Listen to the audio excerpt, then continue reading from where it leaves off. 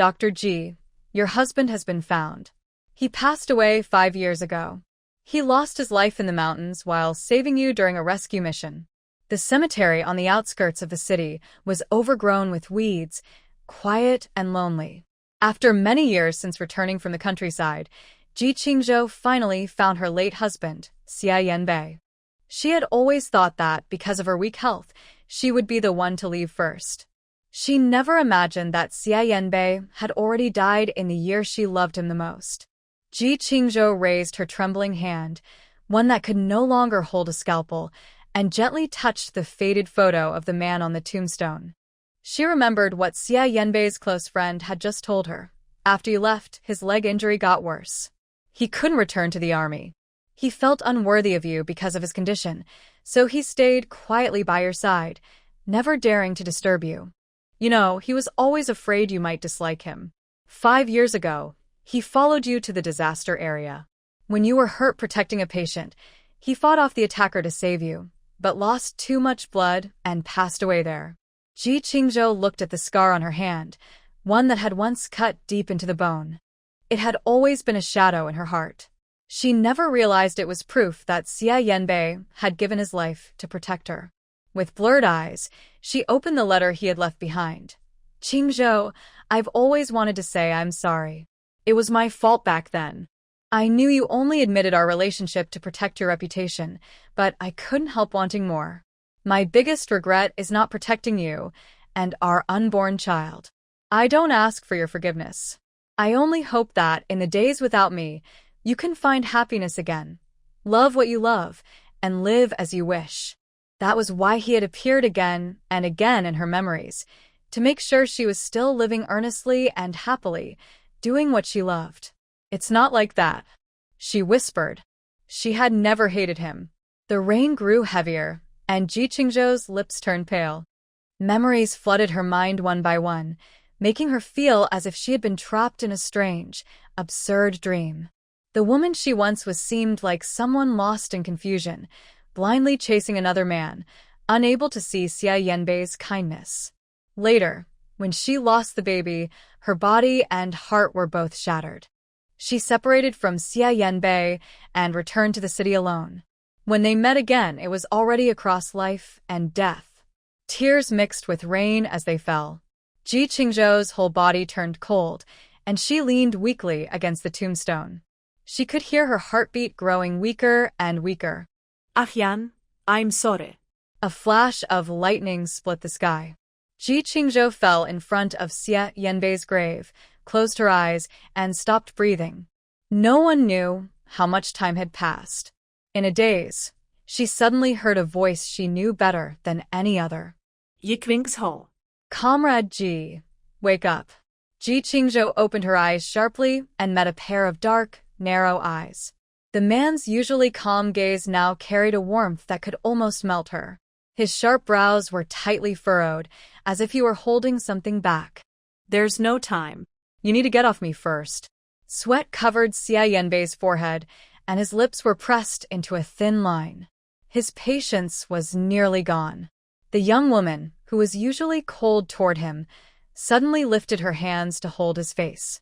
Is it really you, Yan?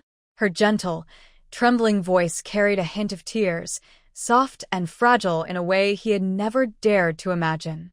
The moment she touched him, his breath caught. What? Did she just call him? Ji Qingzhou had no idea what was happening. It had been so long since she'd seen his stern face. It was so familiar, so beautiful, it made her heart ache. She missed him so much that she didn't even notice the strange warmth surrounding her. She thought she was already dead, and that she was finally seeing him again. Comrade Ji, what's wrong with you? Xia Yanbei's hand could easily cover her delicate face. But when she suddenly threw her arms around him, all his strength to resist disappeared. Xia Yanbei. Yan. Ji Qingzhou clung to him tightly, holding him as if afraid he would vanish. He froze, feeling her trembling in his arms. He had never realized how close and real another person's warmth could feel. But then he remembered. Ji Qingzhou already had someone she cared about, and she wasn't thinking clearly right now. His eyes darkened. Ji Qingzhou, look carefully. I'm not Jiang He. Afraid she would regret this once she came to her senses, Xia Yanbei gritted his teeth and pressed a point on her shoulder to calm her down. Ji Qingzhou let out a soft whimper. She was already feeling feverish, and now the pain made her eyes misty. That small sound almost broke Xia Yanbei's self-control. He gave a bitter smile and caught her as she started to fall. Ji Qingzhou glared at him, then suddenly realized something was wrong. Her outer shirt had slipped to her waist, her clothes were soaked, and her shoulders were exposed. She looked flustered and confused. Just a moment ago, it had seemed like she was trying to take off her clothes. She gasped softly and immediately understood that she must have been given something strange to drink. Xia Yanbei was still beside her, and around them were piles of firewood, broken tools, and not far away, a few troublemakers lying unconscious on the field ridge. Ji Qingzhou couldn't believe she was alive again. She had returned to Baiyun village in the Jingxing commune. It was the time when many educated youths were about to return to the city. Back then, she had been tricked and almost harmed, but Xia Yanbei had arrived just in time to save her. Zheng Shuyun, who had been deceived by a male youth, brought a group of people to catch them in the act. Among them was Jiang He, Ji Qingzhou's childhood friend. In Jiang He's disappointed gaze, Ji Qingzhou had stubbornly claimed that she and Xia Yanbei were in a relationship and would soon marry, which saved her from being accused of misconduct. Now, however, Ji Qingzhou couldn't think about anything else. Her heart was filled with relief and gratitude towards Xia Yanbei. Xia Yanbei, I feel so hot. What are you doing? As she spoke, Xia Yanbei quickly pulled her clothes back into place, fastening the buttons one by one. Her breathing was unsteady as she grabbed his hand. Xia Yanbei, I feel terrible. Please help me. Then, with her eyes closed, she gently touched his face and clung to him tightly, trembling. Ji Qingzhou, you'll regret this, Xia Yanbei said, his voice low and firm. You're not well. Be good and put your clothes on properly. But even as he spoke, his calm tone couldn't hide his concern. Ji Qingzhou ignored his words. This man was always so stubborn. She moved a little closer, their eyes meeting. Their breaths mingled in the quiet air. Though she seemed bold, her slender body trembled slightly, making her look fragile and pitiful. Xia Yanbei instinctively raised his hand to support the young woman's slender waist, just as she softly parted her lips. I know, you're Xia Yanbei. Her gentle lips touched his, stopping him from saying what she didn't want to hear. I only want you. Do you want me? Xia Yanbei's eyes darkened again. When he showed no expression, his gaze was deep and cold, and his sharp features made him seem distant. Everything before him felt unreal, almost like a dream. He had only ever seen that tender look in Ji Qingzhou's eyes when she gazed at Jiang He. At him? Impossible. Xia Yanbei had no idea what Ji Qingzhou was thinking this time.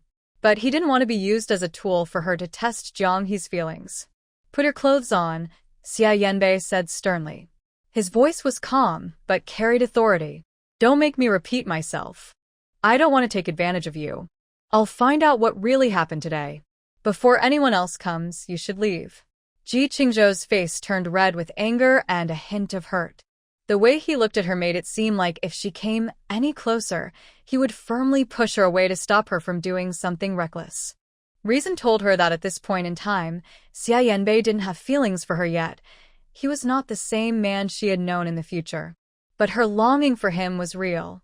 After all, she hadn't seen him for many years and still hadn't recovered from the shock of seeing his grave.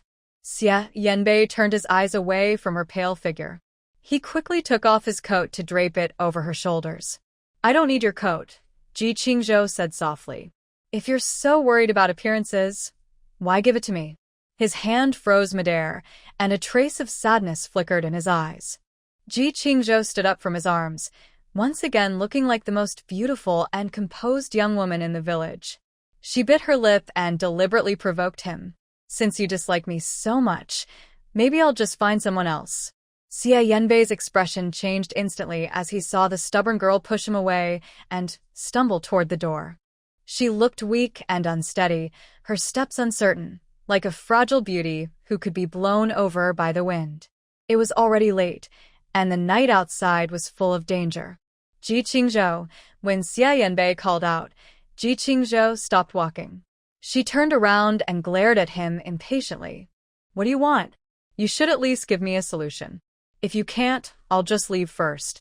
The girl's fair face was slightly flushed from the heat, and even her eyes carried a hint of red, making her look both annoyed and charming.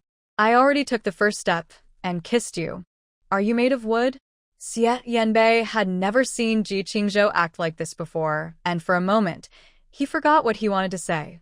He strode forward, wrapped an arm around her waist, and lowered his head to kiss her deeply. For a second, Ji Qingzhou felt as if she might melt in his arms. After so many years, some memories that made her heart race flashed through her mind. In her previous life, she had even been married to this man, so she naturally remembered their closeness. It had been so long that she had almost forgotten what that kind of warmth felt like. Now, being held tightly by him again, she trembled slightly, unsure whether it was from fear or something else. She remembered how strong he used to be, a soldier who trained every day, full of energy and determination. He could be calm and steady, but also bold and forceful when he wanted to be. Usually, he listened to her, but in moments like this, he never gave her a chance to resist. Ji Qingzhou was so overwhelmed by his kiss that she could barely stand, leaning weakly against him. Why did you kiss me? I thought we agreed to keep our distance. Seeing how fast she was breathing, Xia Yanbei grew worried that she might be too weak, and his expression softened. That's not what I meant, he said, honestly. Don't you like that boy with the surname Jiang? Did he upset you again? Ji Qingzhou wiped her slightly red lips. What does he have to do with this? I don't like him. Then she realized something. Xia Yanbei rarely came back to the village, so how did he know so much about these things? Just then, a noise came from outside. It's here. Oh no. Could something have happened to Comrade Ji? Comrade Ji has the best chance of returning to the city. Who would dare cause trouble for her? What should we do now? How could her family ever agree to let her marry someone from the countryside like us? The loud voice from the speaker. Who else could it be but Zheng Xuyan? Then came Jiang He's voice. Impossible. She's such a proud girl. She would never agree to this willingly. She must have been forced. Xia Yanbei paused as he was putting a coat over Ji Qingzhou's shoulders. He looked at her as calmly as he could, but she showed no reaction at all. She didn't care about Jiang He. Xia Yanbei couldn't figure out what Ji Qingzhou was thinking. His tone turned stiff. I gave you a chance to leave first. If you stay, people will think we're involved. Are you sure about this? In half a minute, they'll see you here with me, looking disheveled. But you can put all the blame on me. I'll handle it. Ji Qingzhou looked deeply at Xia Yanbei. In this time period, being accused of such behavior could mean a death sentence. She hadn't run away in her past life, and she wouldn't this time either. I've already made up my mind. Ji Qingzhou pulled the man's coat tighter around herself, sounding annoyed. Just do as I say later.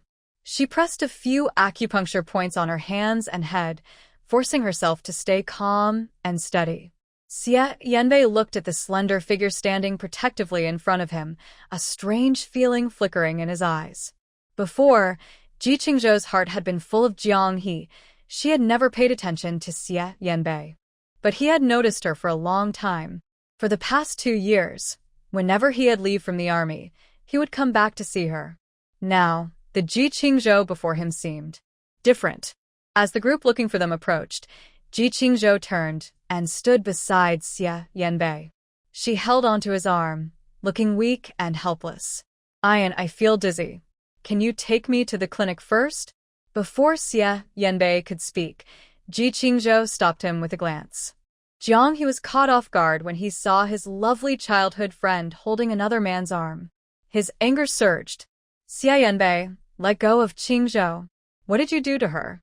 Zheng Xian's face darkened when she saw Ji Qingzhou standing beside Xia Yanbei so calmly. Really? She thought. She's the one all these men like? The more Zheng Xian thought about it, the angrier she became. Wasn't Ji Qingzhou supposed to be in a terrible state by now? Why did she look completely fine? Zheng Xuyan knew exactly how strong the drug she had used was. It could even knock out a pig. There was no way it shouldn't have worked on Ji Qingzhou. For a moment, Zheng Xuyan looked at Xia Yanbei with a strange expression. Could it be That Xia Yanbei and that girl had just become a couple here? That was way too fast. Ji Qingzhou immediately saw through what the foolish Zheng Xuyan was thinking. She really had gone all out. She even brought along several gossip-loving women from the village. Zheng Xuyan pinched herself hard and cried out, "Poor comrade Ji. Was she bullied by several men? I can't let such a lovely girl lose her good name. What will people think of her?" As soon as Zheng Xuyan said that, the expressions of the male-educated youths, who had always admired Ji Qingzhou, changed. After living in the countryside for so long, everyone knew Ji Qingzhou came from a well-off family. The money and supplies her family sent often made the other girls envious. Her family also took good care of her. Because of her poor health, she rarely did farm work and had been assigned to the village clinic instead. Jiang He, hearing this, became angry. "Qingzhou, if you've been wronged, just tell us. We'll stand up for you." He felt a deep ache in his heart, even though the person he was currently pursuing wasn't Ji Qingzhou. He had chosen someone with better prospects, Shun Yunqing, a beautiful researcher working at the institute behind the mountain. Both he and Shun Yunqing were city people. Once they returned to the city, they could look after each other, unlike these troublesome villagers. Still, he preferred Ji Qingzhou in his heart. She was a rare beauty, simple and easy to win over. Much easier to handle than Shun Yunqing.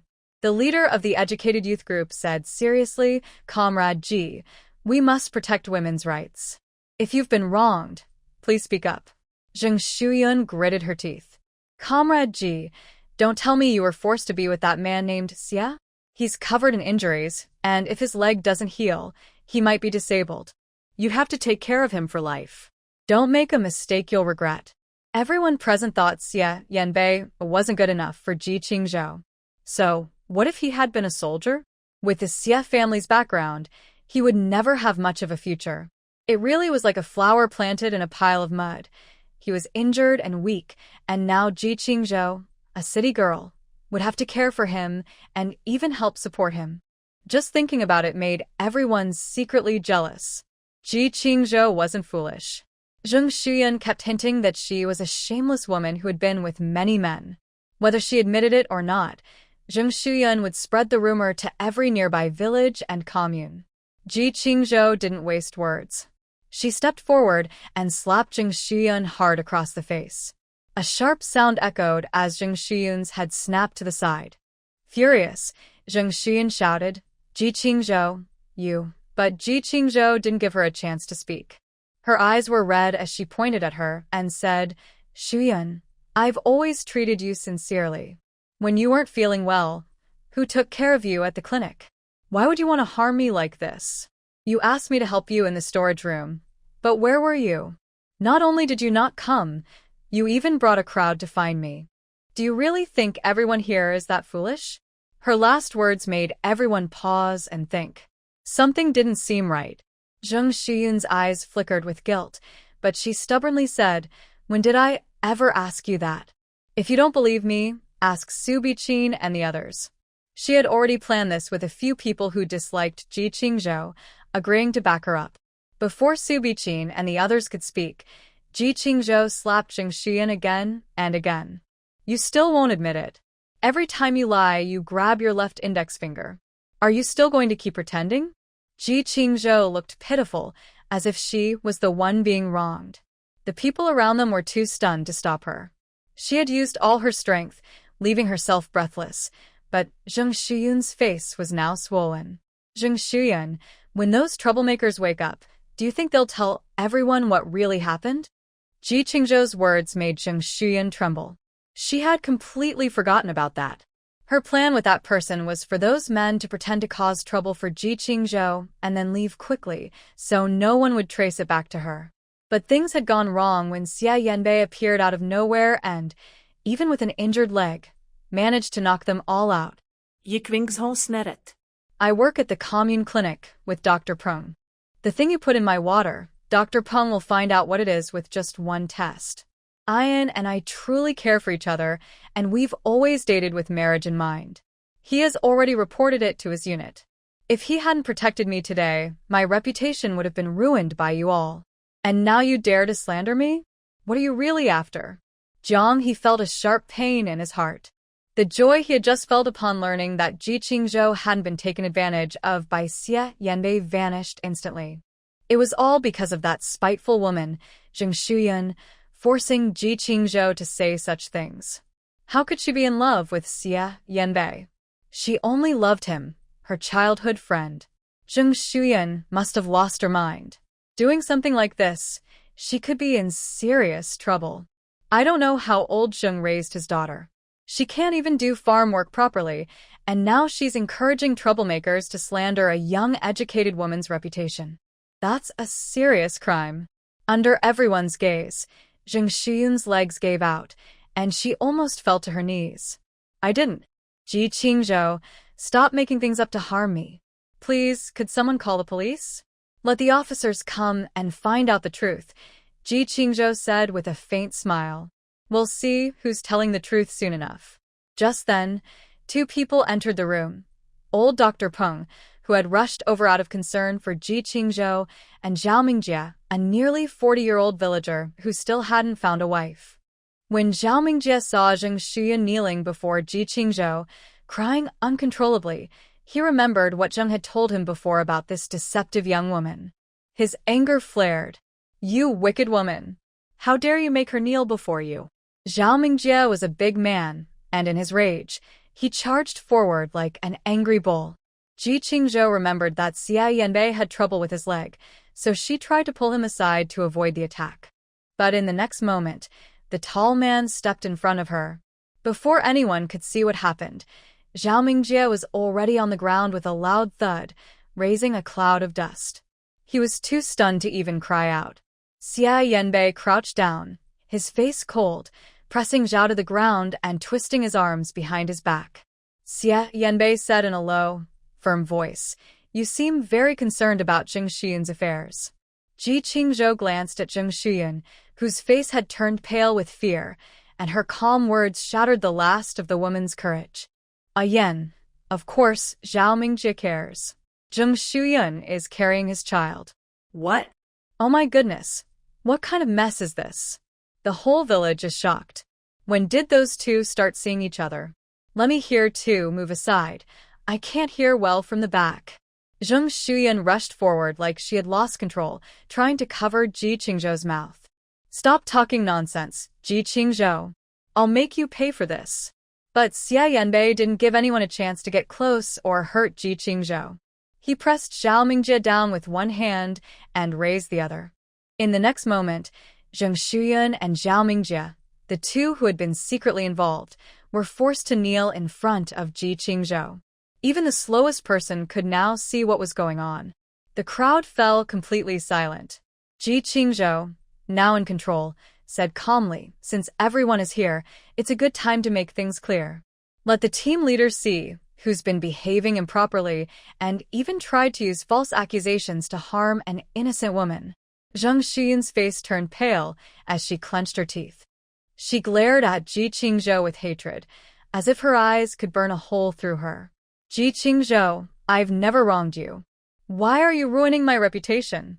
Ji Qingzhou gave a cold laugh. Her face looked tired, her figure thin and fragile. Shouldn't I be the one asking you that? Zhao Mingjie's eyes turned red as he stared blankly at Zheng Shuyun's stomach. In disbelief, he asked, Shuyun, is what she said true? Are we really having a child? After asking, he looked at Zheng Shuyun again, his eyes full of emotion. Zheng Shuyun shot him a sharp glare. What a fool. Was he trying to make it even more obvious that something was going on between them? Dr. Peng is here, make way. Just as the two were facing off, someone shouted. Ji Qingzhou turned her head and saw Dr. Peng carrying his medicine box. When he heard Ji Qingzhou might be hurt, he rushed over as fast as he could. Qingzhou, are you all right? Did you get hurt anywhere? Dr. Peng was an older man, and after hurrying over, he was out of breath. The first thing he said was full of concern. A warm feeling rose in Ji Qingzhou's heart. She looked at Xia Yanbei and gently held his arm. Luckily, Yanbei came in time and saved me. I'm fine now, master. Her touch made Xia Yanbei's back stiffen slightly. The man swallowed nervously, unsure where to put his hands and feet. Because of his tension, he gripped Zhao Mingjie and Zheng Xuyun's wrists even tighter. The two of them immediately cried out in pain. Dr. Peng, Comrade Ji just said Zheng Xuyun might be pregnant. Can you check if that's true? Zheng Xuyun quickly tried to hide her hands and shook her head hard. What are you doing? I'm not sick. You're forcing me. I can report you for this. But her expression had already given her away, stirring even more gossip among the crowd. If you've done nothing wrong, you shouldn't be afraid. Let Dr. Peng check your pulse to prove your innocence. A few people stepped forward to hold Zheng Xuyun still. She struggled wildly, refusing to cooperate. Dr. Peng looked helpless, while Zheng Xuyun's loud cries echoed through the crowd. She kept trying to pull her hands into her sleeves. Since men and women were expected to keep their distance, the men hesitated to grab her directly. Covered in dust, Zheng Xuyun awkwardly tried to hide her hands inside her clothes. Aunt Wang from East Street, wearing a gray shirt and with her hair neatly tied back, stepped forward. Her sharp, narrow eyes seemed to see right through Zheng Xuyun. Zheng, are you feeling guilty? If not, why won't you let Dr. Peng check your pulse? Zheng Xuyun trembled nervously. What does this have to do with you? Why should I let him check me? I've been wrongly accused.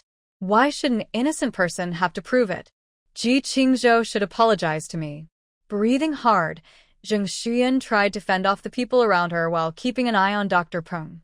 The crowd grew larger. Dr. Peng glanced at her and set down his medical kit.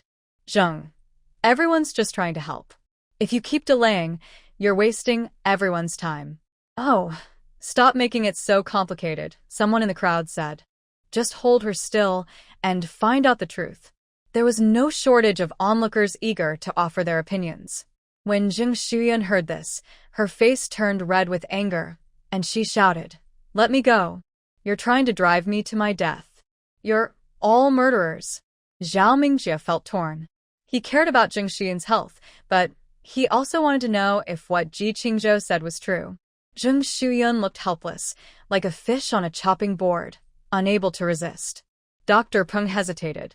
Normally, a doctor should not go against a patient's wishes. But when he thought about how Zheng Xuyun had almost harmed his student, his guilt and hesitation disappeared. He crouched down and placed his hand on Zheng Xuyun's wrist to check her pulse.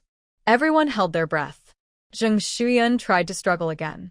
She wanted to keep shouting, but Ji Qingzhou quickly stuffed a piece of cloth into her mouth. She whimpered angrily, glaring at everyone. After a moment, Dr. Peng released her wrist, his face serious. "How is it, Dr. Peng?" The first to speak was Zhao Mingjie. Soon, others understood. If Zheng Xuyun was really expecting a child, Zhao Mingjie was the father after all.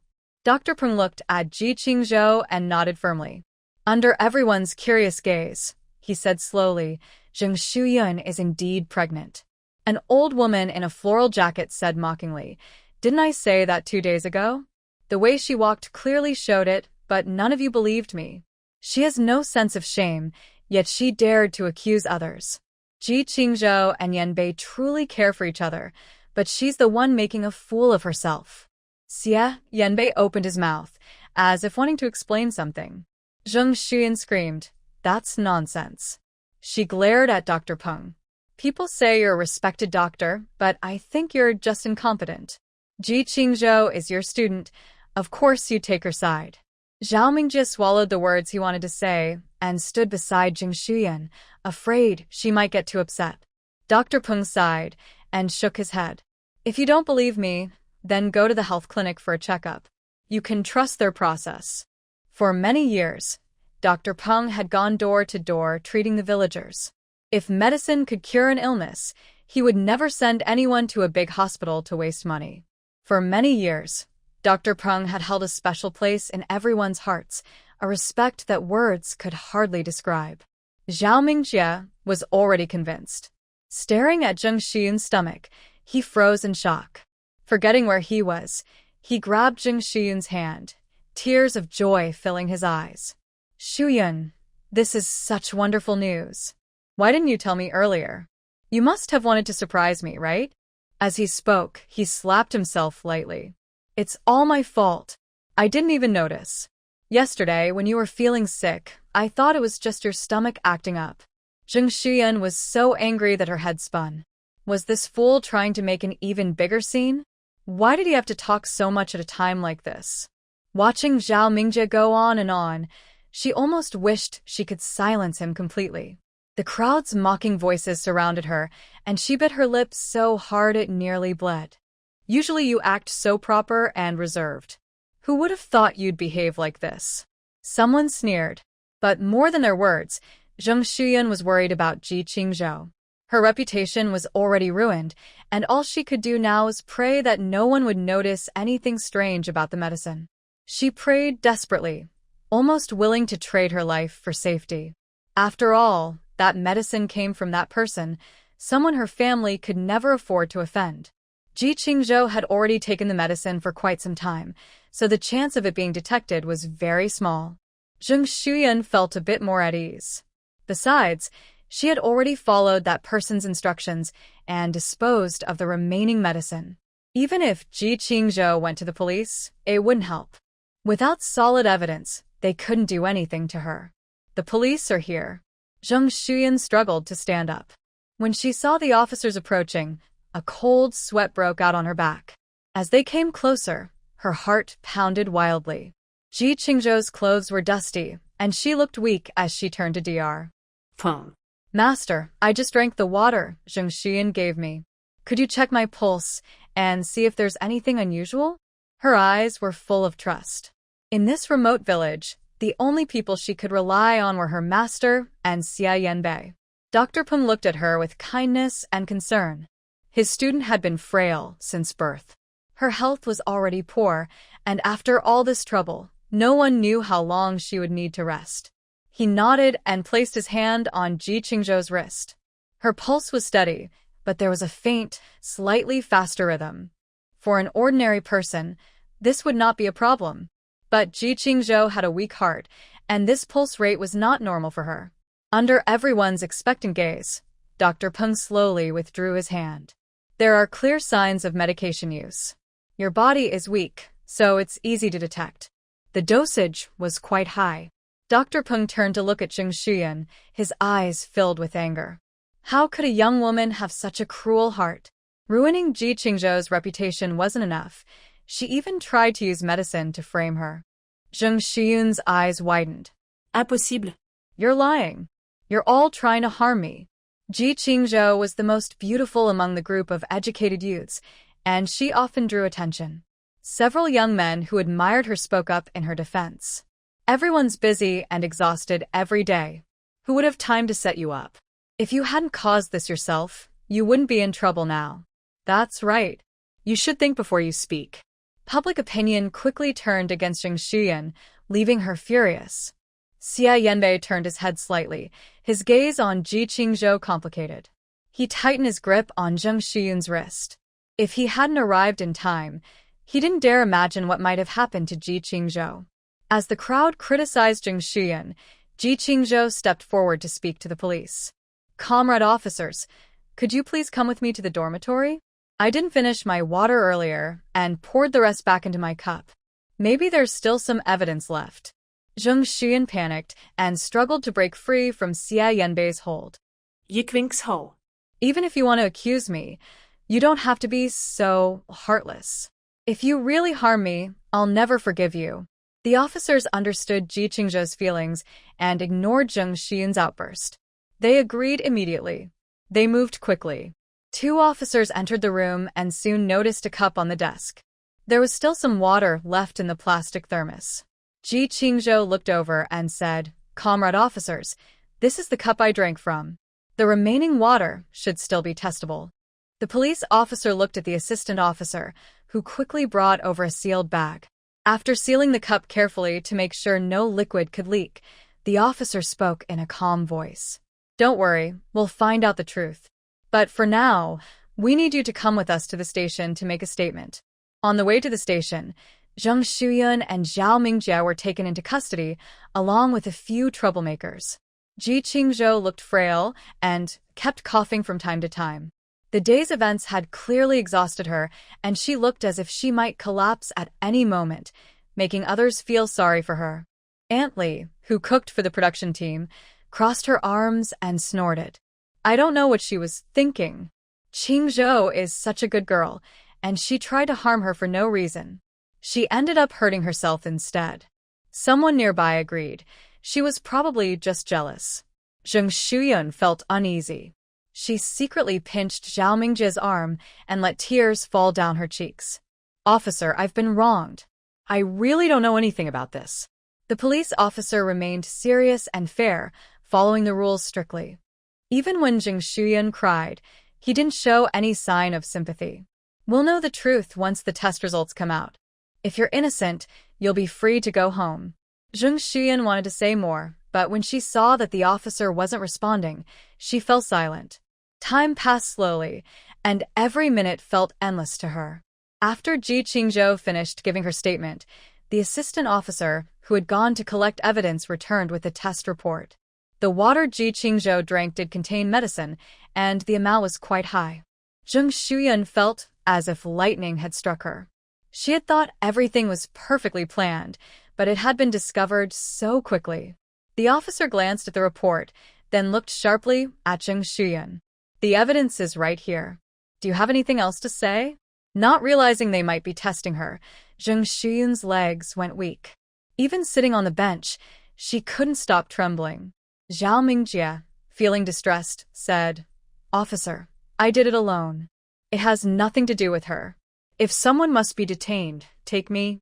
The officer gave a cold, commanding hum, his tone full of authority. You two have openly defied the law and public morals by committing a serious offense together. This isn't something that can be settled with just a short detention. You're both looking at least 5 years in prison, maybe even 10. Zheng Shuyun felt as if she had been struck on the head. Her vision blurred, and she leaned weakly against the wall, like a balloon that had lost all its air. So long? She asked in disbelief. The officer sat back down. If you want a lighter sentence, you can ask the victim for forgiveness. Hearing that, Zheng Shuyun's eyes lit up with a glimmer of hope. She looked at Ji Qingzhou as if she were her last chance, her gaze sharp and desperate. Ji Qingzhou, I know I was wrong. I'll kneel and apologize to you. You weren't really hurt, right? Please, just sign the forgiveness papers. Zheng Shuyun clung to this last bit of hope. Her earlier arrogance and pride were gone. As she spoke, her legs gave way, and she almost fell to her knees, but Zhao Mingjie quickly caught her. When Ji Qingzhou stayed silent, the officer tapped his pen against the paper. Tell us exactly what you did. Be honest, and you'll be treated more leniently. Zheng Shuyun's mind was spinning. She couldn't understand why she was the one being arrested now. She had planned everything so carefully, yet in the end, she had only helped someone else. She cried so hard that her voice broke, as if she were truly repenting before Ji Qingzhou. I heard from a distant relative that they used a certain medicine on their farm animals to help them breed, she said between sobs. Her words came out in fragments, her breathing uneven. But when she looked at Ji Qingzhou, there was no guilt in her eyes. I asked for the address where they bought the medicine. This morning, I went to buy it, and at noon, while talking to Ji Qingzhou, I secretly put some into her water.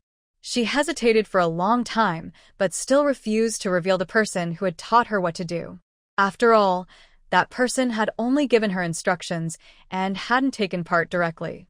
Even if the police searched everywhere, they wouldn't find any trace of that person. If Ji Qingzhou refused to sign the forgiveness papers, maybe that person would still find a way to help her. That person was her last hope, and she didn't dare expose them. So, these people, did you arrange for them in advance too? You all planned this together to ruin Miss Ji's reputation? The police looked at the trembling troublemakers nearby. They huddled together like frightened turtles. Zheng Shuyun closed her eyes, nodded, and confessed everything in detail. It was all my foolishness. I shouldn't have had such thoughts. She looked at Ji Qingzhou pleadingly. I truly know I was wrong. I'll never dare to do it again. Even if I have to kneel and apologize 100 times, I'll do it. Ji Qingzhou, please sign the letter of forgiveness. Ji Qingzhou found it ridiculous. She had almost suffered a terrible fate, yet Jing Shuyan thought a few words of apology could make her forgive and forget. If she hadn't chosen to marry Xia Yanbei, both Jing Shuyan and Zhao Mingjie would have been charged with serious crimes. It was only because of the time they lived in that they escaped harsher punishment. A few years later, they would not have been so lucky. Prison would have been the best outcome for them. Jing Shuyan, I won't sign it. Ji Qingzhou looked fragile but spoke with firm determination. Her eyes were steady, and a faint smile appeared on her lips. Zhao Mingjie's eyes turned red with anger. He tried to rush toward Ji Qingzhou but was held back by a police officer. Yikwinks-ho. You're so heartless. Shuyan is pregnant. She already apologized. What more do you want? Ji Qingzhou looked at him with quiet disbelief. Just one glance made her feel weary. Are you trying to say that I only almost lost my future, while the woman you love lost her dignity? Zhao Mingjie nodded, about to speak again. Yikwinks-ho shrugged lightly. Whatever she's lost has nothing to do with me. She turned to the police. Officer, I don't agree to forgive them. Please handle this according to the law. The officer nodded, and Jing Shuyan, Zhao Mingjie, and the group of thugs were taken into custody. When Ji Qingzhou walked out of the police station, she let out a long breath. She looked up at the sky. At last, she had settled the trouble that had haunted her in her past life. Yet for some reason, she still felt uneasy. As she stepped down the stairs, she saw Xia Yanbei standing not far away. He stood under the streetlight, glancing in her direction from time to time. Ji Qingzhou froze for a moment before realizing she was still wearing his coat. The evening breeze was cool, and she felt a quiet sense of safety wrapping around her. It's so late, you. Ji Qingzhou was about to feel sorry for the man. Knowing his injured leg made it hard for him to stand in the cold wind. When Xia Yanbei saw her come out, he immediately took 2 steps to the side, politely keeping some distance between them. Ji Qingzhou was puzzled and amused. This man was really awkward. He clearly cared about her, yet insisted on pretending he didn't. Ji Qingzhou deliberately slowed her pace. When he noticed she hadn't caught up, Xia Yanbei secretly regretted walking too fast. He slowed down again, worried it might be unsafe for her at night. When she finally walked ahead, he quietly followed behind. Ji Qingzhou couldn't help but laugh in frustration. She knew Xia Yanbei still didn't quite believe she would really marry him, but his careful, cautious manner only made her feel more guilty. When Ji Qingzhou suddenly stopped, Xia Yanbei also halted right away. Under the streetlight, his face looked tense, his hands hidden in his sleeves, as if he were nervous. Ji Qingzhou turned her head suddenly, and he quickly looked away.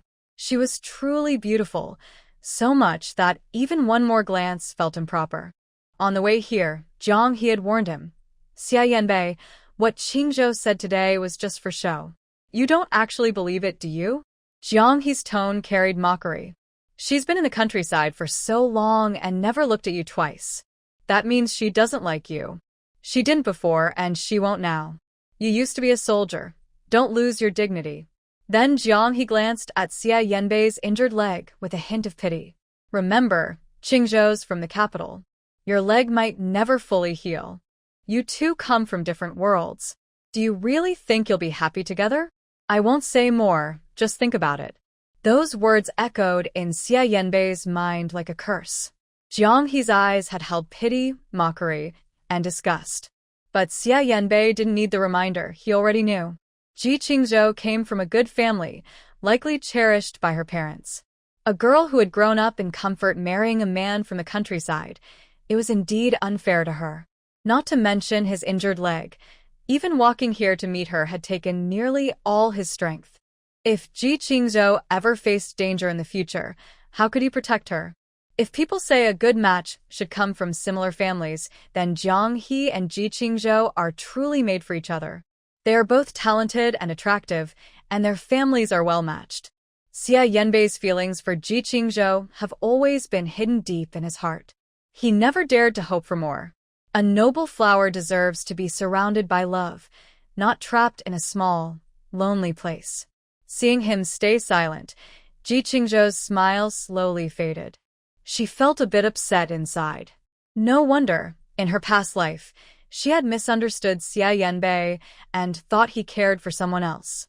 This man was always so quiet. How could she ever know what he was thinking? Xia Yanbei, what I said to you today wasn't just casual talk. If you don't agree, you can just say no. She spoke in frustration, her face flushed with emotion. When she looked up, she noticed the cold sweat on Xia Yanbei's forehead. The weather had been damp and chilly lately, the kind that made his old leg injury ache.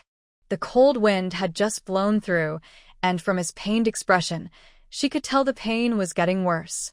Ji Qingzhou quickly walked over. Is your leg hurting badly again? Why didn't you tell me? Though her words sounded like blame, her hands gently supported his arm. The pressure on his leg eased a little, and the pain seemed to fade. Ji Qingzhou carried a faint, unique scent, like summer lilies, softly drifting into Xia Yanbei's senses. He couldn't help wanting to stay close a little longer. Realizing his own reaction, Xia Yanbei felt a wave of guilt. This girl was so gentle, and even their small moments of closeness made him unexpectedly drawn to her. It was as if his body had already accepted Ji Qingzhou's presence and no longer listened to him. He tried to step back, but Ji Qingzhou noticed and held him more firmly, giving him a sharp look. At a time like this, are you still trying to act distant? Her playful scolding made Xia Yanbei's ears turn red, and he felt warmth spread up his neck. Ji Qingzhou smiled with quiet satisfaction. She had always known that Xia Yanbei could never truly resist her. In their past life, though he had seemed calm and restrained, he was actually strong-willed and passionate. Every night, she had felt both nervous and comforted by his closeness. People often said women could be bold and fiery in love, but before her early passing, Ji Qingzhou had never reached that point herself. Xia Yanbei, on the other hand, never seemed to know when to rest. If he hadn't been worried about her weak health, he might have stayed up with her every night. Ji Qingzhou was almost thankful for her frail body, otherwise, she would have been completely worn out by him. Xia Yanbei coughed lightly, sweat slowly sliding down his forehead before he spoke. I can walk on my own. Ji Qingzhou ignored him and continued to support him step by step. They walked along the path under the lights. Ji Qingzhou stepped on the shifting shadows, feeling a little happier. I've decided, she said. When we get married, I'll buy the best wedding candies and give extra to Aunt Li and Sister Wang for helping us today. Then she looked down at her shoes. I also need to buy a pair of red heels. Do you have time to go to the department store with me? Before Xia Yanbei could answer, she went on, and I'll get you a new outfit too. Everyone else wears nice shirts, whatever they have, you should have too. Xia Yanbei finally found a chance to speak. Comrade Ji, I know you're saying all this to protect me. His tone was firm, and his eyes showed the same determination. The wind lifted Ji Qingzhou's hair. She suddenly reached down and held his hand. Xia Yanbei, I'll only say this once. I truly want to live a good life with you. And stop calling me Comrade Ji. Call me Qingzhou. If you keep being so distant, I'll be upset. Her eyes were calm, but her sincerity made her words feel especially heavy. Xia Yanbei froze for a moment. After a long silence, Ji Qingzhou heard him sigh softly. His tone softened, and even his expression grew gentle. He let go of her hand and looked at her seriously. Qingzhou, if you've really made up your mind, I won't try to stop you. But look at me. He spread his arms. His sweater was faded, his pants patched. His injured leg forced him to stand slightly bent, showing how much he had been through. I'm still in the army, he said slowly. To get married, I need to file a report. But my leg is badly hurt. If it can't be healed, I won't be able to return to service. Retirement is almost certain. Every word he spoke carried weight, each one tied to the decision Ji Qingzhou had to make. He didn't want her to act on impulse. After I leave the army, my household registration will return to the countryside. If you marry me, you'll be giving up your city registration. And I'm a disabled man. He let out a long breath, as if finally relieved. You really don't need to stay with me in the countryside forever or waste all your kindness on me. Xie Yanbei stood in the wind, shielding Ji Qingzhou from the cold. His hands trembled slightly, and all he felt was regret. How could he not feel regret? If he hadn't been injured, he would still be in the army, still have his city registration, and a decent salary. If Ji Qingzhou truly wanted to be with him, their life could have been bright and full of hope. But there were no ifs. The truth was, he was just an ordinary man, unworthy of such a good woman. Ji Qingzhou felt a sharp pain in her heart. It was as if something was choking her, and the only one who could save her was Xie Yanbei. When the wind blew again, Ji Qingzhou stepped closer to him. They stood together, facing the wind, as if declaring war on all the storms of the future. Then let's submit the report first. We've already said everything today. Even if, in the worst case, your leg can't be healed, we'll talk about it later. The review will take some time anyway, so don't worry too much. Her voice was soft but firm against the wind. There was still a chance his leg could recover. It just needed time. This time would also let Xie Yanbei calm down and see if her feelings were truly sincere. During the political review, he could focus on his rehabilitation. When his leg healed, they would get their marriage certificate right away. In their wedding photo, even if it didn't show their full bodies, she wanted him to stand tall and whole. Xie Yanbei was slightly stunned. He suddenly remembered the first time he met Ji Qingzhou. Back then, she had happily told Aunt Li that she and Jiang He were childhood friends who grew up together. Their relationship seemed perfect. At that time, Ji Qingzhou's eyes had never looked at him. Xie Yanbei took a deep breath and nodded. All right. Even if he knew his leg might never recover, even if Ji Qingzhou was only comforting him, he was willing. At least she had left herself a way out, and that made him feel at peace. Even if Ji Qingzhou and he parted ways later, everything now was a tenderness he couldn't pull himself away from. Besides, she was still holding his hand tightly. Xie Yanbei could push Ji Qingzhou away once, even twice. But the third time he simply couldn't. His instincts told him he couldn't waste this short moment of connection. His eyes were as deep as the night. Ji Qingzhou looked at him for a long time, but she couldn't guess what he was thinking.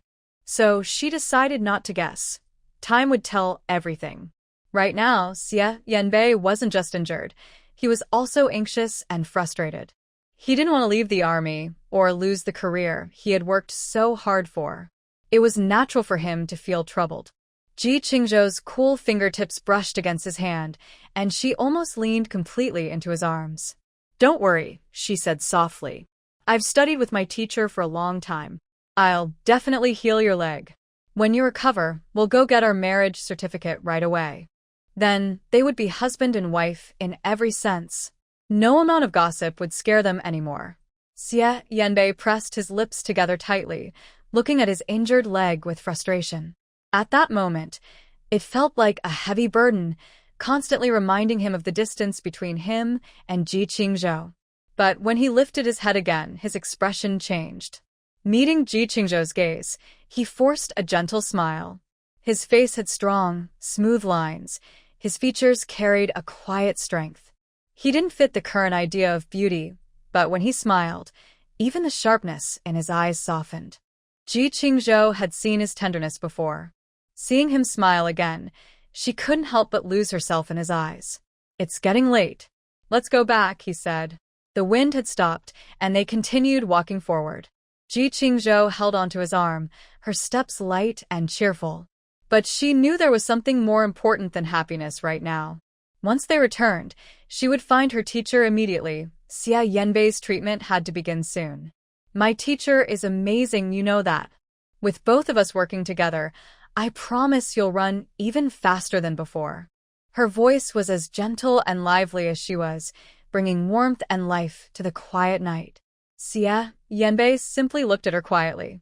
She talked a lot and he replied from time to time. Most of the time, Ji Qingzhou was imagining their future. Oh right, my parents haven't met you yet. Since we've already decided to get our marriage certificate, I'll take you to meet them when the time comes. Time passed quickly, and soon many educated youths would be returning to the city. Ji Qingzhou and her teacher hurried to finish treating Xie Yanbei's injuries. Then she could take him back with her. Xie Yanbei stopped walking.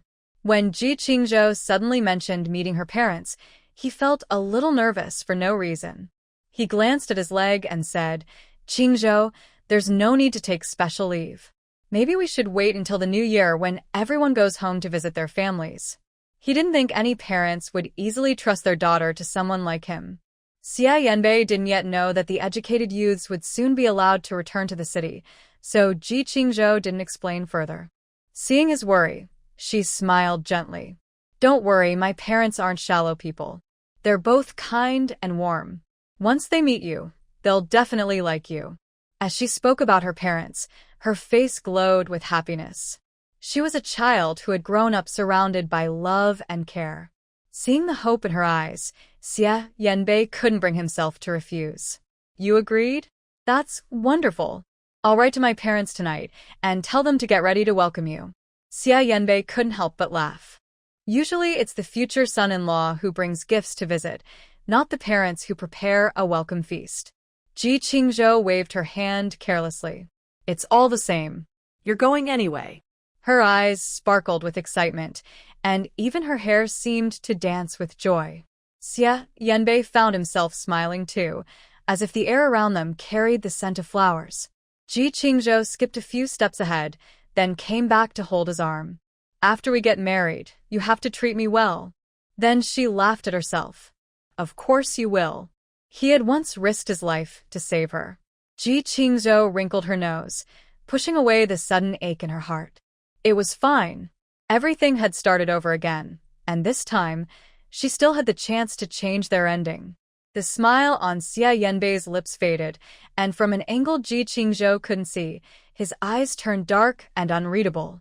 The future the young girl spoke of sounded so beautiful that he didn't even dare to think about it too much. He knew he shouldn't agree to her request, but at that moment, instinct won over reason. Tonight was the happiest he had been since his leg injury. Even though he knew it was just a distant hope, he still felt grateful to Ji Qingzhou. That brief moment of emotion was something nothing could replace. Even if it was only a dream, he was willing to stay in it forever, never wanting to wake up. He looked at Ji Qingzhou's lively face, his lips moving slightly, but no sound came out. The late-night street was unusually quiet. Under the warm orange streetlights, the two of them walked one behind the other. Ji Qingzhou often stopped to wait for Xie Yanbei. She kept talking about her plans for the future, and he was included in them. Xie Yanbei simply smiled as he watched her. A cold wind blew by. Xie Yanbei took off his coat, stepped forward, and gently placed it over Ji Qingzhou's shoulders. Ji Qingzhou turned her head, her eyes shining faintly. Her bright eyes reflected his face. "The wind is too strong. The coat won't help much. You should hold me instead." There was a playful smile on Ji Qingzhou's face. Xie Yanbei's arm stiffened slightly. Seeing her expectant gaze, he seemed almost enchanted and slowly placed his hand around her waist. He kept his posture polite, trying to maintain a respectful distance even with the unavoidable closeness. Noticing his nervousness, Ji Qingzhou sighed softly. After all, they had only just started getting closer, and in others' eyes, she was still thought to like Jiang He. It was natural that Xie Yanbei couldn't let go of his worries so quickly. He just needed some time. They walked for a while before Xie Yanbei suddenly changed direction. Ji Qingzhou tugged lightly at his sleeve. "Yan, isn't your home just ahead? Where are you going?" Her words left Xie Yanbei a little confused. He pointed in the direction he was heading. "Isn't the commune over there?" "It's late. I'll walk you back first." Ji Qingzhou shook her head and started walking towards Xie Yanbei's home instead. "I'm really tired today and don't want to walk anymore. Since we've already decided to get married, it's fine for me to stay at your place tonight." These days, common-law marriages are also recognized. Many people consider themselves married after holding a small ceremony, even without an official certificate. As she spoke, she didn't give Xie Yanbei a chance to respond and had already taken a few steps forward. Xie Yanbei quickly followed. "My place is quite simple. You're used to living at the youth center, so you might not be comfortable there. I should still take you back. Compared to the newly built youth center, his home was much more modest. He didn't even have a proper bed. The only bed he had was supported by bricks underneath. Just 2 days ago, after a strong wind, he had patched the plastic-covered window with clear tape. Although it no longer let the wind in, it was hardly a place to host anyone. Especially not the girl he cared about most. Ji Qingzhou didn't stop walking. She smiled sweetly. So, what if it's simple? I'm not some rich young lady. I don't mind at all. Since I've decided to marry you, I should share your life. If you can live there, why can't I? Before he could reply, Ji Qingzhou added, I already said we're in a free relationship. If I stay at my fiancé's house, who dares to gossip? I'll tell them off myself. If Ji Qingzhou cared about what others thought, she wouldn't have openly admitted her relationship with Xia Yanbei when Jing Shuyun and others came to confront them. Alright, listen to me. I'm staying here tonight. Tomorrow, I'll need your help moving my things from the youth center. I still have quite a lot there. Xia Yanbei didn't know how to respond. Watching her cheerful steps, he gently held her wrist. Qingzhou, we've agreed to be engaged, but living together is another matter. There's only one room in my house. Are you sure about this? He couldn't understand why Ji Qingzhou suddenly made such a bold decision. They were still unmarried. Did she really think they could just share a room so easily? Ji Qingzhou stopped in front of the door. Familiar memories rushed back. She had finally returned to the place she had longed for day and night. Xia Yanbei, I've thought it through. Don't you trust me? She took a deep breath, turned around and met his eyes. Xia Yanbei instinctively replied, I trust you. He naturally listened to her. When their eyes met, a strange sense of familiarity rose between them. Xia Yanbei was surprised by how close they already seemed. It felt as if they had known and loved each other for a long time, even before this moment. The moonlight was bright, and Xia Yanbei didn't know how to start the conversation that lingered on his lips. He pushed open the door. The room was as neat as he remembered. There was only one bed, placed by the window, where the moon outside could be clearly seen. Next to the window stood a desk with uneven legs, propped up by a stone. On it sat an old-fashioned lamp. She moved quietly. When she entered the yard, she had already noticed a small room next door. The light inside was off. It seemed that Xia Yanbei's mother had just gone to sleep. Ji Qingzhou later learned that in her previous life, her mother-in-law, Yi Lanqing, had suffered from Alzheimer's disease. At that time, few people understood the illness or how frightening it could become in its later stages. Fortunately, her condition was not too serious now. She sometimes failed to recognize Xia Yanbei, but most of the time, she was clear-headed. Looking again at the small but cozy room, Ji Qingzhou felt even more determined. No matter how long it took or how difficult it was, she would help Xia Yanbei and his mother recover. Seeing Ji Qingzhou standing at the door without entering, Xia Yanbei felt a moment of nervousness. He placed one hand awkwardly on the doorframe. My home isn't very well off. This is all we have. You can sleep on the bed.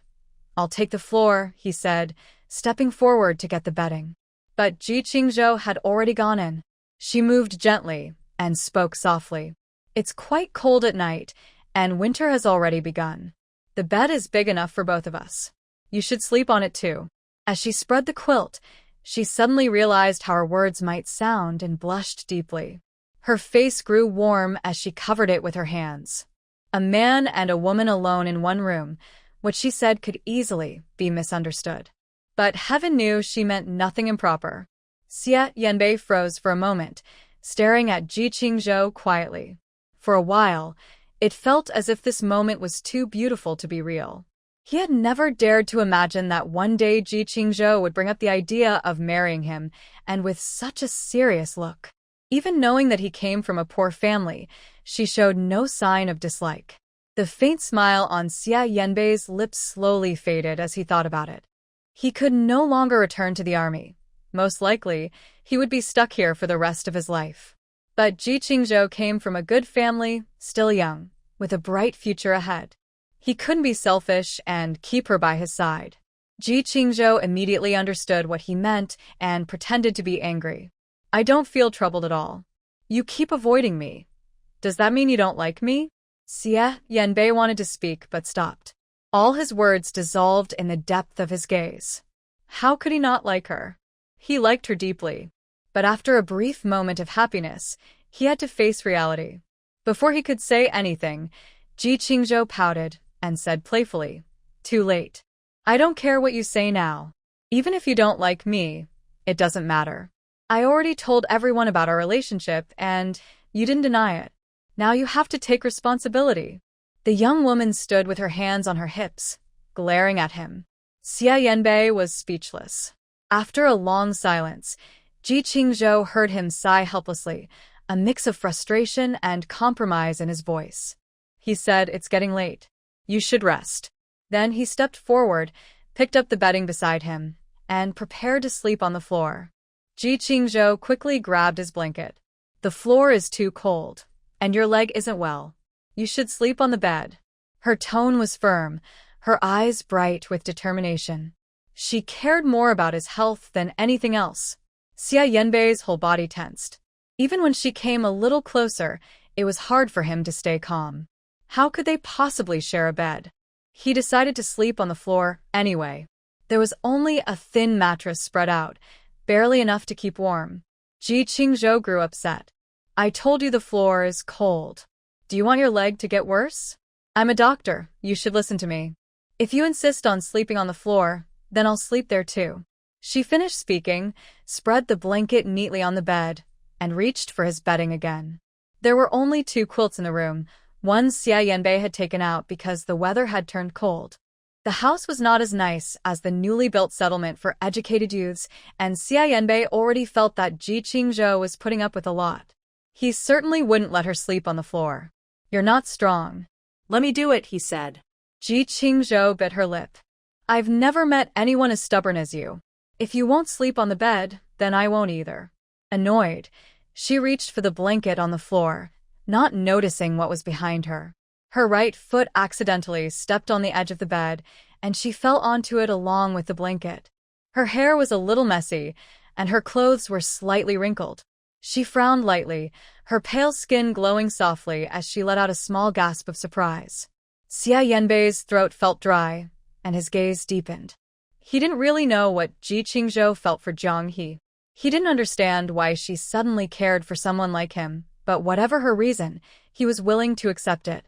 Still, in matters of the heart, it was often the woman who got hurt.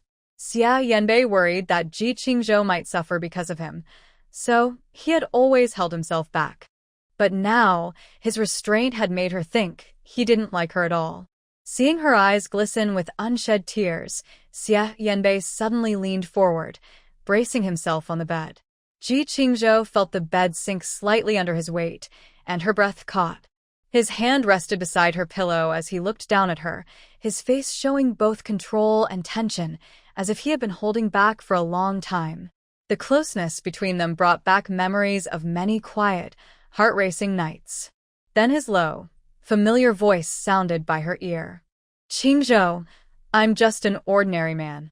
If you still don't understand, I'll say it clearly, I'm not perfect. Sharing a bed with you, I can't promise I'll always stay calm." His dark eyes seemed even deeper in the dim light, filled with emotion he could no longer hide. Ji Qingzhou grew nervous. Her hands clasped together, palms damp with sweat. All her earlier boldness was gone. In moments like this, she always felt a little overwhelmed by Xie Yanbei's strong presence, so she quietly gave in. She reached out and held tightly onto his sleeve. Her voice softened, gentle like a kitten's paw, lightly stirring the man's heart. I know that. I'm not a fool." Her voice was quiet. Looking at Xie Yanbei's face, a faint blush spread across her ears. She had always liked him, and the soft glow of the night made him seem even more charming. But she wasn't the only one caught in this feeling. Xie Yanbei's breathing grew unsteady. His handsome face showed a trace of restlessness, as if he were trying to hold something back. Ji Qingzhou's face turned bright red. She wanted to hide in his arms, but he held her tightly. Seeing her hesitant gaze, Xie Yanbei thought she wanted to escape from his straightforward words. A wave of sadness rose in his heart. He forced down his emotions, his voice sounding tired. If you don't like it, just push me away. Don't tease me anymore. If she kept this up, he might really lose control. As he spoke and tried to stand, Ji Qingzhou suddenly wrapped an arm around his neck. She leaned forward and gently brushed her lips against his, like a dragonfly touching water, then quickly pulled back.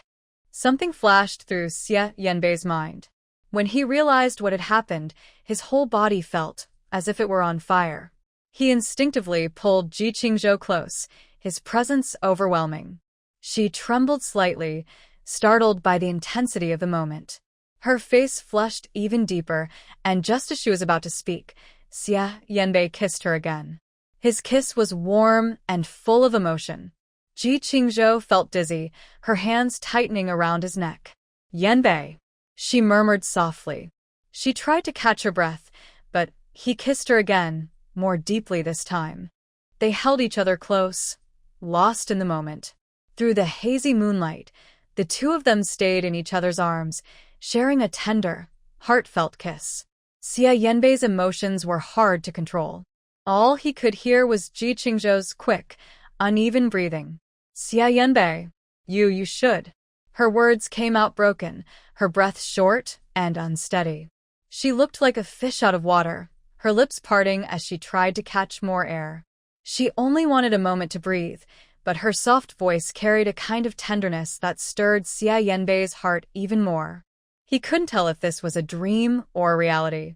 The warmth in his arms felt real, and he couldn't help but be drawn to her presence. "Qingzhou, Qingzhou," he called her name softly, his voice low and gentle.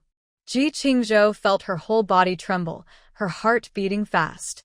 She tried to calm herself, knowing that Xie Yanbei's self-control was not his strongest trait, yet she hadn't expected things to get so intense. Something in her heart seemed to lose control, pulling her closer to him. It was already winter, and the wall behind her felt cool. Xie Yanbei placed one hand behind her to keep her steady. Their closeness made both of them aware of each other's warmth. Ji Qingzhou closed her eyes tightly. Even though she had faced moments like this before, she still felt shy and nervous. "Qingzhou, I won't let you regret this," Xie Yanbei said softly, his voice deep but firm. He closed his eyes, feeling the closeness between them. A drop of sweat slid down his forehead. Her eyelashes trembled slightly, and he gently kissed her forehead. When his lips brushed past her cheek, Ji Qingzhou finally took a deep breath, as if she had just come back to life. Her eyes shimmered softly under the moonlight, filled with emotion.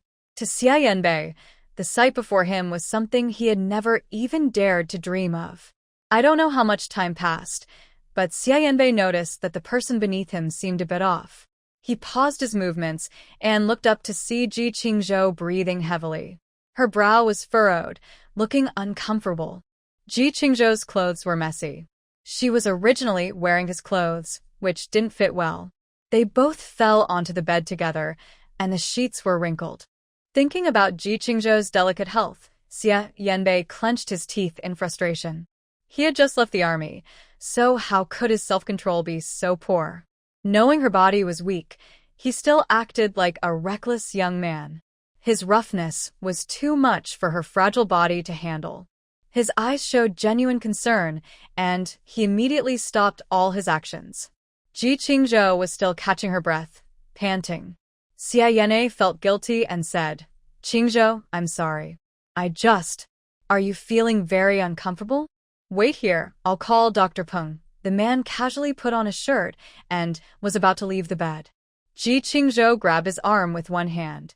She didn't have much strength, and her voice was faint like a mosquito's buzz. Infine. "No need to call my master. I just need a little rest and I'll be okay." Her face was so red it looked almost transparent. Such a straightforward guy. It was already so late. If her master found out she was gasping after being kissed, she would be too embarrassed to see him again in her life. Xie Yanbei quickly poured her a glass of warm water, carefully checked the temperature, and then carefully handed the cup to her. "Drink some water first." If you're feeling unwell, don't hold back. Ji Qingzhou covered her chest with one hand, her lips pale. She felt helpless about her naturally weak body. There are some pills in my pocket. Just help me take out 2. Old Master Peng knew Ji Qingzhou's health was poor, so he made many pills himself. He selected the most effective ones for her condition. She always carried these pills close to her. Xia Yanbei carefully reached into her pocket, took out the bottle, and handed 2 pills to her. After taking the medicine, Ji Qingzhou's complexion improved, and her breathing gradually steadied. Xia Yanbei took the cup and set aside Ji Qingzhou's clothes. He looked away, and his deep eyes showed no hint of his thoughts. Time is getting late. You should rest now. I'm going to take a quick shower, and we'll be back soon. Ji Qingzhou blushed when she heard this and couldn't help but glance at the man's waist. Before Ji Qingzhou could reply, Xia Yanbei hurriedly left. Based on her past experience, she was sure this man had gone to take a cold shower again. Ji Qingzhou held her face in her hands and took a long time to calm down on the bed. Is it because I haven't seen the sky in a long time? It feels even more different than last time. Ji Qingzhou still remembered the fear of that first night. It was very scary. She suddenly worried if she could get used to it. On the other side, after closing the door, Xia Yanbei turned his back to the room, calming the heat from his body. He looked at his hand and thought about touching a jade pendant in Ji Qingzhou's pocket when he took the medicine. The pendant had a character, Jiang, on it. Even if he didn't want to think about it, he knew this pendant was definitely related to Jiang He. Ji Qingzhou had been carefully keeping it all along. It felt like a heavy stone was pressing on his chest. Xia Yanbei took a deep breath. Could I be sick too? He punched his chest twice hard but saw no change. Xia Yanbei shook his head. He poured cold water from his head down to his feet, calming his body's heat. But the anger inside him still remained. In the room, Ji Qingzhou also saw the jade pendant beside the medicine bottle. She picked it up and looked at it. Her pretty face suddenly turned fierce. What is this? Is it some kind of wholesale item? Such cheap material. It's obviously not good stuff. Ji Qingzhou disdainfully threw the pendant onto the table. What Jiang he gave her always felt unlucky. Moreover, it wasn't anything rare. There were plenty of similar pendants at small stalls in the capital. The pendant fell from her hand onto the table with a clink. Suddenly, Ji Qingzhou's head hurt badly, and her vision spun. She instinctively supported the nearby table. Many images she had never seen before flooded into her mind. All the scenes are from her past life, where Xia Yanbei silently accompanied her, helped her many times, and saved her. Qingzhou, don't be afraid. I am here. I will safely take you out of this place. Qingzhou, you must do what you want to do. Don't be bound by anything or anyone. Qingzhou, I can't stay with you anymore. You must take good care of yourself and be happy. Qingzhou, I hope you can live well. Ji Qingzhou had never seen Xia Yanbei before, but he appeared in her mind like a movie. More and more scenes flooded her mind, and her eyes turned red. She covered her temples with her hands, grimacing in pain. She didn't know how long it took, but the invading images finally stopped. Tears fell from her eyes. Her hands trembled as she shakily supported herself on the desk and stood up. She thought, how could she have been blind in her past life? How could she not see how good Xia Yanbei was? No matter what he did, she would automatically block it out. Besides Jiang He, Ji Qingzhou's eyes seemed to hold no one else. It turned out they were living in a story from a historical novel. Ji Qingzhou was just a minor character created by someone else, a cannon fodder to highlight the main characters. In this story, the male lead was Jiang He, and the female lead was Shen Yunqing. According to the plot, Shen Yunqing, a cold and beautiful woman, initially paid little attention to Jiang He, until Jiang He gave her a jade pendant, a token of love, and she finally fell for him because of it. After they returned to the capital, through various coincidences, they grew closer. Their love story naturally led to marriage, and they started a family. It was a happy ending, but the problem was with the latter part of the story Ji Qingzhou saw. In her past life, Ji Qingzhou was always Jiang He's secret love, the white moonlight he loved but couldn't have. Even after Jiang he married Shen Yunqing, he still thought of his white moonlight. Knowing that Ji Qingzhou and Xia Yanbei were separated and no longer married, Jiang he developed other feelings. He became more distant from Shen Yunqing in their marriage. When he became successful in his career, he even started to think about cheating on Shen Yunqing with his white moonlight.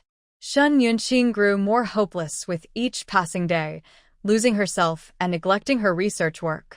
Just as Jiang He's plans were about to come true, news arrived that Ji Qingzhou had passed away. Her first love had died young, and he was filled with regret. He met up with his old friends in the countryside, drinking until he was very drunk. Jiang he kept thinking about her brief life, tears flowing non-stop. In a small restaurant, steam filled the glass windows. Jiang he was surrounded by people. His face was red, and everyone around him was either complimenting him or trying to comfort him kindly. A former young worker from their team patted his shoulder. Jiang he, don't worry too much. Ji Qingzhou is gone, and you still have Shen Yunqing. Look at the bright side. Your family is happy.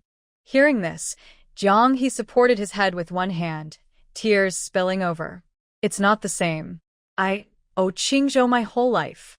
If there's a next life, I will definitely repay her. Seeing how sad he was, someone else said, Jiang he, honestly, there's not much to regret. After all, Ji Qingzhou loved only you until her death.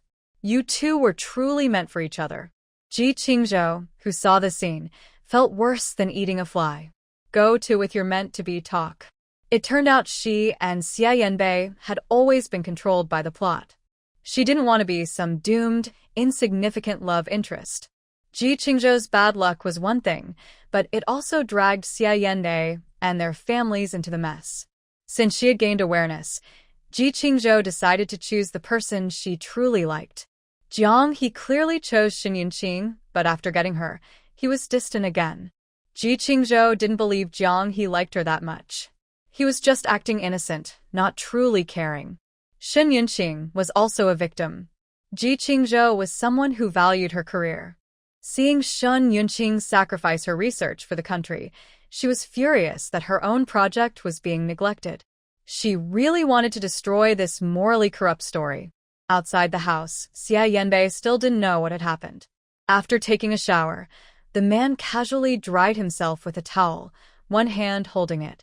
Water droplets clung to his body, and in the late night, the water felt especially cold. He looked at the lights still on inside, and it seemed Ji Qingzhou was waiting for him on purpose. Xia Yanbei shook his head and looked at his injured leg, silently sighing. The two of them were only a door apart, yet Xia Yanbei felt strangely unfamiliar with his own home. The people inside were the ones he thought about day and night, but he dared not cross the line again. Ji Qingzhou didn't notice the footsteps stopping outside. She picked up the jade pendant that was thrown on the table and examined it carefully. Her clever mind suddenly regained control. In the past, Jiang he gave this jade pendant to Shen Yunqing, and that's when she started to like Jiang he.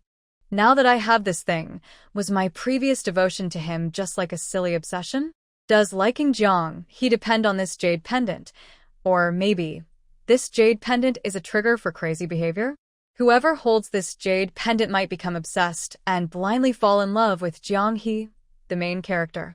Under the light, the jade pendant didn't look very good. On the back, there was a tiny character, Jiang, engraved. Ji Qingzhou couldn't quite remember how this thing ended up in her hands. But every time she saw it, she felt an inexplicable feeling in her heart.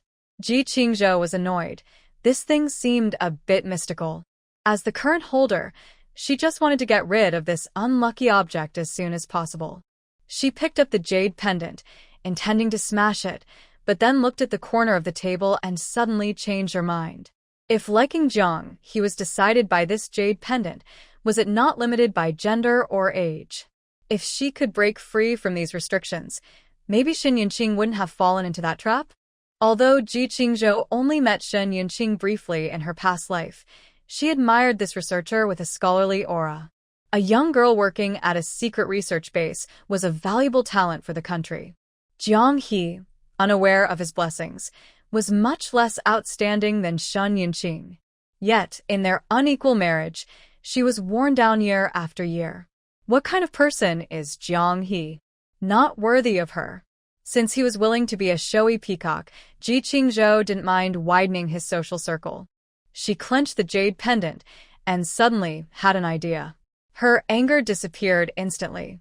Indeed, only magic can defeat magic. Ji Qingzhou thought about how her body was weak and sick in her past life.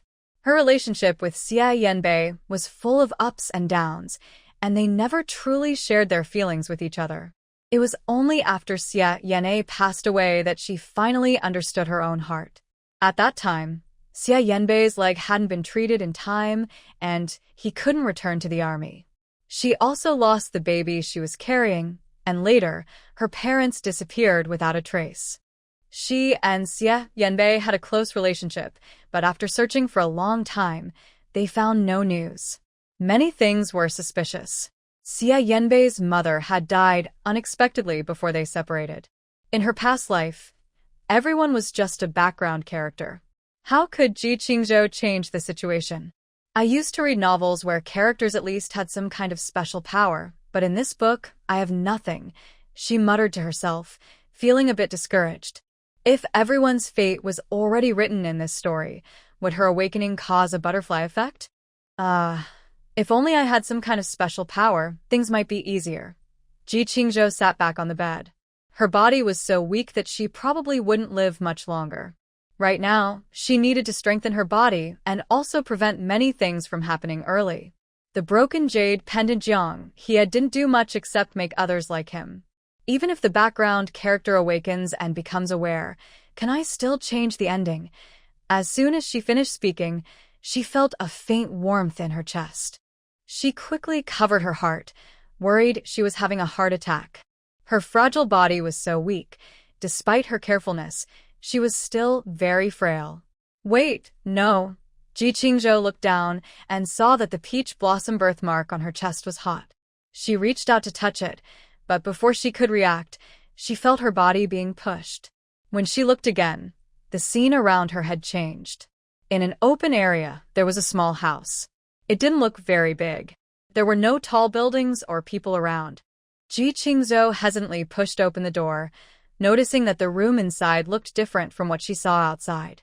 The outer layer was the laboratory she often used after leaving Xia Yanbei and returning to the capital in her previous life. The equipment inside was complete, with many instruments she had never seen before. Ji Qingzhou felt both excited and a little scared. Could it be that she had directly arrived in the future? She was sure this was her laboratory, but there were no colleagues working with her as before. If she really came to the future, what about Xia Yanbei? Did she leave him behind? Her heart raced as she looked for an exit in the room. Then she saw a window directly opposite the door. She ran over and opened the window. Not far beyond was a mountain. Faint clouds floated at the mountain top, and there was a spiritual spring in the backyard. Next to the window, she noticed a button on the left side. She pressed it hard, and a hidden door slowly opened. Behind the hidden door was the backyard she had just seen. Seeing the flowing spring water, Ji Qingzhou was a bit surprised. This water is so clear, it seems different from ordinary water. Could it have special properties? She reached out to touch the water. The spring water was slightly warmer than normal, warm and sweet. Just as she was about to take a sip, a tingling sensation spread across the back of her hand. She looked down and saw her scratch, which had been caused when Jing Shuyan pushed her during the day, was healing. The scar was quickly fading. Ji Qingzhou was amazed but kept her excitement in check. Suddenly, she realized this wasn't just a future world. It must be a space. There was a deeper wound on her arm. She tried washing it with the spring water. Sure enough, the wound was healing visibly fast. The water really had healing properties. She looked at her hand in disbelief. Am I also someone with a special ability now? Indeed. Good things come to those who wait. There was a laboratory here. If she used the spring water in medical experiments, the medicines might work even better.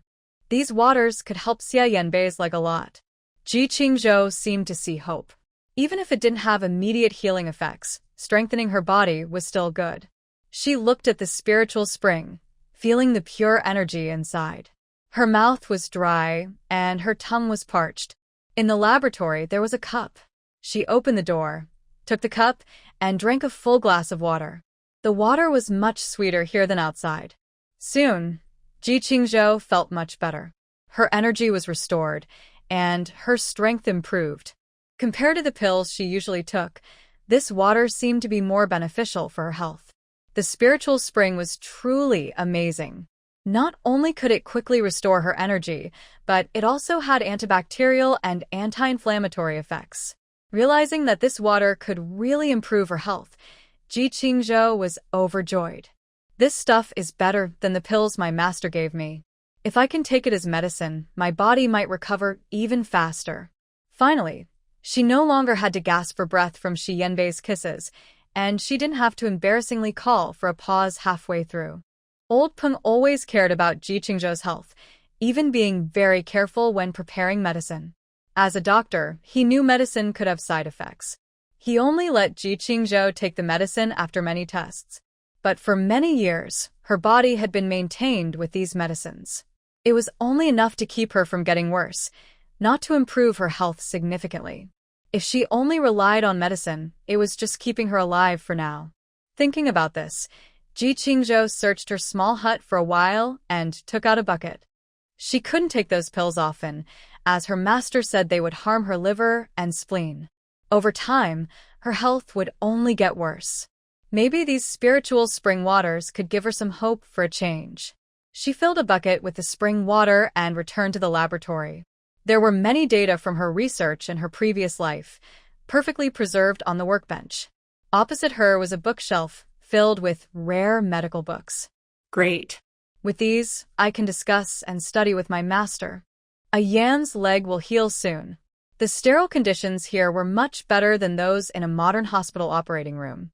Ji Qingzhou was so happy she couldn't stop smiling. When she finally realized it, she remembered she had been in the space for a long time, and Xia Yanbei might be coming back soon.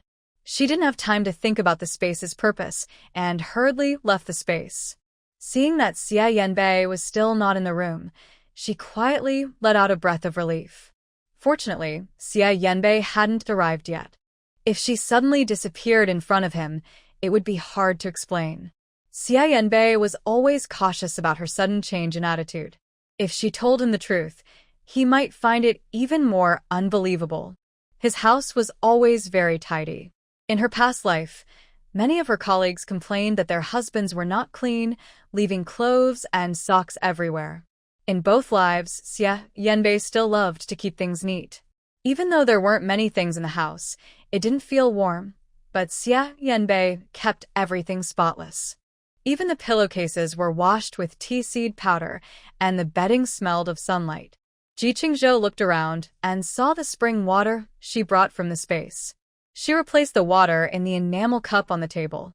She opened the thermos, which was filled with hot water, but it was too late to boil more. She closed the lid, and the bamboo-covered thermos was shining clean. Every corner of the house showed that the owner was a very diligent person. Just as she was about to sit down, Xia Yanbei, who had been outside working on his thoughts for a long time, finally pushed the door open. Ji Qingzhou sat up straight and turned to look at him. Xia Yanbei was dressed neatly, but his hair was still wet. She quickly handed him the freshly filled cup. The weather outside is cool now. I mixed some hot water into your cup. Drink a little first to warm up your body. Xia Yanbei looked at her thoughtfully. He wasn't very thirsty. But when he saw the cup of water she handed him, his throat moved, and he took it. The water was sweet. He looked around the table and didn't see any sugar. He thought she brought it, so he asked, "Did you put some sugar in it?" Ji Qingzhou shook her head. "No, it's your well water. My parents said that water from the well is naturally sweet." Xia Yanbei didn't say anything more. Well water really does taste sweet. He finished drinking and looked a bit puzzled. Could it be that because this cup of water was handed to him by Ji Qingzhou, it tasted especially sweet? Perhaps it was due to his mood. Ji Qingzhou's appearance at his house made him more excited than winning the lottery. Whatever he did, he felt very happy inside. Xia Yanbei put down his water cup. Ji Qingzhou had already made the bed again. She reached out to hold Xia Yanbei's hand. The moment she touched him, she frowned. "Why are your hands so cold? You must be careful not to catch a cold." After she finished speaking, before Xia Yanbei could reply, she said, "You go into the quilt first. I'll help warm you up." Ji Qingzhou didn't notice anything unusual about her words at first. But then she saw Xia Yanbei's ears turn red. Thinking that he had just taken a cold shower, Ji Qingzhou finally realized what was happening. She felt her face flush with heat. Blushing, she said, "I am feeling better now. From now on, you don't need to take cold showers." Once his health improved quickly, they could do more than just chat under the covers. Xia Yanbei's throat tightened, almost choking on his water. Ji Qingzhou's words seemed a bit off. He coughed a few times hard. Ji Qingzhou gently patted his back with concern. "Did you choke on water? How could you be so careless?" This time, Xia Yanbei's face was completely red. He looked at Ji Qingzhou's tightly clenched hand, his gaze deepening. In just one night, Ji Qingzhou seemed to have become a different person. He carefully protected everything, afraid that when this dream ended, nothing would remain. Ji Qingzhou lowered her head, holding Xia Yanbei's hand tightly. "It's late. Let's go to sleep quickly. You have to help me move things tomorrow." Xia Yanbei looked at the bed with only one quilt and insisted on taking another one. "You're weak, and I'm too cold. If you catch a cold and feel uncomfortable for a long time, I, as a man, have a stronger resistance. We should sleep separately under different covers so you can rest better." Xia Yanbei's words finally sounded natural, without any deliberate distance. Ji Qingzhou felt touched inside. Even though they weren't as familiar as they were in the past, Xia Yanbei already understood her situation very well. He was always caring for her. Such a man was truly hard not to fall for. Ji Qingzhou only regretted not realizing her feelings sooner. She had let him suffer in this relationship for so long. Two people were lying on the bed, but Ji Qingzhou had no sleepiness. She turned her head and looked at him with bright, shining eyes. In the darkness, they could hear each other's breathing clearly. Ji Qingzhou's hands were tied under the blanket. She spoke softly. "Thank you, Yanbei." Hearing her, the man simply responded with a soft, He kept the same position from before, but his ears moved closer to where her voice came from. "You don't need to worry about me. My health will get better over time. You just need to take care of yourself. Since I said I want to marry you, I truly mean to spend my life with you." It didn't matter whether Yanbei believed her or not. They had plenty of time ahead. Yanbei's voice was also very gentle.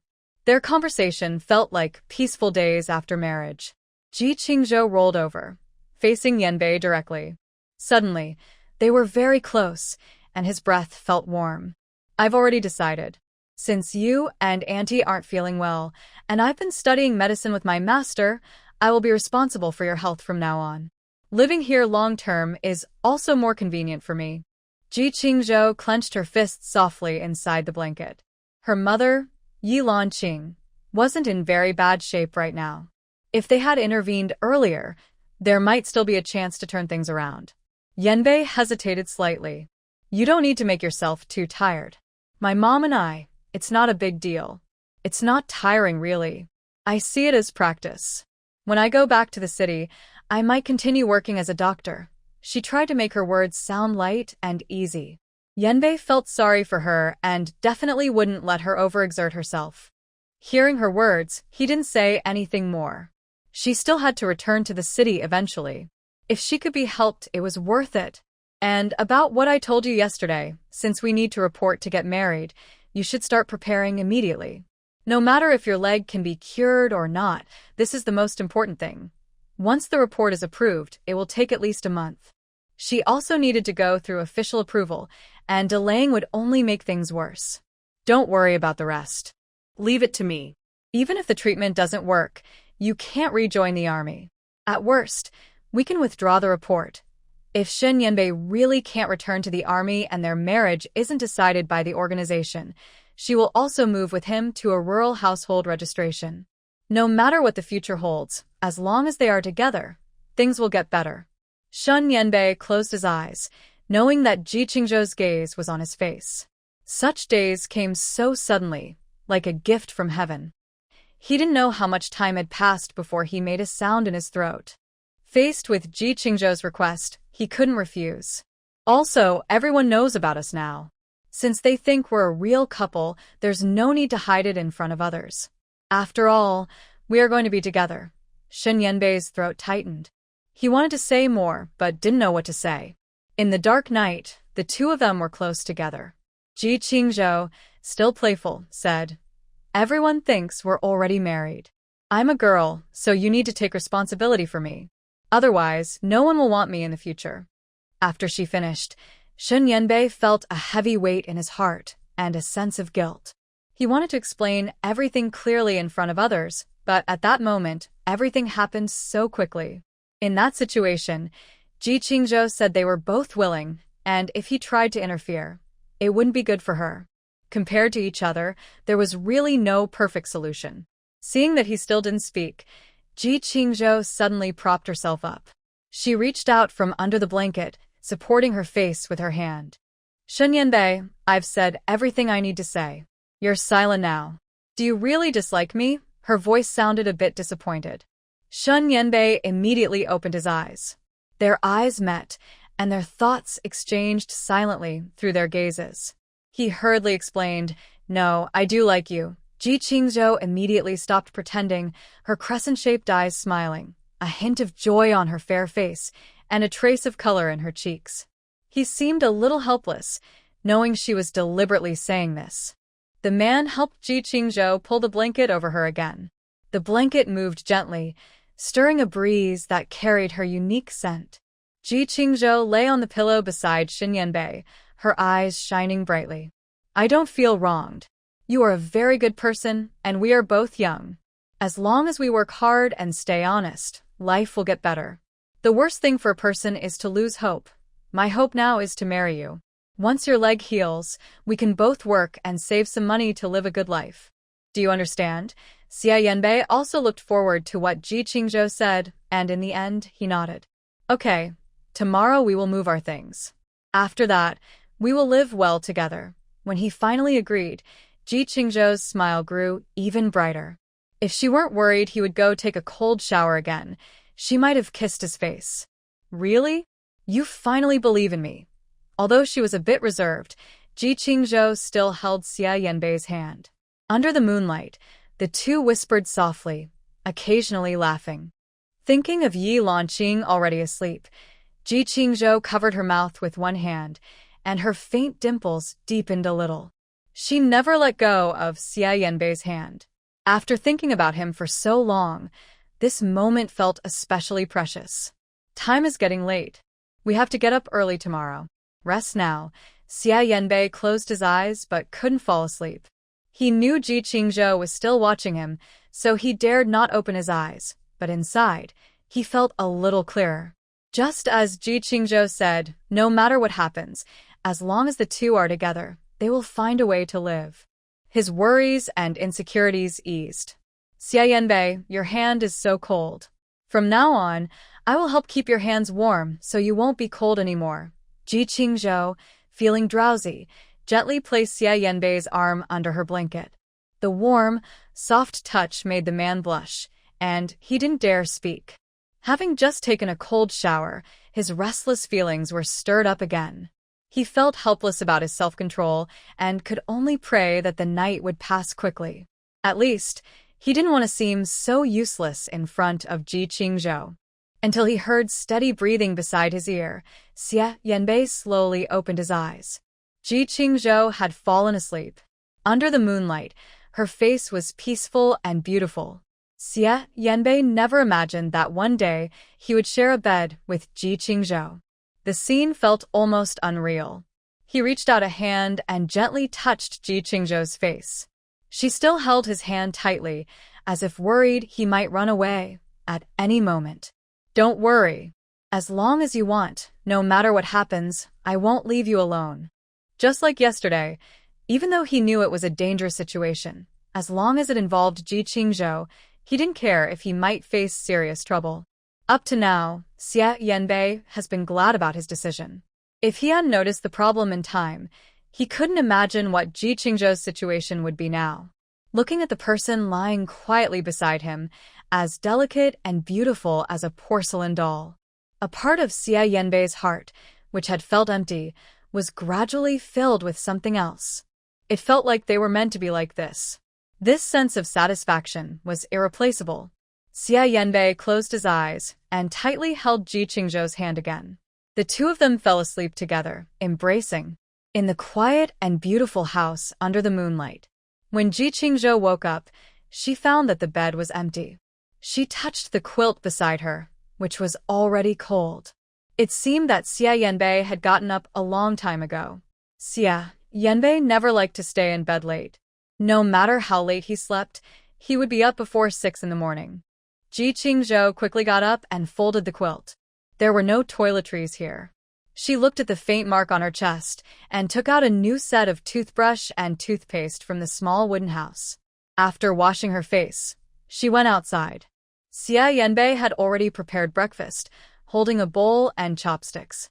Seeing Ji Qingzhou standing at the door, he waved at her. "You're awake?" Just in time for breakfast. The meal on the table wasn't very fancy, just millet porridge and pickled vegetables. Xia Yanbei also bought a few fried dough sticks early in the morning. He took off his apron, looking a bit awkward. Morning is a busy time, so he didn't have time to go to the market. He asked her to make do with the food for now and promised to buy some flour later. Xia Yanbei always worked quickly and valued efficiency, but now his leg was holding him back, so he couldn't do things as fast as before. He hid his frustration in his eyes, not wanting Ji Qingzhou to worry. Ji Qingzhou didn't mind much. She waved her hand and pulled out a seat. He is now experiencing leg pain and has prepared breakfast, waiting for her to wake up. Where could he find such a caring husband? Ji Qingzhou, understanding and kind, said, "That's already very good. I usually take more medicine and some foods aren't suitable for me.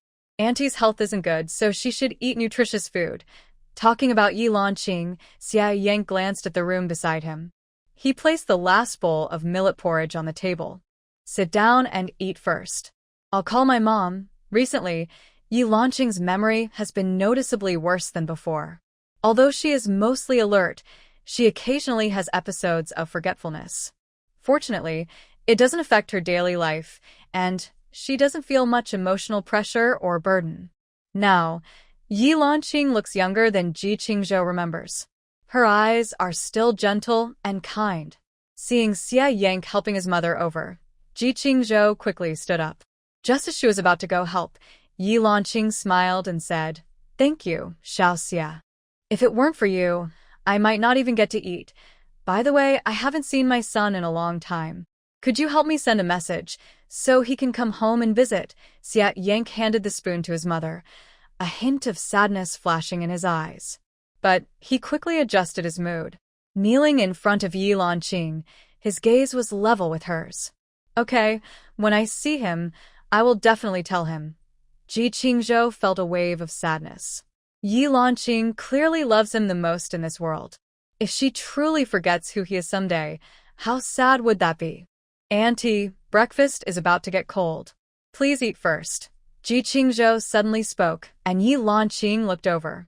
Seeing the girl in front of her, her eyes lit up, and she immediately smiled happily. "Girl, when did you come back? Why didn't you call me in advance? Look at you, you've lost weight. Sit down and eat. I prepared a table of your favorite dishes." As she spoke, she picked up chopsticks and offered Ji Qingzhou a pickled vegetable. Ji Qingzhou looked at Xia Yank, feeling both amused and helpless. How did she mistake him for her daughter? Reuniting finished speaking and looked at Xia Yanbei again. "Little Xia, why don't you come with us this time? I always thought highly of you. My daughter made a good choice in marrying you." "I've never been mistaken about people." Ji Qingzhou's gloomy mood from earlier disappeared instantly, and she smiled brightly. The elderly lady treated her like her own daughter, while she considered Xia Yanbei as her son-in-law. Reuniting held Xia Yanbei's hand tightly. "Little Xia, I only have this daughter. You must treat her well." Xia Yanbei nodded. He wanted to feed her, but Reuniting refused, saying she could take care of herself. "Don't worry, I will treat her well." he promised. He looked up at Ji Qingzhou with a guilty expression. A few days ago, her mother hadn't been ill, but recently she had become confused again. When Ji Qingzhou first visited, she caused such a misunderstanding, which might seem a bit sudden. "Sweetheart, later I'll take you to a restaurant. What would you like to eat?" Yi Lanqing said, reaching into her pocket.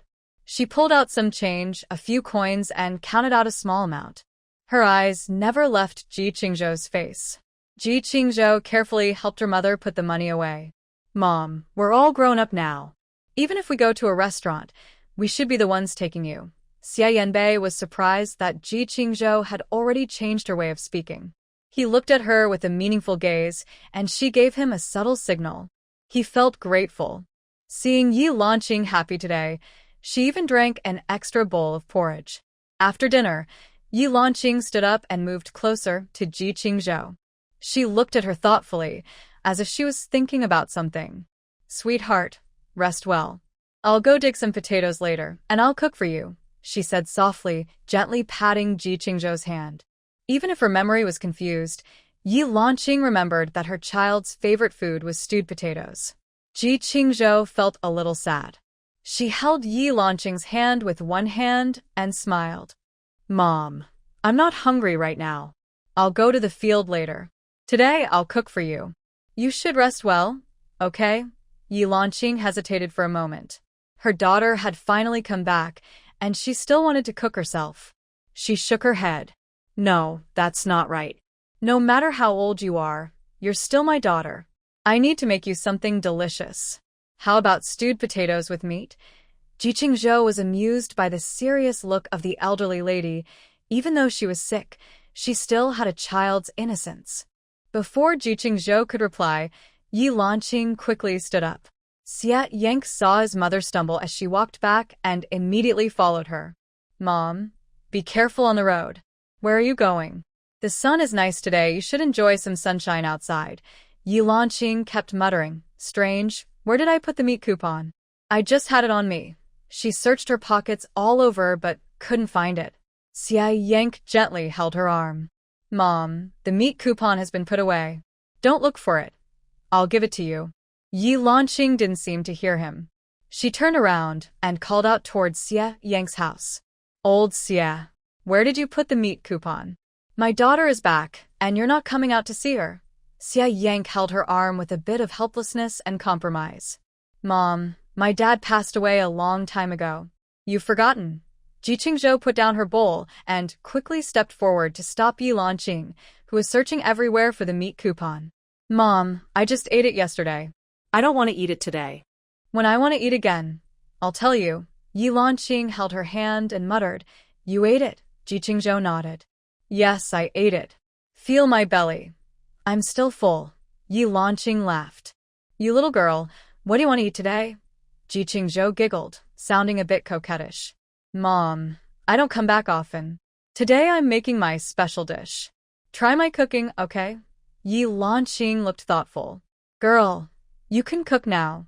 In her mind, it was okay for her son to be a bit rough, but her daughter should be cherished. Ji Qingzhou nodded. "Yes, I'm good at cooking." Yi Lanqing smiled happily and patted Ji Qingzhou's hand. The sun was just right today, shining warmly on everyone. "All right, I'll eat the meal my daughter made today." Xia Yank tidied up the dishes, wiped the table, and drew water from the well to do laundry. Ji Qingzhou helped Yi Lanqing comb her hair. "Although my mother-in-law is not in good health, she has shiny black hair and no visible wrinkles. It's clear she was a great beauty when she was young." I poured a glass of spring water from Xia Yanbei's room for her. "Mom, you need to drink more water to stay healthy." Yi Lanqing rarely listens, especially since she got sick. She acts like a little child. Whenever she has a relapse, she doesn't listen to Xia Yanbei much, which is very different from her usual personality. She's quite stubborn. I took the cup and took a sip.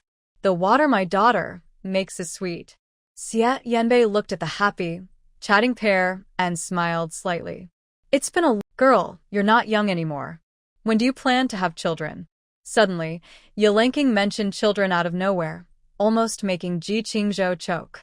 She coughed a few times vigorously, and Xia Yanbei quickly came over. "Why are you so careless?" Ji Qingzhou looked at him annoyed, then blushed again. Reuniting, acting like an experienced person, comforted her. "You two are still young. There's nothing to be shy about. It's time to think about having children." Xia Yanbei looked at Ji Qingzhou, speaking a bit hesitantly. "Mom, this is none of your business. Why are you suddenly bringing this up?" Reuniting squinted and looked at Xia Yanbei. The sunlight was a bit strong, but he still smiled. "Xiao Xia, you're so handsome, and my girl is pretty too. Your children will definitely be good-looking. Just a heads up, my girl is a bit weak, so you might have to work a little harder." Ye Qingzhou secretly smiled. Her mother-in-law is a bit forgetful, but she's still very lovable. "Xiao Xia, my girl has been weak since she was young. If there's anything, you should be more patient. She can't do heavy or tiring work. You can handle all the chores at home." Xia Yanbei thought about how Reuniting had always wanted a daughter when she was young. But her father passed away early, so that wish never came true. Ji Qingzhou was trimming her mother-in-law's nails while watching Xia Yanbei fetch water. Reuniting was surprised. "Haven't you held the wedding banquet yet?" Ji Qingzhou placed the trimmed nails aside. "Yes, you still need to buy wedding candies with me, then share them with everyone. Later, you can help me look at the wedding dress, okay?" Reuniting washed her face clean. She was well cared for by Xia Yanbei.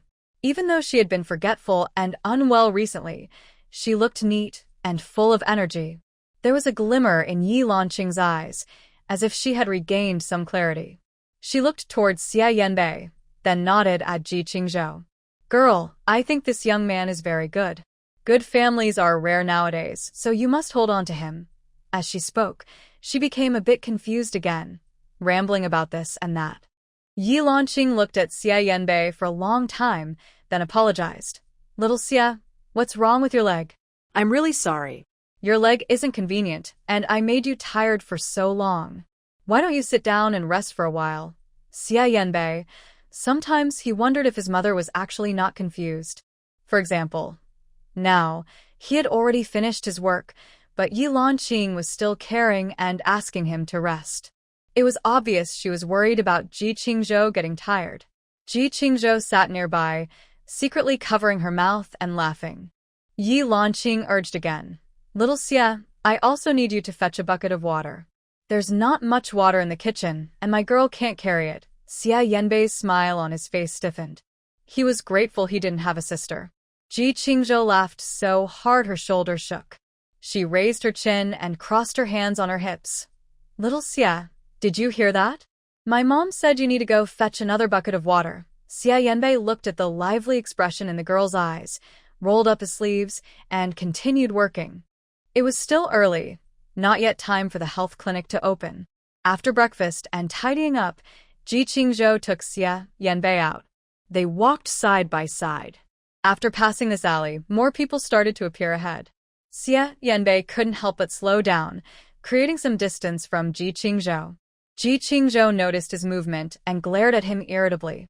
"Since you don't want to walk with me, then go ahead on your own." He wanted to put more distance between them, so Ji Qingzhou simply agreed, standing still and refusing to move another step. She turned her head in a bit of a sulk, not looking at Xia Yanbei's face. People occasionally looked over on the street, and Xia Yanbei felt a bit helpless as he stepped forward. Ji Qingzhou took a step back, not letting him touch her. Xia Yanbei sighed. "I don't dislike walking with you. Forget it, let's go." In the distance, Sister Li and Sister Wang came over together. Seeing that Xia Yanbei and Ji Qingzhou seemed to be having a disagreement, they exchanged a knowing smile, without words. Sister Li carried a basket and smiled happily. "Oh, Qingzhou, I was worried yesterday that you two wouldn't get along. Seeing you both doing well makes me really happy for you." Sister Wang nodded in agreement, looked around, and then started talking. "Looking for a man, huh? It has to be someone in the army, since he's part of the country. He's more reliable. As for Jianghe, he's really weak. He can't even earn many work points during work hours. Why would you want a man like that?" Qingzhou, your health isn't good, so you should find someone dependable to take care of you. Sister Li's witty remarks could be heard for miles around when she laughed. Isn't that right? When you and Jiang Jiqing got close, we didn't say much. But from now on, it's just the two of you. Yanbei and Qingzhou are our local educated youths.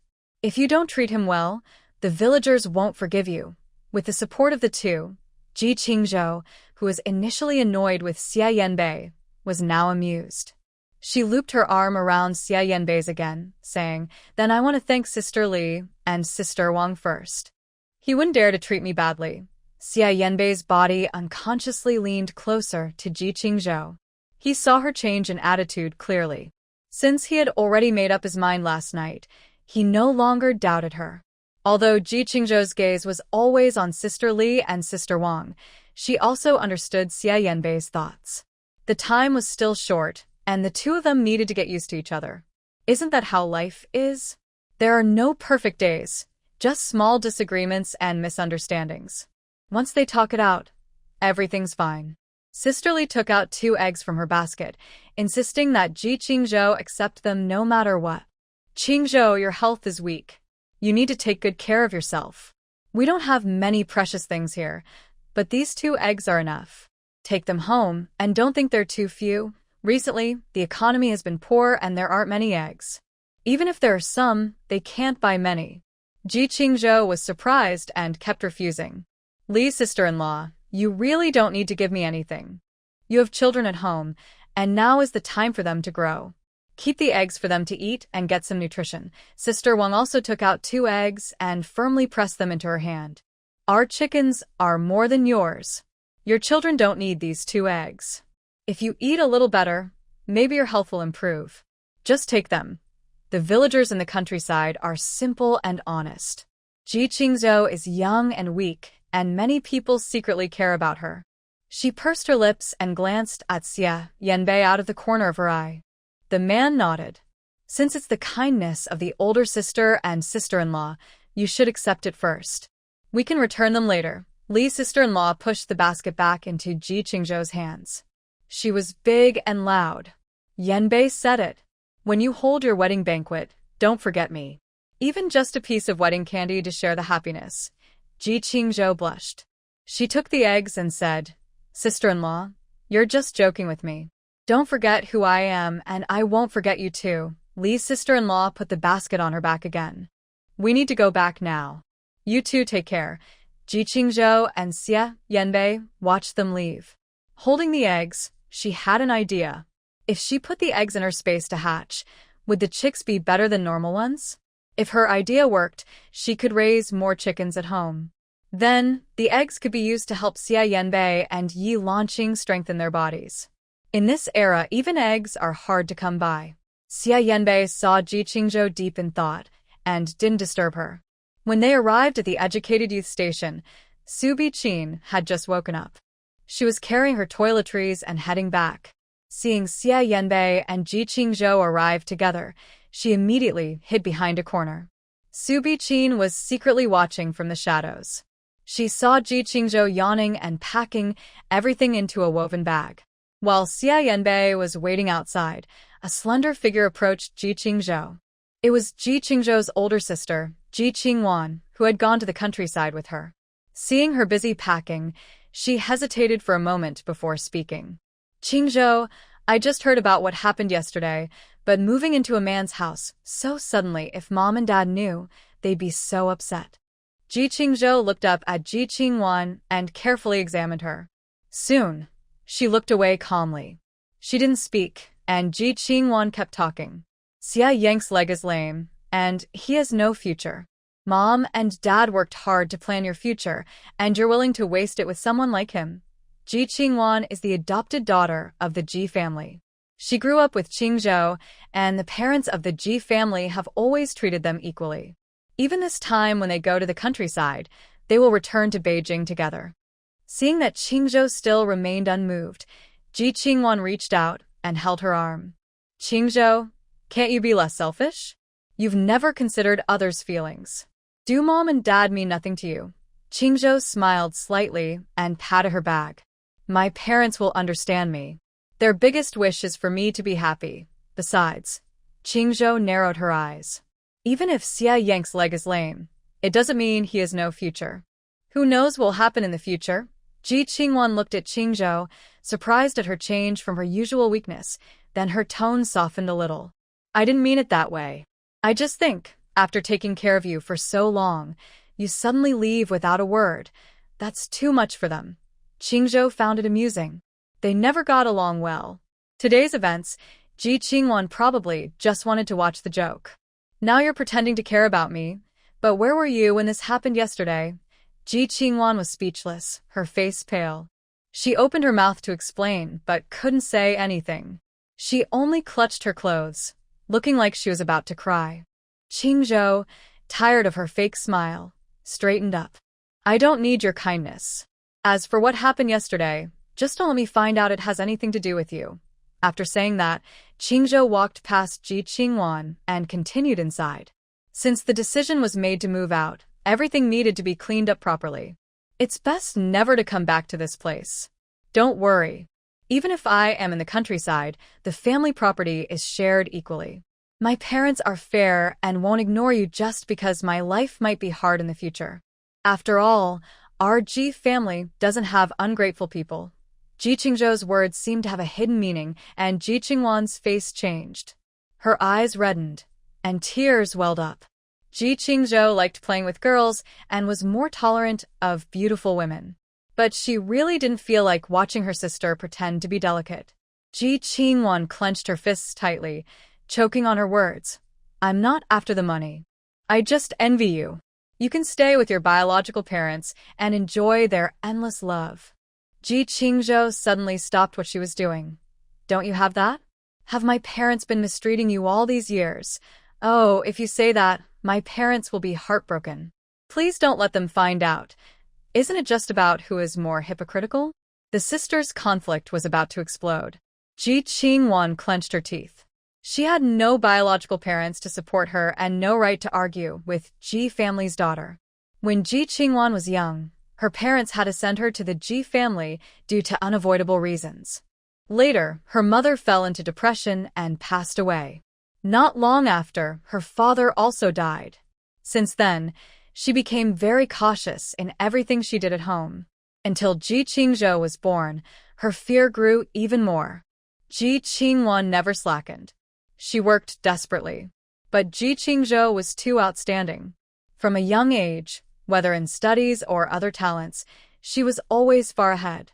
Even if Ji Qingwan stayed up many nights studying, she couldn't match Ji Qingzhou's talent. It was as if the star of literature had descended, constantly overshadowing her.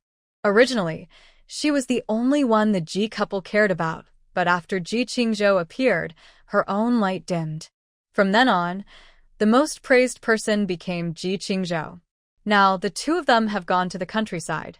Ji Qingzhou, because of her talent, works at the health clinic and doesn't need to do farm work every day.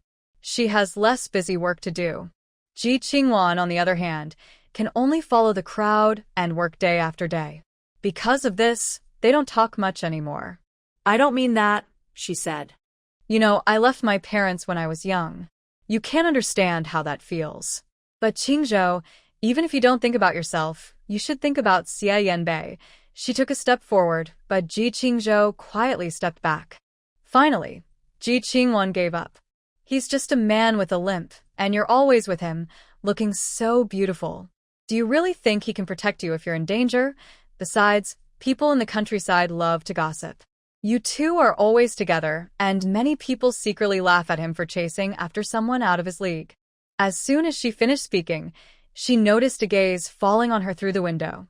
She looked in the direction of the gaze and saw Xie Yanbei standing outside. The sunlight shone on him. His eyes looked sharp like a dagger. Ji Qingwan shivered in fear. Her face turned pale, and she seemed to remember something. So she didn't dare say more.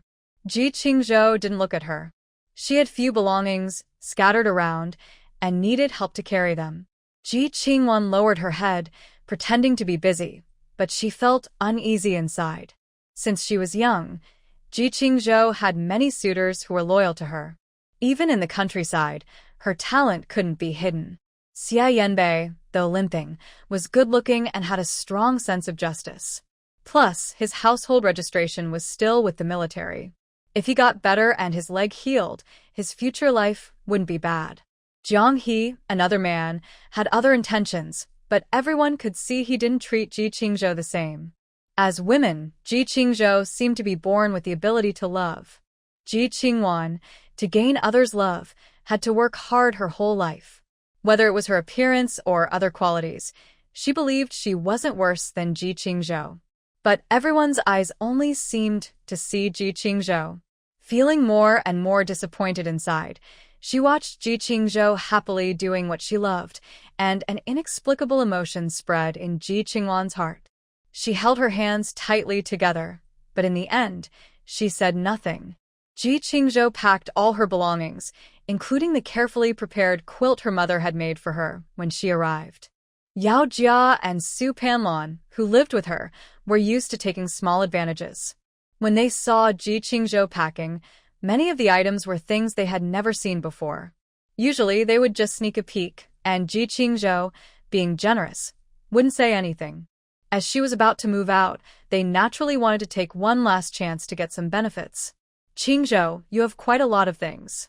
Maybe you shouldn't bring this shampoo. If you leave it here, we can use it. These things take up space. Yao Jia smiled flatteringly and reached out to grab the shampoo from Ji Qingzhou's basin. Ji Qingzhou slapped her hand away with a sharp sound. This is something I brought from the city myself.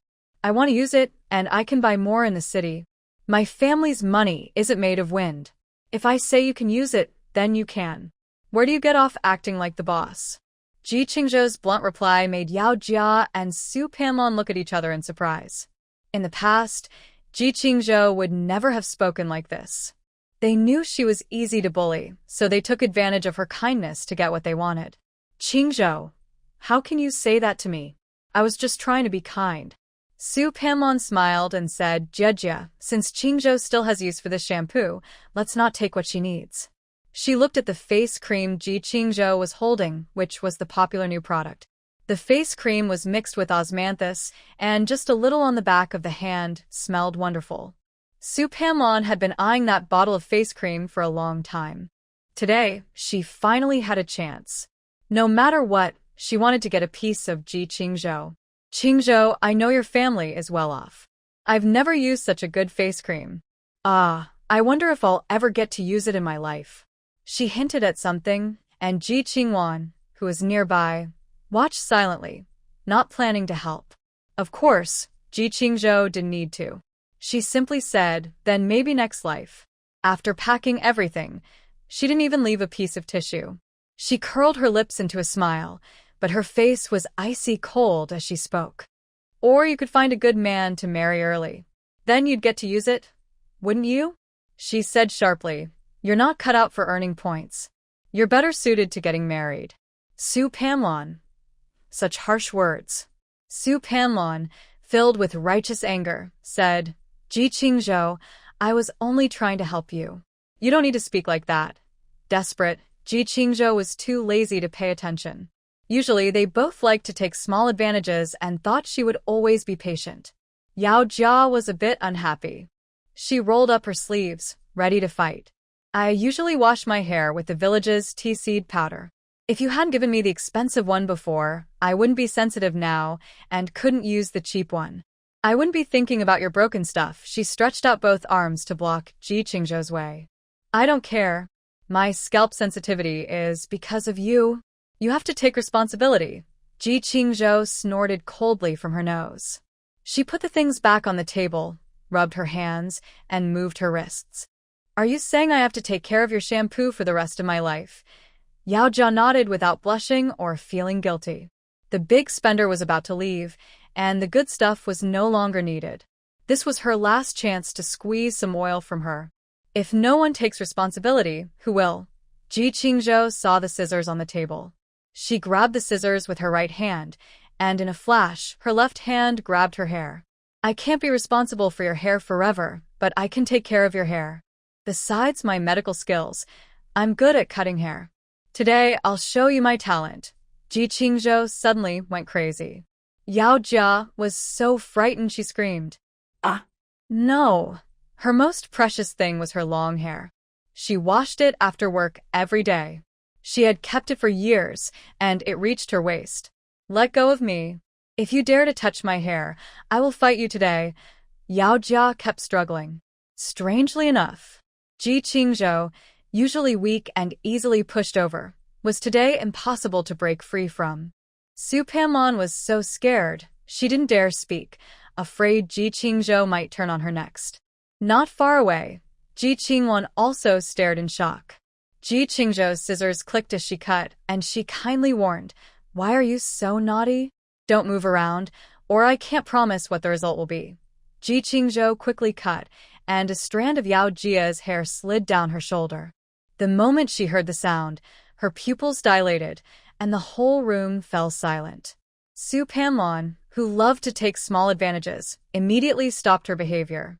Outside the house, Xia Yanbei just saw Jiang He approaching.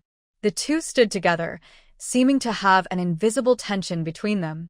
Jiang He felt annoyed inside and found Xia Yanbei's face irritating. He deliberately stood next to Xia Yanbei, speaking sarcastically. Yesterday, Qingzhou's words were just to get away. I advise you, when you have nothing to do, don't stand next to her, so you don't remind everyone that you're A. Xia Yanbei didn't look at him directly, glancing sideways at Jiang He, who was just at his nose. The man stepped back slightly and frowned. Did you forget to brush your teeth this morning?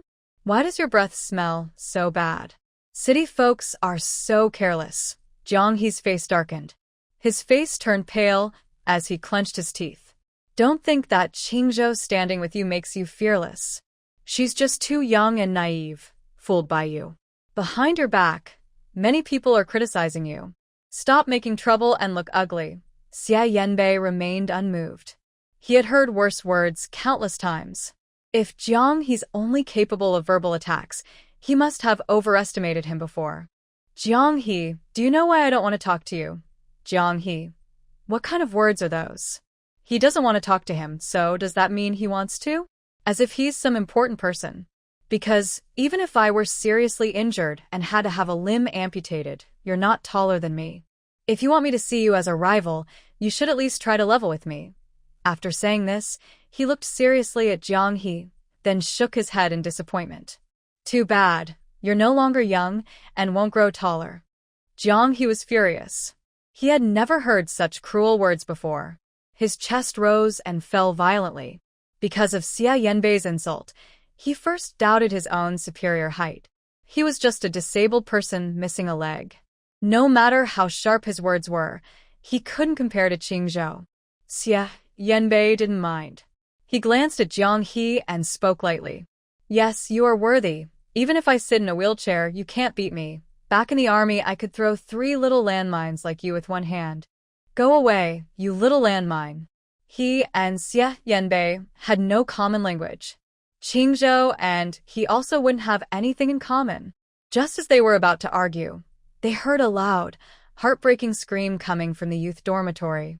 Both men looked over at the same time and saw Qingzhou calmly carrying his things out. Yao Jia's hair was messy, and she was acting wild, following behind. She was cursing loudly, determined to fight Qingzhou to the end. Qingzhou, if you dare cut my hair, I will die with you. I will kill you. Yao Jia reached out both arms. Qingzhou was quickly pulled into Xia Yanbei's arms. Yao Jia missed her target, stumbled, and fell straight into Jiang He's arms behind her. She was already crying so hard that tears and mucus were streaming down her nose, smudging Jiang He's new shirt. Jiang He took a deep breath and couldn't hold back his anger. Yao Jia, aren't you disgusting? He immediately took a step back, and Yao Jia suddenly fell to the ground. The intense pain made it hard for her to breathe. Seeing Qingzhou still in Xia Yanbei's arms, Jiang He angrily pulled her over. Qingzhou was confused. Jiang He was anxious. Qingzhou, don't be fooled by him. He's a complete liar. He looks honest, but he's actually very vicious. Qingzhou smiled kindly at Xia Yanbei, showing admiration. She asked back, like what? Jiang He was stunned. Like what? He couldn't say that Xia Yanbei had just insulted him badly, could he? Jiang He waved his hand, trying to take Qingzhou away. He doesn't deserve you. If you stay with him, you'll only suffer. Jiang He looked at Xia Yanbei provocatively. Qingzhou used to be very kind to him. As long as he softened a little now, she would surely love him again, just like before. This time, Jiang He miscalculated. Qingzhou gently wrapped her arm around Xia Yanbei. Two people standing side by side, who wouldn't say they look a perfect match. Jiang He, you probably think that a few words to provoke me will make me believe your lies, right? You think I'm as foolish as you. Jiang He was stunned, looking at Qingzhou's smiling face, feeling frustrated inside. He felt upset. Jiang He lifted his head, choosing what he thought was his most handsome angle, showing his sharp jawline. He looked at Qingzhou with a mysterious, intense gaze and said, Qingzhou, someone like you, a proud daughter of heaven, should at least find someone from a good family. The gap between you and Xia Yanbei is too big. You won't have much in common. Right now, you're just interested in him for the moment. When you realize the truth, it will be too late to regret. Qingzhou felt disgusted by his greasy attitude and quickly hid behind Xia Yanbei, pretending to be frightened. Yan, where does he get the confidence to say such things? He can't even lift 2 buckets of water. Doesn't he think his family background is superior and look down on farmers? Oh my, this must not be heard by Chong, or his thoughts and behavior will be a problem. Hearing such cold words from Qingzhou, Jiang He found it unbelievable. Qingzhou used to admire him and never belittled him. But in just a few days, things seemed to spiral out of control. Just as he was about to say something, Qingzhou cut him off mercilessly. Don't you think I'm waiting for you? You've been flirting with different girls at the youth camp, giving them hope, making them think you like them, but really, you're just choosing the most advantageous one. Qingzhou spoke loudly, making Jiang He's expression change rapidly. And the final bomb she dropped made everyone sigh. Moreover, you've already chosen researcher Shen, who has a better family background, but she's been ignoring you. That's why you're looking for a second option. Love, really, you've used it to your full advantage. He shook his head. No, that's not it. Qingzhou, you misunderstood me. He hesitated for a long time but couldn't think of a good excuse. Everyone's eyes grew stranger and stranger. Many people whispered secretly and finally, some openly pointed and stared at him. Qingzhou stood beside Xia Yanbei, her expression bright and confident. How I spend my days with my husband doesn't need your concern. If I'm in a good mood, maybe we'll invite you to a celebration and have a drink. But if I'm not, you'd better not come close to me. She pointed at Yao Jia. Otherwise, today I cut her hair, and tomorrow I might cut something else of yours. I can't promise what will happen then. After saying that, she left with Xia Yanbei. Only Jiang He, who was stunned, was left behind. Once the chaos here mostly settled down, Ji Qingwan came out of her dorm. Seeing her approach, many young people at the youth point started gossiping about Ji Qingzhou's back. Qingwan, you and Ji Qingzhou are sisters. Why are your personalities so different? She's gone too far, making Jiang He the subject of people's gossip for no reason. Yao Jia and Su Panlon still held a grudge against Ji Qingzhou, knowing about their sisterly discord, and deliberately stirred trouble. Ji Qingwan looked at them and raised her head. Please don't say such things anymore. It's not good for team unity. Those who deliberately disturb the group's harmony would face punishment. As soon as Ji Qingwan spoke, the two immediately fell silent. Watching Ji Qingzhou and Xia Yanbei leave with big bags, Ji Qingwan stared after them in a daze for a long time. Even if Ji Qingzhou did something wrong, she wouldn't let outsiders say anything. She was jealous of Ji Qingzhou, but they were still family. However, the pain in her heart was hard to soothe. If only Ji Qingzhou's mother hadn't been unable to have children and had forcibly taken her in. Maybe her biological mother wouldn't have fallen into depression and passed away. And she could freely enjoy all the love from her biological parents, no longer having to grow up cautiously as a dependent. Now, she couldn't even mention her biological parents' names. Years of suppressed feelings made her feel suffocated. She placed a hand on her chest, took a deep breath, and exhaled a long, heavy sigh. On the road, Xia Yanbei took all the bags from Ji Qingzhou's hands. She walked a half step ahead, light and lively, like a little bird in a tree. I've always said Jiang he isn't a good person. You just think I like him. Then she seemed to remember something and added with a warning tone, if you still think I like Jiang he in the future, you're insulting my character. She pouted exaggeratedly, looking like a little monster, which made Xia Yanbei laugh. The man cleared his throat. It's not a misunderstanding without reason. I saw some things and thought. He hesitated, and Ji Qingzhou saw right through his thoughts. When Xia Yanbei helped her with the medicine, the jade pendant was in her pocket. Easy to notice. Ji Qingzhou took out the jade pendant and waved it in front of Xia Yanbei. Is this what you're talking about? She giggled, clearly. I don't know when I got this, but I think I understand what it's for. Xia Yanbei was confused. It was just a plain jade pendant, a simple decoration. What could it be used for? While they were talking, they saw the village committee's widow approaching. Xia Yanbei didn't want Ji Qingzhou to be talked about, so he tried to steer her around, but she was stopped. Oh, isn't that Qingzhou? I saw you with Jiang He, looking close. Why are you with Xia Yanbei today? She said this, shook her head, and circled around Xia Yanbei. TSK, Xia Yanbei looks good, but his legs. Not so much. Poor Jiang Jiqing, so handsome and charming, yet betrayed by some people. Xia Yanbei was about to speak, but Ji Qingzhou stopped him.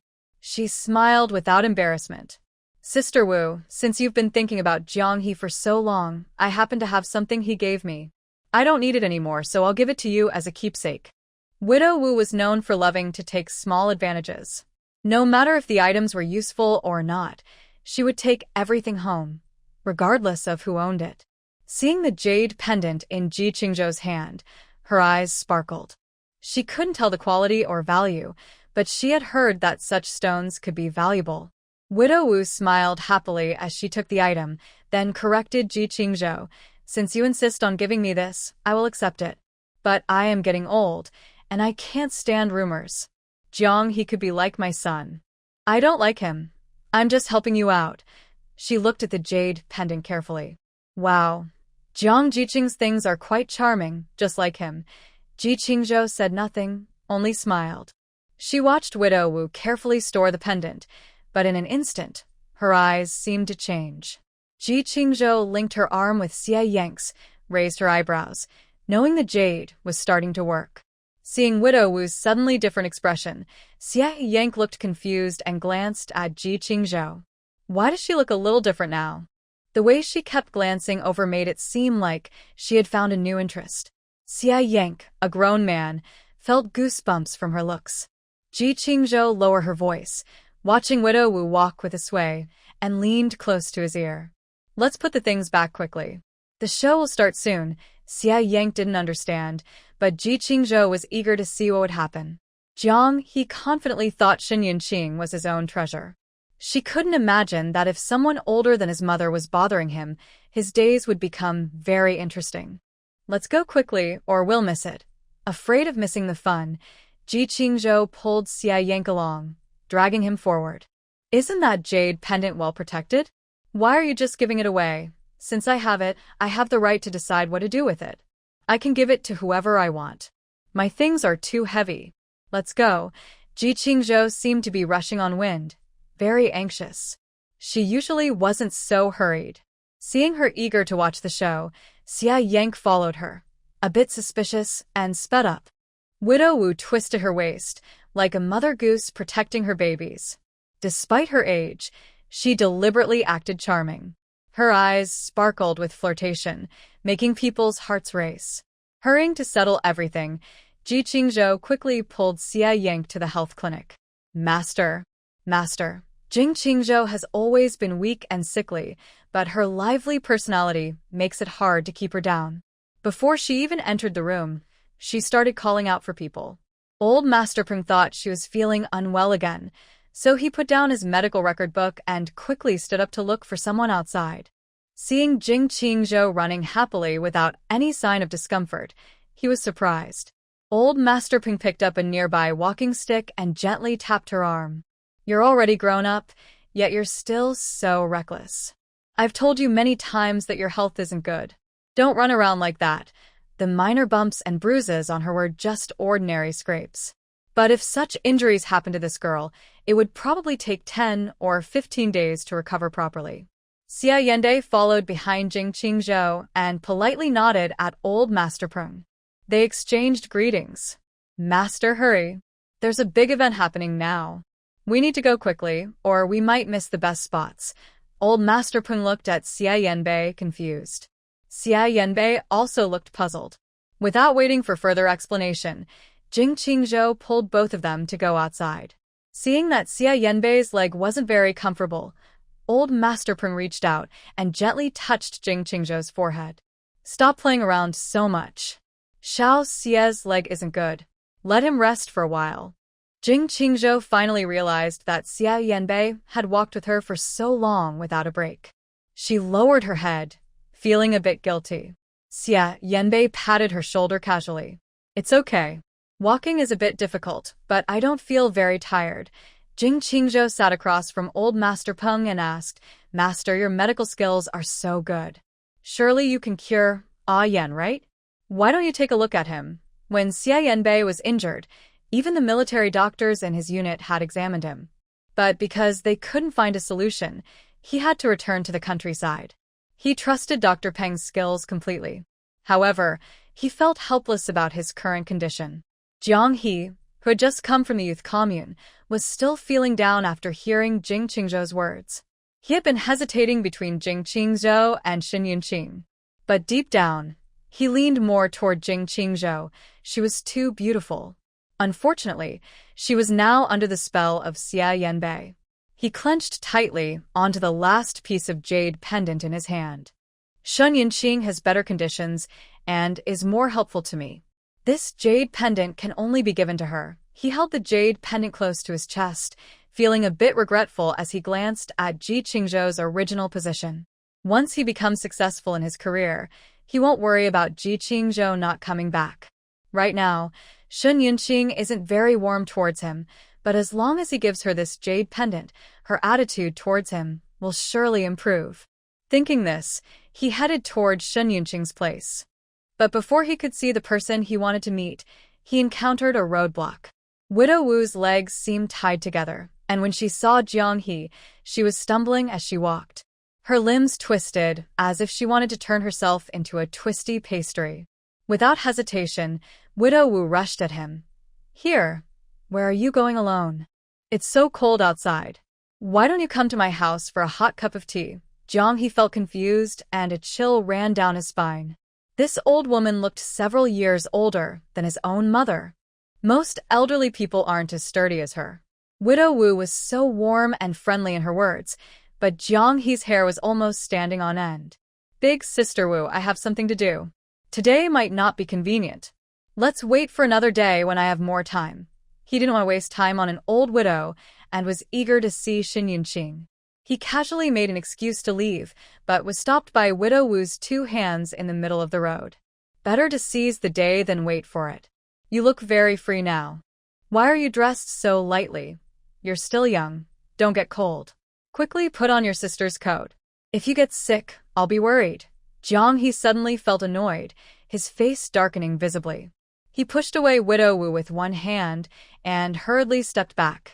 What kind of spell have you been under? Who are you to call yourself my sister? You're so old and still trying to get close to others. Your meals these days are making me sick. He ran quickly, not paying attention to his footing, slipping on the freshly fallen snow from the day before. He tumbled down but Jiang He didn't care about his messy state at the moment. Widow Wu kept calling him sister, and he wished he could just crash into a pole and die. I am fortunate to be noticed by you. My husband was attracted to me because of my good looks. Being with me saved you from many years of wrong turns. Jiang He felt like he was hearing something very absurd. He supported himself with his hands and quickly stood up, rushing toward the crowd. Although Widow Wu was old, she was still strong. If she caught him by accident, the consequences would be terrible. Jiang He never thought he would be forced by an old woman one day. His fear overwhelmed his reason, and he shouted loudly, "Help! Ah!" It was already time to start work, and many people were on the street. When they heard Jiang He crying out, everyone put down their tools and looked over. They saw Widow Wu chasing Jiang He, as if she had cast a spell on him. Jiang He's nose was running, and he was helpless and tearful. "Can you stop chasing me? We really can't be together. I will never like you in this life. If you're really lonely, go find my grandfather. My grandmother passed away a long time ago." Jiang He felt like he was going to faint. In the city, although many people chased him, they were at least young and pretty girls. But she was an old widow, not to mention her age. Just her body, full of fat, made him shiver. Jiang He hurried to the production team. There were so many people watching, she had to keep some face. She couldn't really throw him to the ground in front of so many people. More and more spectators gathered. Widow Wu was panting, her face trembling with the effort. "What are you running for, you perverted man? Isn't it because you seduced me? If you're not interested in me, why do you keep coming to my house and winking at me?"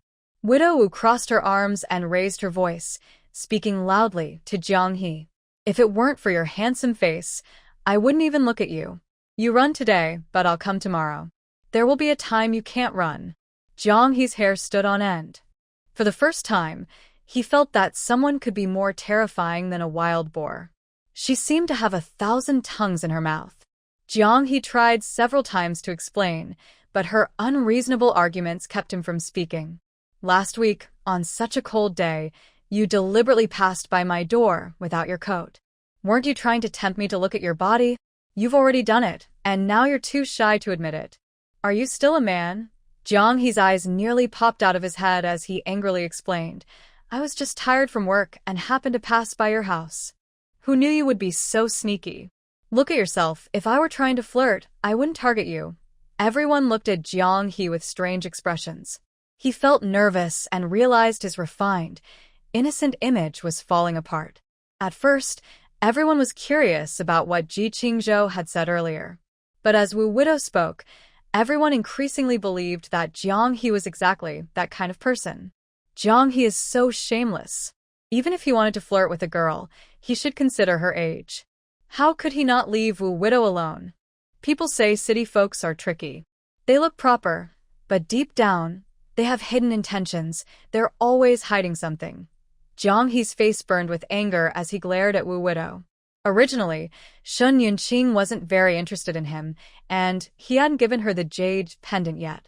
Now, with her interference, he wasn't sure if she would accept it anymore. If this really affected his reputation, Shun Yunqing might stop liking him, and he would be falsely accused. For the first time, Jiang He felt so angry he almost cried. At the health clinic, under Ji Qingzhou's strong request, Xia Yende finally agreed to let Peng Lao help treat his leg. Peng Lao used a small wooden hammer to tap for a long time, then checked his pulse and finally nodded. "Your condition is quite optimistic. The hip joint isn't completely dead, so with proper treatment, there's a chance to recover." But Peng Lao's words were cut off, and Xia Yanbei hadn't had time to feel happy. Suddenly, Ji Qingzhou and Xia Yanbei both became tense. Common medicines are unlikely to be effective. Treatment mainly involves acupuncture, but the technique requires skill. If you only know a little, it won't help at all. Ji Qingzhou saw that Xia Yanbei's expression gradually became sad. Knowing what he was thinking, she gently patted his shoulder and sat beside him. "Master, from today on, I will help with your treatment. As master and disciple, we will find a way." In her past life, Ji Qingzhou learned most of Peng Lao's skills. Eventually, she returned to the capital, worked in a hospital, and dedicated herself to medicine. Now that Xia Yanbei needs help, she is just bringing her plan forward. Peng Lao nodded. Over the years, he had been a barefoot village doctor here, and many people didn't know his true abilities. He hadn't faced difficult cases in a long time and had become a bit lazy. Seeing Xia Yanbei look conflicted, Peng Lao offered sincere advice. "Little Xia, you don't need to carry much mental burden. Just treat this as a normal treatment. Overall, you won't suffer too much. If it works, the health center can use your case as an example and more people might come for treatment." Many people still hesitate to seek medical help. They think such places are unlucky, And even for minor illnesses, they see it as a waste of money. But if Xia Yanbei can be cured, it would be like a walking advertisement. Hearing this, Xia Yanbei nodded in agreement. My injury is known in the army. Many comrades have similar situations. In the end, due to health reasons, they had to leave the service. If I can be cured, it will give hope to more people. Ji Qingzhou was already eager to prepare the herbs she had. Whether for acupuncture or medicine, the treatments needed in the future were mainly traditional Chinese medicine. Having worked with Peng Lao for so many years, she had learned a lot. Without being told, she started preparing. Watching Ji Qingzhou and Peng Lao busy, Xia Yanbei's anxiety was replaced by hope. Maybe he still had a chance to return to the army. Inspired by Ji Qingzhou's positive attitude, Xia Yanbei felt that there was nothing in the world that couldn't be overcome. He secretly began to look forward to healing his leg and reporting back to the army. Perhaps they really have a bright future together. The weather has suddenly turned colder these days, even more than before. The young workers who came from the city are all busy and exhausted in this cold weather. It is the right time to plant winter wheat, and everyone is working as fast as they can. Their faces are red from the cold, and even breathing makes white mist. While everyone else is trembling from the cold, Jiang He is still busy and lively. Widow Wu keeps chasing after him, eager to throw herself at him and make him hers. Jiang He is furious and grits his teeth, but he feels helpless around her because she is older. Ji Qingzhou already heard about this and was just laughing to himself. When Jiang He came back looking dirty and tired, everyone put down their hoes. Hey, I haven't seen you around these days. How's it going with Widow Wu? When will you invite us to a happy celebration? Even in this cold weather, it would warm everyone up, someone in the crowd teased, and Jiang He, whether from the cold or anger, turned redder than others. He opened his mouth but didn't know what to say. Someone chuckled. They say strong women are afraid of being bothered, but you've already won over Widow Wu, whose man has been gone for so long. You're really something. Jiang He clenched his teeth, his hands tightly clenched. Stop talking nonsense about her. She's just a gossiping woman who can't do anything but spread rumors. I was blind to be attracted to her. Seeing Jiang He truly angry, everyone went back to work, occasionally teasing each other. It's just a joke. Why can't you take it? You're a man, and I don't know what Widow Wu sees in you. A young girl rubbed her red hands from the cold, hearing that there might be a big snow tonight. They wonder if the winter wheat they planted today will sprout as hoped. How do you know he didn't give her some other benefits? At his age, who would want to chase after him all the time? Maybe that's one of his tricks to attract women. At that time, the village head was drinking tea inside his house. Outside, it was freezing cold with snow everywhere. He was holding a handful of sunflower seeds when he heard a knock on the door. He quickly took his feet off the table. Seeing that it was Jiang He, the village head retracted his big teeth smile. Jiang He, is there something you came to see me about today? Jiang He's face was red. Village head, this Widow Wu has been bothering me lately. I can't work properly, and it's causing me serious mental and physical stress. The village head looked a bit helpless. He patted Jiang He on the shoulder and signaled him to sit down. I've already tried to help you settle this before, but you can't control other people's feelings.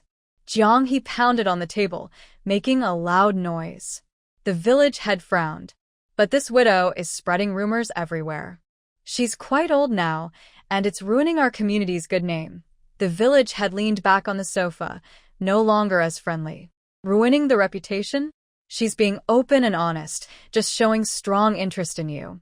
She hasn't done anything inappropriate. It's not like the old days anymore. Jiang He choked and couldn't argue back. He was so angry, he almost felt like vomiting blood, worried that his innocence might be lost. That old widow seemed to have gone crazy. She wanted to get rid of him. In the yard, Yi Lanqing went back up the mountain to gather more firewood. The weather had been cold these days, and she couldn't sit still. Recently, she cleared a piece of wasteland, removing weeds and turning the soil. Everyone looked down on this piece of abandoned land. It used to be a forest, with many roots buried underground. Even if she managed to clear it, it probably wouldn't grow much food. It was hard work and not very rewarding, so not many people wanted it. Over time, The land was left unused. But Yi Lanqing carefully pulled out all the roots and dug out some stones that were a bit deeper. The land started to look better. Before it got too cold, she planted some vegetable seeds, which sprouted quickly. If she planted proper crops, they might grow quite a bit. The best part was, the land was close to a water source, making watering easy. Living next door, Guohui saw Yi Lanqing pick up a bunch of firewood again and sneered sarcastically. I think you're really confused. You're almost dead, but you still go out to pick up these broken scraps. Aren't you afraid you'll die on the way and no one will know? Guohui kicked the neatly stacked firewood and spat disdainfully. She and Yi Lanqing are sisters-in-law. When they were young, Yi Lanqing was beautiful and always looked better than her. Her son joined the army, and she always looked down on her son. But so what? In the end, her unlucky husband didn't even leave a body, and her son became A. I tell you, your life is really unlucky. You haven't had any good luck, and your son is proud and stubborn. He married a city girl. He's not suited for farm work. Soon you'll just have to serve them. I think your son just wants to impress the city girl, so he can live a better life. He'll leave you, a troublesome mother-in-law, in the countryside to fend for yourself. She spoke happily, and Yi Lanqing, hearing this, looked a little sad. Even her back seemed distressed. Guohui felt proud. She leaned against the wall, the sun shining on her half-body from the east. But at least I should call you sister-in-law. That piece of useless land you have isn't worth much. If you give it to me, my son can take care of you in the future. Guohui was happily thinking. She originally didn't care much for that piece of land. But unexpectedly, Yi Lanqing managed to make it productive little by little. Such a big piece of land. If she planted grains on it and owned the harvest, her family could have enough food for 2 more months. Yi Lanqing calmly looked up, as if she was examining her. She looked at her for a long time, then pointed at herself with one finger. Are you talking to me just now? Guohui was so angry she threw the pumpkin seeds in her hand. Hey, I say, you old fool. Are you pretending not to understand? Yi Lanqing took 2 steps back. Do we know each other? Why are you so fierce? Guohui's chest heaved violently, and all her previous words seemed like talking to a wall. Yi Lanqing ignored her and continued picking wild grass. This is a good thing. I haven't seen this kind of porcelain in many years. I'll take it home and mix it into a dish, she muttered to herself, and Guohui sneered coldly. Crazy person, having a mother like you is really bad luck for 8 generations. Guohui was so absorbed in scolding that she didn't notice she had stepped in cow dung. Her foot slipped, and she fell backward uncontrollably. Oh no! Who owns that cow? Did it just hear? Do you want to see me fall to death? She supported her waist with one hand and slowly stood up against the wall. Yi Lanqing's eyes lit up at the cow dung. This is good stuff. It burns longer than firewood and keeps the house warm so the kids won't be cold. She picked up the cow dung, but Guohui quickly snatched it from her hand, suddenly interested. This is what I saw first. Didn't you see I just fell? Yi Lanqing refused to let go. This is mine. I just picked it up. Guohui pushed her with one hand. What do you mean yours? Even cow dung, you're fighting over it? Yi Lanqing, are you really crazy? Do you want to eat it? Do you? Yi Lanqing was pushed to the ground and just happened to be seen by Sister Wang, who was leaving the house. She leaned her against the wall and grabbed Guohui's hair. Guohui, you shameless person. I've disliked you for a long time. Now you dare to hit someone? Do you think no one saw you and you can do whatever you want? Guohui was showing off when suddenly her scalp tightened. She stepped back 2 steps, saw it was Sister Wang and cursed. Big mouth Wang, let go of me. This is just between sisters-in-law. Why do you care? Sister Wang had just used some force. Meanwhile, Xia Yank was at the health clinic getting acupuncture, and Ji Qingzhou came back with food and saw them fighting. Next to them, Yi Lanqing was sitting on the ground, covered in dust. Sister Wang, what happened? Sister Wang was straightforward. Qingzhou, you're just in time. This old hag is bullying your mother-in-law, and pushed her down. I just saw it. Guohui saw only Ji Qingzhou coming over, with a look of disdain. A girl from the city, so delicate like a little chick. What big trouble could she cause? Ji Qingzhou placed her lunchbox on the bench, squinted her eyes, and stretched her wrists. Since you admit it, that's good. She took a broom from behind the door and swept all the cow dung into a pile. Sister Wang cooperated by letting her do so. Just as she broke free from Sister Wang's hold, Ji Qingzhou pressed her head down and pushed it directly into the dung pile. Since you like cow dung so much, today I'll let you have your fill. Ji Qingzhou looked gentle and weak, but her grip was firm. No matter how Guo Hui struggled, she couldn't break free. Finally, when she was about to run out of breath and coughed violently, with the smell of dirt in her mouth and nose, Ji Qingzhou released her. Tears welled up in Guo Hui's eyes. She's a crazy person, and she's about to die from her illness. She deserves it. You'll get your karma sooner or later. Lian Qing, standing nearby, was stunned. Watching Sister Wang and Ji Qingzhou work together, she suddenly spoke. Ji Qingzhou was surprised and looked at Lian Qing with a happy expression. Auntie, do you know who I am now? Lian Qing suddenly slumped, her hands trembling, and her eyes gradually cleared. Sister Wang poured out all the unfair treatment she and Yi Lanqing had suffered over the years like pouring beans from a pod. Guo Hui, don't think I don't know. Over the years, your mother-in-law has been biased at home.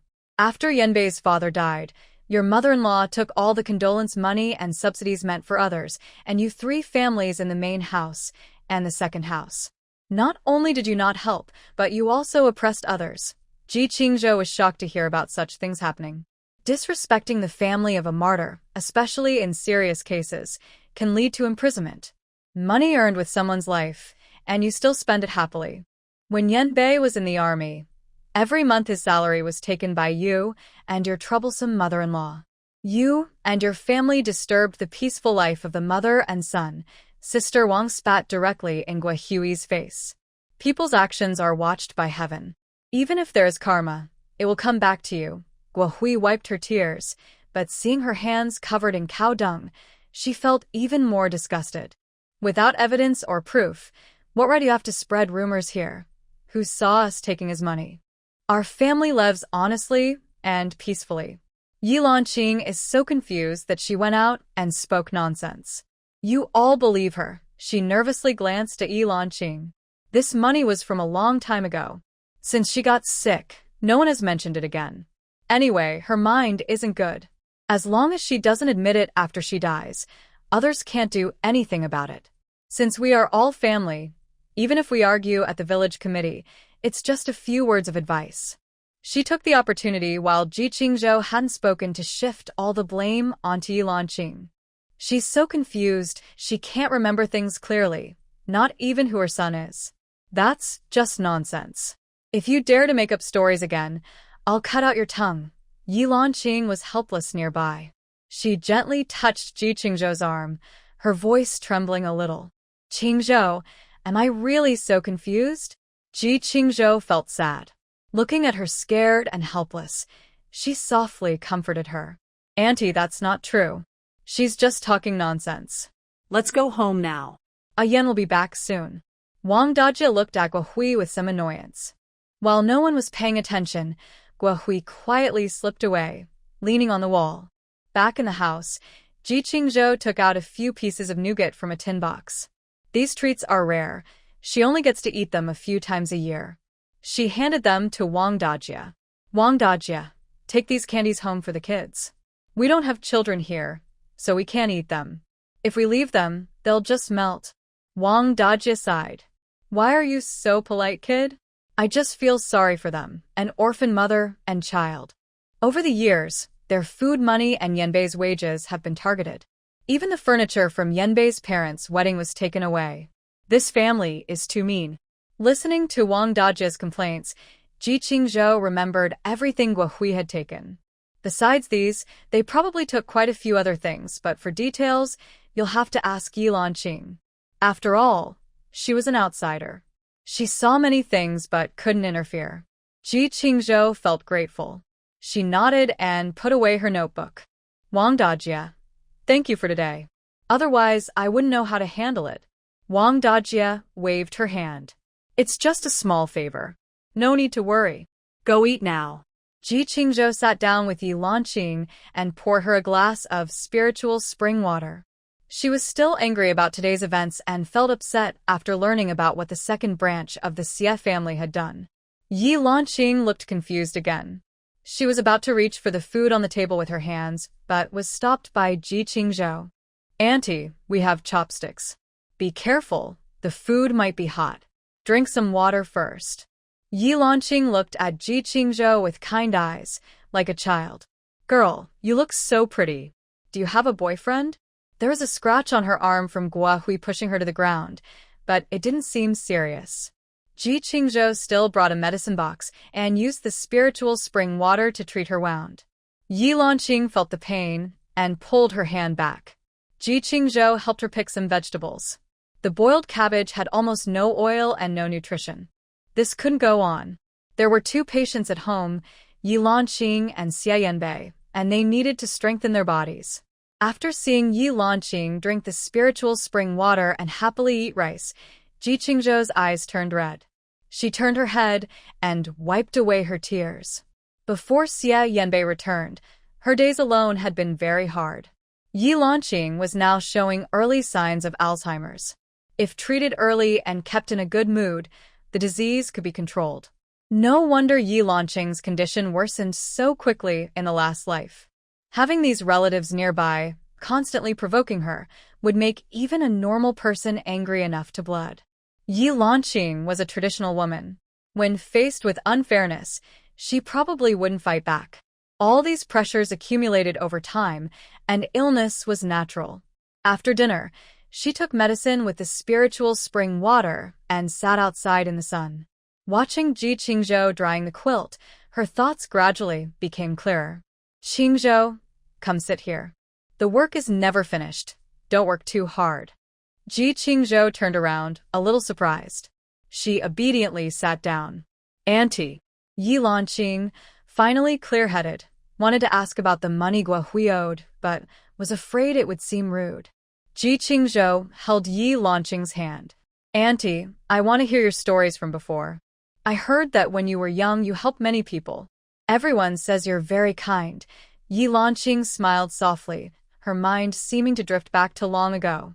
She didn't mind sharing, but she only waved her hand dismissively. "Helping neighbors is just a small thing. I didn't do much." Ji Qingzhou looked at her. She was young, but had lost her husband. Her only son's future was uncertain. The mother and son seemed to be struggling to survive. "What about Guohui?" "Sister Wang said she took a lot of your money, and even Ian's grandmother favors their family." Not long after Xie Yanbei's father received his pension, their neighbor's house was renovated. Yi Lanqing remained kind and understanding, her hands rough with calluses. These years, she had been through a lot alone. After falling ill, she became so forgetful she couldn't tell if something was dangerous or not. Everyone has their own desires. It's not worth causing trouble for Yabe over small things after so much time. She knew well how the elders of the Xie family might speak of her behind her back, seeing her as an easy target. But with no pillar at home, and with Xie Yabe's difficult situation, her life was already hard. She couldn't give Yabe much, and she didn't want him to worry. Small matters weren't worth making enemies over. "But, Auntie, some people aren't as fierce as they seem. They're just afraid of the strong and prefer to bully the weak. People need to be a little selfish, love themselves more. Otherwise, everyone will think they can walk all over us." Yi Lanqing was known for her kind nature. Over time, people assumed she was someone easy to bully. "Uncle passed away early. We shouldn't provoke others, but we also can't let them bully us. A constant retreat only makes people think we're weak." Her gaze at Ji Qingzhou softened with kindness. She understood that children now had their own ideas. She couldn't keep dragging Yabe into trouble. Maybe she was wrong before. Her old-fashioned views were no longer suitable. "Auntie, we all need to learn to protect ourselves. Whether Yayan and I are with you or not, you must be strong." Yi Lanqing gently patted Ji Qingzhou's back, and the two looked like mother and daughter. Their silhouettes were stretched long by the sunlight, and Yi Lanqing's voice carried a gentle storytelling tone. "You're right, Qingzhou. Yanbai has always been a strong child, but he's often a bit awkward. Still, I can see his true feelings. He genuinely likes you. Ji Qingzhou held a notebook that was somewhat messy, drawing 2 circles. She originally wanted to settle accounts with the person across, but Yi Lanqing suddenly started talking about her and Xie Yanbai. She blushed instead of being quick-witted like before. Auntie, I understand everything you're saying. Yi Lanqing sighed helplessly and looked into the distance. It seemed the sun was about to set, and in winter, the days were especially short. Don't be like me, living a life full of regrets and no achievements. Yanbai is a good boy. He supported this family alone for many years. You have no idea how hard that is. Ji Qingzhou's eyes turned red. Auntie, don't say that. No parent in the world doesn't love their children. I know you have your reasons. Yanbai will understand. Our days will only get better from now on. Yi Lanqing's voice was very gentle. She held Ji Qingzhou's hand tightly, and in silence, they seemed to grow closer.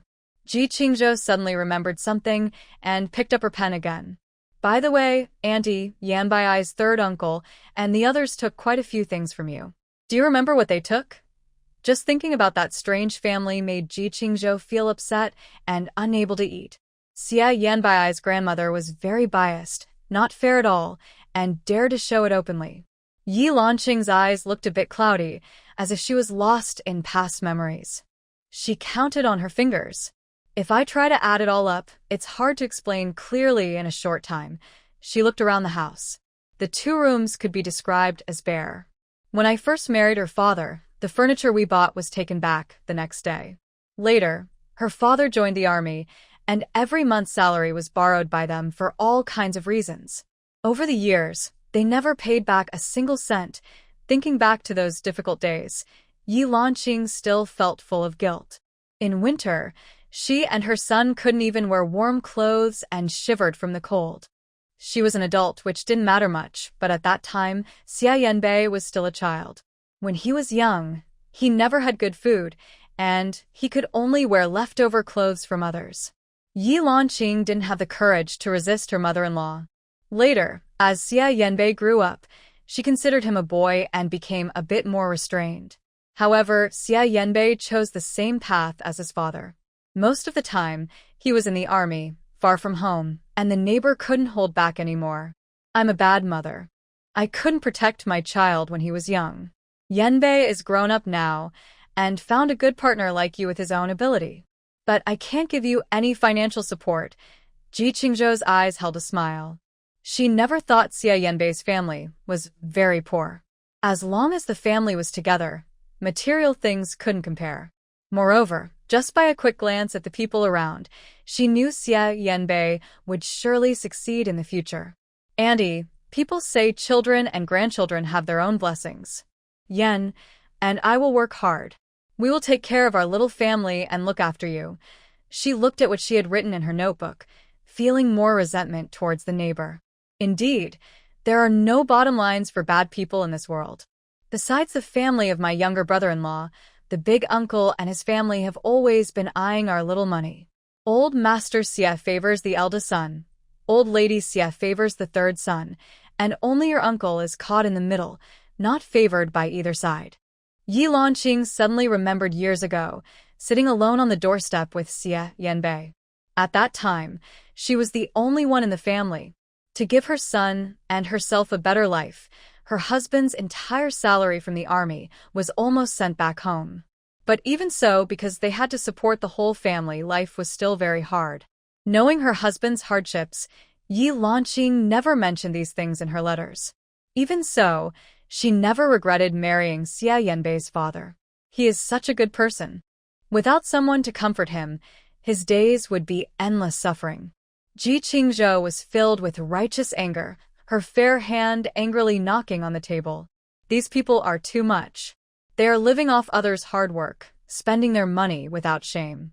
As for Uncle's parents, they are truly rare oddities in the world. The eldest and youngest sons are biological, but the second son is adopted? Yi Lanqing was startled by Ji Qingzhou's sudden raised voice. Seeing her angry face, which had only recently gained some flesh, Her face also looked rounder and more lively. She smiled happily, thinking that young girls are always adorable, even when angry, soft, and cute. We must find a way to get these things back. Yi Lanqing's mood was strangely lifted by Ji Qingzhou. She slightly smiled, as if all the hardships she endured over the years were wiped away. You're right. We must get our things back, no matter what. Ji Qingzhou initially thought Yi Lanqing would try to persuade her, but she was surprised that she agreed with her view, which boosted her confidence. Auntie, don't you think my idea is too radical? Ji Qingzhou's freshly aired quilt fluttered in the breeze, carrying the scent of sunlight. The sun slowly moved westward, and Yi Lanqing's smile grew even warmer. She gently pinched Ji Qingzhou's face, as if comforting a child. Qingzhou, I know you're a strong-willed girl, and I know what you say is right. Yanbei is lucky to have someone as good as you.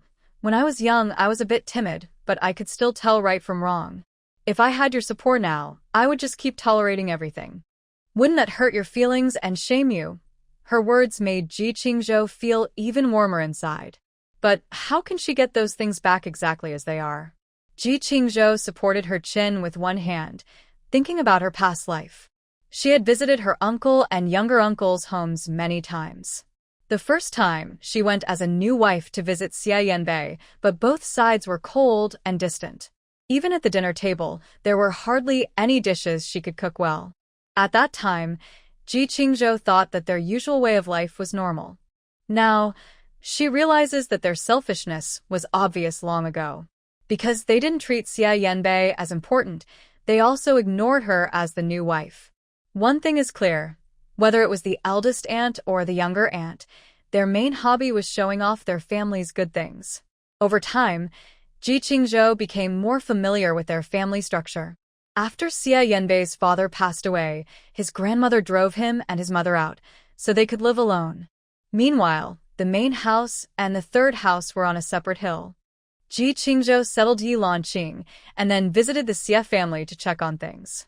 When the time was almost right, she went to the health clinic to find Xia Yanbei.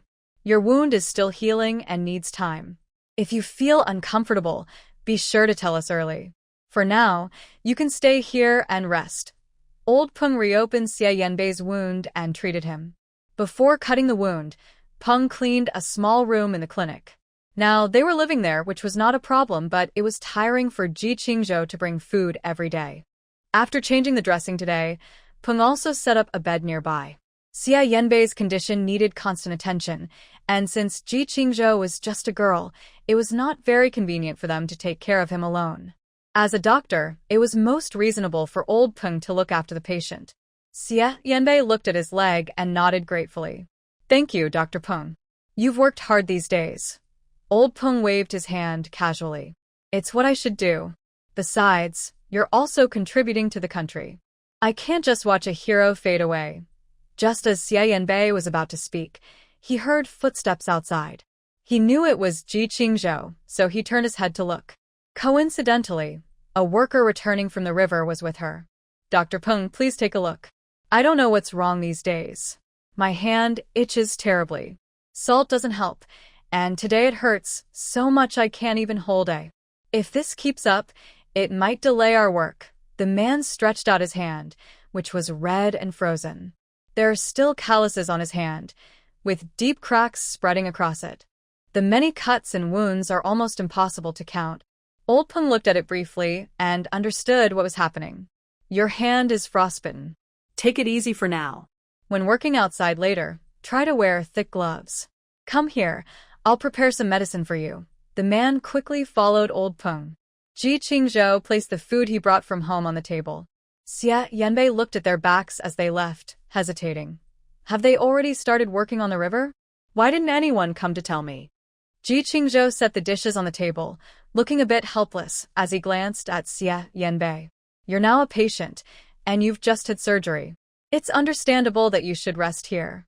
The river is just frozen, and it's very cold outside. Everyone is worried about your health, so no one came to tell you.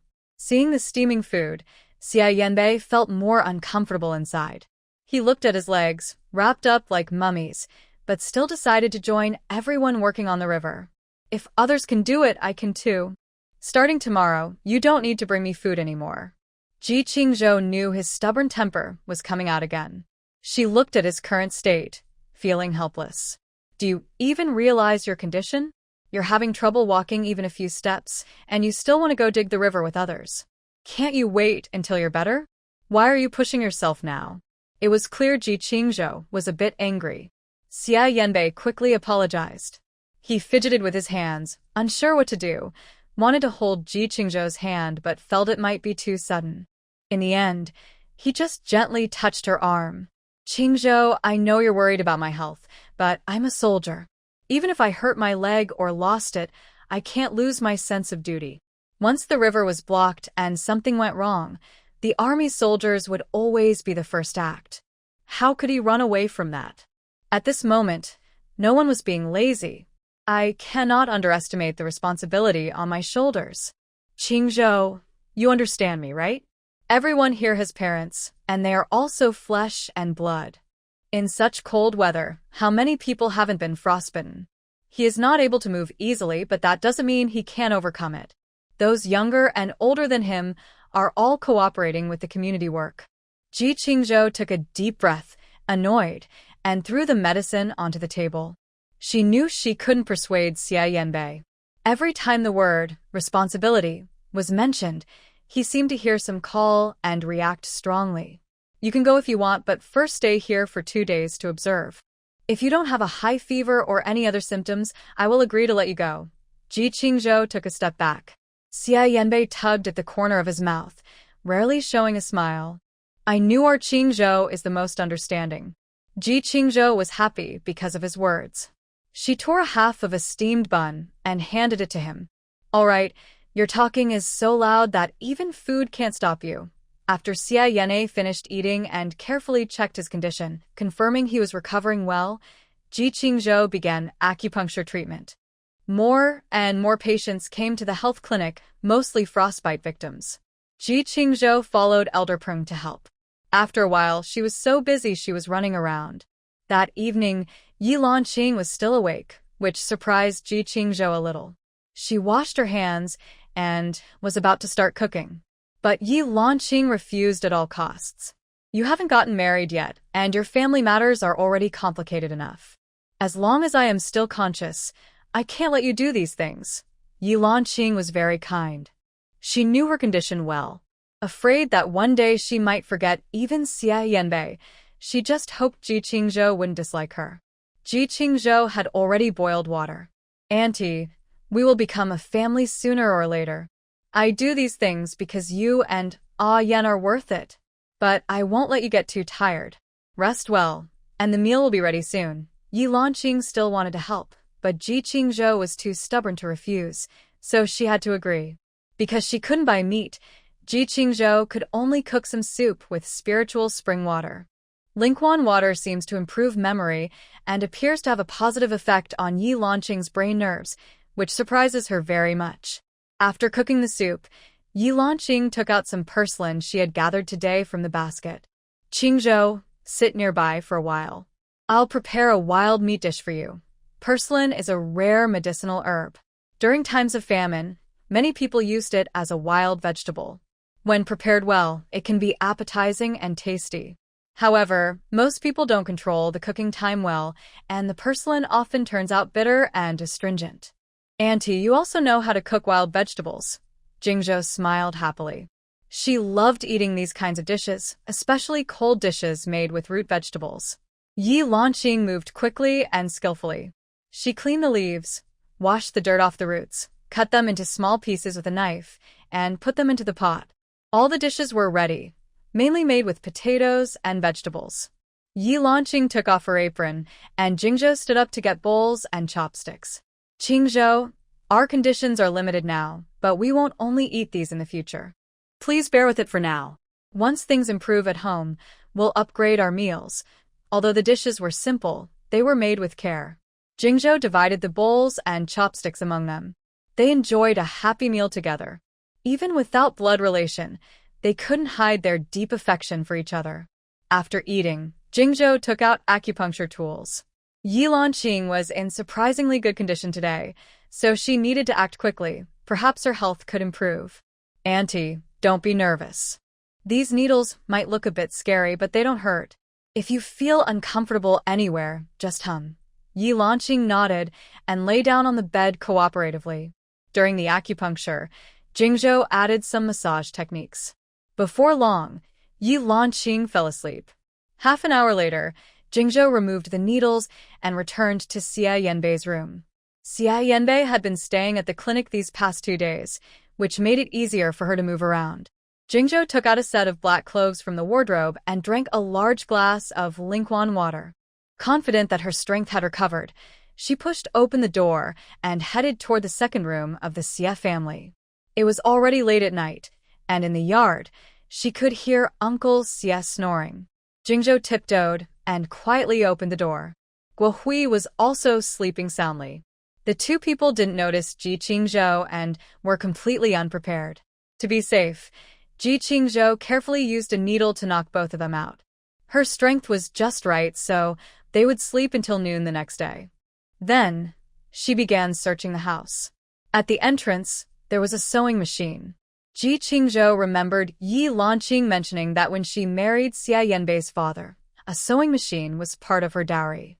Unsurprisingly, this was the one taken from Yi Lanqing. Ji Qingzhou quickly stored the sewing machine in her space. In the living room, there was a newly made sofa, which Uncle Xie had just painted this afternoon. Ji Qingzhou didn't miss that either. She also found ration tickets in the desk cabinet, a promissory note in a book, and cash inside a tin box. Ji Qingzhou collected everything into her space. Only after she was sure there was nothing valuable left in this house did she frown and move to the main house. Old Master Xie was naturally suspicious. When he heard a noise outside, he lifted the quilt to get up. "Who's out there?" Ji Qingzhou quickly lowered her head, and the shiny silver needle in her hand stabbed into his neck. Old Master Xie didn't even have time to speak before he collapsed straight down. The sleeping Aunt Xie was also not spared. Once she confirmed they couldn't hear anything, Ji Qingzhou started moving. There wasn't much valuable in the main house, but she found quite a bit of money scattered around. Outside in the yard, there was a broken 8-drawer cabinet, which was part of Yi Lanqing's dowry that had been stolen long ago. Over time, it had become damaged, but Ji Qingzhou didn't leave it behind. Even if it was broken, it belonged to the Yanbei family. After searching the house thoroughly, Ji Qingzhou thought she should at least get some interest back. She leaned against the edge of the Kong, a traditional bed, when suddenly she noticed a corner of something sticking out from under old Master Xie's pillow. Ji Qingzhou pushed his head aside and lifted the pillow. Underneath, there was a neat stack of gray banknotes. Ji Qingzhou's eyes widened in shock as she quickly counted. There were exactly 20 bills in this stack. After storing them in her space, Ji Qingzhou felt around again. The wooden board under the Kong was loose. She sensed something was wrong, kicked open the wooden board, and I originally thought it was just an ordinary ash pit. But I didn't expect it to be very clean inside and surprisingly deep below. Ji Qingzhou continued to lift a wooden board, revealing a whole box of small goldfish underneath. She was so surprised her jaw almost dropped. Ji Qingzhou glanced at Elder Xie, who was sleeping soundly. This was real gold. These small goldfish looked suspicious. How could an ordinary farmer have so much gold? The origin of this gold must be unusual. Ji Qingzhou temporarily stored everything in her space. Seeing the damaged furniture taken from the big house, she smirked. She restored everything to its original state and, under the cover of night, quietly left again. On her way back, she couldn't help but glance at the small goldfish, feeling more and more curious. These don't look like typical bank investment products. They seem more like antiques. With this thought, Ji Qingzhou became more suspicious. She shook her head and kept the items sealed in her space. First, I should go back and discuss the small yellow fish with Ayan. Ji Qingzhou carefully counted all the money and notes she had gained, then stored them securely in her space. This was a significant amount of money. It originally belonged to Xia Yanbei and Yi Lanqing and should have been used for them. Thinking of how furious they would be upon waking up, Ji Qingzhou couldn't help but smile. She also decided to plant all the seeds she brought back today in her space's fields, watering them with spiritual spring water. This water was very magical. People who drank it could strengthen their bodies, and the crops might even yield more. When sold, it would bring in a lot of money. Ji Qingzhou increasingly felt that her space was a treasure. Not only did it hold endless surprises, but she could carry it everywhere without worrying about others' interest. To maximize her benefits, she needed to explore all its functions as soon as possible. Since Ji Qingzhou had been thinking about raising chickens, she decided to try it out by bringing a hen from the yard. Unexpectedly, her plan actually worked. Ji Qingzhou closed her eyes, focused her mind, and the hen that had been clucking in her arms suddenly disappeared into her space. The space was filled with lush mountains and clear waters, creating a very beautiful environment. The mother hen proudly strutted around, seemingly very happy with the environment. After drinking from the spiritual spring, she laid an egg right in front of Ji Qingzhou. The egg was large and clean, twice as big as usual. Ji Qingzhou suddenly felt very motivated. With such high efficiency in raising chickens, she wouldn't have to worry about eggs in the future. But just having chickens wasn't enough. She also needed ducks and geese. She decided to go to the market tomorrow to buy some livestock to add variety to her space. She also planned to go to the mountain to find rare herbs. If she remembered correctly, the area around Baiyun village was rich in medicinal plants. Maybe she could gather enough herbs to grow and protect them in her space. In no time, Ji Qingzhou had made a detailed plan for her day. While thinking, she decided that her first priority after earning money was to improve her family's diet. Eating well would boost their immune systems and help strengthen her mother-in-law and Xia Yanbei. After finishing everything, Ji Qingzhou was exhausted. As soon as her head touched the pillow, she fell asleep immediately. However, tonight, Xia Yanbei was not sleeping beside her. Since she was naturally cold, she curled up into a little ball, looking pitiful. It wasn't until noon that Xia Tianrui, the eldest of the Xia family, opened his eyes. He touched his head. He had slept too deeply last night and now had a headache. He quickly got dressed and got out of bed. Every day, he checked the hidden gold bars underneath. After a while, it had become a routine, almost muscle memory. "How is my little fish today?" He hummed happily as he moved the floor tiles. When he squinted and looked, he was shocked to find that the full box of small yellow fish was completely gone. Xia Tianrui was both anxious and incredulous. Only we two know about the gold. How could it just disappear? Thinking of something, he went to the bed and pulled Sun Yuehong, who was still sleeping, to sit up. "You useless woman, tell the truth. Did you steal the gold and exchange it for money to go play mahjong or send it to your family?" Sun Yuehong winced in pain and glared at him angrily. "Are you asleep and foolish? Why are you hiding the gold underneath like that?" Before she finished speaking, she fell silent. Sun Yuehong didn't even bother to put on her clothes. She suddenly shouted and rushed to the empty box. She was so angry that her hands were trembling. "Where is my gold? My whole box of little yellow fish. Who the heck stole it all from me?" How should I know?" Xia Tianrui cursed angrily, then thought that Sun Yuehong didn't seem to be pretending. The gold probably wasn't hers to take. They both guarded the empty box, feeling more and more hopeless. They couldn't believe that after all this time, the gold they kept was just gone without a trace. They were both too scared to exchange it for money. What is going on? Maybe it accidentally fell somewhere. "Old Xia, let's look inside the house." But not just their room. Xia Tianrui and Sun Yuehong searched the entire yard, turning everything upside down, but found no sign of the gold. Sun Yuehong was completely out of ideas. "Old Xia, what should we do now? Should we tell Old San's family and ask them to help find it?" "You're so stupid." Xia Tianrui glared at her angrily. "If Old San finds out about the gold, he might want to split it with us. I warn you, this has to stay a secret. Only heaven, earth, you and I know. If it gets out, we could be in serious trouble." Just then, Old San, Xia Peng, and Guohui came out. As soon as they left the yard, they saw Xia Tianrui and Sun Yuehong turning their house upside down, looking puzzled. Big brother, what are you and big sister-in-law doing in the middle of the day? Cleaning?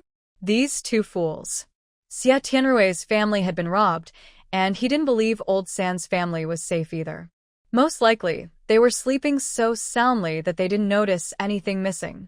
Xia Tianrui and his wife felt frustrated but couldn't say anything. They didn't dare tell the elders about the gold.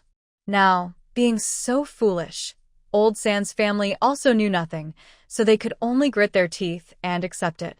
Meanwhile, Shen Yunqing and her team, who had been busy researching in the mountains, finally returned to the temporary dormitory built for researchers in the village. Jiang He had been looking forward to this for a long time and was already waiting at the fork in the road.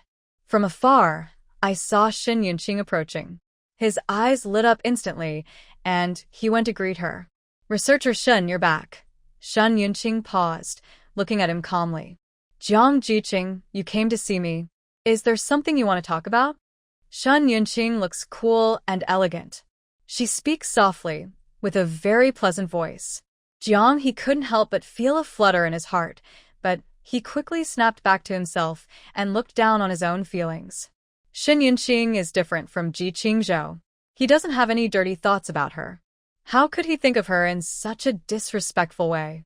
Actually, it's nothing much. Jiang He hesitated and said, "I just wanted to come and talk to you." As the original story's male lead, he naturally has a good appearance. He looks gentle and refined, standing out even among other young intellectuals. It's clear he's a scholar. Shen Yunqing has a good impression of people who love reading and doesn't dislike Jiang He. Most men in the research institute are focused on their work and don't care much about their appearance. Seeing colleagues act carefree, Jiang He's neat and tidy look feels quite fresh. Thinking she might have free time later, Shen Yunqing stopped walking, holding her folder, and tilted her head to look at Jiang He. "What do you want to talk to me about?" Her openness made Jiang He feel shy. He fidgeted for a long time before taking out the last jade pendant from his pocket and handed it to Shen Yunqing with deep affection. "This jade pendant was a family heirloom given to me by my grandparents. They told me to pass it on to the granddaughter-in-law of the Jiang family, so it can be passed down. Researcher Shen, I've always had good feelings for you. I don't know if you're willing to accept this jade pendant. Or..." My feelings, the jade pendant slipped from Jiang He's fingers. It looked very ordinary, made of simple jade, but it reflected a strange glow. Shen Yunqing's heart skipped a beat. She instinctively looked up at Jiang He. He seemed to have been waiting here for a long time. His nose and ears were red from the cold, and he kept rubbing his hands and blowing warm air. The mist from his breath kept rising, making his bright eyes stand out even more. His eager gaze reminded Shen Yunqing of a big dog she had seen before, begging for a bone. She was clearly someone passionate about research and believed her feelings for Jiang He weren't very deep. However, at this moment, she couldn't help but soften her heart. "Let me see." Shen Yunqing raised her hand, wanting to take the jade pendant and hold it carefully. Unexpectedly, she agreed so easily, and Jiang He also let out a sigh of relief, secretly feeling happy. Just as their fingertips were about to touch, Ji Qingzhou suddenly appeared out of nowhere. "Wow, such a special jade pendant. Researcher Shen, could this be a gift from Jiang He to you?" Shen Yunqing looked at her with some confusion, thought for a moment and nodded. Yes, it was a gift from Jiang He. Hearing this, Ji Qingzhou covered her mouth in surprise and said, "I just saw one exactly the same from Aunt Wu, the widow from the village. I didn't expect Jiang He to have such a strange hobby, giving away jade pendants to everyone." Ji Qingzhou crossed her arms, tiptoed to look, then shook her head with a disdainful look, as if she had seen something dirty. "Even if you're going to give a gift, it should be something that shows your sincerity. Giving this to every girl is too fake." Jiang He never expected Ji Qingzhou to ruin his plan, especially at such a critical moment. He had clearly seen Shen Yunqing's attitude soften, and the plan was about to succeed, but Ji Qingzhou suddenly spoiled everything. Jiang He's face darkened with anger, glaring at Ji Qingzhou. "Ji Ziqing, what?" Ji Qingzhou suddenly turned cold and glared back. "Did I say something wrong?" The jade pendant in Aunt Wu Chunlan's hand isn't yours? She's now loudly claiming it's a token of your love. Jiang He thought of Aunt Wu and felt furious.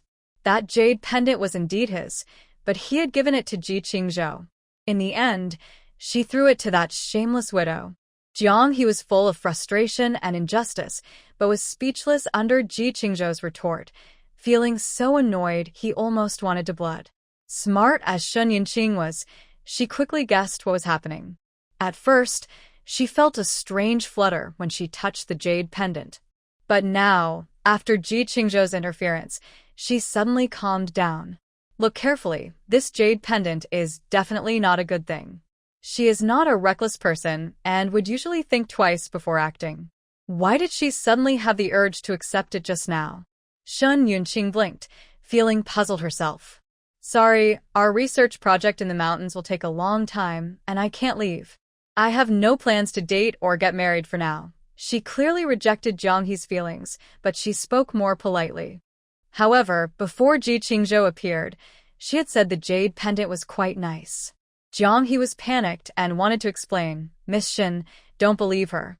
I don't know that widow Wu at all, and I didn't give her that jade pendant. Shen Yunqing frowned and thought for a moment, then honestly pointed at Ji Qingzhou. I think she sounds more trustworthy. Unexpectedly, this original heroine was quite interesting in her words. Ji Qingzhou listened and chuckled, feeling more fond of Shen Yunqing, and also becoming more determined.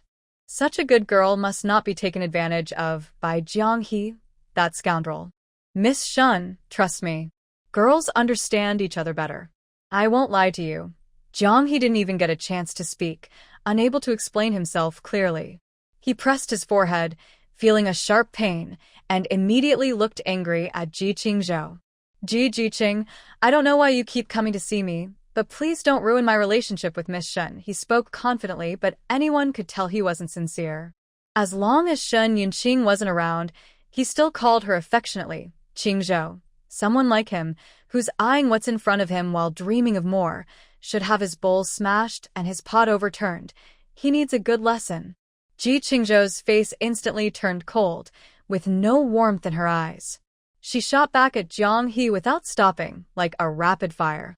Have you forgotten how close you were with Widow Wu? You, who dream of having it all, can't even look in the mirror or control your own actions. Look at yourself, Miss Shen, a beautiful researcher, standing beside you, is like a flower stuck in cow dung. If society had not changed, scoundrels like you would be thrown into a pig cage. Researcher Shen, you're still young. Be careful not to be fooled by such people. While Ji Qingzhou was speaking, Shen Yunqing stood nearby, watching her with a strange look. She didn't expect Ji Qingzhou to be so good at arguing, and she didn't expect that when Ji Qingzhou said such things, she didn't seem rude at all, but rather honest and cute. Shen Yunqing thought this and couldn't help but smile. Since she couldn't argue with Ji Qingzhou, Jiang He turned his head to try to explain to Shen Yunqing. But he saw her smiling at Ji Qingzhou. Jiang He, she hasn't smiled at me at all. What's going on? Jiang He took a deep breath, wanting to turn the situation around. But before he could speak, he saw at the end of the small path a figure with arms akimbo, twisting and turning. Strange, I think I heard Here's voice coming from this way. Why can't I see anyone? Jiang He immediately shut his mouth, looking terrified, as if he had seen a ghost in broad daylight. She's here again. Shen Yunqing looked confused and asked, Who's here? Ji Qingzhou, happily gloating, said, Who else? It's the Aunt Wu I just mentioned. Hearing the noise, she turned her head quickly. She was smiling happily, clearly dressed up carefully today. Her face was covered with a layer of flour, and her smile was dusting off crumbs. Wrinkles crisscrossed her face, making her look very striking, especially with her bright red lipstick. Most eye-catching was her big yellow teeth, which made her smile look stunningly beautiful. Jiang He visibly panicked, turning and running like a mouse seeing a cat. As he ran, he turned back and shouted loudly to explain. Miss Shen, believe me, I really don't know this crazy woman. That jade pendant has nothing to do with her. I gave it to Ji Qingzhou, and she threw it to the crazy woman, the love-blinded widow who naturally refused to admit it. After hearing this, she became even more stubborn. "Darling, if you talk like that, I'll be sad. That jade pendant was clearly a gift from you. You even said you wanted to marry me." After saying this, she pouted her lips, grabbed her skirt, and with big steps, huffing and puffing, chased after him. "Here, think about me. Marry me and you'll avoid many detours. Sister knows everything. From now on, you don't need to pretend to be strong. Your strength is here, ha. Don't run away." Ji Qingzhou almost burst out laughing because of Widow Wu. Seeing the whole scene, Shen Yunqing finally understood Jiang He's true nature. Her face darkened, feeling deeply disgusted. Fortunately, she listened to Ji Qingzhou and wasn't fooled by this terrible man Jiang He. She wants to find a partner, but she would never choose from trash. Seeing Shen Yunqing's cold gaze, Jiang He, who was desperately trying to escape, felt a chill and almost went crazy with anger. He couldn't understand. Yesterday, he even dreamed of winning Shen Yunqing's heart with a jade pendant, thinking he would marry her soon. And not only Shen Yunqing loved him wholeheartedly, but Ji Qingzhou did too. She cried every day because she loved him but couldn't have him, especially after learning he was with someone else. But in real life, everything was the opposite. Ji Qingzhou could tell from Jiang He's expression that he was up to something again, and she sneered coldly. Men like Jiang He, a worthless guy, are even less worthy than a single finger of Shen Yunqing. He doesn't deserve to have her as the original heroine. And forget about hugging and kissing other women. She's like a mother pig, and even she feels wronged. After watching Jiang He being chased relentlessly by Widow Wu, Ji Qingzhou finally felt satisfied and turned to look at Shen Yunqing, wanting to chat with her more. When she looked back, she realized Shen Yunqing had been watching her all along.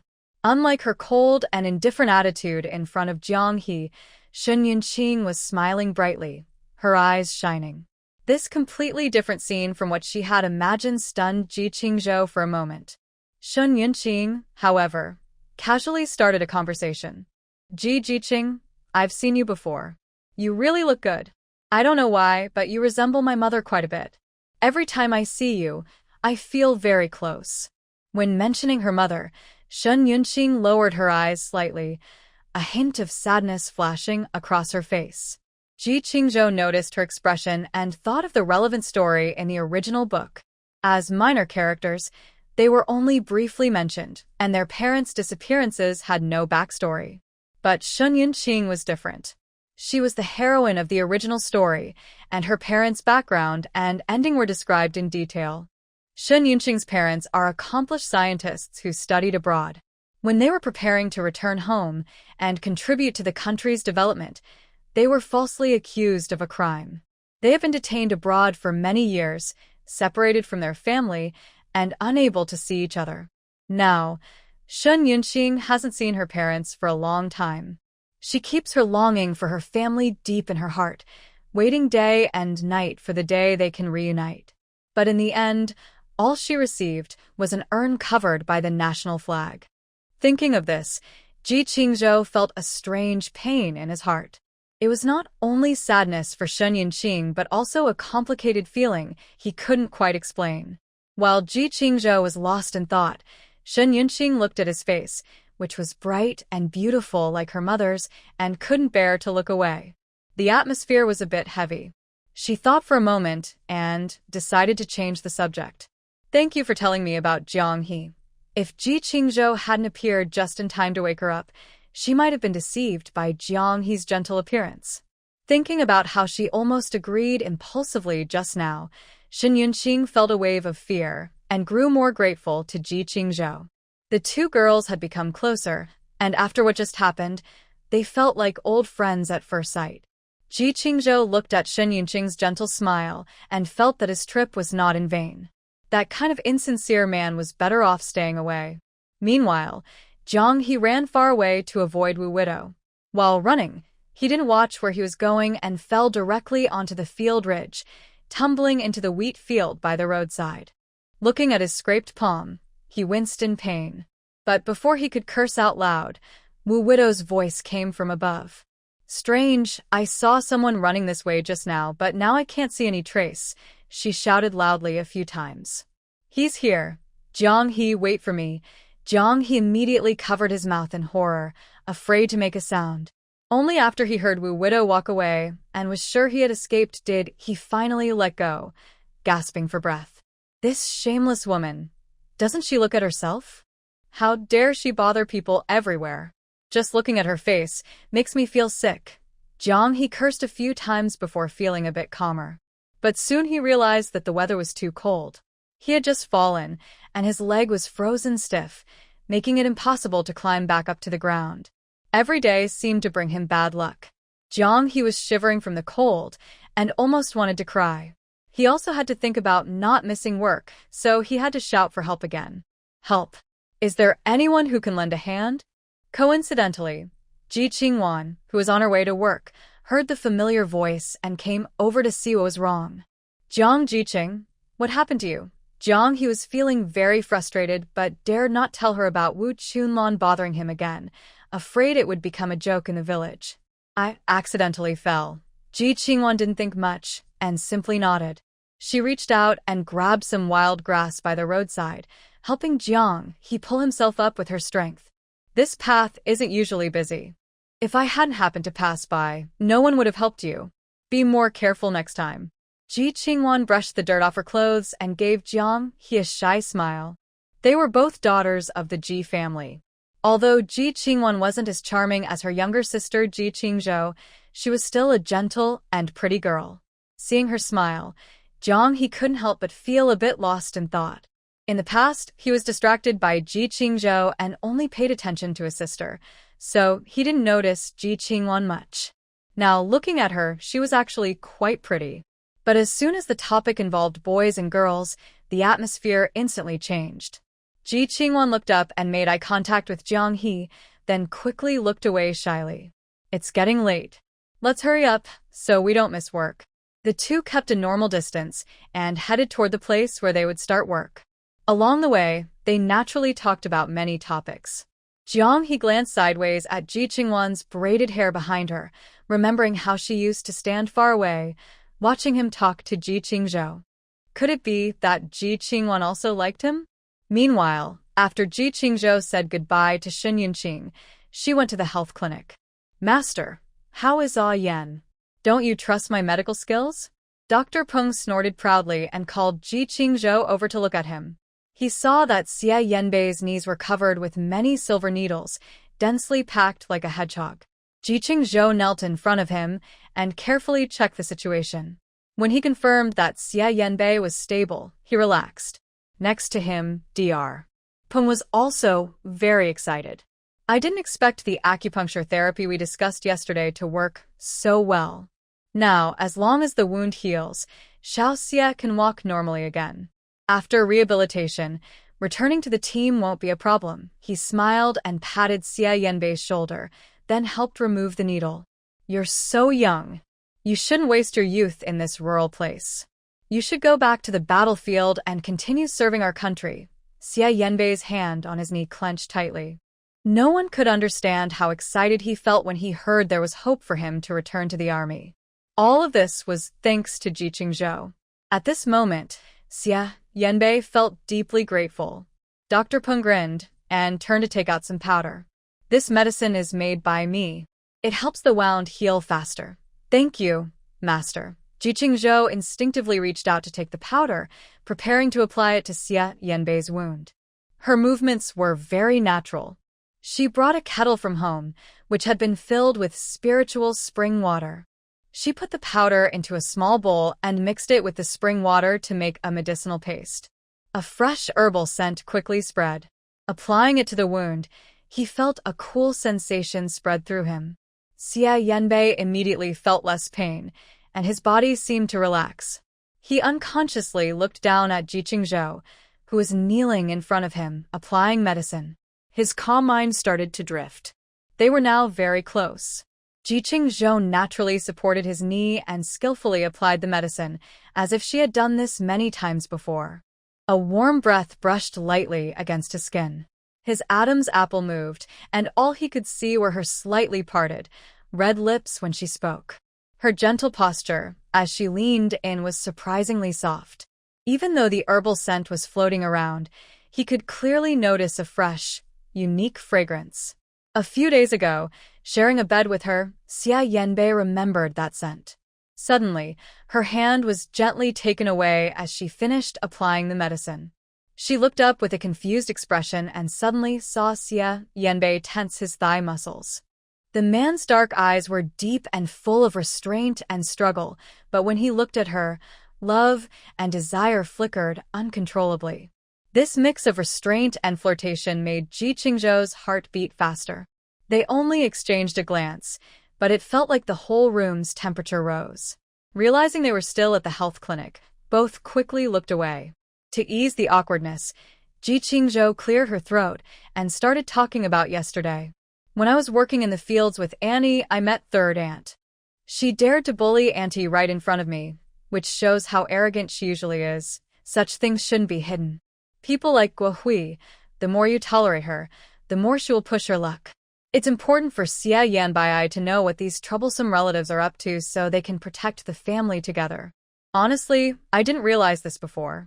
Yesterday, after talking with Annie, she told me that since the family split, your grandmother, eldest uncle, and third uncle have been taking advantage of your mother's illness to withhold money, grain coupons, meat coupons, and other things you sent back from the army. Xia Yanbai's face immediately darkened upon hearing this. Money isn't his main concern. He's worried about how much his mother might have suffered without him knowing. Thinking about it, he felt a bit guilty. It's my fault. I was in the army often and never heard my mother mention these things. I had no idea. Seeing his expression, Ji Qingzhou's heart softened instantly. She quickly comforted him softly. This isn't your fault. Those unkind relatives are the problem. Don't worry, I've already dealt with them. Xia Yanbai? He looked down at Ji Qingzhou's delicate arms and legs, which seemed fragile enough to break easily, and found it hard to believe she could fight someone like Guo Hui. Curious, he asked, how did you handle it? For some reason, his expression turned a bit grim. He didn't care about anything else now. He grabbed Ji Qingzhou's hand and examined her from top to bottom. Qingzhou, did they bully you? I'm fine, so don't worry about me. I will definitely not hurt myself. After saying that, she looked serious and added, besides getting back at Auntie and reclaiming the money and tickets she was tricked out of, I also made a surprising discovery at your eldest uncle's house. At this moment, Dr. Prung had already gone out for an appointment, leaving only the two of them in the clinic. After making sure no one was listening, Ji Qingzhou put her hand in her pocket, using her clothes to hide what she was doing. She took out a small yellow fish. This kind of small yellow fish-shaped gold bar is kept in a small box at my eldest uncle's house. The markings on it look quite old. The more I thought about it, the more suspicious I became, so I took all of them back. Xia Yanbei took a look and immediately changed his expression. These small yellow fish must be handed over if found. Thinking that Ji Qingzhou said her family had a whole box of such small yellow fish, Xia Yanbei frowned, a hint of deep thought in his eyes. What you found at your eldest uncle's house might not be everything. Ji Qingzhou agreed with his idea. After discussing, both of them decided to use this as bait to lure out the person behind the scenes. Right now, the biggest suspects are those who had contact with Xia Tianrui. This was a serious matter, and Ji Qingzhou couldn't just ignore it. Moreover, she now had a space-based power-up, which might help her in some way. Xia Yanbei didn't want to stop her, but was very worried about her safety. This is very dangerous. You must not act alone. Afraid that he hadn't explained enough for Ji Qingzhou to understand the seriousness, he carefully recounted everything in detail. Before I was injured, when I was still in the military, I received an anonymous tip about possible enemy activity near Jingxing Commune, but after investigation, there was no follow-up, and the matter was temporarily put aside. Now I suspect that the small yellow fish you found might have come from the hands of enemies. Ji Qingzhou listened very carefully and nodded repeatedly. I understand. Don't worry, for my own safety, I won't act without permission. Xia Yanbei was very pleased with her obedient attitude. His stern expression softened. Just as he picked up the enamel cup on the table to take a sip and relax, he saw Ji Qingzhou move closer and ask him with a smile. Yan, are you asking so many questions because you care about me? Xie Yanbei. He fell silent, gripping his cup tighter. Although he didn't speak, a visible blush appeared on his ears. Ji Qingzhou noticed his reaction and felt a warm feeling inside. After working hard for so long, Xie Yanbei was finally less resistant to her. He even took the initiative to show concern. This was a very good sign. This time, Ji Qingzhou's rebirth made her decide to treat Xie Yanbei well. Maybe soon, they could be like they were in the past, a real couple. Worried that teasing him too much might make him upset, Ji Qingzhou obediently kept a safe distance. The scent on the girl's body gradually faded. Only then did Xie Yanbei slowly loosen his tightly clenched hands, regaining his normal thinking ability. Perhaps wanting to leave the tense atmosphere quickly, he suddenly asked, "How did you find those little yellow fish?" Ji Qingzhou hesitated for a moment. She couldn't tell him directly that she used medicine last night to make the Xie family members dizzy, sneaked into Xie Tianrui's house, and found the hidden items. Although her actions were kind-hearted, meant to help her mother-in-law seek justice, and she didn't take any of their money, she knew it would be hard to explain how she, a weak woman, managed such a difficult task alone if Xie Yanbei found out. So, Ji Qingzhou only vaguely said, "Yesterday, when I went to stand up for my mother, I happened to find this box of little yellow fish they hid. I felt something was off, so I took it and hid it, hoping to show you later." This explanation wasn't perfect, but Xie Yanbei didn't ask further. Whatever she said was what it was. Keep those little yellow fish safe for now. Don't let anyone see them, to avoid any danger. Ji Qingzhou nodded repeatedly. Okay, I'll listen to you. After finishing this serious matter, she remembered her mother-in-law's condition she had observed over the past few days, and briefly told Xie Yanbei about it. Auntie's illness is called Alzheimer's disease in medicine, commonly known as old age dementia. Because I don't understand much about it, people haven't paid much attention. Even when elders in the family sometimes forget things, they usually ignore it. However, old age dementia is not as simple as it seems. Besides memory loss, it can cause speech problems, forgetting friends and family, losing basic knowledge of daily life, and even major personality changes. They need more care and attention. Xie Yang doesn't know much about this. When Ji Qingzhou mentioned it, his face suddenly looked serious. I asked a few times, and my mom always said she was fine. I saw she could take care of herself, so I didn't worry too much. I didn't expect it to be this serious. He clenched his fingers tightly, his eyes looking a bit sad. I was careless. Ji Qingzhou saw how worried he was and quickly comforted him. Her condition isn't too bad yet. I know how to treat it. I already gave her acupuncture once, and it worked pretty well. Don't worry, leave it to me. She also replaced all the drinking water at home with spiritual spring water. With the benefits of the spring, their family's health is getting better. She herself is no longer as weak as before, more energetic now. Xie Yang confirmed that these treatments wouldn't tire her out, and then he nodded in agreement. Ji Qingzhou did all these things for their family, but he didn't know how to thank her. Xie Yang kept her kindness in his heart, thinking that once he was able, he would find a way to repay her. Being good to Ji Qingzhou was not part of that. Even if she didn't help him, he would still be kind to her. In the afternoon, at Xie Yang's insistence, he didn't stay at the clinic, but went home himself, dragging his injured leg. Knowing he was a stubborn person, Ji Qingzhou didn't insist on seeing him off. Instead, she stayed to help Dr. Peng clean up. On the way back to the village, they met many people from nearby villages. Although everyone in the area had heard about Xie Yang injuring his leg in the army, they still couldn't help but look at him more when they saw him. Their gazes added up, which could be quite stressful. Xie Yang usually didn't care about such things. He was like that before, with strong resilience in the army.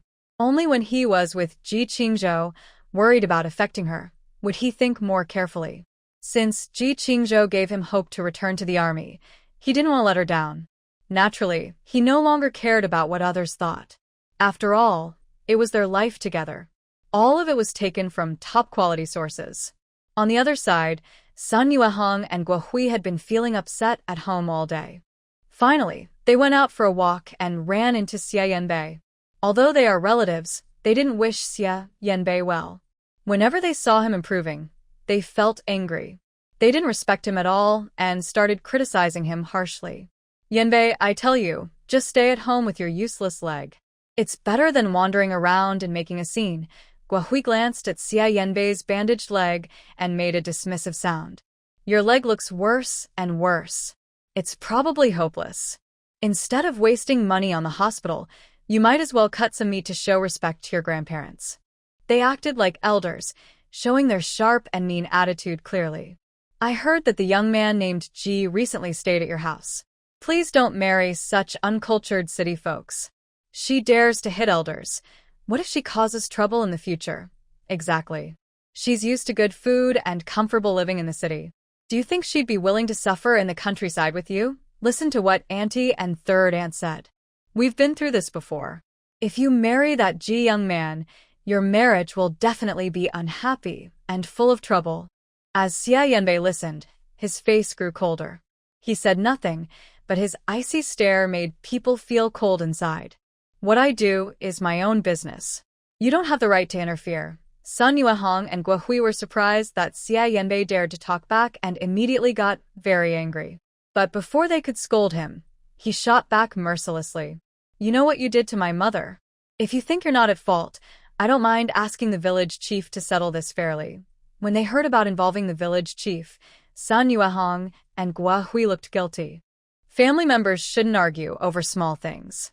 Yanbei, if you bring outsiders to deal with us, won't that cause trouble and shame our family? Xia Yanbei was least afraid of being labeled.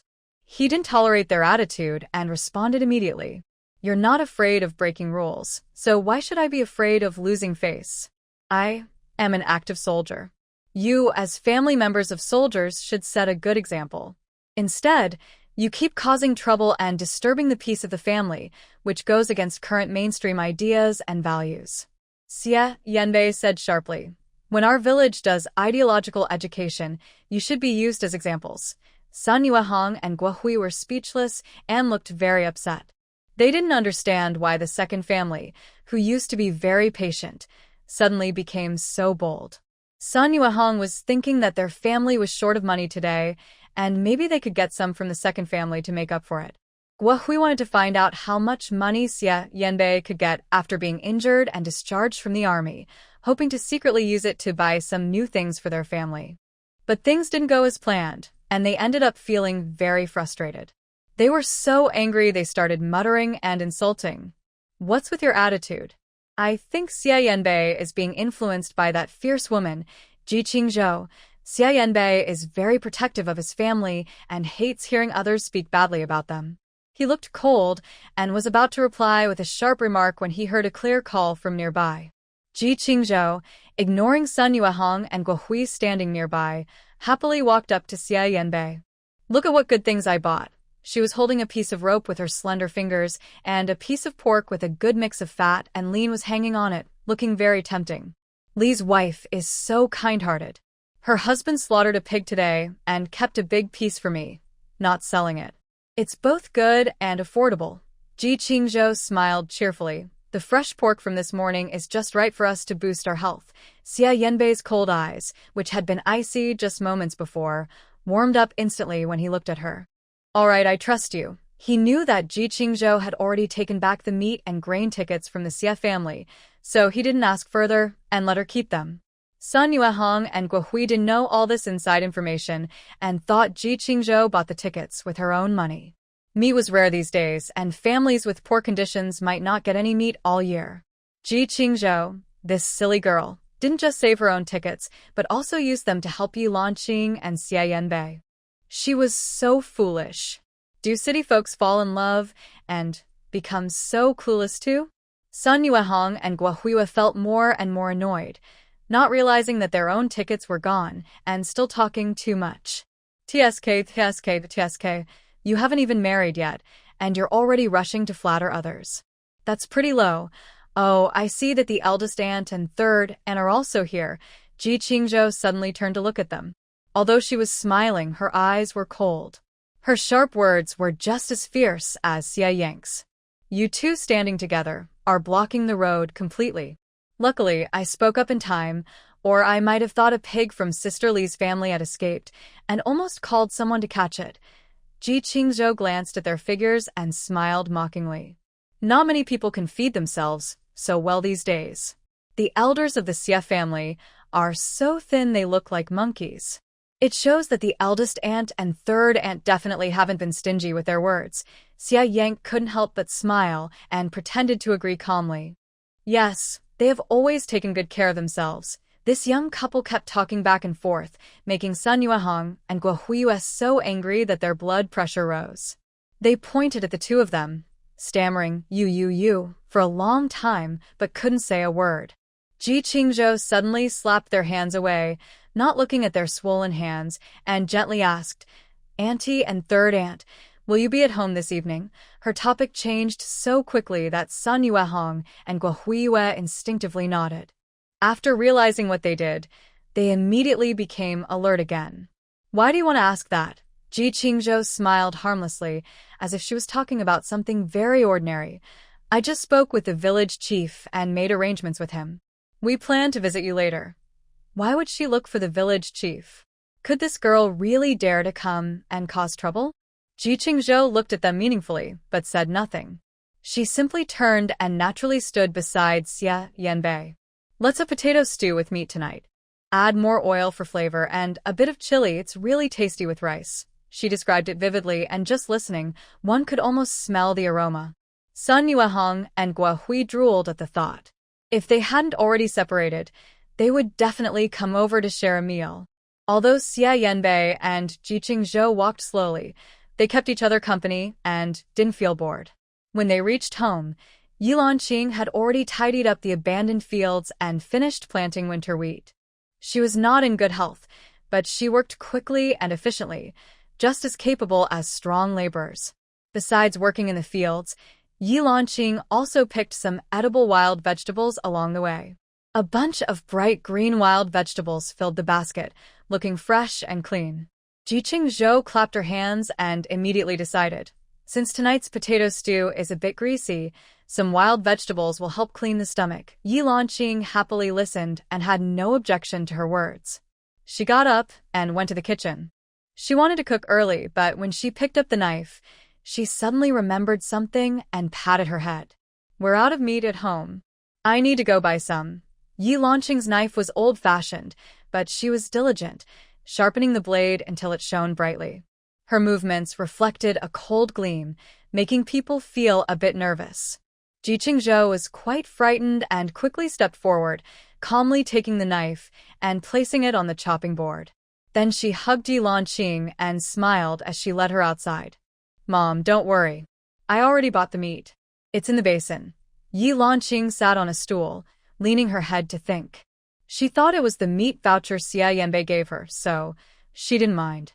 She struggled to stand up again. Qingzhou, sit down. Yan, and I will go to the kitchen. She gently touched Ji Qingzhou's hand, her eyes full of pity, as if she were looking at a child. You're so thin. If you get tired, what will happen? Just rest in the living room. We usually handle things roughly, so don't touch cold water. Ji Qingzhou nodded obediently on the surface, but followed them into the kitchen when they went inside. I'm just helping a little. It's not tiring. She raised her hand and pinched her thumb and index finger, indicating that it was only a little bit. Yilanqing reacted and nodded slowly, saying, okay, then sat down with a basket of wild vegetables that Ji Qingzhou had given her, beginning to pick the vegetables. This way, she wouldn't touch any sharp tools and would stay away from the water source, making it very safe. Ji Qingzhou nodded happily, then turned to take the knife from Xie Yanbei's hand and directed him to wash the potatoes. She had promised to help, but she quietly became the main cook instead. Xie Yanbei felt helpless, but when he helped nearby, his eyes were gentle. After finishing the vegetables and starting to cook, Yilanqing couldn't join in anymore. She sat in the yard, slowly eating a small piece of bought pig's head meat that Ji Qingzhou had given her. Her usually cloudy eyes gradually cleared, becoming bright and sharp. Yilanqing looked up and gazed toward the kitchen. Their kitchen was very small, but Ji Qingzhou and Xie Yanbei stood together in a harmonious way. They say that those involved often can't see clearly, but outsiders can. Maybe Xie Yanbei still couldn't be sure of Ji Qingzhou's true feelings, but Yi Lanqing could see that this sensible and beautiful girl genuinely loved her son. A smile slowly spread across her face. She liked Ji Qingzhou more and more, treating her like a daughter. Before long, the hot, fragrant dishes were ready. Because the yard was windy and easy to catch a cold while eating, Ji Qingzhou moved the small table back inside and set the bowls and chopsticks neatly. "Auntie, Ayen, come try my cooking." As soon as she sat at the table, the delicious aroma filled the air. The potatoes were cooked until soft, and the flavor of the meat broth was perfectly absorbed. The sliced pork belly was fried to release its oil, making it tender and flavorful without being greasy. Ji Qingzhou added a little chili according to her own idea, making the dish warm and spicy, which also helped keep everyone warm. Even the basket of wild vegetables was prepared very fresh, with no hint of earthiness. Qingzhou's cooking skills are truly amazing. Yi Lanqing couldn't stop praising her. After a busy day, everyone had little appetite, but with the delicious food, they all ate an extra bowl of rice. After eating, Yi Lanqing felt a bit worried again. Such a good girl like Ji Qingzhou, if she and Xie Yanbei really got together, it would be perfect. But her family's situation was not very good, and she was worried it would cause her hardship. Ji Qingzhou noticed that Yi Lanqing looked upset, so she went over and asked, "Auntie, what's wrong? Are you feeling sad?" Yi Lanqing didn't want her to worry, so she shook her head and didn't say anything. But Ji Qingzhou, being smart, could tell something was wrong. After thinking for a moment, she guessed what was on her mind. "Auntie, don't worry. I'm not very concerned about material things. Besides, life is about working hard. I believe that as long as I work with Ayen, things will get better and better." She walked over and gently put her arm around Yi Lanqing's shoulder, speaking softly to comfort her. "Also, once we get the money and the tickets back from the Xie family, things will be much easier at home. That money was supposed to be ours. We shouldn't be soft-hearted. We must get it back." Yi Lanqing nodded. Since her husband passed away, she had fallen ill and become softer in personality. She didn't feel upset even when her in-laws treated her badly.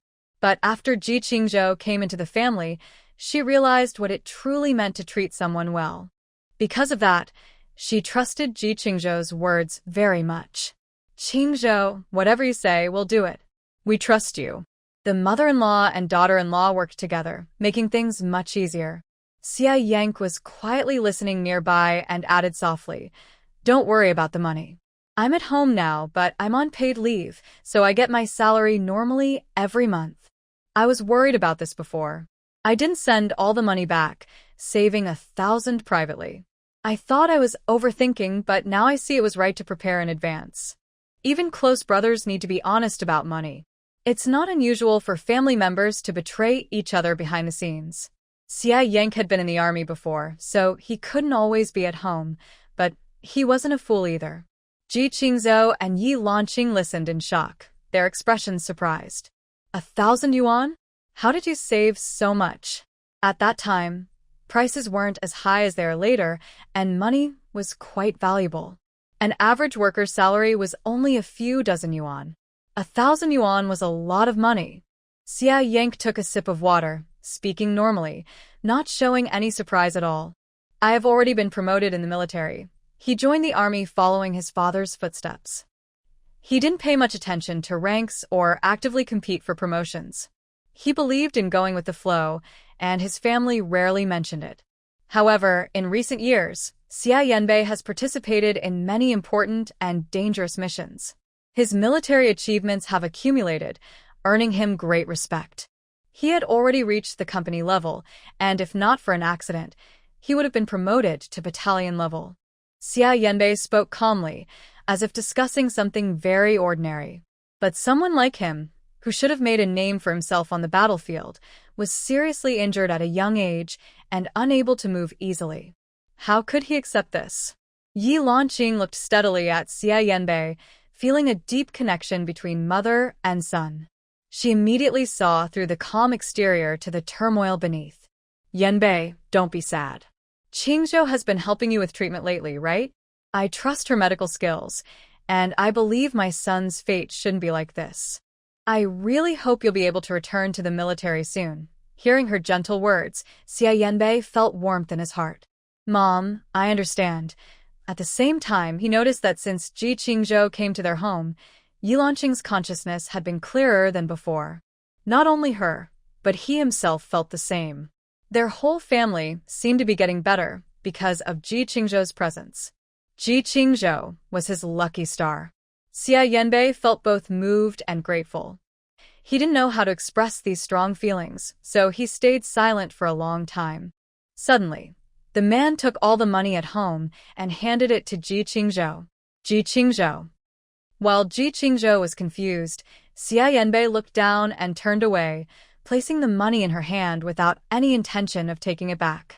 Take this money, he paused and added, not just this, but also the 1,000 yuan I saved and all future wages, as well as the family's ration tickets and meat coupons. Keep them all. My idea is that from now on, you will manage everything at home.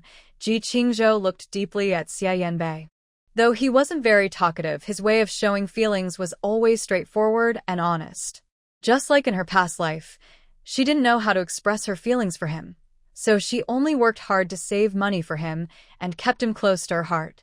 Ji Qingzhou was touched inside, but couldn't help but feel a little amused. She gently cleared her throat and pretended to be serious, saying, "That's not right. We haven't even officially registered our marriage, so how can we start managing the household?" Xia Yanbei pursed his lips and said nothing, but it was clear he was a bit upset because she didn't accept the money. Yilanqing watched happily from the side and came over to comfort them. Yan, you're such a careless man. I also forget things easily. This money is only for Qingzhou to hold on to, so I can rest assured. Besides, we're family, there's no need to feel embarrassed. Just take it. Ji Qingzhou looked at the stack of money that Xia Yanbei had saved little by little. She felt both sad and touched, so she didn't refuse anymore and nodded in agreement. She went inside the house and carefully stored the money in a safe place, so it wouldn't be lost. While the family was talking, they heard someone knocking on the door outside. Ji Jiqing, let's hurry and leave. Ji Qingzhou quickly went to open the door. The village chief arrived as promised, followed by the village's women's director, Director Wan. Seeing this, she hurried to call Sister Li and Sister Wang, and a group of people headed toward the Xia family. Sister Li and Sister Wang were very kind-hearted and had long been upset about Yilanqing's situation. When they heard they were going to confront Sun Yuehong and Guo Hui, they were furious on the way. They surrounded the village chief and Director Wan on either side, listing all the evidence of their wrongdoings. Lanqing's older sister-in-law and younger sister-in-law are really not good people. They usually take advantage of her being an orphan and a widow, and it's not just that, they also bully her when she's sick. Lanqing's family is in such a bad situation now, mostly because of her sister-in-law and younger sister. Do you think that's right? Sister Li and Sister Wang kept talking, not letting go of any evidence against Sun Yuehong and Guo Hui. The village chief and director, Wan, listened with furrowed brows. They thought the family was just having some minor disagreements. But these two sisters-in-law, Sun Yuehong and Guo Hui, had gone too far. Ji Qingzhou followed behind and weakly added, "They're acting just like landlords and capitalists." Her small face was pointed, and her body looked so frail that a breeze could knock her over. Everyone in Baiyun village knew that Ji Jiying was in poor health. Compared to her, Sun Yuehong and Guo Hui were both strong women. Each one could easily outwork two of her. On top of that, Yilanqing had also been seriously ill. The two women, mother-in-law and daughter-in-law, both looked pitiful, which made everyone feel even more sympathy for them. When people heard this, they were startled. The two older women quickly caught the key point and began to criticize Sun Yuehong and Guo Hui harshly for their behavior and morals. Sun Yuehong and Guo Hui have no conscience at all. How dare they bully a soldier's family? They're bringing shame to Baiyun village. People like them deserve to be condemned and rejected by everyone. Aunt Li and Sister Wang spoke loudly and waved their hands as they talked, their voices full of emotion. Their commotion drew a crowd of curious villagers along the way. Just then, Sister Wang's grandson, Gangwazi, was playing nearby in the open yard. He was the leader of the village children, followed by a group of little ones with runny noses. Ji Qingzhou had some nougat candies in her pocket, so she took them out and gave one to each child. Gangwazi grinned sweetly. "Thank you, pretty sister. This boy just loves sweets. Call her auntie." Grandma Wang gently patted the boy and then laughed. "You can't just take candy for free. You should do something nice to thank your pretty auntie." Aunt Li immediately understood. "We're going to the Xie family's place later. It'll be more lively with more people. Gangwazi, go call everyone to come and watch." Gangwazi happily ran off, shouting as he went, "Come quick. Something exciting's happening. The Xie family at the village entrance is fighting." His little friends followed behind, shouting too, their childish voices echoing through the village. More and more villagers heard the news, and the story spread quickly. What? The Xie family's gone crazy and started fighting among themselves? Huh? Did the whole Xie family lose their minds? That can't be true. Didn't you hear it from Gangwazi and his friends? They're only 6, kids don't lie. Everyone kept talking, and as the story spread, it became more and more exaggerated, and even funnier.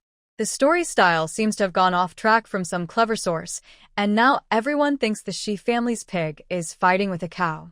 The chickens in the shed were so scared they stretched their necks and clucked loudly, their tails puffed up as they laid a string of eggs. People at the youth station found this very strange.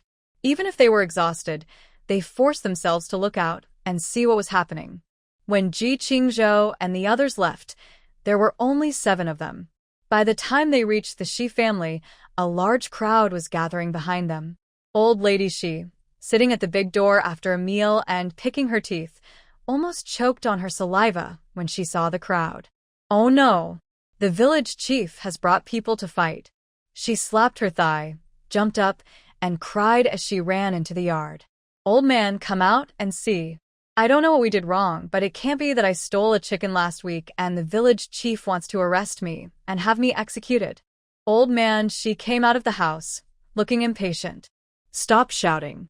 What are you so scared of? Just a few people, and you're trembling like this." He thought about the village chief suddenly coming. Maybe there was some important matter they needed to handle, and then he stepped out of the yard. Just as Old Man Shi was about to speak, he saw dozens of people in front of him all staring at him intently, making his legs feel weak. But he quickly calmed down and walked over to the village chief, asking, "Village chief," and Director One came suddenly. "Is there something you want to tell me, old man?"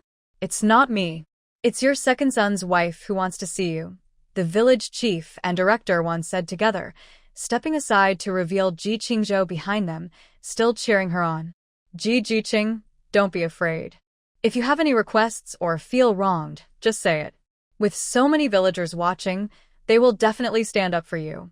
Hearing this, Old Lady Shi moved closer, suspiciously staring at Ji Qingzhou. "What, Ji Jiqing, daughter-in-law? We don't know her." "It's okay, if you don't know me." "Shi Ying knows me," Ji Qingzhou said shyly. Before Old Lady Shi and Old Man Shi could react, she suddenly took a notebook out of her pocket. The notebook was so thick it looked like a brick. The villagers who came to watch were confused, not understanding what was happening. Ji Qingzhou didn't hide anything and directly explained her request. "I am here for one reason only, to get back what the Xie family owes us all these years." She flipped through her notebook while reading aloud the contents. From the year and month the Xie family members jointly seized eBay Xie's wages returned from the army, to how Sun Yuehong and Guo Huiping rarely bought even salt, always finding ways to secretly take from his family. Debt must be repaid. It's only right. Since we're all family, I won't ask for much. Just pay back what you owe, money for money, tickets for tickets. Villagers who had come to watch thought they might see a pig or cow fight, but instead, they heard even more shocking news.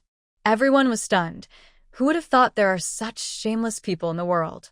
The entire Xie family isn't easy either. When the second son died, they hurried to split the family, kicking out the orphaned mother and her children. Knowing the second daughter-in-law was unwell, they still took advantage of her son being in the army to do such things. It's like they're not afraid of divine punishment. Old Lady Xia and Old Man Xia had never seen such a scene before. Their faces turned green with anger. Seeing their cowardly looks, the villagers burst into laughter. Sure enough, they've done so many bad things that they're feeling guilty now. Ji Qingzhou waited until everyone had laughed enough before slowly stepping out of the crowd and approaching Old Lady Xia and Old Man Xia. Her face was pale, and before she could speak, tears welled up in her eyes. I know this isn't your fault, Grandpa Xia and Grandma Xia. You have 3 sons in your family. If you didn't take a little from us, how would you support your eldest and youngest? If our family's life wasn't so hard, I wouldn't have come to ask for anything. Even if you don't want to return all the grain and meat tickets, just give us 1 or 2. I could sell a bit of meat to help my mother-in-law recover. The older Xia couple was furious, glaring at Ji Qingzhou with fiery eyes. They could tell she was pretending to speak for them, but in fact, she was exposing their favoritism and secretly encouraging the eldest and youngest families to take advantage of the second daughter-in-law. Who's this girl talking nonsense here? Are we really taking the grain and meat tickets from the second family? That's our rightful share. She's just a daughter-in-law showing respect to her elders. What's wrong with that? Just eat something and stop being so ungrateful. Ji Qingzhou was scolded, but she looked even more wronged, lowering her eyelids. She was naturally beautiful, and her tearful look made people feel even more sorry for her. Sister Li and Sister Wang were so upset they spat at the 2 old people. Have you ever seen such shamelessness? How dare you argue? There's no way respecting the elders means taking all the good things from the family. I think you just see that Xie Jingwu isn't here, so you're bullying his wife and children. When the Xie family split up so suddenly, maybe the second son's family was driven out. No wonder Yanbei has been working so hard all these years, and the family is still so poor. These 2 old people from the Xie family are just old and useless. The villagers also loudly agreed. This is the first time I've seen someone bully their own grandchildren like this. The elders of the Xie family are really confused. Their voices were so loud they sounded like loud bells. Old Lady Xia had never seen such a scene. She quickly reached back to her head, feeling her blood pressure rising. Oh dear, my head hurts so much. She already had a sharp face, with a wrinkled old face that looked very ugly. The villagers found it too painful to look at and quickly looked away. Old Man Xia saw that this tactic worked, so he quickly pretended to be sick and followed along. Oh, my chest hurts. Even my own elders are angry. What a sin. Ji Qingzhou exchanged glances with Sister Li and Aunt Wang. The 2 of them immediately went forward, each holding one of the old couple. The Xia couple was lifted like chickens hanging by their collars, their necks caught. Help! Let us down. The wives of the Li and Wang families are beating the elders. Old Lady Xia was very fierce, cursing and struggling to hit Ji Qingzhou. Just as she raised her hand, she was stopped by Shi Yank first. With a little force, her arm was twisted behind her back, and she couldn't move at all. Old Lady Xia was stunned. Shi Yank, you actually teamed up with outsiders to bully your own grandparents? Shi Yank lowered her eyes, her cold tone unwavering. This is about the facts. You refuse to admit your mistakes, and your thinking is problematic. Even her grandparents couldn't help. Shi Yank was on the same side as Ji Qingzhou. Seeing how strong Ji Qingzhou was, she didn't waste the chance. She went forward and checked the 2 elders' pulses one by one. Grandpa Xia and Grandma Xia have such strong pulses, like oxen. They must have been eating very well these past 2 years. They don't look sick at all. Everyone rest assured, Grandma Xia and Grandpa Xia failed to pretend to be sick and just wanted to argue back. But the villagers kept talking over them, criticizing them. You've exploited the second family, so you must be eating well. Are you not having a headache? Why are you pretending? These 2 are just pretending. The village chief and Director Wan, who had been watching the whole scene, grew angrier and stepped forward with serious faces. If it weren't for the villagers reporting, I wouldn't have known there are such corrupt elders in the village. Your way of thinking and acting are just harmful leftovers. Their strong presence made Grandpa Xia and Grandma Xia feel overwhelmed. The elderly couple's faces turned pale, and after hesitating for a long time, they simply shut their mouths and pretended to be dead. Seeing this, a caring villager rushed into both yards and pulled out Xia Tianrui and Xia Peng. "Hey, isn't the eldest and third son of the Xia family at home? Everyone has been here so long, but you haven't come out to say anything. Turns out you're just hiding inside, pretending to be timid." The two were scolded so badly that their faces turned green and white, and they dared not speak. Sun Yuehong and Gua Hui's situation was even worse. They couldn't hide at all. They could only hide inside the house, trembling in fear, before the angry villagers noticed them. "This is unbelievable. Ji Jiqing usually looks gentle and weak, but I didn't expect her to be so fierce." Gua Hui remembered hearing about needing to repay money earlier, and she quickly ran into the house, frantically searching for the IOU. "Strange, I clearly put the IOU away. Why can't I find it now?" She rummaged through the entire house but still couldn't find it. Gua Hui was getting very anxious. Without the IOU, how could she destroy the evidence? Outside, Sun Yuehong heard the commotion and hurried into the house to look, but she found nothing either. Both women were panicked and sweating coldly from fear. At that moment, a light step sounded behind them. "Auntie Third Aunt, you're here? It's so lively outside. Why don't you come out and take a look?" Ji Qingzhou, accompanied by two aunts, walked into the Xia family yard. Seeing how they had rummaged through the house as if it had been robbed, she pretended to be surprised and exposed their little scheme. Are the two elders in such a hurry? Maybe they want to find the IOU and destroy the evidence of us owing money. These two families are usually clever. When they wrote the IOU, they took advantage of Yi Lanqing's illness to force her to hand over the money while she was confused. They only signed one copy of the IOU, even though it should have been two, and they kept it themselves. Thinking about the past hardships Yi Lanqing endured, Ji Qingzhou's eyes darkened. "Since that's the case, why don't we all help look for it together?" Sun Yuehong and Gua Hui didn't expect them to rush into the yard so quickly. They were stunned and still trying to argue. "We don't know anything about IOUs or not. If you don't know, the villagers do." Helpful Aunt Li and Sister Wang rolled their eyes repeatedly. "When Lanqing went to get the money and brought it over, I watched the whole thing. I was wondering how she managed to empty her family's savings. Now I see it was you who tricked her while she was sick." Without Ji Qingzhou even mentioning it, they volunteered to help find the IOU. They quickly went into the house, casually searched around, and saw Ji Qingzhou find it from under the table. After all, she had hidden it there.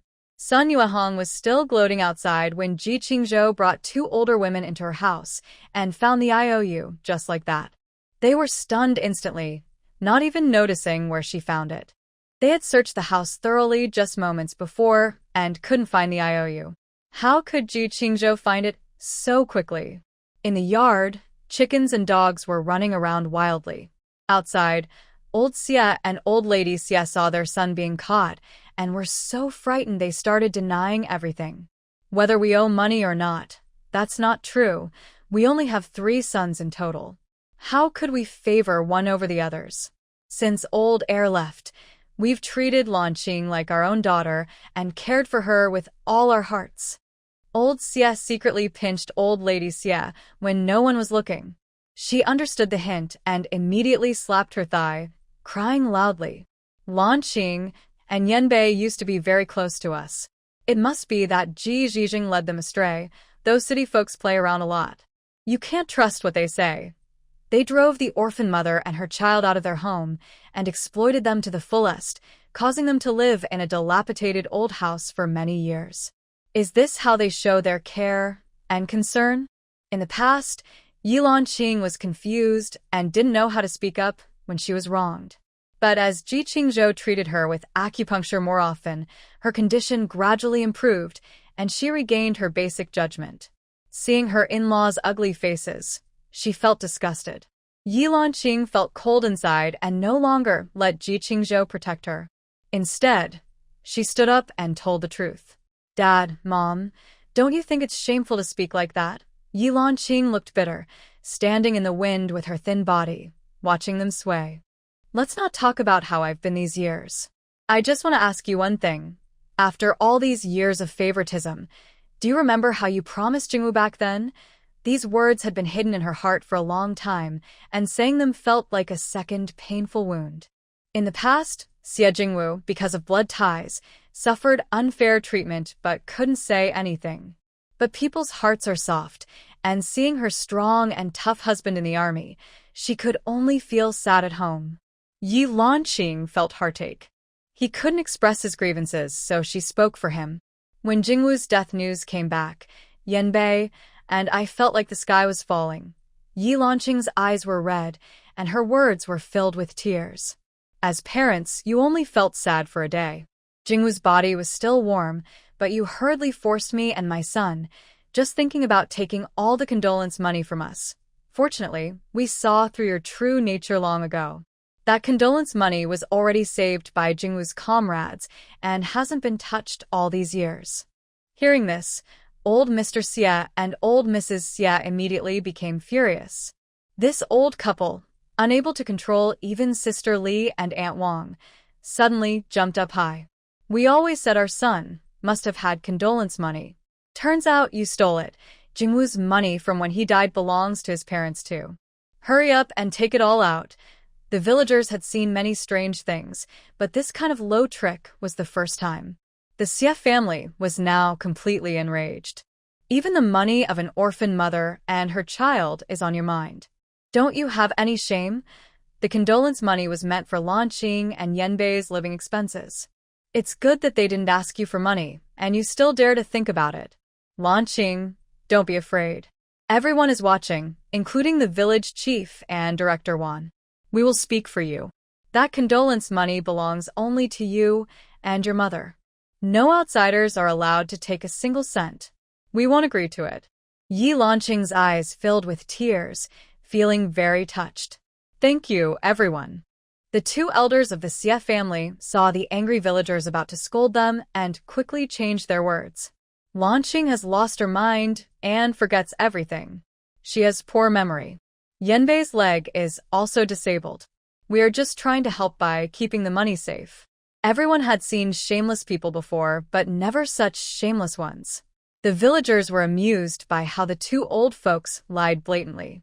Old lady Xia didn't feel guilty at all and kept talking confidently. Lanqing's poor memory is her own mistake. The stories about owing money or IOUs are all false. She was confused and said nonsense because she was sick. Ji Qingzhou came out of the yard just in time to hear this. She sneered inwardly, but kept an innocent look on her face. How could this be? I just found the IOUs written by my great-uncle and third-uncle years ago. They even signed their names.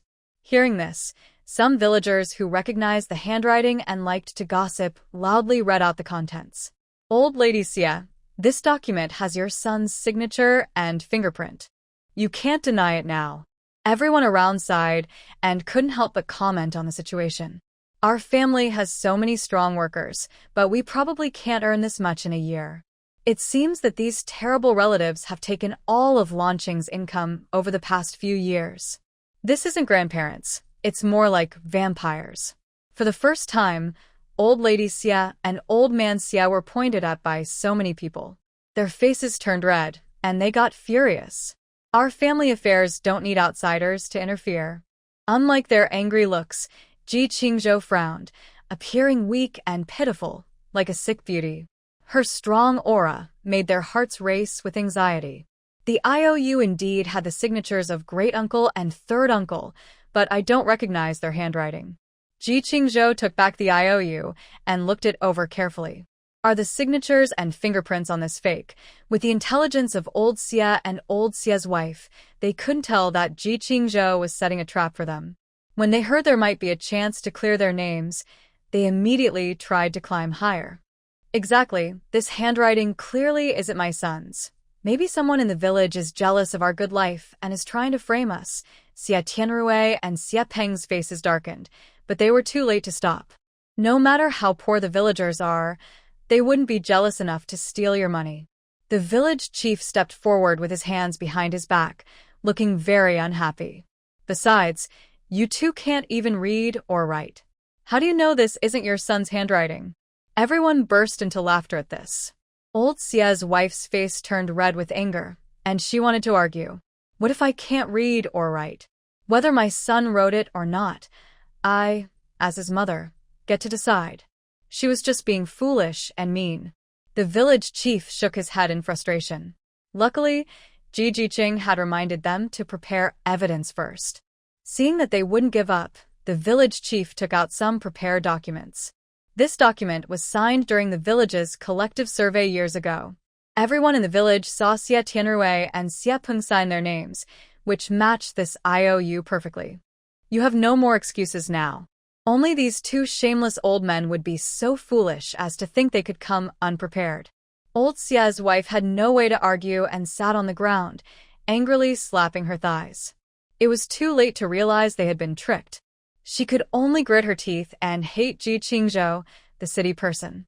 Now, it was clear that the Xia family had been bullying their second daughter-in-law. The villagers, who usually paid little attention, now saw how far they had gone and were furious. They all condemned them, wishing they could drown them in spit. Yi Lanqing stared blankly at these passionate people, knowing they were standing up for her. She felt very happy inside. For the first time, she understood that as a daughter-in-law, she could also stand up and bravely fight against her in-law's oppression. The deeply hated faces in my memory gradually faded away, replaced by a sense of relief. The heavy feeling in my heart eased, and Yi Lanqing couldn't help but smile slightly. Being a good person, after all, is the same as what Ji Qingzhou said. Her daughter-in-law is both beautiful and smart, and she handles things very confidently. The more Yi Lanqing understands her, the more she admires her, and she feels she made the right choice listening to her daughter-in-law. The village chief and director do not allow such morally corrupt people to stay in the village.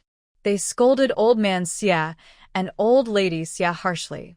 How can you bully a widow of a hero? You really have no conscience. If Lanqing weren't kind-hearted, she would have reported you to the Women's Federation. You'd be in big trouble then. The IOU is clear and written in black and white, and everyone has seen it. You owe the second family so much money. When will you pay it back? Old man Xia and old lady Xia are shameless. At first, they felt a bit embarrassed. But after being scolded many times, they got used to it. They stood there with their hands in their pockets, expressionless, accepting the scolding as if they didn't hear it. Old lady Xia even sneezed on the ground and grinned mischievously. Go ahead and scold all you want. My wife isn't feeling well, and if she gets sick from your words, she'll come to your house to get even. In short, paying back the money and the IOU is absolutely impossible. The village chief and director are educated and usually reasonable. They've never encountered such stubborn people who aren't afraid of anything, and it made them so angry it hurt their liver. I've never seen anyone so unreasonable. Village chief, Director Wan, there's no need to get so angry over such a small matter. Ji Qingzhou softly comforted them, feeling very sorry for everyone. If we can't solve this, we should just go to the police. Sister Li and Aunt Wang listened nearby and gave thumbs up. Qingzhou, your move is really brilliant. They didn't need to do anything. Some kind-hearted people, annoyed by the Xia couple's behavior, had already reported it to the police. Not long after Ji Qingzhou made her suggestion, the police arrived quickly. Old lady Xia, who had been so fierce earlier, suddenly fell to the ground with a loud thud, crying from shock. Don't report to the police. You can't report to the police. Old Mr. Xia hurriedly shivered as he stood up and rushed towards Xia Tianrui and Xia Peng. Boss, third brother, quickly count the money and pay the second family. At this moment, Xia Tianrui and Xia Peng didn't dare make a sound. They told their wife to go back and get the money. Sun Yuehong and Guo Hui were heartbroken. They went back, crying to find things. Nowadays, everything needs a ticket. Their family only has a few. If they give it to the second family, they will be in trouble. Especially Sun Yuehong. She was about to cry her eyes out. They just finished selling a box of small yellow croakers, and now they need money and tickets again. It felt like they were being cut apart. That money was spent long ago. Can't you give a little less? Seeing the village chief's serious expression, Xia Tianrui felt nervous. He quickly stepped forward and kicked Sun Yuehong. If I ask you to take it, just take it. Don't dawdle here. Sun Yuehong was furious, but dared not fight back. She could only sadly go inside with Guohui. After searching for a while, both women suddenly let out sharp screams. Where did the money and tickets I hid at home go? The atmosphere outside the yard was tense, but as soon as the screams sounded, everyone burst out laughing. The little boy who had just run to find Sister Wang looked up quickly, alert and looking around. Grandma, I heard pig noises. Is someone killing a pig? Can we also buy some meat? You're so greedy. Sister Wang chuckled and patted the boys. Grandma will buy from somewhere else. The 2 pigs we slaughtered today are poisonous, and their mouths are dirty. Eating them will give you stomach aches. She scolded the Xie family loudly, making their faces turn green, but they couldn't deny it. Sun Yuehong and Guohui didn't care about being laughed at. They ran out crying. Our family has lost so much money. If we give it to the second family again, we won't even be able to buy meat. What should we do? The onlookers didn't believe them and looked at them with disapproval and contempt. It's fake that they have no money. I think they're just making excuses to avoid giving. Sister Li crossed her arms and smiled mockingly.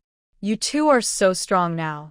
It's better for your health to eat less, so one day you won't be mistaken for pigs and sold on the street. Sun Yuehong and Guohui wanted to argue back, but suddenly remembered Sister Li's husband's shiny pig-killing knife. They immediately shrank back in fear and dared not speak. Both families were furious with each other but had to swallow their anger and accept the situation. At this moment, Ji Qingzhou suddenly looked at them with a smile and said coldly, Is it just about the money and the receipt? You seem so nervous. Maybe there's something else you're hiding? Xie Tianrui and Sun Yuehong's family broke out in sweat, afraid that Ji Jiqing, who was sharp-tongued, might notice something and report them to the police. How could that be? We don't have anything at home. Xie Tianrui gave Sun Yuehong a look, and they both dared not speak freely. They carefully counted out the exact amount listed on the IOU. Guohui and Xie Peng watched in shock. They originally didn't want to pay, hoping to stay on good terms with their older brother's family and maybe get a little benefit. But unexpectedly, they were betrayed right from the start. Is Uncle not satisfied? Ji Qingzhou asked with a faint smile. Since the police officer is right here, it's not right for them to leave empty-handed. Uncle, if you have any objections about paying back, we can go to the police station and talk. No, we have no objections. Xie Peng and Guohui looked embarrassed, not daring to say a word. They hurriedly took out everything and honestly handed it over. Under everyone's watch, Yi Lanqing retrieved all her lost money and receipts. She held a thick stack, almost unable to hold it, and everyone could see how much she had been exploited over the years. Family conflicts often stem from the elders' lack of virtue. Ji Qingzhou's eyes darkened slightly. He suddenly felt that punishing old man Xie and old lady Xie wasn't enough, so he smiled and started talking casually. Thank you, grandparents. I thought the new year would be difficult, and we wouldn't get to eat meat. But with your money and receipts, we can have a good year. As for whether they would have a good life, everyone could see it clearly. Old man Xie and old lady Xie choked up, almost having a heart attack from anger. They thought paying back the money would settle everything, but instead, they caused more trouble. Neighbors who came to watch the scene also pointed fingers at their family, looking at them with disdain. The Xie family is so unkind. From now on, I think we should avoid them, or else they might try to scheme against others again. Exactly. They can even harm their own daughter-in-law and grandson. Their hearts are completely rotten. In the village, people value relationships. Since the Xie family's reputation is ruined, within 3 days, everyone in the area will know they are not honest. In the future, it will be hard for them to get help or do anything, and the strange looks from others will be overwhelming. Old Mr. and Mrs. Xie rarely leave the village, so they have no mental strength to handle this. The more they thought about it, the angrier they got. They rolled their eyes and kicked their legs, fainting on the spot. Dad, Mom, why did you faint? Please don't scare us. Xie Tianrui and Xie Peng's family hurriedly helped them up. The people outside heard the noise but couldn't see what was happening inside, so they were anxious and sweating. What's going on? Are the two old folks from the Xie family having a fit? Knowing they just fainted, the villagers sighed in disappointment. Old people like that are a trouble. It's better if they just pass away, saving us some food. After making such a fuss, Sun Yuehong and Guahui saw a chance to act pitiful, making exaggerated gestures and shedding tears. Our poor parents, they've been pushed to this point. They're so upset. Maybe they'll need to go to the clinic tomorrow. Please, everyone be kind, and let us go. Now they were pretending to be pitiful, but earlier, when they bullied Lanqing, they didn't say a word. Aunt Zhang spat at them, showing her disdain. Besides, the child Xiaozhou is filial. He just checked their pulses. They're as healthy as oxen. You should take them home quickly, or it'll bring bad luck and affect everyone. When the villagers saw this, they thought the Xie family was just putting on a show. They found it boring and quickly went home to sleep. The Xie family members. Just moments ago, the lively scene at the Xie house gate was now empty, only a few discarded sunflower seed shells on the ground. They felt dizzy and wished they could faint along with Aunt Xie and old Mr. Xie. The Xie family was filled with heavy clouds and gloomy fog, but when Ji Qingzhou and the others returned, their steps were surprisingly light. Along the way, Yi Lanqing felt very excited. Qingzhou, thank you for helping me. Today, I managed to get back the money and the tickets. I feel like all the unfair things I suffered before are finally gone. Ji Qingzhou gently held her mother-in-law's arm and kindly comforted her. It's good that you think that way. Let the past hardships and pain stay in the past. We should work to make our life better and make those jealous people angry. Yi Lanqing nodded repeatedly, feeling more determined not to be weak anymore. She wanted to learn a new way of living from her daughter-in-law. While the mother-in-law and daughter-in-law were talking, Xie Yanbei followed behind quietly, listening carefully. When her eyes fell on Ji Qingzhou's slender figure, she felt especially warm inside. Seeing the growing closeness between the two, Yi Lanqing felt even happier. Qingzhou, when we get home, I want you to keep this money and the grain ticket safe. Only family members should hold them, so I can rest assured. She had completely accepted Ji Qingzhou as her daughter-in-law, and no one could change that. Ji Qingzhou smiled and agreed, glancing at Xie Yanbei with a little pride. Now, could he still hide? The girl's eyes curved slightly at the corners, shining brightly with a natural charm that was incredibly attractive. Xie Yanbei paused in his steps. When Ji Qingzhou looked at him with that gaze, his heart unexpectedly started to beat faster. He lowered his head silently for a moment. Just when Ji Qingzhou thought she had made him angry, he suddenly looked up again. His deep black eyes fixed steadily on her. Xie Yanbei's voice remained cold and deep, but his tone softened clearly. Qingzhou, my mom is right. From now on, everything in the family will listen to you. In his pupils, she saw her own reflection. At that moment, she could clearly feel that he was watching only her, paying attention only to her. It was as if his heart could only hold her. Ji Qingzhou couldn't help but smile softly as she looked at him. She understood what Xie Yanbei was thinking, and she knew he was finally willing to open his heart completely and treat her as his wife. Even after they returned home, Ji Qingzhou's steps remained light and joyful. She carefully divided all the medicines everyone needed, placing them neatly on the table, and poured 3 glasses of spiritual spring water for each of them. Looking at her achievements, she suddenly thought of something and couldn't help but smile softly. No wonder we get along so well. Our family all has fragile bodies, each weaker than the last. Together, the 3 of us can't even form a healthy, complete body. But luckily, everything is moving in a good direction. Xie Yanbei sat on the chair behind her, watching her happily hum a song. He was also affected and smiled slightly. The stress from his injury seemed to be completely forgotten at this moment. With her company, his mood became surprisingly stable. Maybe it won't be long before he can return to the army. In the past, Xie Yanbei wanted to do this to achieve his dreams. But now, he hopes to work hard to give Ji Qingzhou and his mother a better life. His little girl is so good. How could he be content with himself if he didn't try to be better for her? Yi Lanqing's medicine had some sleep-inducing ingredients, so she soon felt sleepy. After she fell asleep, Ji Qingzhou washed herself up and waited inside for Xie Yanbei. The weather was getting colder, and their house had no heating equipment, so it was very chilly inside. Ji Qingzhou wrapped herself in a blanket, like a caterpillar. When she saw Xie Yanbei come in, she eagerly reached out her hand. "Hurry up and go to bed. It's so cold." Xie Yanbei lay down silently beside her, not keeping as much distance as before. The warmth from his body made her feel like she was sitting by a big stove, comfortable enough to sigh happily. "If it weren't for you this winter, I don't know how I would get through it," she muttered softly and, ignoring Xie Yanbei's protests, rolled up his pant leg. "Don't move. I want to check your leg." Dr. Peng's medicine powder was very effective. After treating Xie Yanbei's wound and adding some spiritual spring water, it healed visibly fast. His injured leg was starting to regain strength, which was great news. Ji Qingzhou couldn't help but smile, feeling very happy. Xie Yanbei's hand, hanging by his side, clenched tightly. After a moment of silence, he finally asked her, "What are you smiling about?" "I'm smiling about your leg.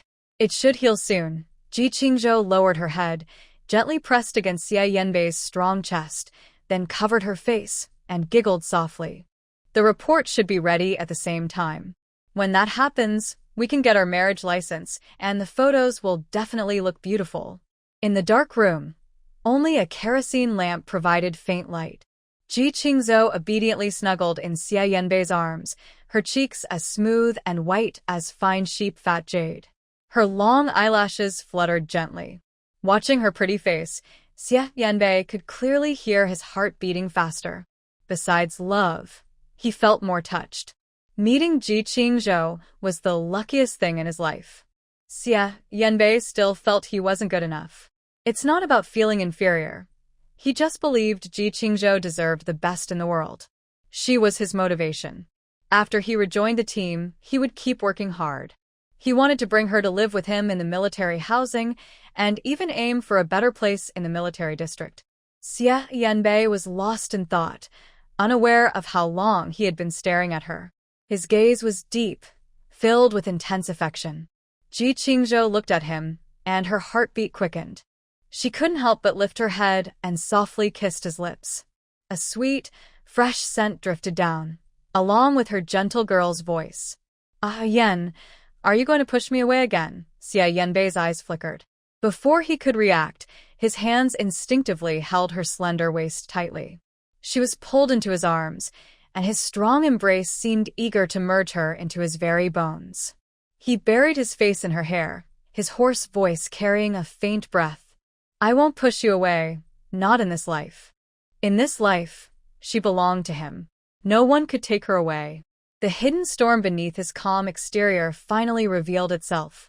Xie Yanbei loved Ji Qingzhou deeply, and his desire for her was equally strong. He couldn't help but turn his head and kiss her. Though inexperienced, he kissed her instinctively, making her feel weak and soft. This sudden kiss was so hot and intense that Ji Qingzhou almost felt like she was melting into his arms. She whispered softly, unable to help but raise her hand to hold onto Xie Yanbei's strong arm. While responding gently, she also kept thinking in her mind. Fortunately, she had been drinking spiritual spring water regularly these days. Otherwise, with Xie Yanbei's enthusiasm, she might have fainted from the kiss. They kissed until they were both breathless, until Ji Qingzhou accidentally bit Xie Yanbei's lip lightly, breaking his strong, possessive hold. "Are you okay? Did I hurt you?" Xie Yanbei didn't care about himself, but instead held Ji Qingzhou's shoulders, looking at her with focus and apology. "Are you all right? Do you feel uncomfortable anywhere?" He was very careful, afraid that Ji Qingzhou might get breathless again, like last time. It felt really good to be treated with such care, like a treasure held gently in the hands. Ji Qingzhou felt a sweet warmth in her heart and couldn't help but roll her eyes at him. "I'm not that weak." Xie Yanbei didn't reply, but observed her carefully for a long time. After confirming that Ji Qingzhou was fine and not uncomfortable anywhere, he finally let out a big breath. He then held the back of her head again, with great tenderness, and pulled her into his arms. After that kiss, their clothes were completely disheveled. Ji Qingzhou leaned on Xia Yanbei's shoulder, feeling her face burning from the kiss, and her legs a little weak.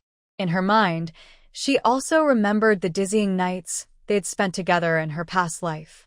Although Xia Yanbei had a leg injury for a while, he was a soldier, and his physical strength was definitely not easy to handle, especially since he was gifted.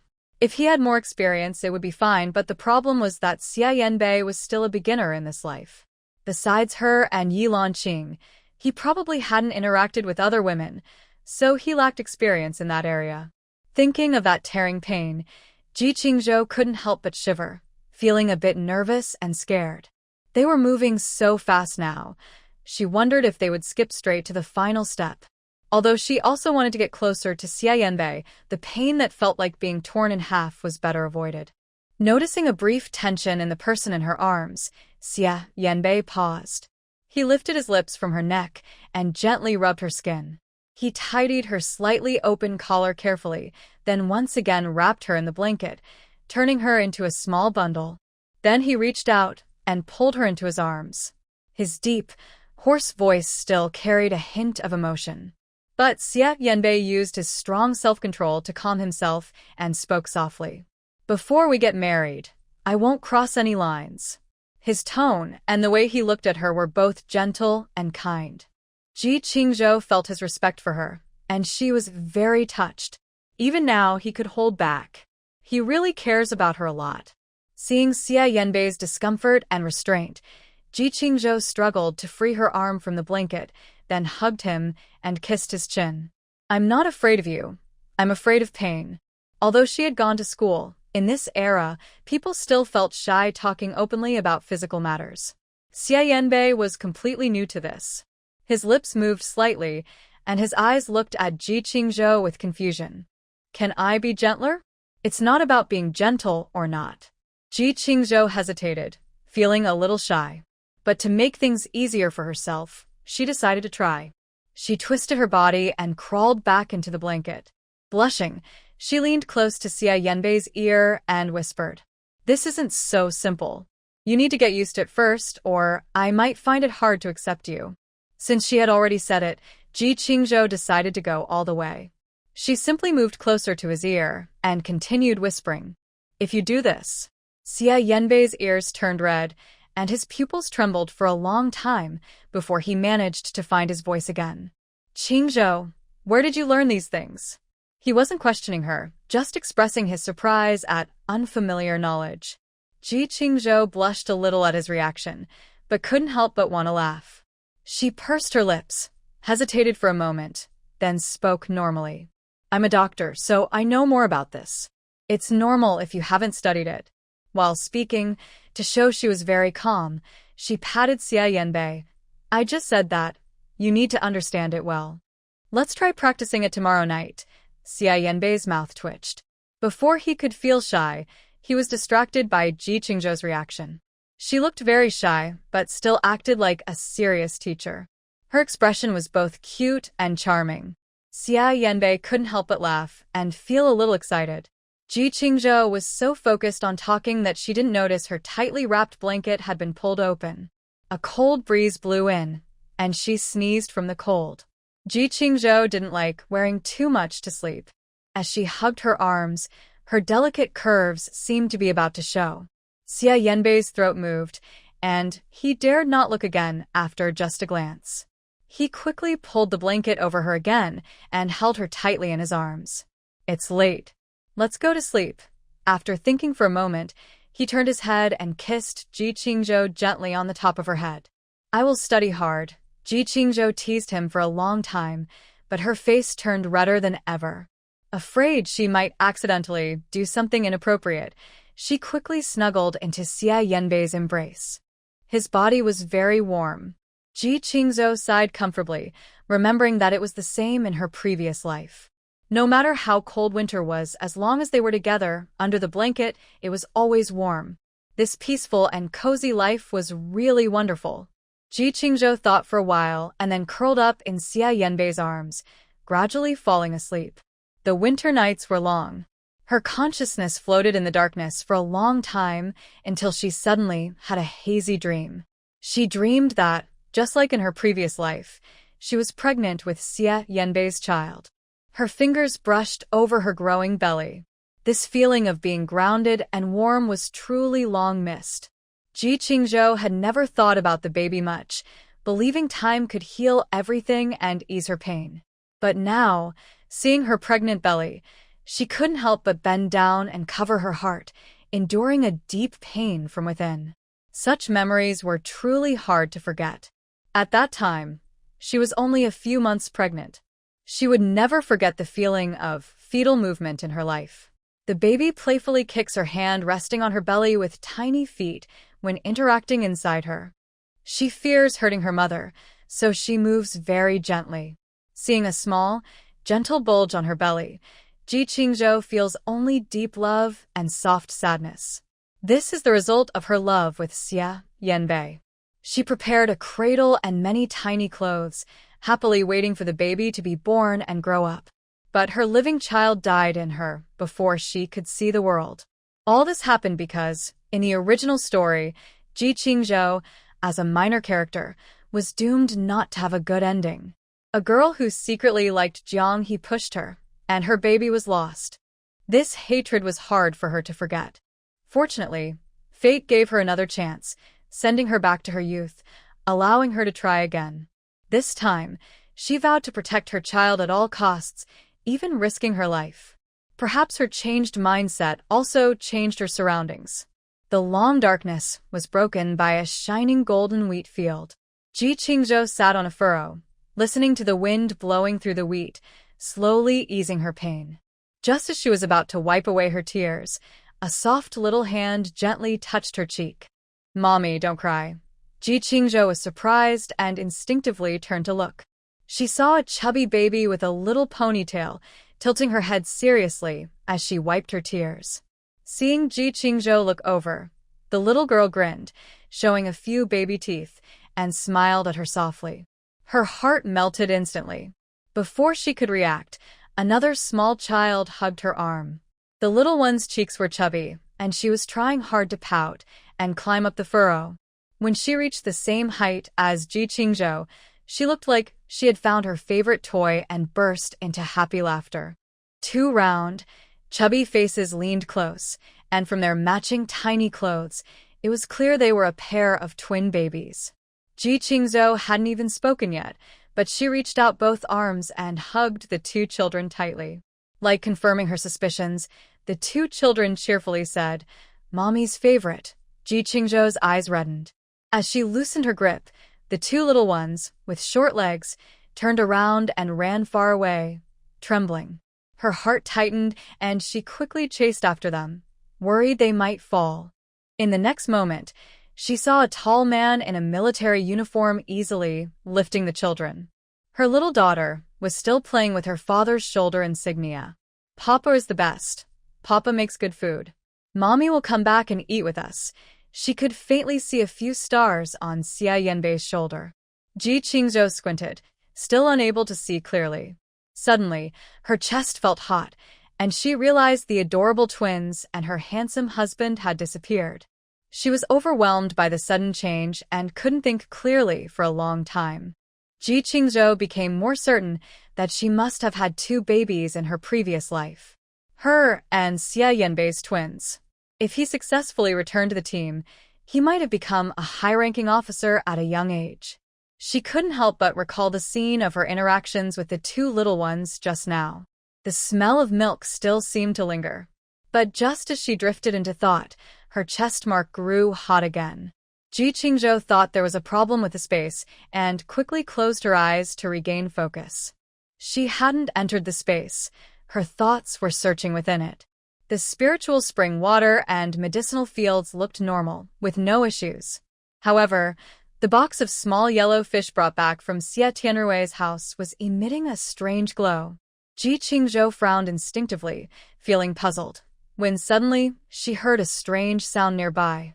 The sound didn't come from the space, but seemed to come from the real world. Ji Qingzhou realized something and opened her eyes sharply. Before she could turn around, she confirmed that the sound was indeed coming from outside the door. At the same time, Xia Yanbei also opened his eyes alertly. His years of military training had given him quick reactions, allowing him to grasp the situation immediately. Without saying a word, the two exchanged a knowing look and both sensed something was wrong. Ji Qingzhou immediately stood up and changed into a set of practical black clothes. As she turned around, she saw that Xia Yanbei had already packed up even faster than she did. A warm, gentle hand softly touched her head, and Xia Yanbei said in a deep voice, "It's not safe outside. I'll go instead." Ji Qingzhou shook her head, didn't listen to him, and went back to lie down. Instead, she got up directly, put on her shoes, and prepared to go. "I'm worried it might be inconvenient for you to go alone. Let me go with you, so I can watch out for you." Knowing that Ji Qingzhou wouldn't feel at ease if left alone, she agreed. Xia Yanbei sighed softly, but didn't refuse. Neither of them turned on the lights. Under the cover of night, they quietly opened the door and slipped out silently. At first, they thought a thief might be sneaking in during the quiet night. But the yard was unexpectedly empty, with no sign of anyone breaking in. Ji Qingzhou was momentarily stunned and felt a bit strange. "I thought we just got the money back today. Maybe someone was jealous and tried to steal it at night. Could I be mistaken?" Xia Yanbei also found it strange. But as a soldier, his natural instincts told him that things were not as peaceful as they seemed on the surface. Just as he was about to speak, he suddenly caught a strange sound. He quickly turned his head and saw, in the dark night, several shadowy figures sneaking toward the back mountain. It was very suspicious to go up the mountain so late at night. Ji Qingzhou squinted and looked carefully for a while. To her surprise, she recognized a familiar figure among them. Ji Qingwan? Why is she here at this time? Thinking about the strange things earlier in the space, she quickly turned to Xia Yanbei, leaned close to his ear, and quietly explained what she saw. "Do you think it might be related to that box of small yellow fish?" Ji Qingwan and the others going up the mountain in the middle of the night looked suspicious. They decided to hide their presence and follow quietly. Along the way, Zheng Feiyang, along with Old Man Zheng and Old Lady Zheng, followed behind the two men with flattering smiles. "It's already so late. We know we shouldn't trouble you, but our family is just common folks. We don't know if what we found is worth much." Zheng Feiyang spoke excitedly, but the two men in front of him were already getting impatient. "If your voice attracts others here, you'll regret it." The leader, Chen Quan and Luo Ankang, looked around cautiously. In this remote countryside, they had unearthed a pile of skeletons. Based on their initial judgment, the owner of the skeleton lived at least a few hundred years ago. This means there is an ancient grave here. They are not sure if the items they dug up are valuable antiques. If they're worth something, they will be rich. Jing Wan smiled gently. Her tone was soft and kind, very different from Ji Qingzhou's personality. "Everyone is part of the same community. I've always felt sorry about Xu Yun, but you all know my sister's personality. I really can't take charge of her. She doesn't want to settle things privately, and I can't do anything about it." She continued walking with them. "But if you need help in the future, just tell me honestly." Jingwan looked calm and peaceful, with no guilt about being involved with these people. The Zheng family doesn't realize how bad their actions are. They also don't know that just nearby, Ji Qingzhou and Xia Yanbei are watching their every move closely. That morning, before Zheng Xuyan was caught, Jingwan saw a small goldfish fall out of her pocket. It turned out that the Zheng elders had followed Sun Yuehong to the back mountain and found something. They heard it weighed over 100 pounds in total. Sun Yuehong brought her family to move a box of items and then stopped exploring. But the Zheng family became more cautious. They dug holes around and kept finding more things. They weren't sure if the items were useful or not. Since Jingwan had already seen them, they asked her to check. Jingwan was very interested in these ancient artifacts and went over immediately. On the way, she noticed two men accompanying them. She recognized them as familiar faces, but she had never seen them in the community. Zheng Feiyang joked that they were distant relatives. She didn't ask more questions. No matter who they were, they didn't seem to bother her. The way they talked during this trip was strange. Jingwan always felt there was more behind their words. But she was eager to see the items and didn't pay much attention to their conversation. "Miss Ji, be careful where you step. We're almost there. Jingwon nodded and looked at the various sized holes they had dug. Look at these items. The bottles and jars seem quite old, but now there are so many fake ones that I can't tell if they're real or just someone playing a prank. Ji Qingwan lowered her head and carefully brushed away the dirt nearby. The evening light was dim, so it was hard to see clearly. However, these small gold bars were stamped with seals, clearly ancient official marks. Before going to the countryside, Ji Qingwan had studied some ancient artifacts. Seeing those official seals, she was already sure. This batch of artifacts was from the Tang dynasty, definitely valuable antiques. Seeing the 2 porcelain bottles unearthed, she felt a thrill in her heart that she couldn't express. But she didn't dare show it too obviously. These are rare Yuan blue and white porcelain, with only a few pieces in the National Museum, most of which have been lost overseas. These items are from the Tang dynasty and have real historical value. How did you find them? Are there any others? When they heard the age of these items, the 3 members of the Zheng family were all wide-eyed. Tang dynasty items are hundreds of years old. This is truly authentic. With so many small goldfish and these bottles and jars, they could become rich. Chung Quan and Luo Onkong looked at each other, confirming the value of these items, exchanging a glance. Old Mr. Zheng held a tool in his hand. These are priceless treasures. Why are you just standing there? Hurry up and dig. While others haven't found out yet, move everything to your home first. Chung Quan looked around. It was a dark, windy night, and the area was remote with no one around. Since these are cultural relics, they must be well protected. You don't know how to excavate properly, and you're not professional archaeologists. Be careful not to damage these artifacts, or you'll end up in jail. Luo Onkong's words indeed scared old Mr. Zheng. He glanced at the only outsider and, in a friendly manner, handed a small goldfish to Ji Qingwan. Miss Ji, since we all discovered these items together, we won't ask for a share. We just want to quietly get rich. It's best not to tell anyone about this. Ji Qingwan waved her hand. I don't need these. Chung Quan was worried that something might go wrong overnight, and Ji Qingwan was the only one who had studied. If you are not careful with this mouth, you might end up in trouble. He glanced at old Master Zheng. After discussing with Luo Onkong, they quickly came up with a plan. Here's the plan. We will find some experts to come over. You just need to guard the site. After everything is done, we will give you 5,000 yuan, and we can also help you buy a house in the city. Zheng Feiyang almost fainted from the sudden good luck. He looked at the 2 jars, feeling dizzy as he counted on his fingers. 5,000 yuan and a house in the city. Are these really so valuable? He nodded repeatedly. Old Master Zheng and Grandma Zheng smiled happily. After dealing with his family, Chung Quan then made an offer to Ji Qingwan that she couldn't refuse. Since you can recognize these items, you have contributed. After the excavation, I can arrange for you to return to the city. You can choose your own job and your salary will be fair. Ji Qingwan looked up in surprise. She had been worried that after returning to Beijing, she wouldn't find a good job and she might be compared unfavorably to Ji Qingzhou, making her family laugh at her. But to her surprise, her biggest worry was easily solved. As long as she could find a satisfying job, she could leave her family soon. Then she wouldn't have to be controlled by anyone. She would be completely free. Without hesitation, she nodded in agreement. She only looked back at the 2 porcelain jars, her eyes dark and unreadable. Once the archaeologists you hired arrive, they won't just take these to the Bo Family Museum, right?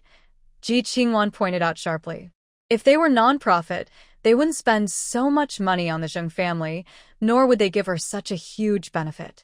Luo Onkong patted the nearby porcelain jar, making a clear sound, as if each tap was hitting Ji Qingwan's heart. She was a rural educated youth, and Luo Onkong worried that her conscience might trouble her. These are our belongings. Our ancestors passed them down for so long. The craftsmanship is so exquisite. If we can sell them overseas, it means more people will see our skills. This is also a way to pass on our culture. Zheng's family also advised her, saying, Ji Jiqing, I know you're kind-hearted, unlike your sister. But look at our village, it's like this. Why do you have to stay here and waste your time? Old Mrs. Zheng patted her hand and said, That's right. You're such a lively girl. If you go to the capital and get a proper job, many people will envy you. Ji Qingwan was finally convinced. You're right. Compared to these unimportant artifacts, the ones I hold in my hand are real. Okay, I promise you. Once everything is settled, you must find a way to get me transferred back to the capital. I want a job inside the system. Chen Quan agreed immediately, saying, that's the smart choice. The group achieved their goal. Suddenly, old Zheng remembered something. He grabbed Ji Qingwan's arm. Your sister is seeing that soldier. I think your brother-in-law isn't a good person. Be careful when you go back, so your clever sister doesn't find out anything. Thinking of Xia Yank, Ji Qingwan nodded with a look of disdain. Speaking about him, she said, he's a soldier, but his leg was injured long ago. Everyone around here knows he's a. Even if he found out something, it wouldn't cause a big storm. When Chen Quan heard that Xia Yank was a soldier, he was a bit nervous at first. But after Ji Qingwan explained, he relaxed again. All right, as long as it gets resolved, that's good. Just be careful, no matter what. The Zheng family members listened carefully and kept watch nearby. Chen Quan and Luo Onkong used a detection device to measure the depth inside.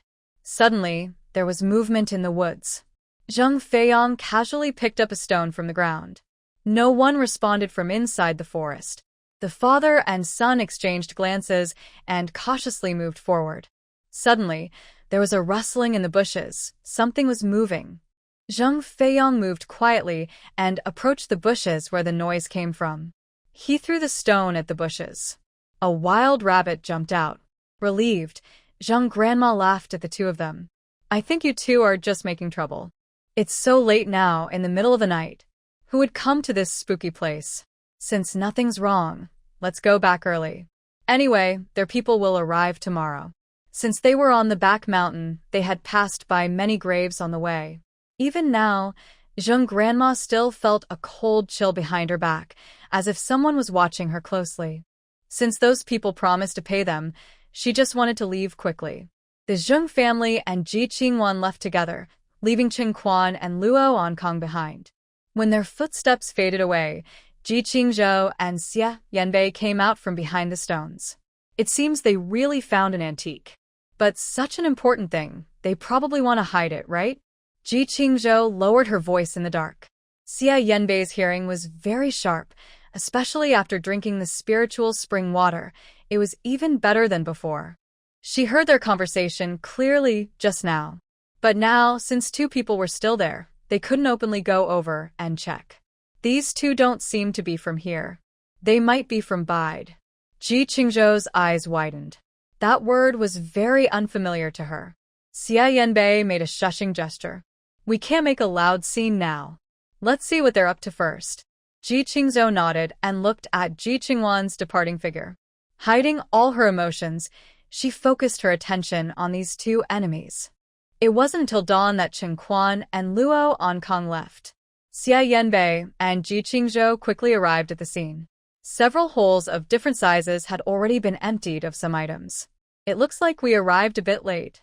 Ji Qingzhou looked around. Since her mother worked in this field, she had been exposed to it since she was young. She immediately recognized that this was a very valuable piece of Yuanqing porcelain. She could tell, and Ji Qingwan would definitely be able to see it too. So, what should we do? These items are very rare in our country right now. Since they had found it, they couldn't just ignore it. But with just the two of them, it would be hard to stop this batch of cultural relics from being smuggled abroad. The enemy agents had clearly said they planned to send many people over. Earlier, our superiors suspected there might be enemy agents here, but they didn't find anything unusual for a long time. They didn't show up recently, probably because of this batch of relics. Xia Yanbei checked the depth of the cellar and estimated that there were probably many more porcelain pieces beneath the holes. I'll go down first and take a look. Wait for me above. He took out a rope from his bag as he spoke, and Ji Qingzhou followed beside him. I'll go with you. This hole isn't very deep, and I might recognize some of the items. Since it involved cultural relics, Xia Yanbei didn't insist. Ji Qingzhou knew more about these things than he did. He supported Ji Qingzhou with one hand, and the two of them descended into the hole. There were many footprints below, suggesting that the Zheng family had already taken away quite a few items. The current hole was damaged, and among the debris was some corroded copper that Cheng Quan and Luo Onkong had carelessly tossed aside. Qingzhou, look at these. What do you think they are? Xia Yanbei casually picked up something from the ground and handed it to Ji Qingzhou. She examined it carefully. This is also made of gold. If you're not paying close attention, you might mistake it for copper or gold-plated metal. Those two probably didn't recognize it and just threw it aside. Ji Qingzhou looked at the thin iron sheets, as fragile as paper. Holding them in her hand, they felt very light. But the craftsmanship was exquisite. She looked around and gently tapped with a small hammer. It was clear that the items beneath were still hollow, and even the sounds from nearby were slightly different. They had no tools, only some long branches or sticks they found nearby. They struggled to reach the neighboring area, only to encounter an obstacle. Based on this area, it should be an ancient large-scale sacrificial pit. If nothing unexpected happens, the ground beneath and around us is probably filled with similar relics. Now, we are at the back hill. In ancient times, religious ceremonies were very grand, and they included some gold and silver items, as well as jewelry. Some of these items are quite large and cannot be moved quickly. Clearly, those two people are thinking the same way. They want to secretly move these items out, but that is also a difficult task, requiring many people to be brought in. Seeing so many enemy spies gathered, Ji Qingzhou and Xia Yanbei exchange a quick look. Both of them understand the same plan. It is dangerous, but it's also a great chance to catch all the enemies at once. Ji Qingzhou places the gold pieces into her bag and marks the spot in the hole. This is very important for our country's archaeology work. We need to gather these broken pieces first. When those people make a move, we will be ready to ambush here. Xia Yanbei looks up and glances outside. The hole isn't very deep, only about a meter or so. But the area around it spreads out like rays, and who knows how many enemies are nearby. Qingzhou, about this matter, you and your sister. Before he finishes, Ji Qingzhou says, no matter what happens, we must firmly protect our country's interests. I always believe that no personal issues should come before the nation. Xia Yanbei was hesitant at first, but hearing her say this, he finally lets go of his last doubts. It's already bright outside, and the Zheng family probably is getting ready to act. Ji Qingzhou and Xia Yanbei climb out of the hole. I mark the spot. These next few days might be tough for us. The two enemies will probably act quickly. Ji Qingzhou wipes the dirt off her face.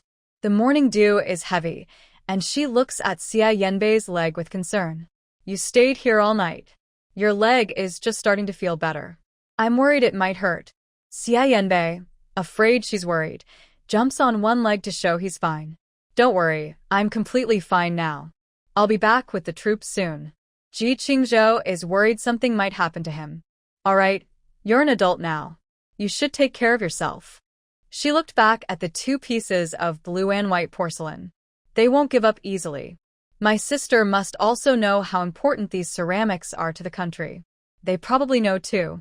We need to act quickly and can't fall behind these enemies. Xia Yanbei understood immediately. The two of them hurried down the mountain as fast as they could. Meanwhile, the Zheng family, who knew nothing about the situation, had already gone back to enjoy their dreams. They ate the bread made by Cheng Quan and Luo Onkong, even imagining in their dreams that their whole family would move abroad. Just thinking about never having to work hard in this remote, poor place and not being able to afford food made them smile in their sleep. On the other side, Ji Qingwan, who left a little later, was very careful on her way back. She carefully avoided any trouble and found everyone still sleeping when she returned to the youth commune. The past few days of hard work made them sleep very deeply. All night in the mountains, Ji Qingwan's face was pale from the cold. She snuggled into her quilt but couldn't fall asleep, her mind full of what Cheng Quan had said to her later. Are you really willing to do this? Ji Qingwan's eyes were dark. She sat up and looked out the window. She could see the location of the back mountain. She quietly searched the room for paper and a pen. She remembered the distance Cheng Quan and Luo Onkong measured today. At the time, she didn't think much of it. Now, after careful calculation, she was stunned. With the depth, length, and diameter of this underground cellar, it can hold at most 100 pieces of porcelain, and that was a conservative estimate. Ji Qingwan's mind was calculating. At this moment, Xia Yank and Ji Qingzhou split up at a fork in the road. Ji Qingzhou was worried at first, but seeing that Xia Yank was walking more steadily than before, she chose to trust him. Xia Yank reached the village committee office as quickly as possible. "Yank, why are you here so early?" Village head Sun Aigua was a bit surprised. He was older and didn't need much sleep. He came early every day before work hours. Xia Yank had just reported his marriage to Ji Qingzhou, and they were living together. That shouldn't be right. Sun Aigua looked at Xia Yank with confusion, noticing his sweat. His serious expression and stern eyebrows made him look even more intense. In just one glance, Sun Aigua sensed something was wrong. After all, he was a retired soldier. What's the big deal? Sun Aigua opened the door while talking and led Xia Yanbei inside. After making sure no one was outside, he locked the door. Xia Yanbei quickly explained everything. Actually, that day when my eldest uncle and third uncle were repaying money, Qingzhou already noticed something was wrong. They were hiding some gold bars from a few years ago. Last night, we heard noises. The old couple from Zheng's family and Zheng Feiyang went up the back mountain late at night with a group of outsiders. They found not only several large boxes of gold bars, but also a deep archaeological pit. It looks like the enemy might act tonight. Sun Aigua's expression turned serious, understanding how serious the situation was. He hurriedly took Xia Yanbei to make a phone call. Without hesitation, Xia Yanbei dialed an internal number, directly contacting Commander Liu, who was familiar with him. Commander Liu, who was very active, had woken up early and was doing a set of 8 brocade exercises. He was sweating heavily as he wiped his face with a towel and headed back. Old Master Chung and Old Master Xiao had just finished their morning exercises. The three of them walked side by side. Though they were older, they were healthy and agile. Old Master Liu paused and said, "You guys don't know, but I haven't heard anything about Yanbei for a while. It feels strange. Yes, Yanbei was injured on duty. His leg seems quite serious. I really hope he didn't get hurt badly. Our country needs people like him." Old Master Chen stroked his beard and said, "This kid has completed many dangerous missions before, and he has military merits. He shouldn't waste this chance to get a promotion." The elders knew Xia Yanbei had gone through hardships, just like they had, so they felt more sympathy for him. Old Master Liu mentioned, "You also know, Yanbei can handle pressure well. I saw his marriage report come up recently. It's quite rare." Hearing this, Old Master Chung and Old Master Xiao smiled. "Such coincidence? I was just telling Old Chung yesterday that this guy never talked about a partner, but he's quietly doing big things. I even asked Sun Aigua from Baiyun village about it. The girl is not only kind and good-looking, but also a very beautiful, educated youth. Good for him. Truly good for him." Old Master Liu chuckled happily. "Remember to help mention it. I've already talked to the approval people. Yanbei's promotion is on the schedule. Of course, we are faster than you. As soon as we saw it that day, we immediately said so." Old Master Chung did not back down. Old Master Liu was surprised, then laughed. "It seems everyone has the same idea. I think their marriage report will be approved in the next couple of days." Old Master Xiao looked confident. "I've looked into that girl's background. She's quite well off, and her parents are old friends.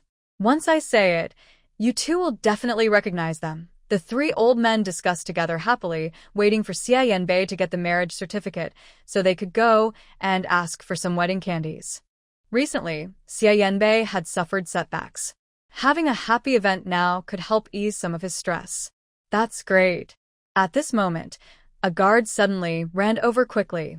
"Report to the Chief of Staff." Commander Xia called with an urgent matter. Seeing the serious expression on the guard's face, Commander Liu didn't ask much and quickly went over. Left behind, Old Master Chung and Old Master Xiao looked at each other in confusion. 2 minutes later, Old Master Liu hurried out. "Let's go. Come with me to find the military security department. Something big has happened." As he spoke, Liu divided the tasks among them, and the three of them split up to make contact. Soon, all the military units near Bayun village were dispatched to find Xie Yanbei and Sun Aigua. Not only were enemy agents heavily involved, but because it concerned the national treasure, everyone was on edge, worried about damage to the relics. Old Master Chung and Old Master Xiao were so anxious they didn't even feel like eating breakfast. Those things, they once barbarically divided our relics and refused to return them. Now they're still scheming, thinking about how those priceless treasures had been disassembled and destroyed by enemies. The three old men felt heavy-hearted. After a moment of silence, the usually optimistic old master Lu broke the mood. What are you thinking? We're different now than before. We're not easy to bully anymore. Those enemies come one, we fight one, come two, we fight in pairs. Now that we've discovered this in time, they probably haven't had much chance to prepare. Luckily, we have an outstanding military officer in command. Do you think Yanbei will give them a chance to escape? After finishing his call and discussing with Sun Aigua, Xie Yanbei found a reason to leave early and went to the village entrance, waiting for the rescue team. According to her agreement with Xie Yanbei, Ji Qingzhou should have gone home first to wait for news. But she kept thinking and worried that enemy spies might get wind of something and come early to move the items away. Those antiques are very important. Ji Qingzhou is sure that once they are handed over to the country, many will be classified as first-grade cultural relics. Losing these treasures overseas would be a big loss. So, Ji Qingzhou decided to go back to the back mountain. She collected the large boxes of gold bars she and Xie Yanbei had hidden earlier and stored them in her space. The blue and white porcelain and gold artifacts are very precious. While carefully preserving them, she also found some usable materials in her space to add extra protection outside. This way, she can be sure everything is safe. Ji Qingzhou stood up, brushed off the dirt from her hands, and looked at the remaining areas that hadn't been excavated yet. She frowned, feeling a bit worried. What should I do with these? With her abilities alone, it's impossible to excavate everything and bring it back. Most importantly, she must not damage the site's integrity, or it would be a huge loss for archaeologists. Although enemy spies can't take everything immediately, Ji Qingzhou fears that if they find out the truth, they might destroy the artifacts to prevent them from being taken. When her mind isn't clear, she drinks a large sip of spiritual spring water, and suddenly, she has an idea. Her space is very flexible. She can store things anywhere at any time and also retrieve them easily, just by thinking. She checked the items inside her space, confirming there's nothing useful, then turned her attention back to the back mountain to gather materials locally. After walking around the cellar area, Ji Qingzhou found many large stones. She stepped closer and tried to put her hand on one. As her fingertips touched the cold, rough surface of the stone, she thought quickly. Suddenly, the huge stone that was standing on the ground disappeared without a trace. She hurried back to the cellar area and, following the same method, made the stone reappear. She was instantly overjoyed. Great. Now she didn't have to worry about enemy spies getting there first and moving or destroying the antiques. For a little while, Ji Qingzhou worked like a busy bee, gathering all the large rocks from the hilltop and carefully blocking the cellar completely. Even if enemies or spies saw this, it would take them several days to clear away all these stones. Forcing to it up would reveal their location, so they definitely wouldn't dare do that. Once everything was in place, Ji Qingzhou hurried to go home and finish writing the report letter. She was worried about how to continue dealing with the Xie family, but now Xie Tianrui and Sun Yuehong had given her the perfect opportunity. Stealing national property is a serious crime, and now Xie Tianrui and his wife would be in big trouble. Of course, the Zheng family couldn't be spared either. They knew about the enemy's interest in antiques but didn't report it and even took part in their plans, trying to exchange national interests for personal gain. With the new year coming in just a few months, Ji Qingzhou sent Zheng Feiyang and others to reunite with Zheng Shuyan. The whole family was going to be executed together. Xie Tianrui's family was completely unaware that death was near, and Sun Yuehong, full of bad ideas, was still upset about what happened last time. No way. I've never been so wronged in my life. Ji Zhijing is from the city. I can't mess with him. but Yi Lanqing is okay, right? I must find a chance to get back at her. Recently, Xie Tianrui had lost gold, ration tickets, and meat coupons, and was short of money, which made him hate Ji Qingzhou even more. That little girl is really hateful. If I get her in my hands, I will make her suffer. Just as Xie Tianrui and Sun Yuehong were complaining, Ji Qingzhou hurried home. The couple exchanged a glance and immediately started mocking her. Ji Zhijing is in such a rush. Is she rushing to be reborn? What are you talking about? Maybe Ji Zhijing just has too many meat coupons to eat and is afraid of choking, so she came out for a walk. Ji Qingzhou heard their voices and looked over. Instead of getting angry, she grinned at them. Since these two were already like grasshoppers after autumn, let them hop a little longer. Xie Tianrui and Sun Yuehong looked at each other in confusion, feeling a chill down their spines from her smile, and broke out in sweat. When she got home, Ji Qingzhou continued to supervise Yi Lanqing as she took her medicine and reminded her not to walk around today. I think the weather in our village might change at any time. Although Yi Lanqing didn't know exactly what was happening, she was also affected by the tense mood. Without asking more, she simply nodded in agreement. Ji Qingzhou quickly went back to her room to finish writing the report letter as planned. Just as she was about to leave to deliver it, she unexpectedly bumped into Ji Qingwan at the door. It was already work time, but she wasn't going to work. Instead, she was heading toward the village's edge, clearly planning to skip work and leave the village. Thinking about what happened last night, Ji Qingzhou's face darkened instantly, and she went to stop her. Why are you leaving the village instead of working? Ji Qingwan looked away lazily and said calmly, I have something to do outside. Is it something very dangerous you're talking about? Ji Qingzhou's face immediately showed anger. Ji Qingwan, are you crazy? Do you even know what you're doing? Ji Qingwan's eyes darkened, and she directly pushed her hand away. Ji Qingzhou, I am your sister. I do what I need to do, and I can handle the consequences. You don't need to interfere. As they pushed and pulled, Ji Qingwan lost her balance and accidentally fell, tearing her clothes. She looked down at the dirt on her clothes, but instead of getting angry, she smiled at Ji Qingzhou. Since you caused me to get hurt, I have even more reason not to go to work. Ji Qingwan clearly wasn't giving up and still wanted to find those enemies. Ji Qingzhou thought of something and tried to stop her. Big sister. She hadn't called her that in a long time, but Ji Qingwan was unaffected. She looked at her with a cold, stern gaze. You don't need to interfere in my affairs. I also advise you not to get involved. After saying that, she ran off without looking back. Passing by, Su Biqin saw Ji Qingwan disappear quickly and was a bit stunned. Ji Qingwan skipping work and wandering around? Could she be planning to skip work altogether? Yao Zhao watched with great interest. They just fought earlier. Ji Qingwan said she was pushed down and hurt, so she couldn't go to work. Impossible, Su Biqin. These two sisters haven't gotten along for a long time. Everyone in the village knows they don't get along well. Their close relationship looks more like enemies. But if there is any deep hatred, it's not that serious. Su Biqin and the others are confused. Why did they suddenly become like this today? Ji Qingwan ran far ahead.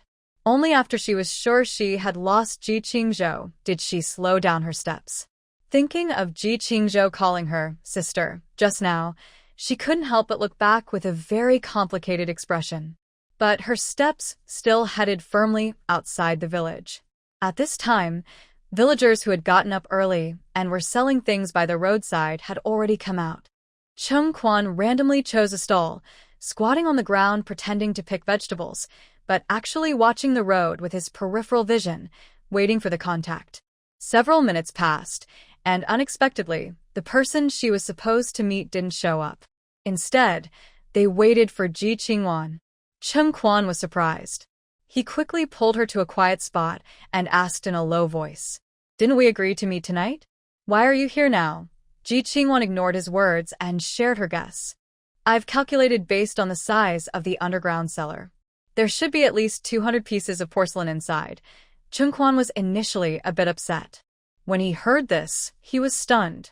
He hurriedly looked around from side to side, then let her continue. Ji Qingwan spoke calmly about some precautions for the excavation. "This work can't be finished in a day or two. We must wait until late at night when everyone is asleep to start. During the day, it's best to have someone watching. She looked very professional. Chung Kwan nodded repeatedly, indicating he understood. If this excavation of ancient artifacts succeeds, you'll have made a great contribution. The small profit from the Zheng family is nothing. I can give you more of what you want. Their generous offer clearly shows they value Ji Qingwan's skills and want to recruit her to help find more antiques. Ji Qingwan understood. A faint smile appeared on her lips, and she nodded gratefully. Thank you. This is the first time someone has recognized my abilities. If there's ever a need for my help, just let me know. Luo Onkong happened to bring someone over from another place. When he saw Ji Qingwan, his eyes lit up with happiness. Ji Qingwan felt a bit uncomfortable and looked away. She had noticed this yesterday. As soon as Luo Onkong saw her, his eyes became eager, like a dog seeing a bone. That look made her feel very uneasy. Miss Ji, are you planning to join us? Luo Onkong loved city girls like her, delicate and charming. She was much better than the colleagues they usually worked with, and she was naturally beautiful. Ji Qingwan took a step back, then moved a little closer. Chung Kwan noticed her hand was injured. What happened? You didn't have that last night. Chung Kwan's sharp eyes behind his glasses caught every tiny change. Ji Qingwan's heart skipped a beat. She quickly said, I ran into someone unpleasant last night. We had a little struggle, but it's nothing serious. Chung Kwan understood. Before he could speak, Luo Onkong already understood everything. Qingwan, did you run into your sister again? He raised his hand and casually put it on Ji Qingwan's shoulder, ignoring his colleagues. Luo Onkong sighed deeply. Seeing that Ji Qingwan didn't resist and even leaned closer, he felt more affectionate. We all know. You've been so oppressed at that family. Actually, you didn't want to go to the countryside, but your foolish sister chased after a man, so you had to come too. Ji Qingwan looked at Luo Onkong with a slight smile. Thank you for accepting me. This is the first time I felt I have a purpose. Her charming gaze made Luo Onkong stare in awe. He couldn't help but lean in closer, but Chung Kwan quickly separated him. Others will arrive soon. The main thing is important. Luo Onkong grumbled. I really give up. You're the only one with so much to do, yet you're so timid and cautious, complaining all the time. He hadn't seen a woman in a long time. No one knew how anxious he was. Ji Qingwan had always been gentle and fragile around him, which made him very happy. Soon, they reached an old, abandoned temple hidden in the woods. Ji Qingwan saw signs of fire here. They often used this place for activities. Soon, everyone who knew the situation became very excited. Great! We've really done something big this time. Luo Onkong was so excited he almost hugged Ji Qingwan. Luckily, she stepped back to avoid it. Even Chung Kwan couldn't hide his happiness. Yes, this time we'll bring back a big achievement. They then rubbed their hands together and started planning. To avoid being seen by villagers and to prevent problems later, they decided to start tonight. When talking about these plans, Chung Kwan initially wanted to avoid Ji Qingwan. Ji Qingwan simply said, it should be fine at night. The back mountain is far from the villagers' homes. Last night, we checked it out and no one noticed. Temperatures will drop a lot in the next 2 days, it gets dark early and work hours are shorter. The villagers go to bed early, giving us more time. When she used we instead of you, Chung Kwan smiled. Luo Onkong said, later, we just need to carry tools and some light weapons. Focus fire and quickly dig out all those porcelain bottles to finish the job. Someone asked, what if there are big ones? Carrying them down the mountain will be hard. Chung Kwan and Luo Onkong didn't hesitate. Break them. If they couldn't be taken away, they'd smash them instead, leaving nothing for the Chinese. Ji Qingwan's eyelid twitched, but she quickly calmed down. Luo Onkong patted her face. It's going to be hard for you. You know the village best. Starting tonight, you need to keep watch every night. If anything unusual happens, handle it first to buy us more time. Ji Qingwan nodded. Don't worry. I've been here a long time. I know the place like I was born here. The broken temple was filled with laughter. Everyone was too excited to sleep. Thinking about the big job tonight, they all felt energized. They knew those porcelain items could sell for a high price. Once they successfully transported them back home, they couldn't imagine what kind of reward they would get. As it got dark, more and more people gathered here. Meanwhile, in Bayun village, a group of soldiers dressed in old cloth clothes, disguised as villagers, had already gathered. Xia Yanbei and Sun Aigua informed the soldiers about the situation. Soon, the village's loudspeaker started broadcasting. Everyone gather in the open area now. There will be a knowledge session. Please spread the word and come quickly. The loudspeaker kept playing, and Xia Yanbei and Sun Aigua took advantage of the distraction to lead most of the troops up the mountain. When Ji Qingzhou arrived, Xia Yanbei was already in position, having set up an ambush halfway there. She glanced at the sky, still feeling a bit uneasy. Ian, those people are clever. Do you think they might see through our plan? Xia Yanbei knew she was worried and gently patted her shoulder. Don't worry. With so many of us, they can't escape. As long as they show up today, they'll be caught. Among the people with him was Shun Huaiji, a close friend and partner from the army. He was digging a trap and had found the best spot for shooting nearby. The enemy's routes up and down the mountain were all within range. It's good to see your leg is really better. I can report to the chief of staff when I go back. The old man also told me to find out your condition. Everyone is waiting for you to return to the unit. Ji Qingzhou stood beside Xia Yanbei, smiling. Shun Huaiji looked at her and felt something strange, as if he knew her from somewhere. But since joining the army, he rarely went out or made friends. Xia Yanbei looked down at his leg. He had almost given up hope before, and if it weren't for Ji Qingzhou, even he would have lost faith. I'm thinking the same, but I need to observe for 2 more days. If nothing unusual happens, it should be by the end of this month. He had been resting at home for so long that he was starting to slack off. Once back, he needed to catch up on physical training. Ji Qingzhou watched their conversation quietly, happy that Xia Yanbei had someone to confide in. With no news for so long, the old man and everyone are worried. I heard you didn't even tell us about your marriage. You're really not being fair. Do you not see us as brothers? Xia Yanbei was criticized. He tightly held Ji Qingzhou's hand, a proud smile on his face. Isn't it just that the time isn't right yet? I had planned to invite everyone over for drinks later, but I didn't expect so many things to happen at the same time. Shun Huaiji's gaze, once again, fell on Ji Qingzhou.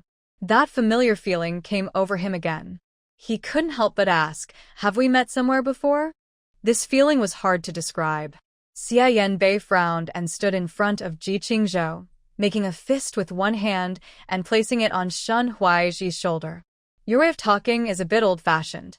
She's been living in the countryside and is a young person from Beijing. Where would you have met her? Knowing that Xia Yanbei misunderstood, Shun Huaiji returned his hand. I just think this girl looks familiar, like a family member. Where are you thinking? Brothers' wives are off-limits. No matter how mean I am, I wouldn't try to steal my brother's wife. Xia Yanbei shot him a look, annoyed. Ji Qingzhou also found this a bit strange. But out of politeness, she answered his question. I've been studying all this time. Besides school, I stay at home. Maybe I look like one of your friends. This explanation seemed reasonable. Shun Huaiji didn't say more. He turned to Xia Yanbei and said, Wow, you're so protective of your wife, as if someone might take her away. Take good care of yourself and return to the army soon.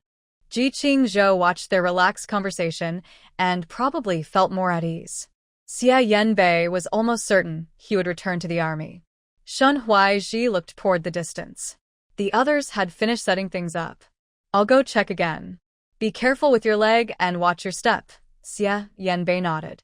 As he watched the person beside him leave, he hesitated before asking Ji Qingzhou, How's your sister doing now? Ji Qingzhou looked at her feet and remained silent. No answer was the answer. Xia Yanbei showed a knowing look and sighed. When he returned after another check, Shun Huaiji brushed the dirt off himself and stood in the highest position, sighing. It seemed that this mission was really well timed, with good conditions. The terrain here was especially advantageous for us, especially this rock. It could hide our movements and also give us a good view of the enemy. This convenient spot was specially reserved for them, as if heaven was helping them. Ji Qingzhou looked up, feeling a bit guilty, and glanced at the sky. Xia Yanbei's gaze fell on Ji Qingzhou's face, but he didn't know what she was thinking. However, when they left earlier, this spot didn't have the stone. It only appeared just now. Xia Yanbei thought he probably remembered correctly, but Ji Qingzhou didn't say anything, so he didn't ask. All preparations were complete. It was a dark, windy night, and everyone in the village was already asleep. Cheng Quan and Luo Onkong had just brought two teams together from the back mountain. Luo Onkong was followed by Ji Qingwan. She was naturally beautiful, and among the group, she was the only girl, which made her stand out even more. Luo Onkong's eyes glinted with greed. He was smoking a cigarette and lazily exhaled smoke rings. Miss Ji, after we finish this big job today, we'll have money. But it's so tiring. Do you want to rest together tonight? I can treat you to a bath. Ji Qingwan felt very uncomfortable with this person, especially because Luo Onkong's gaze showed obvious greed, and anyone could see her inner discomfort. Ji Qingwan forced herself to endure her unease, continued walking with the group, but didn't dare stray too far from the main team. No, I have a place to rest tonight. I don't want to be noticed, or else without a good excuse, today's plan might fall apart.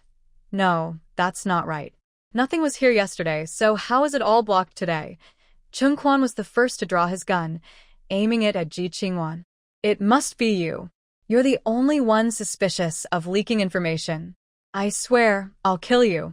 Without hesitation, the two men tried to tie Ji Qingwan up. She didn't even have time to defend herself. Xia Yanbei and Shun Huai exchanged a quick look and followed the plan. Suddenly, there was a noise in the jungle, followed by gunfire from another group. Ji Qingwan reacted quickly. As soon as she heard the sound, she suddenly lunged forward and knocked Luo Onkong to the ground. The gunfire whistled past. Luo Onkong was stunned. He looked at the delicate woman on top of him and couldn't help but curse. Are you tired of living? Do you know your own strength? If you get hit, you'll die. Ji Qingwan clenched her teeth, still panicked. Her voice trembled uncontrollably. If you die, I lose my freedom and my job. Luo Onkong observed the surroundings and focused on the jungle. He was shocked but chose to believe Ji Qingwan. The situation was about to explode. Cheng Quan and Luo Onkong only heard a series of mournful cries. Their people kept falling into the trap set by Xia Yanbei and his team, unable to resist, losing about a third of their forces quickly. Suddenly, there was a strange noise from the mountain, rocks rolling down toward them, coming continuously. Cheng Quan gritted his teeth. Find cover immediately, but it was too late. In the blink of an eye, most of their people were gone. Some were badly injured, others trapped in the pit. The few remaining drew their guns and fought stubbornly. Seeing they couldn't win against the firepower, the wise ones chose to run. They were quickly captured by the approaching soldiers from all sides. In the end, only Cheng Quan, Luo Onkong, and Ji Qingwan, who had prepared an escape route, remained. Cheng Quan's leg was injured, and he couldn't run fast. Luo Onkong clenched his teeth. If we wait here, we'll all die. It's not that I don't care, but brother, you better take care of yourself. After saying that, he grabbed Ji Qingwan's arm and hurriedly disappeared from Cheng Quan's sight.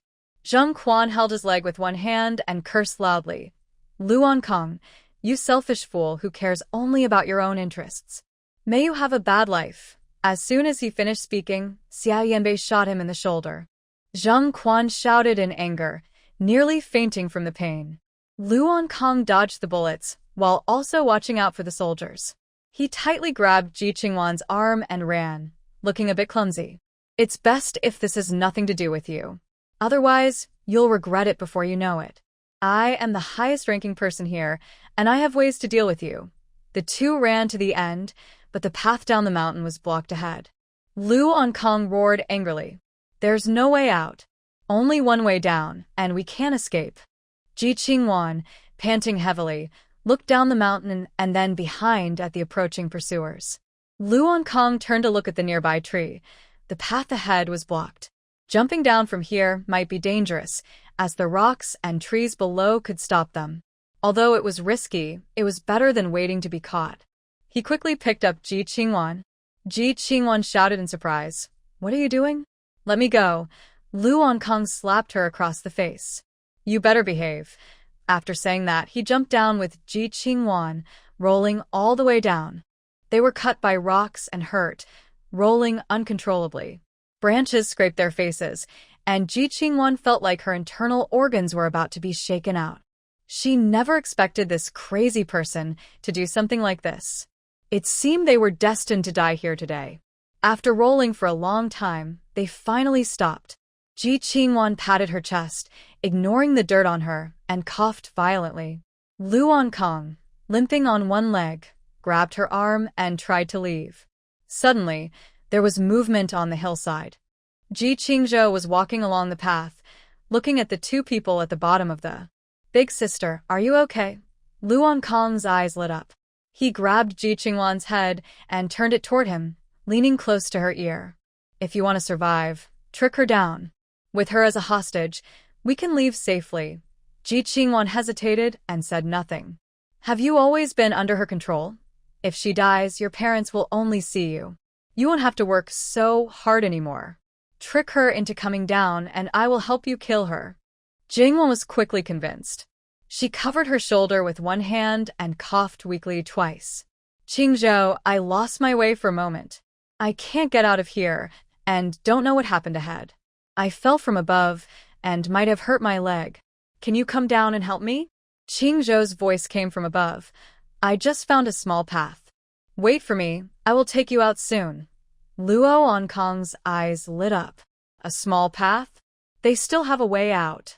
Watching Qingzhou carefully come down, Luo Onkong quietly put his gun behind him. "Qingzhou, how do you know the terrain here?" Qingzhou helped Jingwan and said, "I came here with Ah Yen before.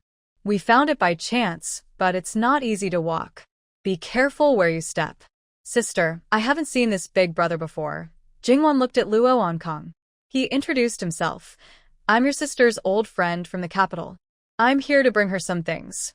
Qingzhou nodded understandingly. After walking about 5 minutes, the path suddenly opened up. Luo Onkong's excitement was hard to hide, but one hand still kept a cautious grip on Jingwan.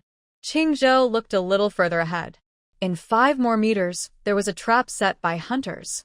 Xia Yanbei, and she had already expected some hunters might escape, so their plan was perfect. They marked all the trap locations on the mountain.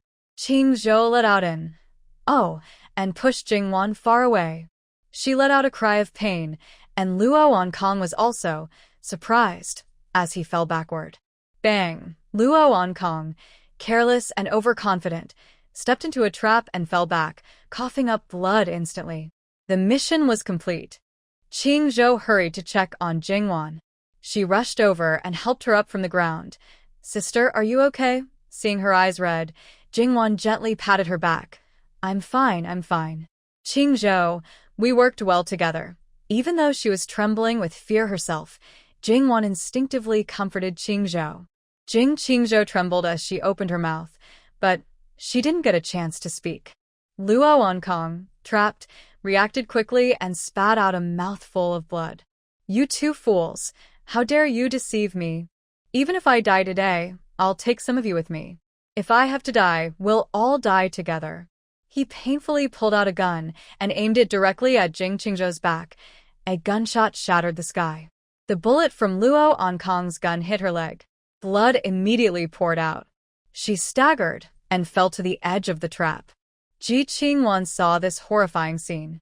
Her voice was trembling with tears as she instinctively covered the bleeding spot on Qingzhou's leg. "Qingzhou, are you okay? Does it hurt?"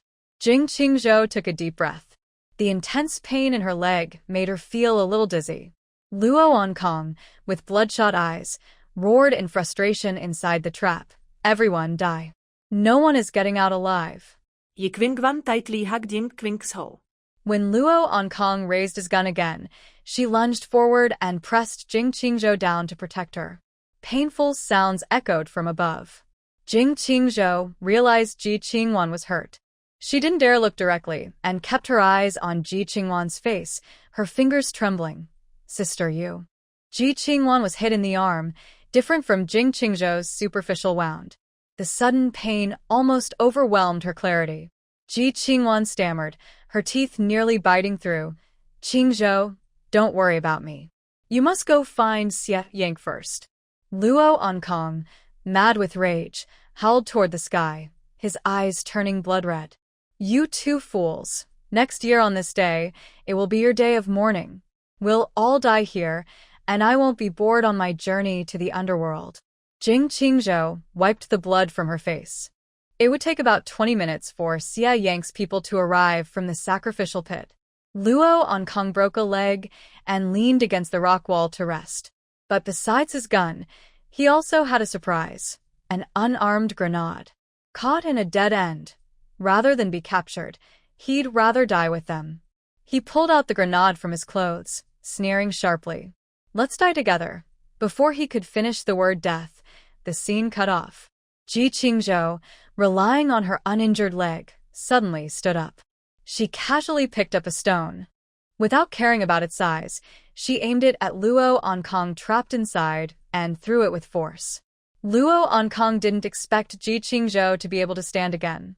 When a stone bigger than his head fell from above, he truly felt fear. Various stones hit his face and body. There wasn't much space in the pit, so even if he wanted to hide, he couldn't find a place to go. Due to the limited space, Ji Qingzhou's accuracy was about 90%. Luo Ankang tried to protect his head with both arms, but Ji Qingzhou was too furious to stop. She was gasping for breath, pushing all the stones beside her down. Luo Ankang's head was hit, causing a bloody wound that made his eyes sting. He wiped his face, furious and desperate. You're asking for death. I'll kill you. He clenched his gun, but the bullets hadn't been loaded yet. Another stone fell and hit his wrist just right. Ji Qingzhou's expression was cold. Let's see who's asking for death. Luo Ankang cried out in pain, like a wounded beast. His wrist was dislocated, making it hard to pick up the gun on the ground. Blood streamed down his face, and he could only struggle to beg for mercy. I was wrong. Don't hit me anymore. It's really dangerous. If I die, all your efforts will be wasted, but the Ji sisters didn't listen at all. Seeing this tactic work, Ji Qingwan also joined in, her eyes bloodshot with rage. Go to. The stones above rained down like rain, and Luo Ankang was too weak to resist. Ji Qingwan's shoulder was injured, making her movements difficult, but her hatred gave her strength. Their mother was a cultural relic worker. At first, Ji Qingwan only interacted with these relics to please her stepmother. But over time, she developed a genuine interest in these artifacts. Each relic carried the cultural essence of its era. Generations of careful protection had built the country's soft cultural strength. However, now many of the country's relics are being destroyed on a large scale, and the few remaining items that prove the long history of the motherland are still being targeted by these villains. If everyone only pursues profit, the country will fall apart. Our ancestors worked hard to bring peace, and deep inside, they share the same fiery spirit as their predecessors.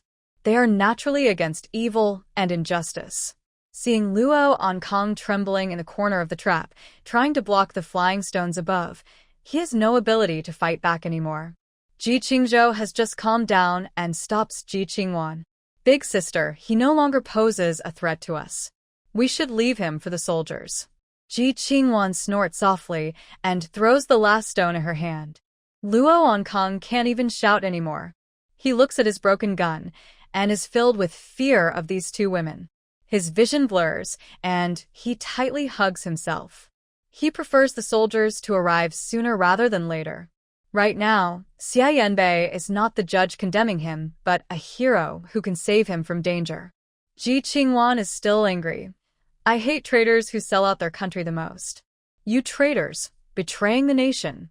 Her father, Ji Junyan, once said her biological father and grandfather fought on the battlefield. But in the end, her grandfather lost his life because of betrayal by traitors. She hates enemies and traitors deeply.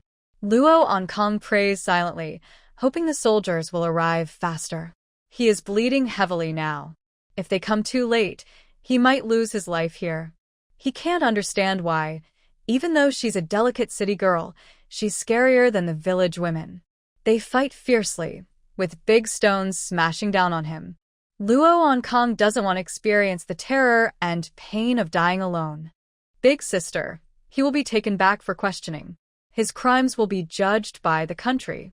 Ji Qingwan, held in Ji Qingzhou's arms, feels exhausted and can't breathe well. Her arm hurts again, and she breathes out heavily. Ji Qingzhou asks, "Big sister, how are you?" Ji Qingwan waves her hand, blood still flowing from her arm, quickly staining her clothes red.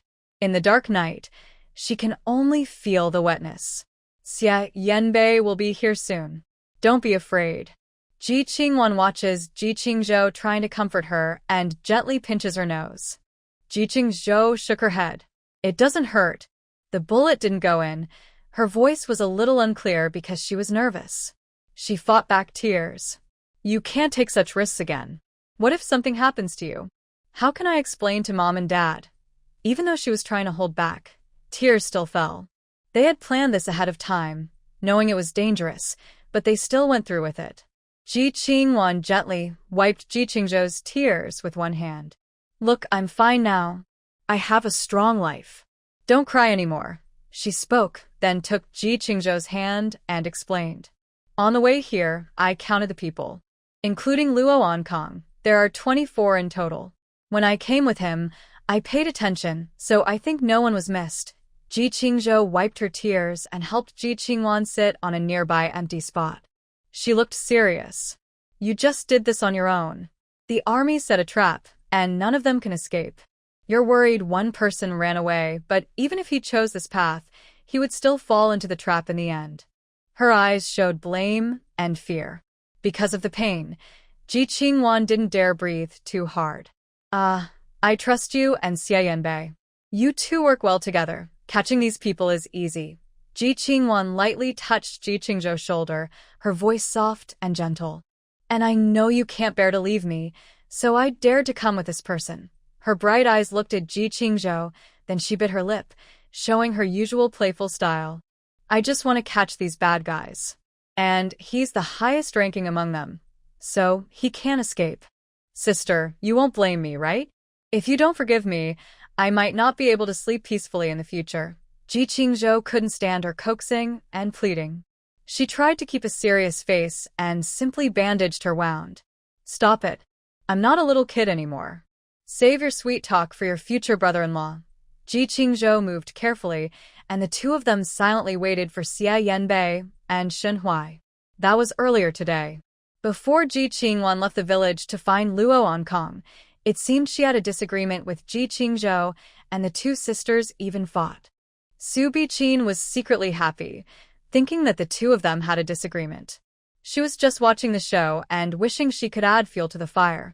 In fact, Ji Qingzhou was worried that Ji Qingwan was too reckless and was trying to persuade her, which made her angry. You're alone with them. It's too dangerous. You don't understand their situation. What if they suspect you? Have you thought about the consequences? Ji Qingzhou didn't agree with Ji Qingwan's risky plan. Ji Qingwan wanted to explain herself, but Ji Qingzhou brushed her off impatiently. She lost her footing and fell to the ground. From a certain angle, it looked like they were arguing and had a fight. Qingzhou, trust me just this once.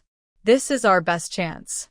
The enemies are planning to strike tonight, and we don't have much time. If we don't have someone on the inside and outside, some of them might escape. All our careful planning could be for nothing. Ji Qingwan held her hand tightly, speaking sincerely. Even though they weren't real sisters, they shared the same attitude toward the enemy. But if this chance costs you your life, I would rather it never happen. You're a girl who can't even defend herself. How can you fight those people? Ji Qingzhou was blunt, just trying to stop Ji Qingwan from doing something foolish. She knew her best and thought she only came to exchange ideas. But as long as she was alive, she couldn't just watch Ji Qingwan risk her life. Do you think those people can't see through you? They've all been trained professionally. You think you can read their minds? Even if we need someone inside and outside, it shouldn't be you. Ji Qingwan was a bit anxious. They were raised by the same parents, and Ji Qingzhou was also stubborn. They couldn't agree, and in the end, they argued and parted ways unhappily. Both cared for each other, but Ji Qingwan was the first to compromise, trying to persuade gently. I was the first to notice Zheng Xian's situation. I was the one caught up in this. Whether it was an accident or someone's careful plan, it doesn't matter. I understand the situation. They still trust me for now. If I don't go, can you guarantee you'll find someone better than me? Ji Qingwan's words left Ji Qingzhou speechless and choked with emotion. She opened her mouth but couldn't say anything. Ji Qingwan was right. No one was more suitable for this than her. But the danger involved was truly hard to estimate. Ji Qingwan earnestly said, I understand what you're worried about. I promise I will come back safely. I know you've been to the scene. Roughly speaking, there are over 200 artifacts in the sacrificial pit. If those people succeed, it would be a heavy loss for the country. We have the right to stop them. The country's interests come before personal ones. Only by choosing the right path can we honor the education we've received since childhood. Ji Qingzhou lowered her head and held Ji Qingwan's hand more tightly. There are many large artifacts in the sacrificial pit. If they can't take them all, some might get damaged. We must prepare extra measures to protect the artifacts and keep them intact. Ji Qingzhou had already predicted their actions. Because of the greed of the Zheng family, some artifacts had already been secretly kept. Before things reached a critical point, they couldn't let the enemy know their plans. The small yellow fish the Zheng family took would surely be recovered and returned to the country. But right now, the most urgent matter was dealing with the enemy agents. After discussing, the two women agreed, but Ji Qingwan repeatedly warned her. No matter what happens, you must protect your safety. I will always be watching over you secretly. If necessary, you can escape on your own. Xia Yank will handle them. Only after the sisters finished their plans did they feel ready for tonight. Ji Qingwan looked up and glanced at Luo on Kong in the trap. Thinking of his lecherous eyes earlier, she wished she could punish him severely. A sharp gaze suddenly came from above, making Luo on Kong tremble and hug himself tightly. His face was pale, as if he had seen a demon from. Already injured, his head was even more confused and unable to understand what was happening. He and Cheng Quan had already investigated thoroughly. Ji Qingzhou and Ji Qingwan were not biological sisters. The Zheng family told them that because they had no blood relation, there was rivalry between them. It was probably due to neglect from their parents that their conflicts had lasted for a long time. Even the Zheng family had confirmed this. When they were at the youth commune, the two often argued and fought. It is completely normal for a foster daughter to feel jealous of her biological sister. Even during the day, Ji Qingwan was already slapped by Ji Qingzhou, but by night, how could they become so close again? That night, when Ji Qingwan heard she could choose her favorite job, Luo Onkong clearly saw the excitement in her eyes. Even if her usual actions could deceive others, microexpressions cannot be lied about. Ji Qingwan desperately wanted to escape from that home, but the opportunity was right in front of her. Why did she suddenly turn against him? The conflict between the two was definitely real. Otherwise, with Cheng Quan's suspicious nature, he wouldn't have been fooled. He looked up, somewhat unwilling, and asked, Hey, are you the one who hates Ji Qingzhou so much? Don't you know that your current decision might ruin your future freedom? Ji Qingwan and Ji Qingzhou were close together. What freedom? Staying with family, isn't that freedom? She smiled slightly, very clear in her mind.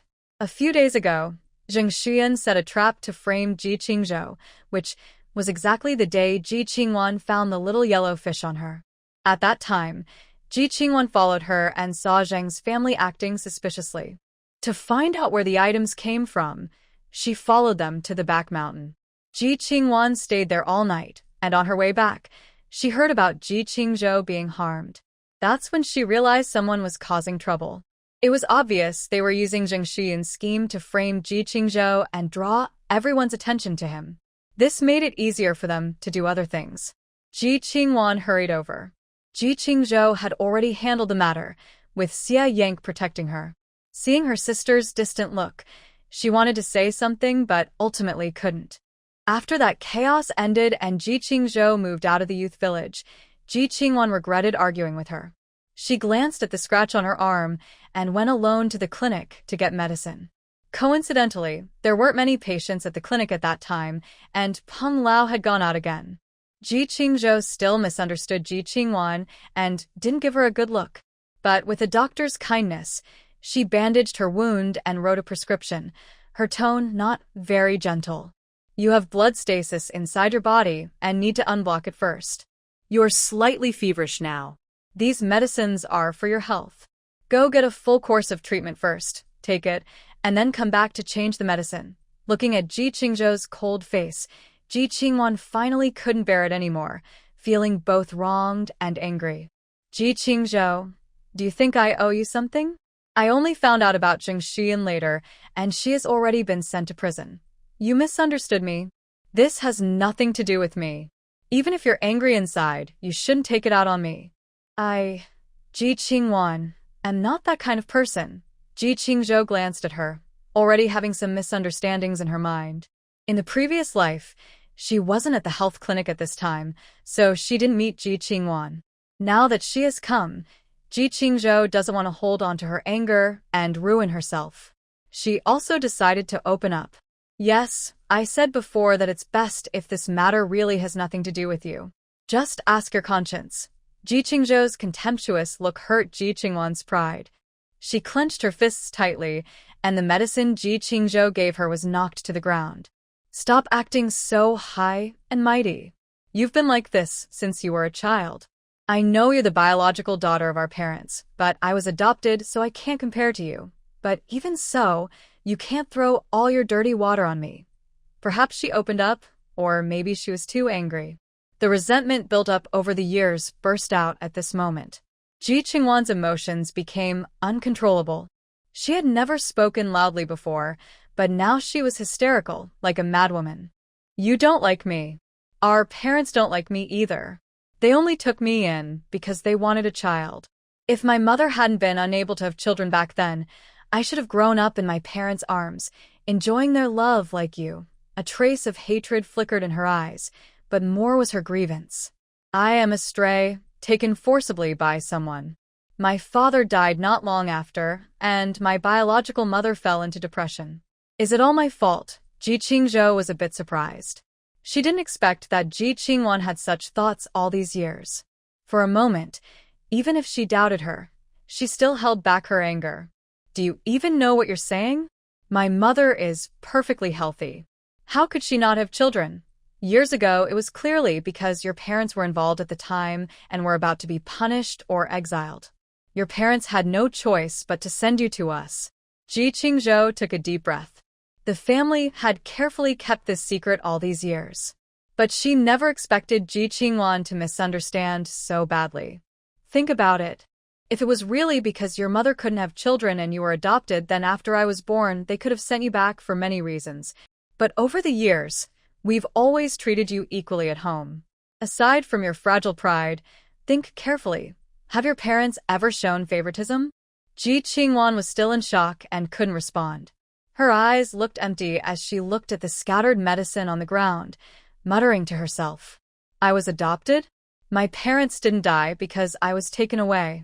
Seeing her like this, even though Ji Qingzhou had many resentments inside, she held them back. She stood inside the room, controlling her pity, and spoke calmly. My parents never harmed your parents. You know that back then, if your parents hadn't done that, you would have been exiled too. The conditions for exile were very harsh. If they took you away, you might have been lost forever in that dusty land. She didn't say more, knowing that Ji Qingwan now understood how her parents had died. Ji Qingwan was overwhelmed and covered her ears. She didn't want to believe that all these years, she had harbored resentment toward the Ji family. It was because of her sensitive heart and silly pride. She couldn't accept it. Ji Qingzhou continued, the family didn't tell you all these years because they were afraid you might have other thoughts and get hurt. But they never thought you would misunderstand that your parents weren't sincere. Suddenly, Ji Qingwan slapped herself. Ji Qingzhou was stunned. She saw her crying uncontrollably. It's so funny. I've thought I was the most pitiful one all these years. Turns out, I am the ungrateful one. Finally, Ji Qingzhou couldn't bear to see her blame herself. She took a step forward and held her hand. Big sister, our parents have never blamed you. If what happened yesterday wasn't your fault, I wouldn't blame you either. No matter if we are related by blood or not, I have always treated you as my real sister. Over the years, although there have been disagreements and misunderstandings between us, Ji Qingwan has never truly tried to hinder her. Even in competition, everything has been fair and honest. At least her methods are straightforward and honorable. Her persistence over the years has earned Ji Qingzhou's respect.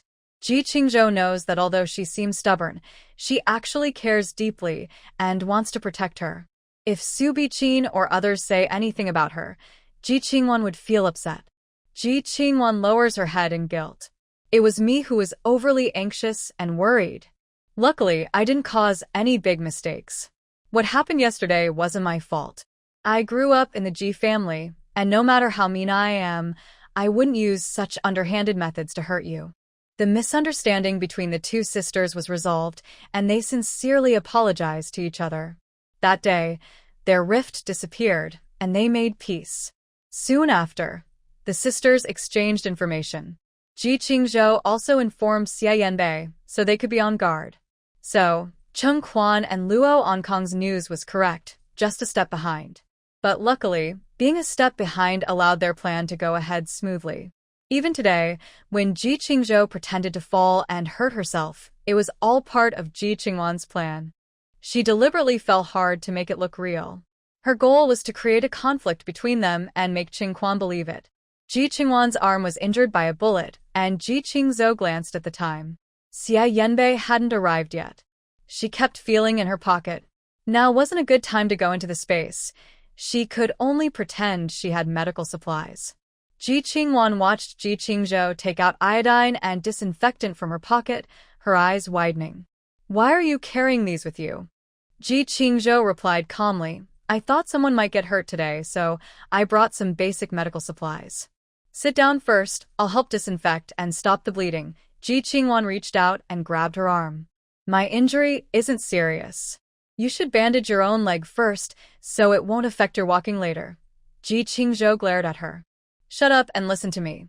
She used spring water to clean the wound on Ji Qingwan, making sure there was no risk of infection. Only then did she quickly treat her own injuries. Compared to Ji Qingzhou, Ji Qingwan's injuries looked more serious. Besides the gunshot wound, her arm was also broken. Ji Qingzhou used a bandage to set her arm and sprinkled medicine powder to stop the bleeding. Ji Qingwan cried out in pain. Ji Qingzhou teased her, saying, "Your fighting spirit finally lives up to our Ji family. Your hand is like this, but you still manage to smash stones down. You're so energetic. It seems you haven't skipped many meals." Ji Qingwan, who was thin but could eat, reluctantly pouted. The pain from her wound was intense. She clenched her teeth to barely keep from crying out. Cold sweat dripped down her face. Her jaw ached, but she still shot back at Ji Qingzhou. "Well, I guess I didn't waste my food. Unlike you, who eats but doesn't gain weight, I wonder how much food you've wasted." In the dark, desolate countryside, the two sisters still found time to tease each other, trying to find some joy in their suffering. Ji Qingzhou poured a small cup of spring water for Ji Qingwan. After drinking it, she immediately felt her throat soothe a little. Thinking of Jiang He's disgusting face, Ji Qingwan couldn't help but let out a sigh. "If you don't know, this time, our teamwork was a big loss for me. That scumbag Jiang He thought I liked him, acting all showy like a peacock trying to attract a mate. I still feel sick just thinking about it." Ji Qingzhou had long experienced Jiang He's greasy attitude. She kept wrapping Ji Qingwan's wound without stopping. "When I get the chance, I'll make sure you get revenge. Since he's like a peacock, let's ruin his face. What do you think?" Ji Qingwan thought about the brat in the pit and pouted, whining to Ji Qingzhou, "That little brat in the hole really deserves to die. He even tried to take advantage of me. His creepy look gave me nightmares for several nights." Hearing this, Ji Qingzhou paused her work, her face darkening considerably. This disgusting thing dares to take advantage of you? Forget it. I'd rather just kill him. Ji Qingwan saw the situation and, afraid of causing harm, quickly stepped in to stop it. Qingzhou, stay calm. If you throw that stone, he might lose his life. You just told me not to be impulsive. How could you forget that? Don't worry, don't worry.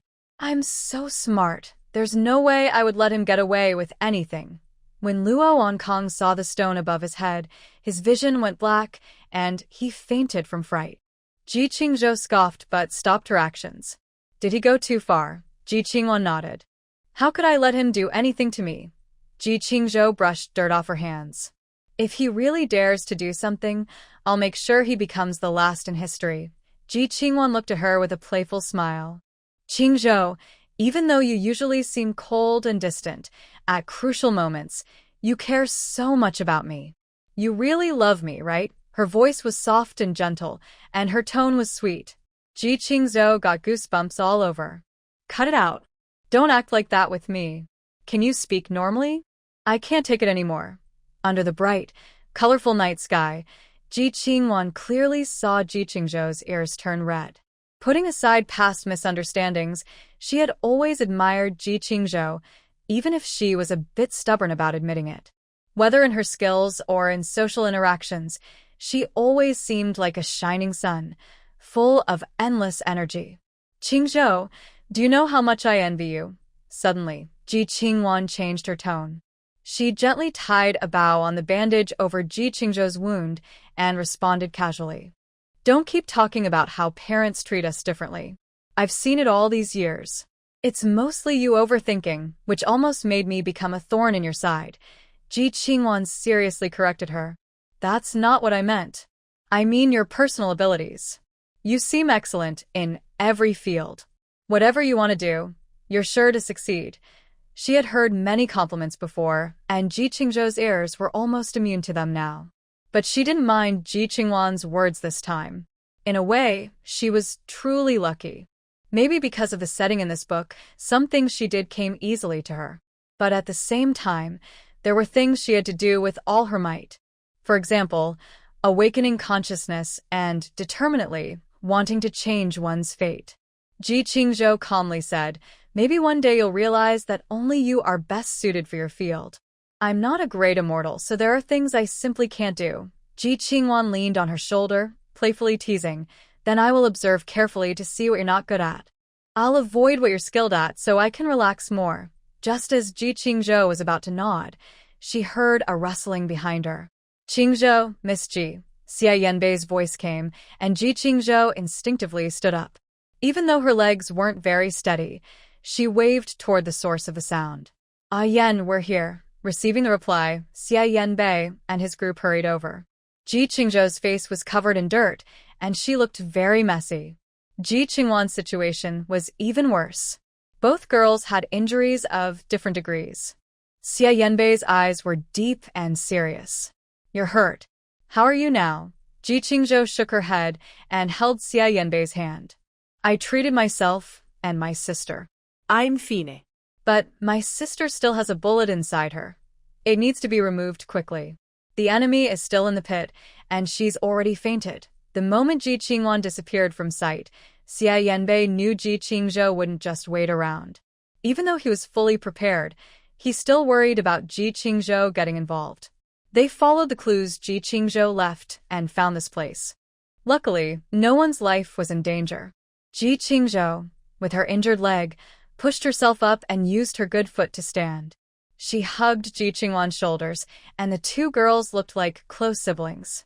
We're both fine. You guys hurry up and catch that Luo Onkong. Xia Yanbei had more to say, but Ji Qingzhou and Ji Qingwan responded the same way. We really are fine. Otherwise, we wouldn't have waited here for so long. That scoundrel is also hurt. Don't let him die in the pit, and we still need to catch wild boars. Ji Qingzhou was always blunt when speaking, so Xia Yanbei could only wave his hand. Luo Onkong completely fainted. The cave entrance was too narrow for more than two people to go down. The soldiers tied a guiding rope to him, and someone above pulled him up with force. Ji Qingzhou couldn't help but laugh out loud, accidentally hitting Ji Qingwan's wound with her hand. I saw a hunter dragging a wild boar like this before. Honestly, Luo Onkong now looks just like a wild boar, haha. Ji Qingwan grimaced in pain but couldn't help but laugh at her. Her awkward expression looked really strange. If you call him a wild boar, even wild boars wouldn't want that. Be careful, or the wild boars might come after you tonight, Xia Yanbei. These two sisters still find ways to entertain themselves. It seems like everything is fine. When they were descending the mountain, everyone moved carefully. Shen Huaizhi looked back and raised his voice to remind them. The mountain path is difficult, so everyone must watch their step and help each other. It was already dark at night, and they weren't familiar with the terrain. Although Xia Yanbei was leading the way, the visibility was poor, and with 24 enemies nearby, they moved very cautiously. But as they went further, the path became brighter. The whole way down the mountain was lit up like daytime. From afar, the village chief, Sun Aigua, came to meet them. You're back. You're back. The bad guys have been caught. Knowing about their operation, Sun Aigua waited here shortly after hearing the gunfire stop. Villagers held torches, and those with flashlights made the entire road bright. Seeing the victorious soldiers, the quiet night suddenly became noisy. So it's you two. I saw them in this village before and thought they were some distant relatives. I didn't expect them to do such sneaky things. Well done. Just arrest them and deal with them however you like. Brother Wang, holding a lantern, shone the light on Cheng Quan's face. When he recognized their faces, he threw a stone. This angered everyone, but they were worried about accidentally hurting the soldiers. They threw weeds instead. The weeds didn't hurt, but they were very insulting. Cheng Quan clenched his teeth. Luo Onkong was still unconscious, dragged along like a wild donkey. They should be sentenced to death. Anyone who betrays their country deserves no good ending. Yes, yes, the villagers holding torches strongly agreed. Everyone worked together to light up the path as they descended the mountain. The People's Liberation Army was surrounded by villagers, making the path very smooth. Xia Yanbei suddenly felt a bit uncomfortable. Although he had made many contributions before, this was the first time he experienced such glory in front of others. He looked a little shyly toward Ji Qingzhou. The girl's face was full of enthusiasm as she confidently greeted the villagers. Only 2 girls participated in this operation. One was Ji Qingzhou, and the other was Ji Qingwan. Ji Qingzhou, who was standing on one leg, dared not put her foot down and could only walk step by step, like a rabbit. She rested her arm on Ji Qingwan's shoulder and happily told everyone the exciting story from earlier. Actually, I didn't help much this time. You didn't see how brave my sister was. She outsmarted more than 20 people alone. That's even more impressive than the story of the clever Fox Mountain. Ji Qingwan's eyes were full of a smile. She pursed her lips, almost laughing at Ji Qingzhou. You can boast a little more and I might think you're a hero. Cheng Quan was walking very slowly. Even now, he didn't want to admit defeat to a woman. The person behind him urged, hurry up, don't try any tricks. Justice is like a net that catches everything. No matter how hard he tried, he couldn't escape. Cheng Quan looked back and then at the villagers lining the street. Although there had been conflicts among the villagers before, they had become surprisingly united overnight. It seemed that on this matter of standing together against outsiders, they had always been on the same side. Seeing their angry faces, Cheng Quan's handcuffs couldn't be broken free, and he could only accept his fate with his head raised. After leaving the mountain, because the village road was narrow and many enemies had been captured, the transport vehicle hadn't arrived yet. Seeing everyone waiting here for no reason, Xia Yende felt a bit guilty. Village chief, it's already so late. Everyone still has to work in the fields tomorrow. Let's organize everyone to go home and rest early. Our people are here waiting, and there's no danger. This matter involved the village, so it was understandable that everyone was concerned. But he didn't want to take up everyone's rest time. Yanbei, don't worry about it. Anyway, everyone can't sleep. After so many years, this is the biggest event we've had. We're happy to help. The village chief spoke, and a middle-aged man began to speak as well. It was cold at night. He exhaled a breath, rubbed his hands, and felt a little warmer. Everyone stayed in place, unwilling to leave on their own. Since they couldn't see the enemy convoy, no one was willing to go. You have no proof.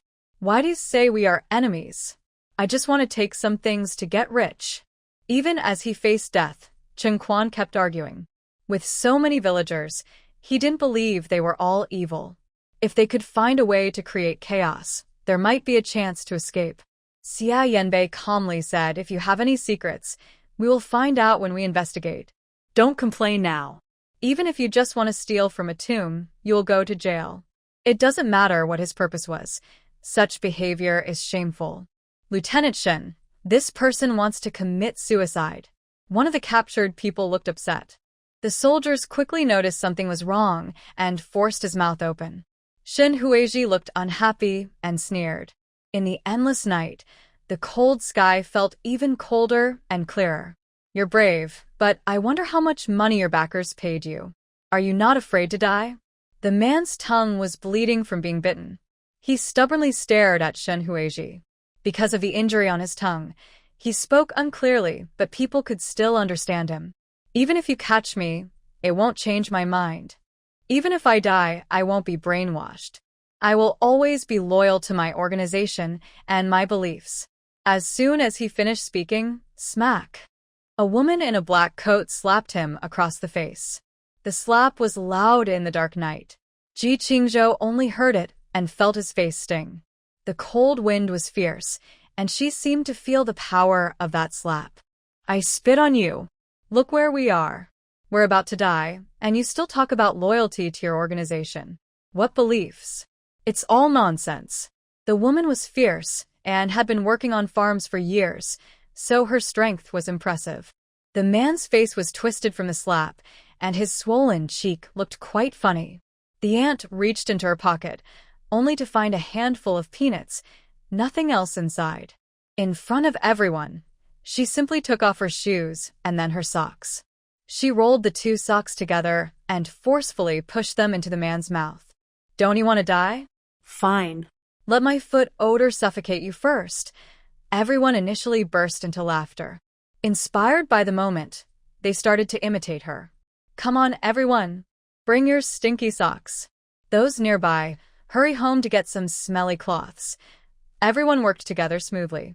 The man was in charge of holding their faces and forcing them to open their mouths wide. The women stuffed socks and cloths into their mouths. There were over 20 people, each with something stuffed inside their mouths. Even if they wanted to bite their tongues and end their lives, it was made very difficult. Worried they might spit it out, a few aunties deliberately pushed the items further in. Chung Quan was choking and coughing violently, tears streaming down his face. He had a sock belonging to an old man in his mouth, and the foul foot odor was worse than being killed instantly. The auntie's hands were ruthless. They pushed the socks deep into his throat. At that moment, even the socks seemed to be amazed, as if they could see into his stomach. Aunt Wang and Aunt Li, who had been angry earlier, now realized something was wrong. They quickly took off their coats and put them over Ji Qingzhou and Ji Qingwan. You two little girls are really disobedient. You've been badly hurt and are here watching the fun? Hurry to the health clinic for treatment. Ji Qingzhou hadn't yet had enough of the excitement. She wobbled on one foot, watching several people trying to but unable to, and couldn't help but laugh. Ji Wanqing stretched her neck out but was pulled back by the caring auntie's hand. Aunt Li came over to help. You two girls are quite bold. If anything dangerous happens, well, it's fine as long as you're okay. A few days ago, you scared us all. We really thought you two had fallen out. Oh, my little ancestors, stop twisting your necks and watching the fun. Hurry to the health clinic. This injury can't be delayed. Under everyone's urging, Ji Qingzhou and Ji Qingwan were taken to the health clinic. They were disappointed they didn't get to see the rest of the fun. After seeing off Ji Qingzhou and Ji Qingwan, the only 94-year-old Wang old master in the village, leaning on his cane, struck the captive gently but firmly. Good youth, why don't you behave well? Why can't you be a good person? Old master was old and tired, and he had to pause every few words to rest. Because he was angry, he occasionally coughed a few times. This village was once invaded. Back then, no one in the village backed down. They picked up weapons and fought bravely. Using the mountain terrain, they bravely pushed back the enemies and defeated them completely. Now, everyone here is a descendant of those brave heroes who shed blood and risked their lives. Even if neighbors sometimes had small disagreements, it was just minor quarrels. Deep down, everyone shared the same blood. All the people of Bayun village hate traitors and despise those who start unnecessary wars. I think you all have been living too comfortably these years, these ungrateful things. Old Master's face was red. Even though he was exhausted, he didn't put down his cane easily. He kept scolding. Do your children have to live in danger from bombs? Why break the hard-won peace? Old Master's eldest grandson didn't answer. Maybe they couldn't speak because their mouths were stuffed with socks and cloths. Chen Quan had wanted to cause trouble, to make everyone in the village turn against each other for profit. But now his last hope was gone. The convoy finally arrived. Shun Huai counted each one. Everyone was loaded onto the vehicles, and they finally relaxed and cheered. We protected the national treasure. I'm no longer useless. If my wife scolds me again, I can stand tall. The cheers from the crowd made everyone laugh. Old Wang's wife, we all heard that. Now our whole village is a hero for protecting the national treasure. You can't call heroes useless anymore. The teasing among neighbors made the cold winter night feel a little warmer. In the crowd, the scene was lively, like celebrating the new year. The team leader of the production squad held a loudspeaker. Today, we captured the enemy. At noon, the production team will slaughter a pig, and each family will get a bowl of pork. When they heard about eating meat, everyone's eyes lit up. The production team only slaughtered pigs during festivals or special occasions. The team leader's words pushed the lively atmosphere to its peak. Xia Yanbei stood among the bustling crowd. This rare feeling was hard to describe. Village Chief Sun Aiguo wore an old-fashioned military cap. Because of his age and long hours working in the fields, his back was slightly hunched. But when he looked at Shun Huai and the others, his cloudy eyes showed a faint sparkle. Today, the production team is slaughtering pigs. Comrades from the army have come from afar. They should at least enjoy a warm bowl of soup before leaving. Shun Huai initially wanted to report quickly and go back, but he couldn't resist the villagers' enthusiasm. He glanced at Xia Yanbei. Xia Yanbei understood the army's rules. He patted Shun Huai's arm. Let's report to the higher-ups first, and also update them on tonight's situation. It would be best to contact archaeology experts quickly. In the sacrificial pit, there were conservatively estimated to be over 200 cultural relics. If all of them could be restored to the world, it would surely be a shocking news story worldwide. As expected, after Shun Huai finished his report, the relevant departments, upon learning the news, notified archaeology experts overnight. They immediately rushed here. Shun Huai watched everyone celebrate like it was New Year's, eager to catch pigs. A pot was already set up nearby. It was late at night, but even the children looked energetic. The production team's lights were on all night for the first time. Shun Huai sat next to Xia Yanbei and handed him a cigarette. Xia Yanbei waved his hand. You said you wanted to quit smoking long ago. Why haven't you done it yet? Shun Huai put the cigarette back in the box and took out a match from his bag. Not so easy in a short time. This stuff keeps me alert. If I really had none, it could be dangerous. They fell silent for a moment. Suddenly, Shun Huai spoke. Since your leg was injured, I haven't heard any news about returning to the army. Xiao Shuo almost mentions you every day. I heard he's going on a mission with you this time. He insists on coming no matter what, but the team has other things to do, so he can't come. I don't know how disappointed he must be. Xia Yanbei chuckled softly. Xiao Shuo's voice seemed to echo in his ears. These were good brothers who had fought and survived together. He looked up at the stars in the sky. Perhaps because it had snowed, the sky was cleaned of dirt. Even the stars shone much brighter than before. It's really time to go back. Shun Huai struck a match with a whoosh sound. The flickering flame burned on the cigarette for 2 seconds, making 2 circles around it, and the smell was a bit sharp. As I said earlier, this time the first-class merit is almost certain. Now that your beloved is pregnant, the marriage approval has gone through, and you took leave with injuries and even earned a medal. Xiao Shuo must be jealous, probably red with envy. After not seeing each other for a while, Xia Yanbei could almost imagine Xiao Shuo's tone when he said this. They had been in the army together since the beginning, so they knew each other very well. Yanbei, Officer Shin, don't just sit here. Come help herd the pigs. Xia Yanbei and Shun Huai didn't say much before being pulled up by enthusiastic villagers. Yi Lanqing, hearing the lively scene at the production team, lost her sleep and was brought over by Sister Wang, who was very kind. On the way here, Yi Lanqing learned about Xia Yan'e and Ji Qingzhou's plans. Sister Wang spoke excitedly. I always believed Qingzhou and Yanbei were a perfect match. Now that Yanbei's leg is better, he will return to the army sooner or later. When that happens, the two of them will live happily, and you can enjoy your peaceful life. Yi Lanqing was still in shock and hadn't recovered when Aunt Li from the family hurried over with garlic and scallions, just in time to meet the two. Oh, Sister Xia, today is your family celebration for Yanbei. You better hurry up. You missed all the fun earlier. Yanbei caught over 20 traders. Grandma Zhang's basket of vegetables shook as she kept talking. And Qingzhou, that young girl looks young, but quite clever. She stopped the leader, who was trying to escape. I think this girl is impressive.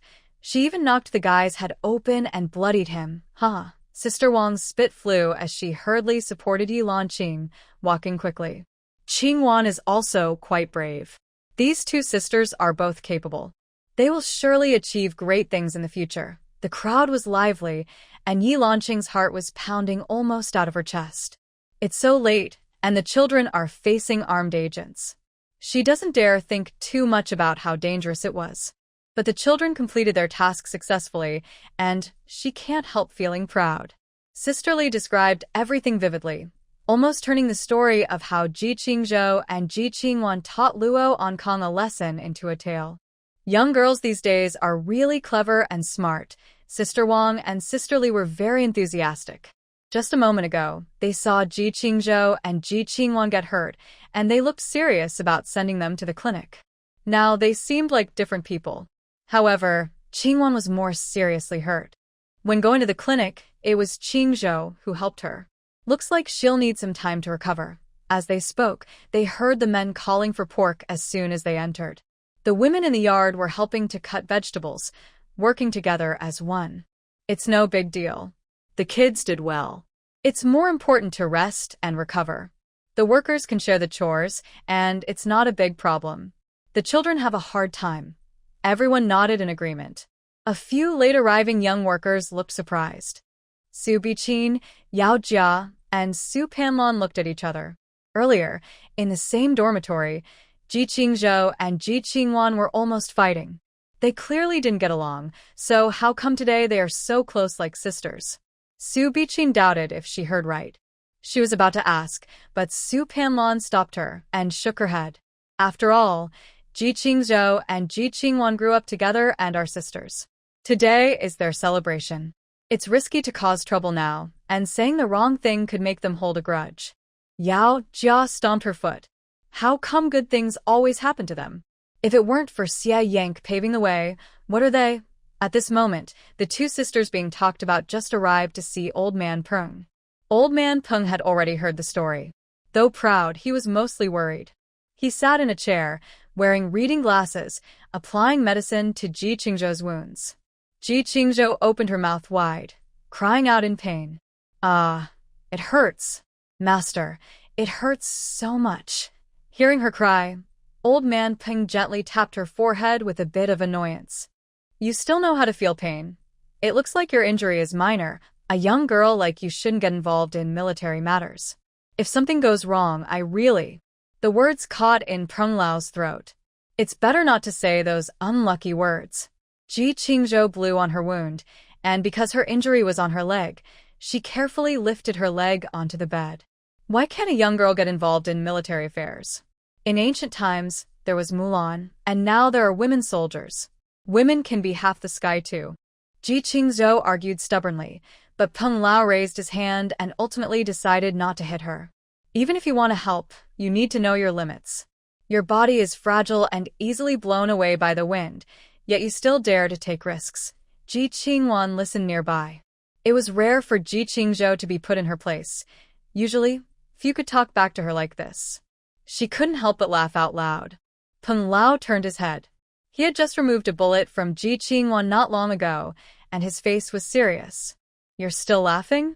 You got shot. Girls like you should know how to protect yourselves. When you're on a mission, how come the big men are fine but you get hurt? Ji Qingwan's big white teeth immediately retracted. She looked at Ji Qingzhou for help. Ji Qingzhou was still upset about her unkind laugh earlier and pretended not to see. You two young girls are quite bold. I don't think I can be your boss. If it happens again, let you handle your own wounds. You're so tough, nothing can hurt you, bullets can't kill you, TSK. Yi Qingzhou nodded repeatedly. She had heard such words, so often her ears almost ached. Yes, yes, master. You're right. If it happens again, I'll report to you in advance. Maybe you can come along too. What do you think? Peng Lao saw through Ji Qingzhou's sarcastic tone and patted her on the head. Clever little thing. It's not that we don't want you to go, but you need to learn how to protect yourselves. After saying that, he looked at Ji Qingwan. Although the bullet had been removed, she was injured in multiple places, and her arm was dislocated. It might hurt a bit. Hang in there. Don't move around too much. Breathe deeply when setting the bone. When Ji Qingwan heard about setting the bone, her face fell completely. She spoke somewhat awkwardly. Old Peng, I actually don't think my arm hurts that much. Maybe we can talk about it another day. I just had the bullet removed, and the wound hasn't healed yet, but Old Peng interrupted her before she could finish, saying, You can't wait another day. We need to do it now. If the bones are misaligned and not fixed in time, you'll regret it later. Ji Qingwan hadn't yet thought of a good reason, but Old Peng cut her off. Ji Qingzhou, who had learned some bone-setting skills from Old Peng, knew how painful it was. She looked at the wound on her leg and secretly felt a bit amused. Old Peng grabbed one of Ji Qingwan's arms, and she tensed up completely. He patted her shoulder and said, Relax your body and take a deep breath. Ji Qingwan took a deep breath, but before she could exhale, Old Peng suddenly applied force, and there was a loud sound. Ji Qingwan felt so much pain that her eyes nearly popped out. She cried out, It hurts so much. I think I can't do the bone setting anymore. Suddenly, she felt that even if her arm couldn't be used in the future, it wasn't a big deal. Old Peng's expression didn't change, and he even pressed harder. That's right, it should hurt. Sit still. As soon as he finished speaking, he twisted Ji Qingwan's arm forcefully. Her entire spine made a cracking sound. It felt as if her bones were about to break apart. Ji Qingzhou sat opposite Ji Qingwan, watching her look so miserable, unlike her usual gentle self, and almost laughed tears. Remember this from now on? If you get hurt again, it won't feel good. You should go to the clinic immediately when injured. The two young ladies are still here making a fuss. Don't you want to come and see what's going on? Old Peng kept talking but also carefully checked Ji Qingwan's joints with his hand. After confirming all her bones were back in place, he sat down to prepare medicine for both of them. Ji Qingwan was sweating from the pain, trembling and biting her teeth. She was at her wit's end and never wanted to experience that feeling again. And you, Qingzhou, you're the weakest in this village. Ji Qingzhou, who is delicate and fragile, looked speechless. You're just as bad as the rest. These are your medicines. After you go home, be careful not to let the wounds get wet. The old man finished speaking and looked at Ji Qingwan. Your condition is a bit more serious. You need 4 fluids today, and you might have a fever tonight. For now, stay at the health clinic. We'll see how you are tomorrow. In a short time, Ji Qingwan needed to receive antibiotics 3 and 4. The young girl's body was already quite fragile. A bullet was lodged in her arm. If it hadn't been removed in time, it might have caused problems later. The two sisters finally calmed down. Old Peng prepared medicine for Ji Qingwan. Ji Qingzhou sat by the bed, watching her lie there bored. Right now, we don't have a camera. If only we had a photographer to take a picture of you for Mom and Dad. They would definitely laugh so hard. Ji Qingwan couldn't sit still on the bed, especially with the 4 tubes still attached to her hand. Ji Qingzhou sat nearby, biting an apple, clearly enjoying her sister's misfortune. Old Peng went to another small medical room. Inside, only Ji Qingzhou and Ji Qingwan remained. Ji Qingwan stared at the ceiling, feeling it was still unbelievable even now. She turned her head to look at the carefree Ji Qingzhou. Qingzhou, this time was really dangerous. If you hadn't yelled at me to wake up, I might have missed the best chance to tell you all this nonsense. We wouldn't have had a chance to make any contribution. Ji Qingzhou awkwardly turned her head away. Since they were teenagers, the sisters had never been so close and peaceful before. Ji Qingwan's sudden emotional words made her feel uncomfortable. You're my sister. How can I watch you go astray? Besides, I'm an honest person. I can't just watch you be troubled by inner demons. Ji Qingwan suddenly sat up, startling Ji Qingzhou. She quickly looked at the needle in her hand. Can you stop being so dramatic? If that needle moves, my master will scold me again. You've seen how strict he is. Ji Qingwan leaned against the quilt, not knowing what time it was, but tonight was definitely going to be a sleepless night. I want to write a letter to Mom and Dad. I want to apologize and tell them what we did today. Recently, she had little contact with her family. Even though she often received letters from her parents, she rarely replied. Since coming to this place, she instinctively wanted to cut all ties with her family. But when the misunderstanding was cleared up and she realized her mistake, Ji Qingwan only felt she was foolish. Fortunately, it was still possible to regret now. Better late than never. Turn back before it's too late. Ji Qingzhou casually peeled an orange for her. In the countryside, these fruits are rare and precious. However, because the local clinic only has her and Peng Lao as doctors, the villagers are usually very friendly and generous, often giving good things without hesitation. Ji Qingwan held the orange, waiting for Ji Qingzhou to get her some paper and a pen. In the bottom drawer, there was a stack of writing paper. Ji Qingzhou took the paper and pen, while supporting Ji Qingwan's water cup. If our parents knew we did this good deed here, they would be very happy. Since her parents work in cultural relics preservation, this discovery would let more people see history. Just thinking about her mother's happy face made Ji Qingwan feel joyful. The whole village was happy, but only one family was different. Xia Yanbei's eldest uncle, Xia Tianrui, was pacing back and forth inside the house. San Yuehong sat on the kong, a traditional bed, looking worriedly at him. I told you not to keep walking around. It's been a long time, and you still haven't come up with a good idea. My head is about to spin.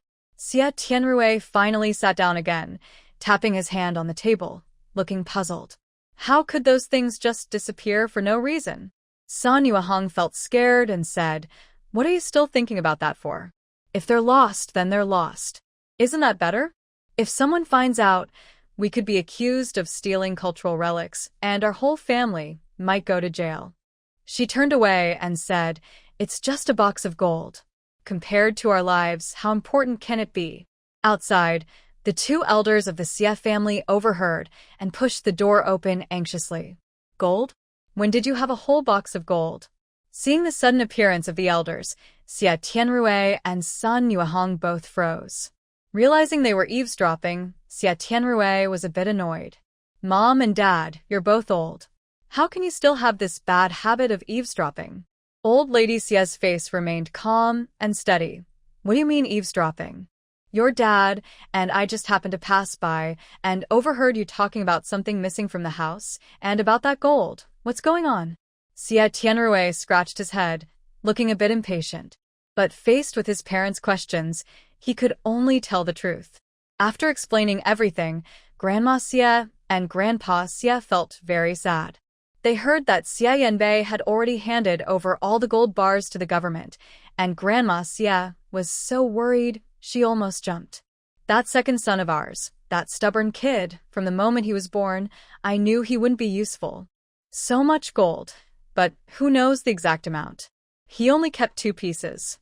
Just like his father, he's useless. But those were gold, and she had never seen any in her life. Grandpa Xia also looked regretful, pointing at Xia Tianrui. A whole box of gold bars, and you don't even know how to keep them safe? No wonder someone took them away for nothing. In the end, it was all for nothing. Out of you 3 brothers, you were supposed to be the smartest. How come this time, your cleverness backfired? Xia Tianrui felt uneasy, secretly glad that those things were gone. But thinking about losing all that wealth made him very jealous. Your son being clever backfired? I don't think so. I've been in the village for a while, and I haven't seen him act very smart. Just as Grandpa Xia finished speaking, someone outside called out. The family hurriedly looked outside. Ji Qingzhou arrived just in time. Again, the troublemaker daughter-in-law from the second family? What does our family have to do with her? Why is she barging in for no reason? Grandpa Xia rolled up his sleeves, ready to hit. But he saw Ji Qingzhou behind him, followed by police officers, and then Xia Yanbei. Grandpa Xia immediately lowered his arms. Xia Tianrui understood what was happening. When he saw the police, he wanted to run out the back door. But before he could leave the house, he was blocked at the door. Sun Yuehong's eyes filled with tears. In broad daylight, why are you breaking into our home? Even if you're police, you can't be so unreasonable. We're ordinary people. We haven't done anything wrong. You come here in such a big group, and you still owe us an explanation today. Ji Qingzhou curled his lips, knowing well that this family had no good intentions.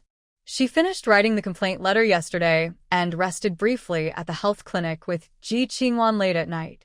As soon as dawn broke, she hurriedly looked for Xia Yanbei, called the police, and they arrived quickly. Whether you've done anything wrong or not, you'll find out when we go to the police station. Take them away. Officer Feng Jingyi signaled, and a group of officers surrounded them. Old lady Xia had never seen such a scene before. She looked like she was about to faint from fear. Comrade, our family obeys the law. Are you listening to rumors? Justice is clear, debts are owed, and we are innocent good people. As she finished speaking, she heard a commotion outside, as if someone had been caught. When Shen Huaiji and a group of people came in, Xia Tianrui saw the Zheng family members trying to escape being restrained by the soldiers and immediately understood what was happening. His face turned pale, and he was about to explain. Behind Xia Yanbei, someone carried a box and placed a whole box of gold bars in front of them. Weren't these the precious gold bars he checked every morning? This was found in your home. You are suspected of embezzling state property, illegally possessing cultural relics, and knowing about enemy agents but not reporting. Come with us. Xia Tianrui moved his lips but said nothing. They didn't have solid evidence, and these items had already been lost. Now they claimed it was his, but he refused to admit it. Are you saying this belongs to me? I could say this is yours too. No proof, just a box of things brought here, and now you're accusing me. Yank, I haven't wronged you, have I? Why are you so eager to throw this mud on me? If someone didn't know better, they might think Xia Yanbei was disloyal to his family. Ji Qingzhou had long known he wouldn't admit guilt. She opened the box and took out the ledger she found that night in the room. This belongs to you, right? This ledger and these gold bars are together. It clearly records all the accounts. The evidence is right here. Are you still trying to deny it? Xia Tianrui's heart sank, and he snatched the ledger from Ji Qingzhou without hesitation. You're talking nonsense. I never wrote anything in this ledger about how many gold bars we have at home. Xia Tianrui stubbornly denied it, but the handwriting was his. There are no records of gold bars above, but his actions have already betrayed him. Stealing cultural relics and embezzling state property, the evidence is clear. Come with us.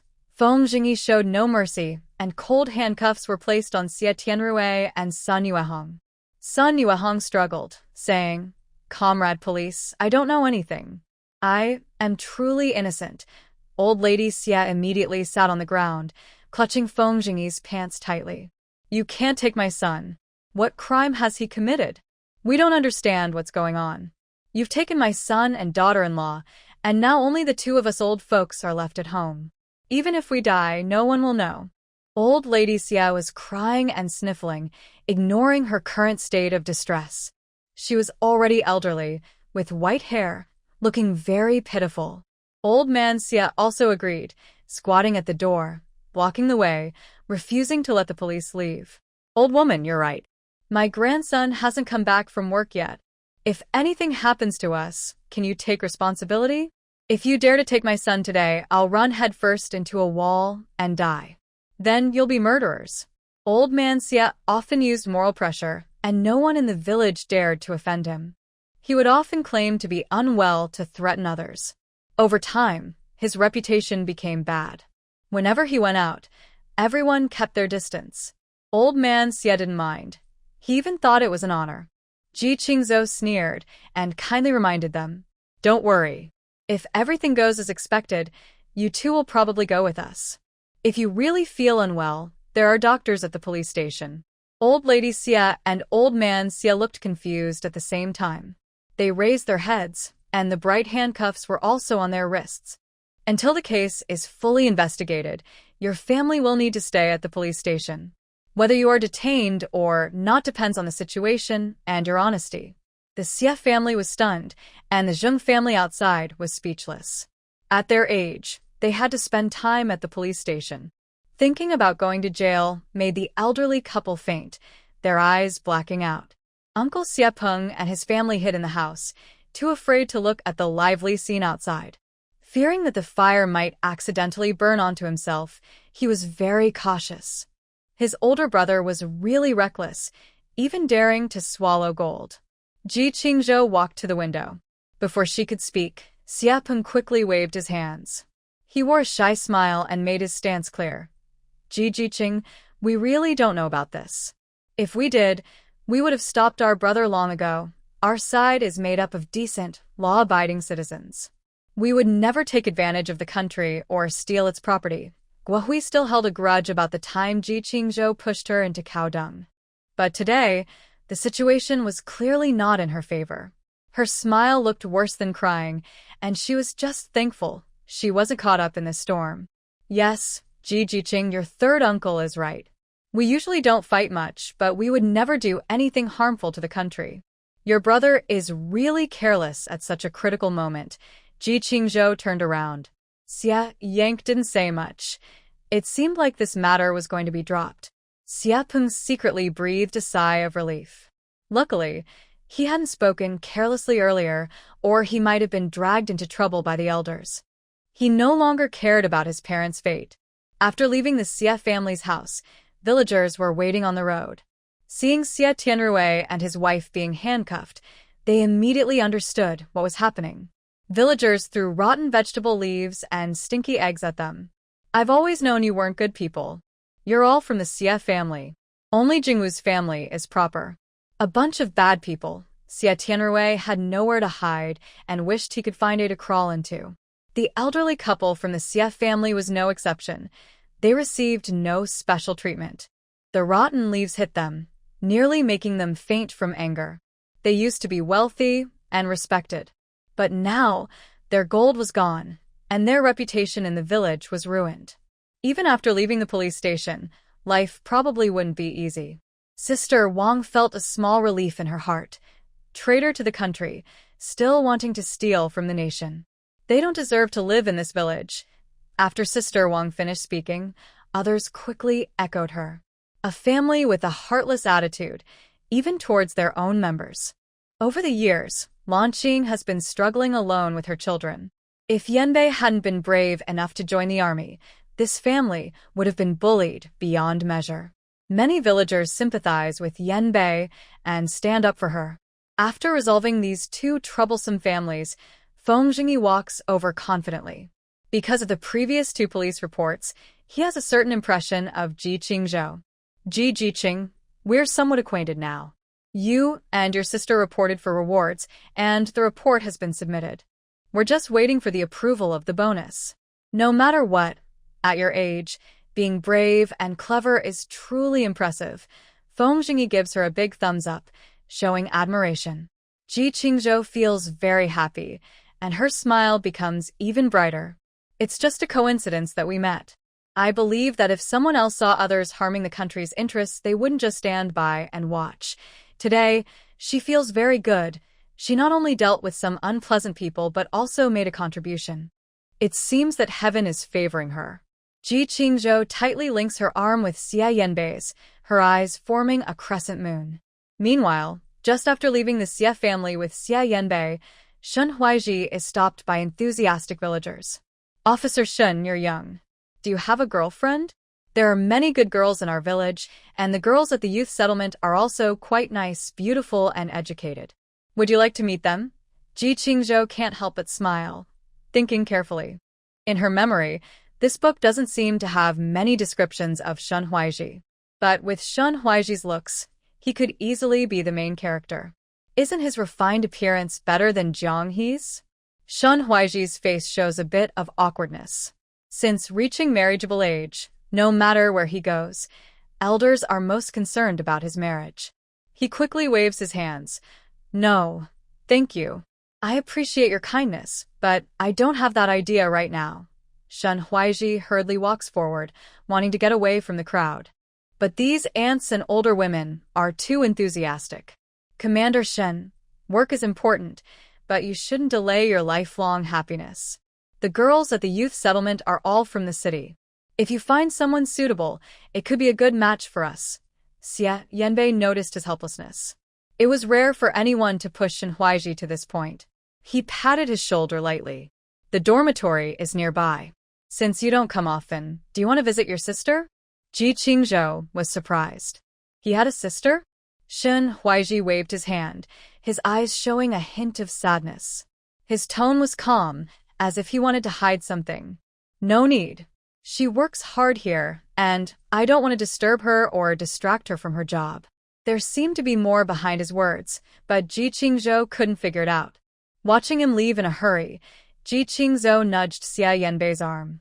Captain Shen's sister is here too? I've never heard about that. Xia Yanbei gently patted her head. His sister is Shan Yunqing. Ji Qingzhou's expression turned complicated. She had been here for quite some time, yet she had never heard of it. But since researchers' information and work were confidential, it wasn't surprising. She thought carefully about Shen Huaiji and Shen Yunqing's faces, then shook her head. But they don't look alike at all. Shen Huaiji had sharp features, deep eyes, and a strong, striking appearance. Shan Yunqing, on the other hand, had gentle eyes and a calm, scholarly look. Her every movement reflected her soft and graceful nature. There was no resemblance between them. Compared to Shen Huaiji's sharp and defined looks, Shan Yunqing had the elegance of a traditional beauty. Xia Yanbei chuckled. Who says siblings must look alike? Even children don't always resemble their parents. Their personalities are completely different too, so it's not strange. Ji Qingzhou nodded. That makes sense. The two quickened their pace to catch up with Shen Huaiji.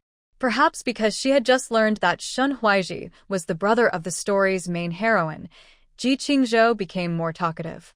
Captain Shen, is your work very tiring? I noticed that when you go on missions, you barely have time to eat. In such a demanding job, do you often get work-related health problems? Along the way, Xia Yanbei and Shen Huaiji didn't say much, while Ji Qingzhou kept asking questions out of curiosity. Shen Huaiji didn't seem to mind. He actually enjoyed talking with her. If you get used to it, it will be fine. However, many of the new comrades in the team do find it a bit difficult. But your work as educated youth isn't easy either. You work in the fields every day, all for the country. It's not really about being tired or not. Ji Qingzhou gave a thumbs up. Everything you do is very great. Shen Huaiji was amused by Ji Qingzhou's exaggerated expression. This young girl, from the first time he met her, made him feel close. He also gave a thumbs up to Ji Qingzhou. You're the same. Saving lives and helping others is also very admirable. Listening to their polite compliments, Xia Yanbei stood silently in the middle. The man touched Shen Huaiji with one hand, but Shen Huaiji didn't quite understand. What's wrong? Ji Qingzhou stopped and looked suspicious. Huh? Shen Huaiji and Ji Qingzhou looked at Xia Yanbei at the same time. Xia Yanbei remained calm. Nothing. Shen Huaiji's emotional intelligence suddenly dropped, and he asked directly, Then why did you hit me just now? Xia Yanbei replied, I accidentally bumped into you. Shen Huaiji. Ji Qingzhou was amused. Xia Yanbei rarely acted so childish. She teased him. Yen, weren't you jealous just now? Xia Yanbei kept walking, but he didn't change his position, always staying between the two. He's a tree that doesn't bloom for 100 years. Why would I be jealous of him? That would be pointless, he said. Xia Yanbei was stubborn, and Shen Huaizhi rarely saw him like this, so he was surprised. Sure enough, once someone falls in love, their IQ seems to drop to 0. Even Xia Yanbei. I just think I get along well with Qingzhou. It's rare to find someone with common interests. Don't overthink it. Xia Yanbei was too lazy to bother with her. But don't overthink? Not really.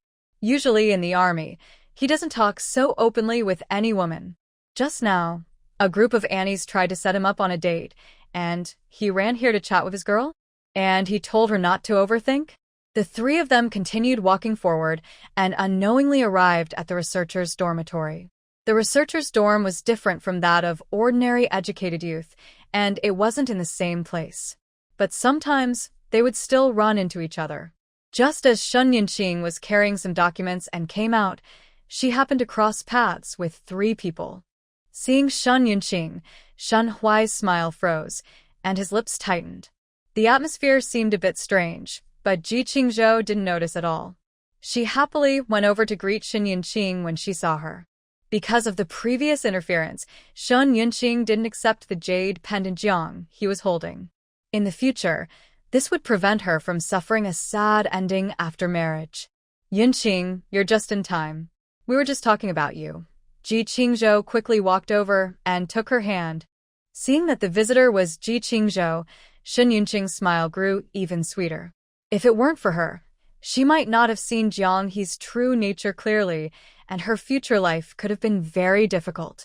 Qingzhou, why are you here? Shen Yunqing placed the documents on the windowsill. The two of them didn't usually have much contact, but after the last time, their friendship had grown closer. I happened to be passing by. I thought you were still doing research in the mountains, but I didn't expect you to be back at the dorm. It's a coincidence to meet you here. The temperature had dropped quickly in the past 2 days, and the research base couldn't keep warm like the dorm. I heard it might snow again soon. If a heavy snow blocks the mountain, researchers won't be able to return to the dorm as usual. Usually when I come back to rest, I feel very bored alone. I'm very happy you came. If you have time in the future, come here often. There are so many documents at the research base, I can't leave for long. But as long as you come, I'll be happy. Yi Qingzhou nodded. You sound a bit hoarse. Are you feeling unwell? You researchers usually avoid going to the clinic unless it's really necessary, but that's not good. She said this and placed her hand on Shen Yunqing's pulse. Her pulse was slightly weak, probably because she caught a cold these days. Are you feeling weak? Have you had a fever recently? Shen Yunqing shook her head, supporting her neck with one hand. No, I just feel very thirsty at night. Maybe I'm tired.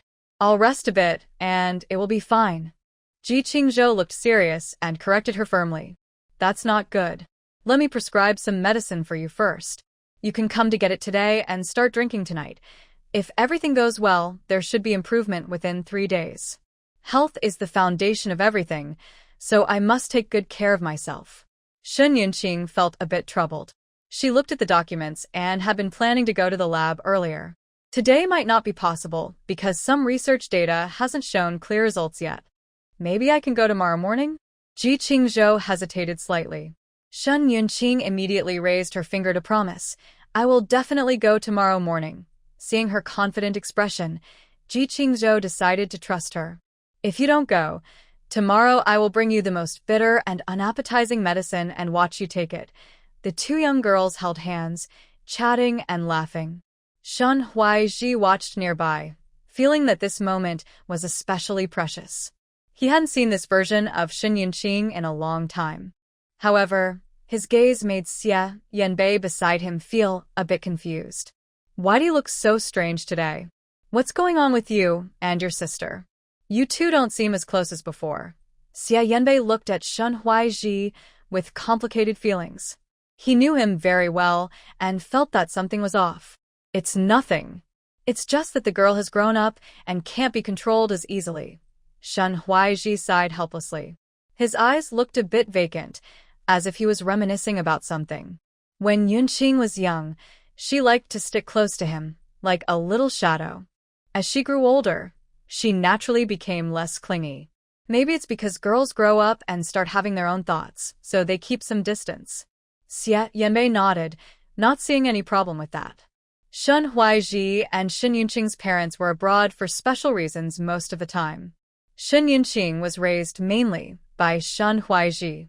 Without parental care, the older brother took on a fatherly role, and he poured more love into her. When Shen Yunqing went to a remote mountain area to work on research projects, her brother Shen Huaizhi was worried. They even argued about it.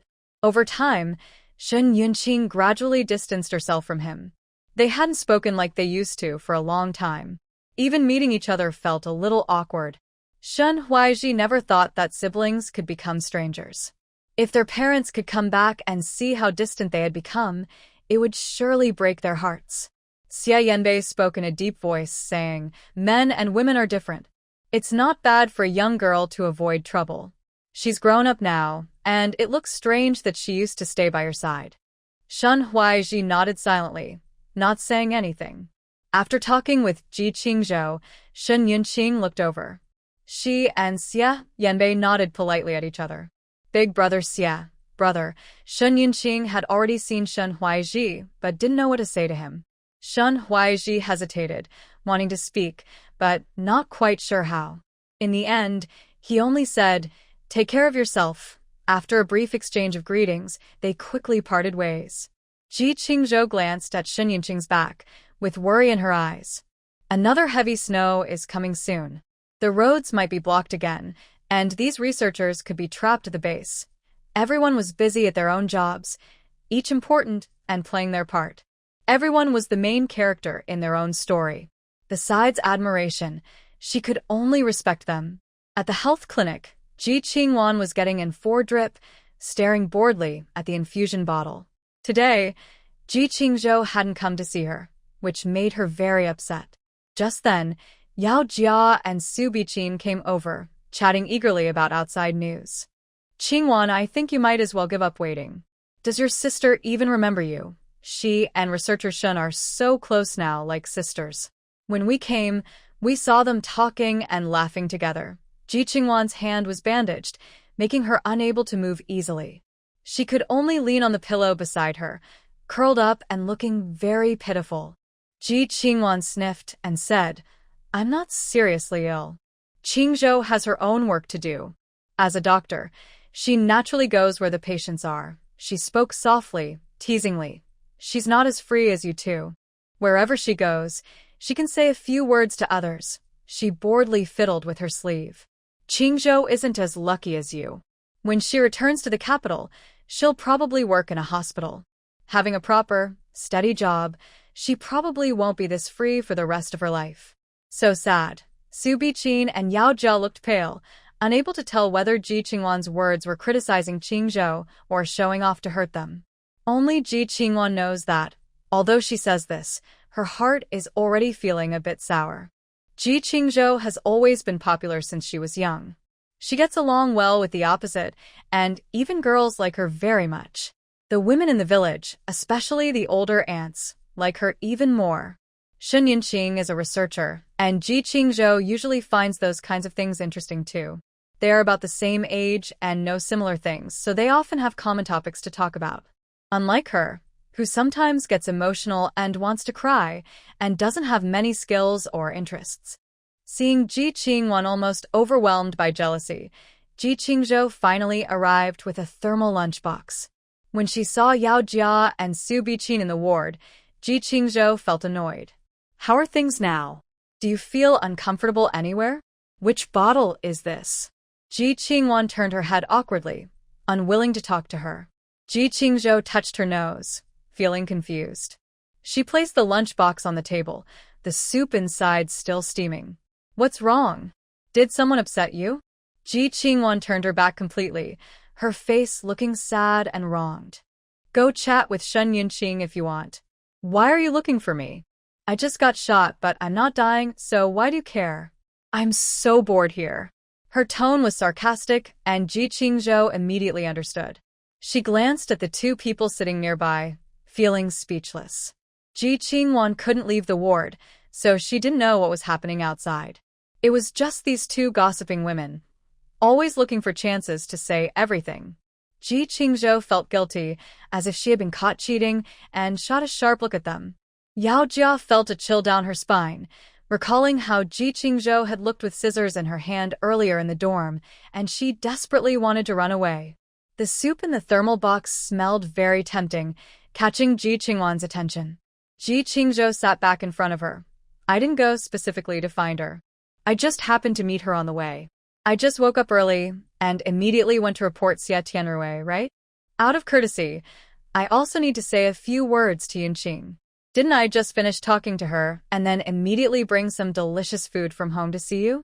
Ji Qingwan pouted. What did you tell her? How long did you chat? When you came in, you were still smiling happily. I can see you had a good time playing with her. As she spoke, a hint of jealousy was clear in her tone. Leave the soup here. You can go now. You don't need to come to visit me anymore. Anyway, whether I live or die doesn't matter. After all, I am not your biological sister. Ji Qingzhou. She was really tired of all this polite talk. She took a deep breath. This is her own sister. She can't hit her or scold her. She has to spoil her. That's not true. You're listening to some nonsense from who knows who. This is the cucumber and egg soup that Aunt Ian made especially for you. It's still hot. I hurried to bring it over. Someone else isn't as important as you. Yao Jia and Su Biqin looked at each other in surprise. What are they doing? Is this appropriate in front of them? Ji Qingzhou opened the lid. The soup inside the thermos box was milky white. Eggs are usually rare. Even at the youth station, they rarely get to eat many. Recently, the chickens in the space have been laying eggs abundantly. Ji Qingzhou feeds a few to the hens every day. Yi Lanqing also noticed there were many eggs. She put 3 eggs into the soup in one go. The aroma spread, filling everyone's nose. Ji Qingzhou poured a bowl. If you don't want to drink it, I'll take it away. Ji Qingwan quickly turned around, eagerly watching the soup in Ji Qingzhou's hand. Hey, don't go.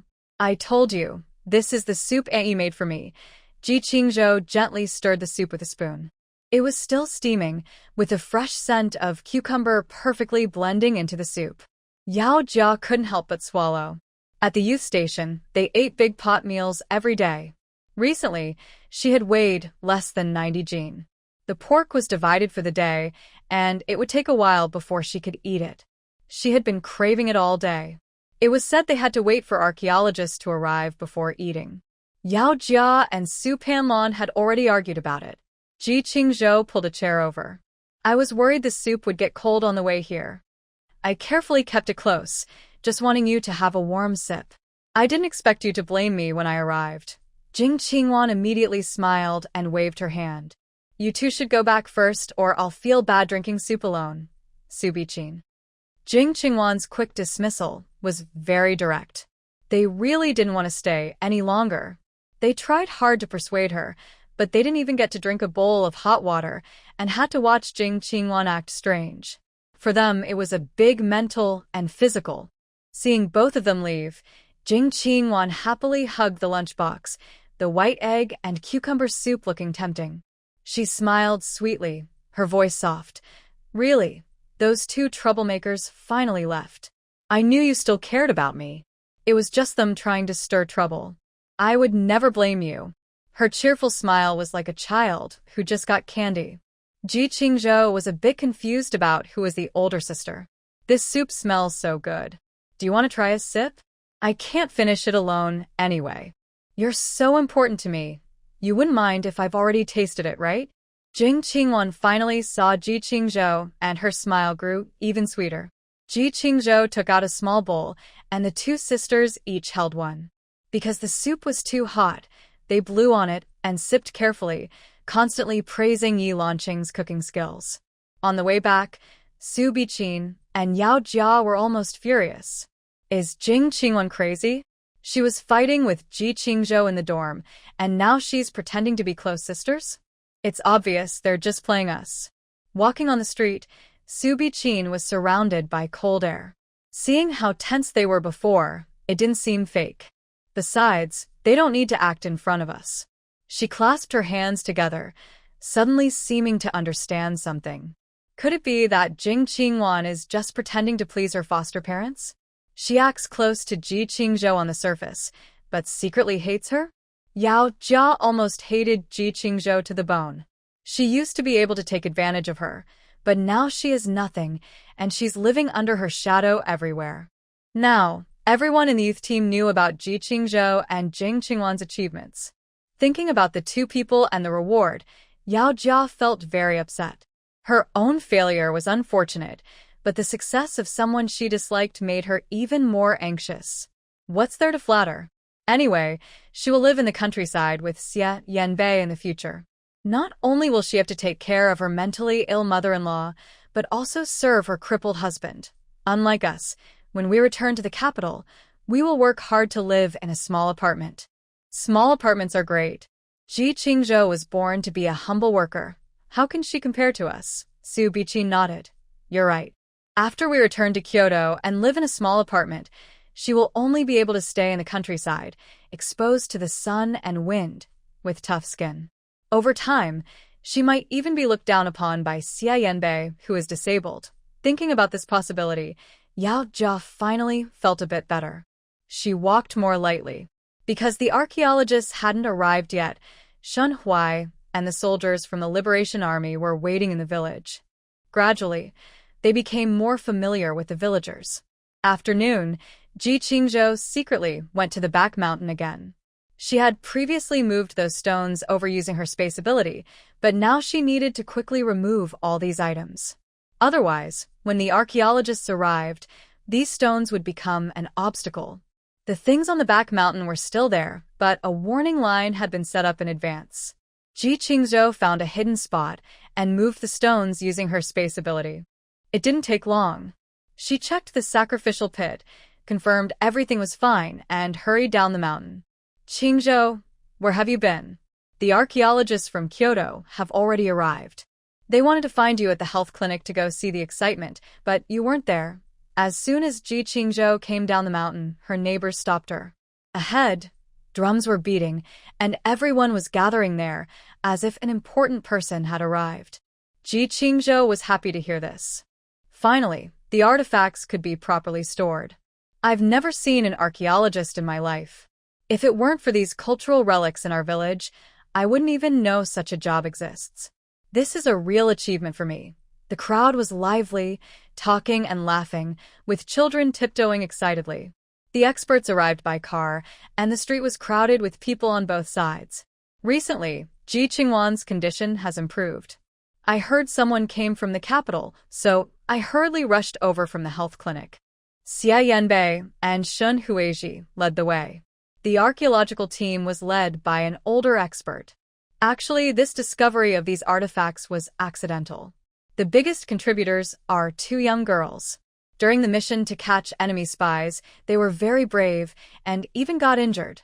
Xie Yanbei briefly explained the location of the sacrificial pit, and the group was about to head to the back mountain. Dr. Jiang looked excited. He walked quickly and said, I heard about this on the way here. I heard it's Ji's family's young people. Shun Huizhi looked at Ji Qingzhou with a smile and nodded politely. He extended his hand and introduced, This is Ji Qingzhou. The girl next to him is Ji Qingwan. Both of them played a big role. Dr. Jiang looked admiring and excited. He shook hands with Ji Qingzhou and then with Ji Qingwan again. Unbelievable. I didn't expect two young girls to be so talented at such a young age. No wonder they're the children of Xiao Ji and Xiao Chao. If your grandparents were still alive, they would be very proud. Ji Qingzhou felt a little shy from the praise. Many people were watching her, and she had heard many compliments these days. Actually, it's mainly my sister, Ji Qingwan. If it weren't for her quick thinking, those people might have succeeded. Dr. Jiang looked pleased. You all did well. If there are really more than 2 pieces of Yuanqing porcelain in the sacrificial pit, it would be a huge achievement. The entire archaeological team was eager to get started, showing how important this mission was. They were still chatting when the car behind them opened its door. Chao Yunji got out of the car. The mother and daughter hadn't seen each other in a long time.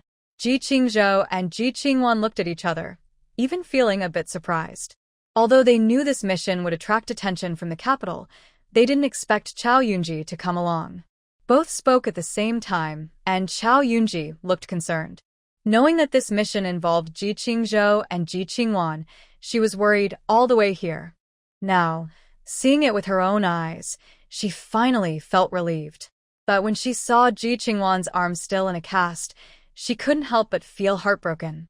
I've long heard that you two are not obedient. Even when protecting cultural relics, you must be careful about your safety. Next time, you must not be so reckless. If you do, when you return, you'll be confined to the small black room. Thinking about past misunderstandings, when facing her mother again, Ji Qingwan always felt a bit uncomfortable inside. She lowered her head, her eyes slightly reddened. After a long time apart, it seemed they had become quite unfamiliar with each other. Mom, don't worry. I will take good care of my sister. Chao Yunji was a bit surprised. Usually at home, Ji Qingzhou and Ji Qingwan were always a bit awkward with each other. But as soon as they left home, the sisters seemed to forget their disagreements.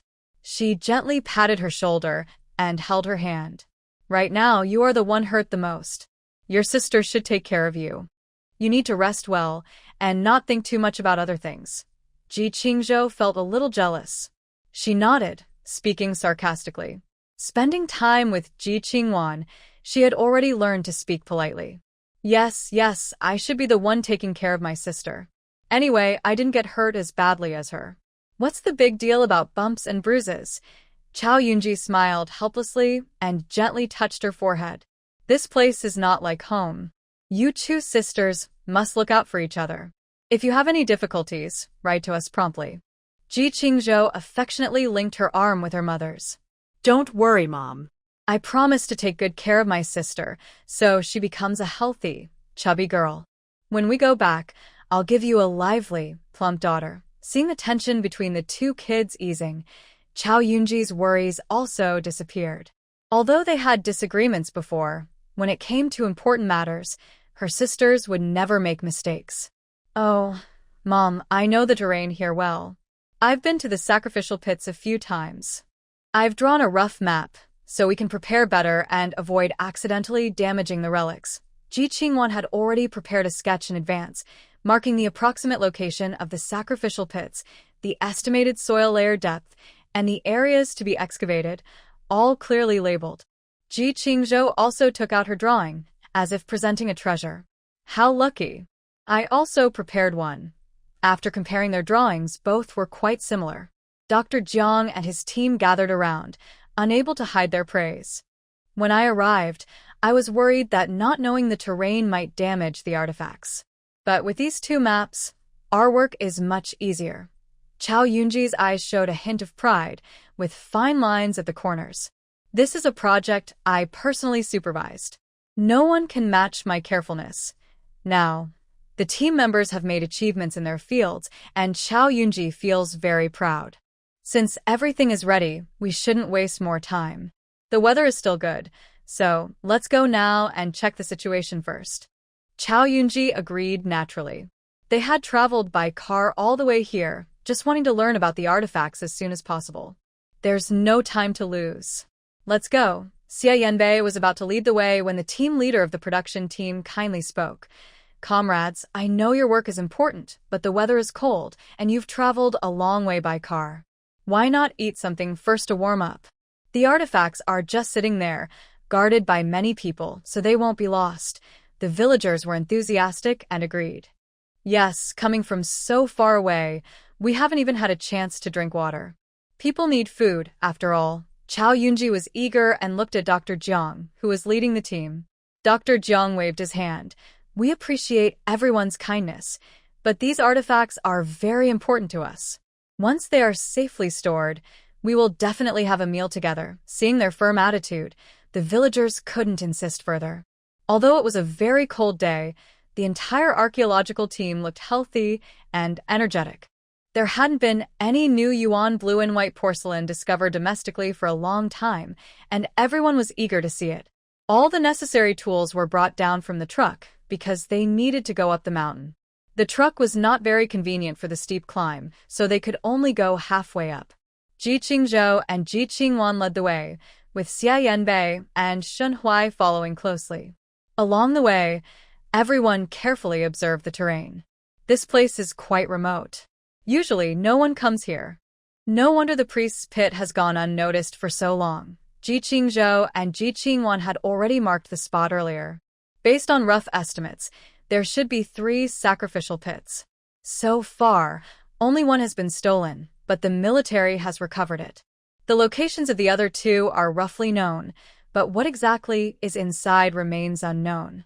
When excavating, we must be very careful and cautious. This is not the tomb of a famous person, just an old site. These beautiful porcelain and artifacts have been buried underground for many years. Seeing them again will surely surprise many people.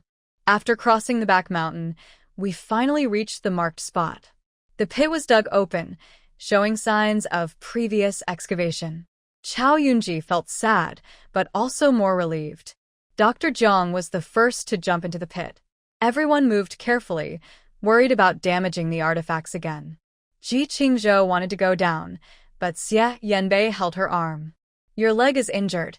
Be careful." Watching their interaction, Shun Huaiji felt uncomfortable. The yuan blue and white porcelain was intact.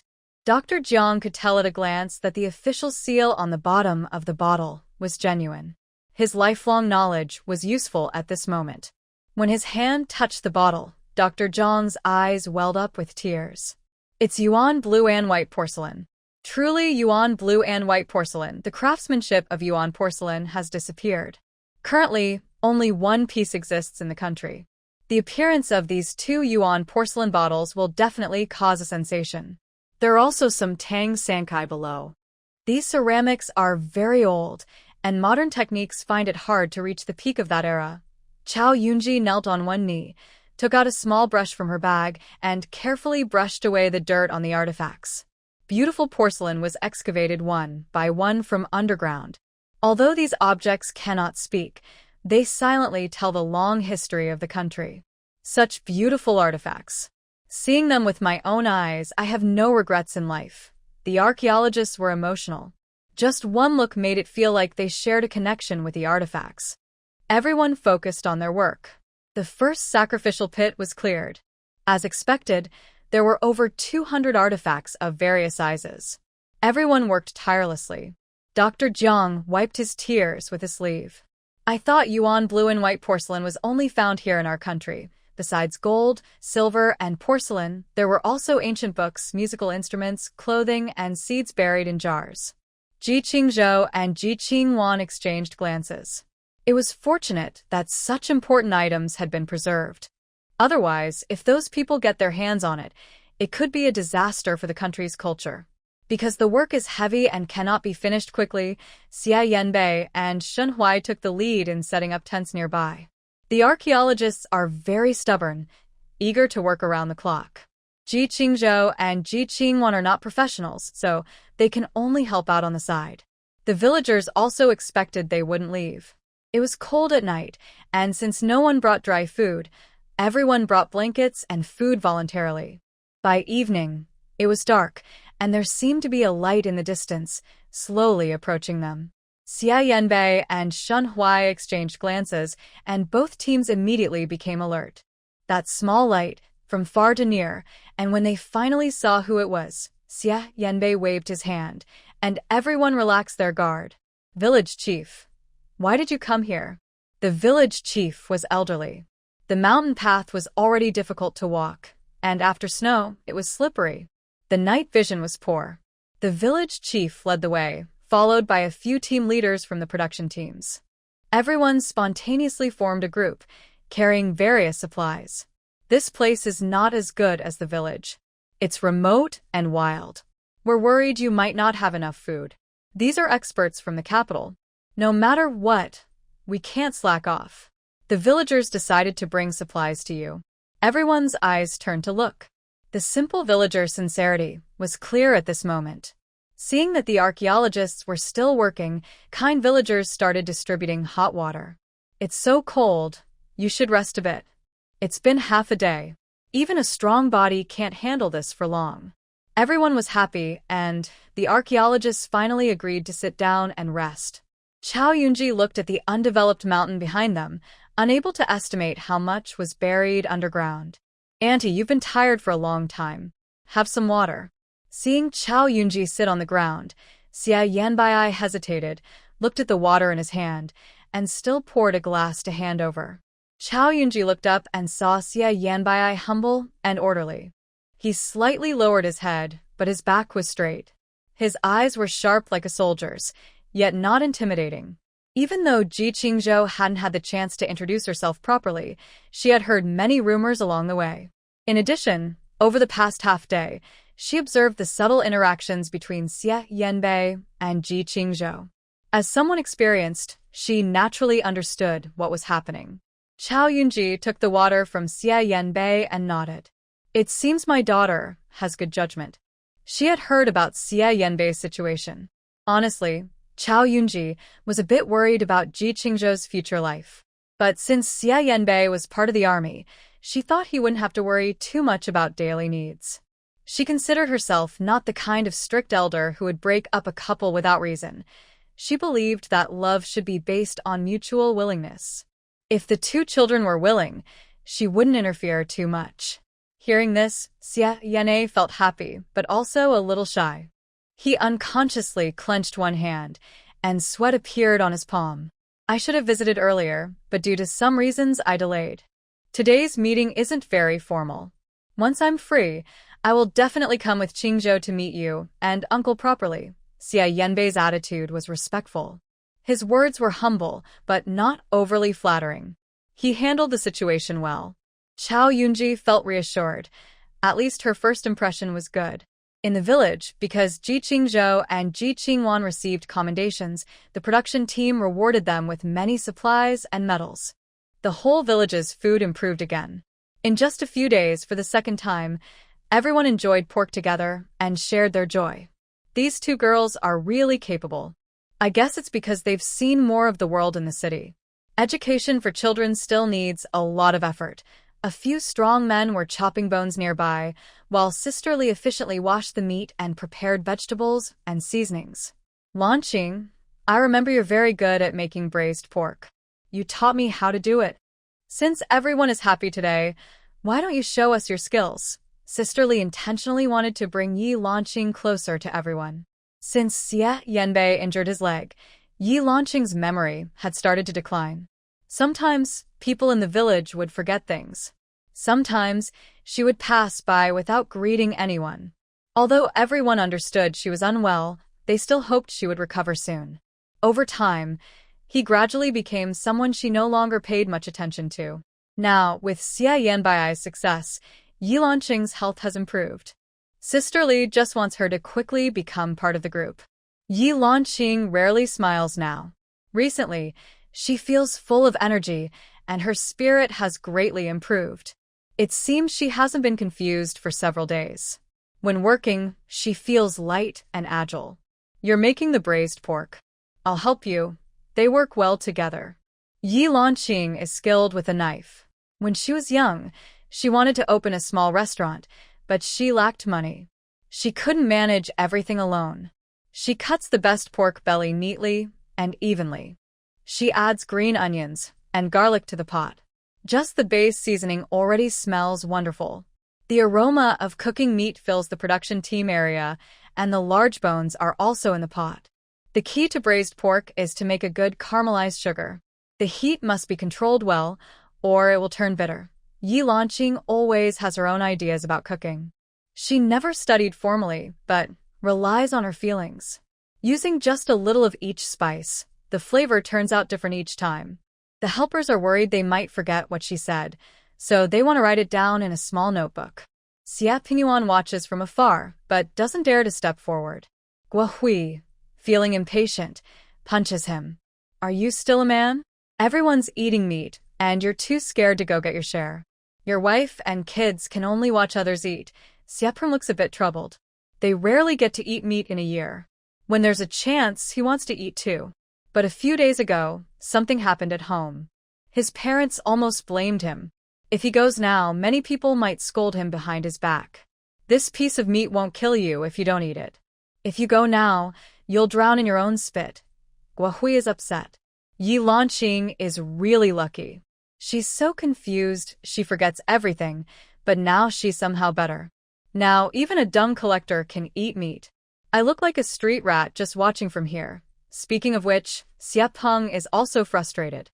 He didn't get any of the gold, but his bad reputation is all he has to carry. Nearby, there are several large pots. The cooks responsible for the meals are preparing different dishes. Pickled vegetable stew with large bone sticks, braised pork, clear soup ribs, and wild vegetable meat soup. Just having one of these feels like celebrating the new year. Today, it's like a banquet, and everyone is eager to take out their special clothes for the occasion. Su Biqin and Su Panlon, watching eagerly from the side, are almost drooling. Sisterly stirs the pot with a spatula, smiling happily. Thanks to luck from Jinzhou and Qingwan, otherwise we wouldn't be able to eat meat. The team shared so many supplies this time. It's a real improvement in our meals. Big Sister Wang places the sliced tofu into the pot. The white, tender soup looks so appetizing just to look at. Now you don't have to worry about not having enough to eat, right? You'll have to pay for your own food this afternoon. Once these supplies arrive, how can your kind heart be so stingy? Yi Lanqing's smile stays on her face as she chats happily with everyone. Being together makes winter seem less cold. Yao Jia, whose hair is already short, feels out of place in this lively scene. Thinking that this is Ji Qingzhou's shining moment makes her feel uncomfortable. But the smell of the meat in the pot is just too tempting. Did she get incredibly lucky? Xie Yanbei is now disabled and still able to make a contribution. I don't believe his leg can really heal. I wonder how long she can hold on. Su Panlan's mind is starting to waver. After all, Xie Yanbei has been walking normally these days. What if Xie Yanbei really gets better and can return to the army? Maybe Ji Qingzhou already has plans. Su Biqin sneers. If Xie Yanbei's leg gets better, the military hospital won't let him come back. Even the doctors there wouldn't approve. How could Ji Qingzhou and that old man have a way? It's simply too absurd. Yao Jia, drawn by the tempting aroma, can't help but swallow hard. But she swallows too quickly and chokes. She coughs loudly twice, almost dropping her eyes into the pot, staring at the clock on the wall, just waiting for the meat to be ready, so she can serve herself a big bowl. Maybe Xie Yanbei is just holding on. After all, he's from the countryside and probably doesn't want to lose face. Plus, so many of his former comrades are here. Even if he's embarrassed in private, he can't let others see any flaws openly. Su Panlon purses her lips, seeming to agree. However, Ji Qingzhou married this disabled person and still lives so happily. Both of them are educated youths, and now the whole village praises her and Ji Qingwan for their good deeds. They are both from the capital city, yet she has become a supporting character. Jiang He has been sick these days, running a high fever for 3 days straight. Finally, today, he started to feel a little better. When he heard that the production team was going to have meat, he hurriedly gathered a few friends and rushed over, afraid of missing the first batch. But when he arrived, he was surprised to hear rumors about Ji Qingzhou and Ji Qingwan. Jiang He looked at the person next to him in disbelief. Ji Qingzhou and Ji Qingwan have made achievements. Zhou Yan found a perfect spot where he could watch the workers' actions at all times. He nodded and said, "Don't you know? Everyone is talking about it now. Today's meet is a reward from the higher-ups because of their contributions." Jiang He looked a bit stunned. Now that Ji Qingzhou has made achievements, she might get some special treatment in the future. Compared to others, Ji Qingzhou definitely has an advantage over Shen Yunqing. Everyone is saying that Ji Qingzhou and Xie Yank are a perfect match. Both of them have made contributions. I heard they found many cultural relics, and Xie Yank took leave with injuries to earn a second-class military merit. If he can return to the army someday, oh, how glorious that would be. Everyone now admires Xie Yank. At first, no one paid much attention. When Xie Yank was injured during a mission, people thought he would only survive in this small village for the rest of his life. but unexpectedly, he turned a bad hand into a winning one. What's so glorious about that? His leg is badly injured. Can a really rejoin the army? Jiang, he scoffed, suppressing his feelings. He was just a company commander, and although he earned a second-class merit, it wasn't a big deal. He had been limping for so long. How could he suddenly recover? He kept reassuring himself that as long as Xia Yang's life didn't improve, Ji Qingzhou wouldn't bet her future on him. You shouldn't say it like that. You've been sick these days and haven't gone out much. I think Xia Yanbei's walking now looks almost normal. Maybe he really met some expert. Zhou Yan kept staring at the spoon in his master's hand, remembering every stir they made along the edge of the pot. Jiang, he felt a bit uncomfortable. He nervously touched his hair. Maybe because he's been running a fever lately, his head suddenly started to hurt again. Let's go. The meat is ready today. If we arrive late, we might miss out on the good parts. At the production team, they don't usually see much meat, so today everyone is eager to eat some. Jiang He, Yao Jia, and Su Biqin, along with others, hurried to the kitchen. Everyone, don't fight. There will be enough for everyone. We will serve, so please line up properly. Su Biqin looked at the meat in the pot and couldn't help but swallow her saliva, almost drooling. To get a few good pieces of meat, she snatched the spoon from the cook and pretended to fairly divide the meat for everyone. The cook looked a bit helpless. He watched these young workers rush over, thinking about Ji Qingzhou and Ji Qingwan, who were still on the mountain helping archaeologists. He always felt that although they were all from Beijing, their manners and qualities were very different. Yours is enough here. I'll handle it. Sister Wang snatched the spoon from Su Biqin without mercy. Before Su Biqin could react, she was pushed out from behind the table. Right now, the soldiers and archaeologists are still on the back mountain. They've come a long way and haven't even had a meal. This first pot of meat has big bones and the best tenderloin, so it should be shared with them. Sister Wang and Sister Li cheerfully arranged everything, and the villagers had no objections. Everyone was thinking about how to send this first pot of meat up the mountain. Yao Jia and Su Biqin were so angry their noses almost crooked. Sister Wang, this pig doesn't have much good meat to begin with.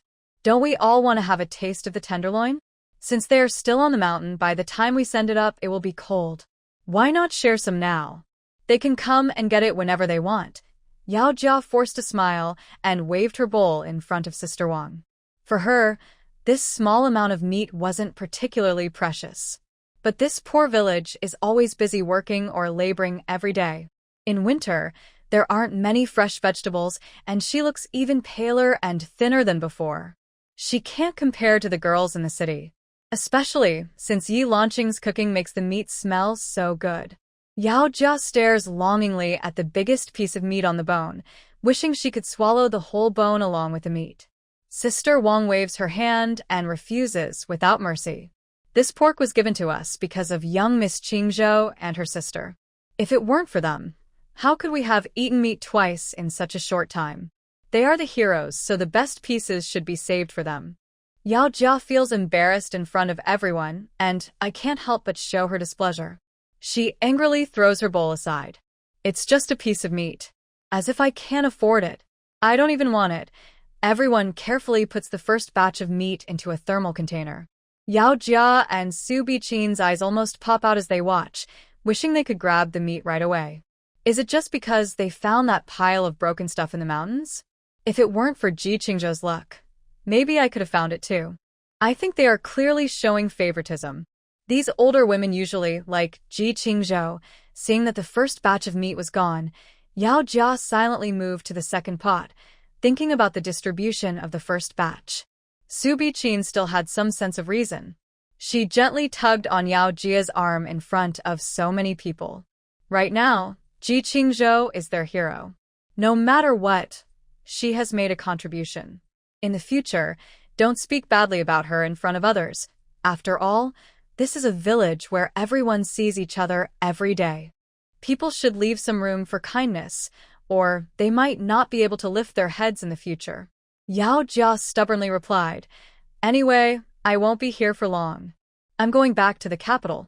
Why should I flatter these people? They're just a bunch of country folks.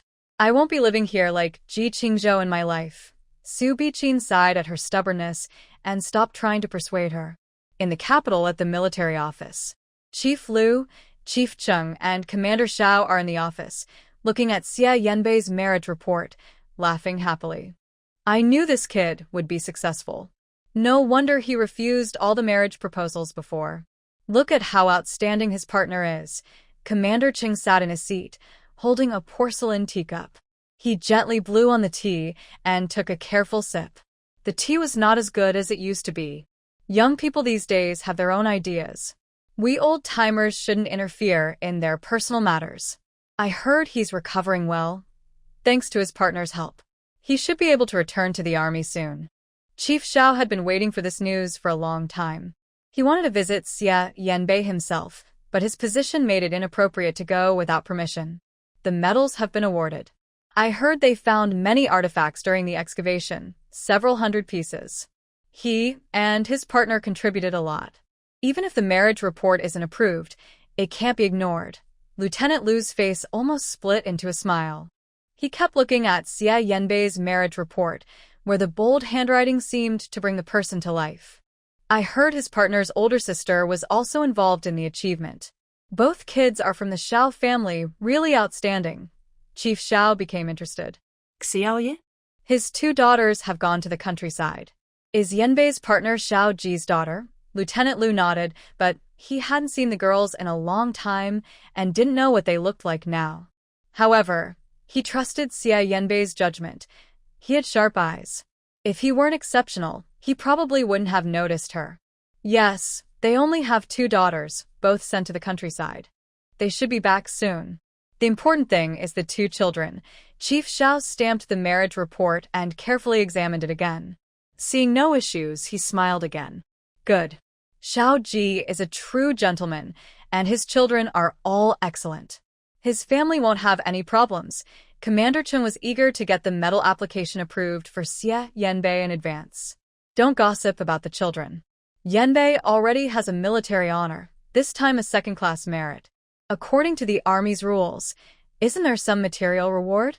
The 2 finally remembered they had forgotten something. You are correct. Our funds have been approved. Seeing that he is about to get married, we should choose a bright and spacious family house for him. When he has 2 or 3 children in the future, they will have enough space to live comfortably. Commander Liu is thinking ahead. The young woman has a household registration in the capital city, so she will likely live there in the future. Since Xia Yanbei's leg is recovering well, his best choice is naturally to return to the military unit. There are many empty houses in the family housing area, especially in the capital, where the buildings are quite large. Xia Yanbei and Ji Qingzhou's marriage application has already been approved. Once she returns from the countryside and they get their marriage certificate, they can apply for a family house with the military. The best family house should have a private yard. Recently, I heard some rumors that Yanbei's mother is not in good health. It would be convenient if she could come along and have her own yard. Captain Xiao tapped the table with one hand, thinking they were worrying too much. Yanbei is still young. With his achievements, he might be able to move into the military district compound soon. He can take care of his mother anytime, and having more children will make the big yard lively. They both smiled at the same time. While they were talking, they received a message from Shun Huaiji in the countryside. Commander, Chief of Staff, there are quite a few relics this time, so excavation will take longer. Archaeologists are still here and can't return to the capital for now. If the excavation isn't finished in a week, we might need additional support. Shun Huaiji's voice came through the communication device, and Captain Xiao listened carefully, without missing a word. All right, make sure the archaeologist's safety is protected. Also, following the principle of not taking a single penny from the people, we must not disturb the local villagers. After a brief report on the task, Shun Huaiji was about to end the call when he heard Captain Zhao's voice crackling from the other end. If there are any difficulties, report to your superiors in time. Also, there's good news. Tell Xia Yanbei that his marriage report has been approved by the organization. Everyone in the team is waiting for him to come back and distribute wedding candies. Xia Yanbei was initially confused and hadn't reacted when he heard this. It was Shun Huaiji who first chuckled, patting Xia Yanbei on the shoulder. The communicator was cut off, and Shen Huai looked at Xia Yanbei, who still seemed to be lost in thought. He chuckled loudly. What's wrong? Are you so happy that you're silly? They had been on missions together for many years, but this was the first time Shen Huai saw such an expression on Xia Yanbei's face. Besides disbelief, there seemed to be a hint of sweet relief. Lieutenant Xia, congratulations. It won't be long before we can celebrate with a wedding feast. There hadn't been good news from the army for a long time. The approval of Xia Yanbei's marriage report meant he and Ji Qingzhou could get their marriage license anytime. Coincidentally, Ji Qingzhou was nearby. She and Xia Yanbei exchanged glances, both blushing. She had thought the approval might take some time, and that the organization would investigate her background. But unexpectedly, it was approved after just a short delay. This matter was much easier than she had imagined. Chao Yunji and Ji Qingwan looked at Ji Qingzhou with happy smiles. Just then, villagers brought over some vegetables, and the atmosphere instantly changed.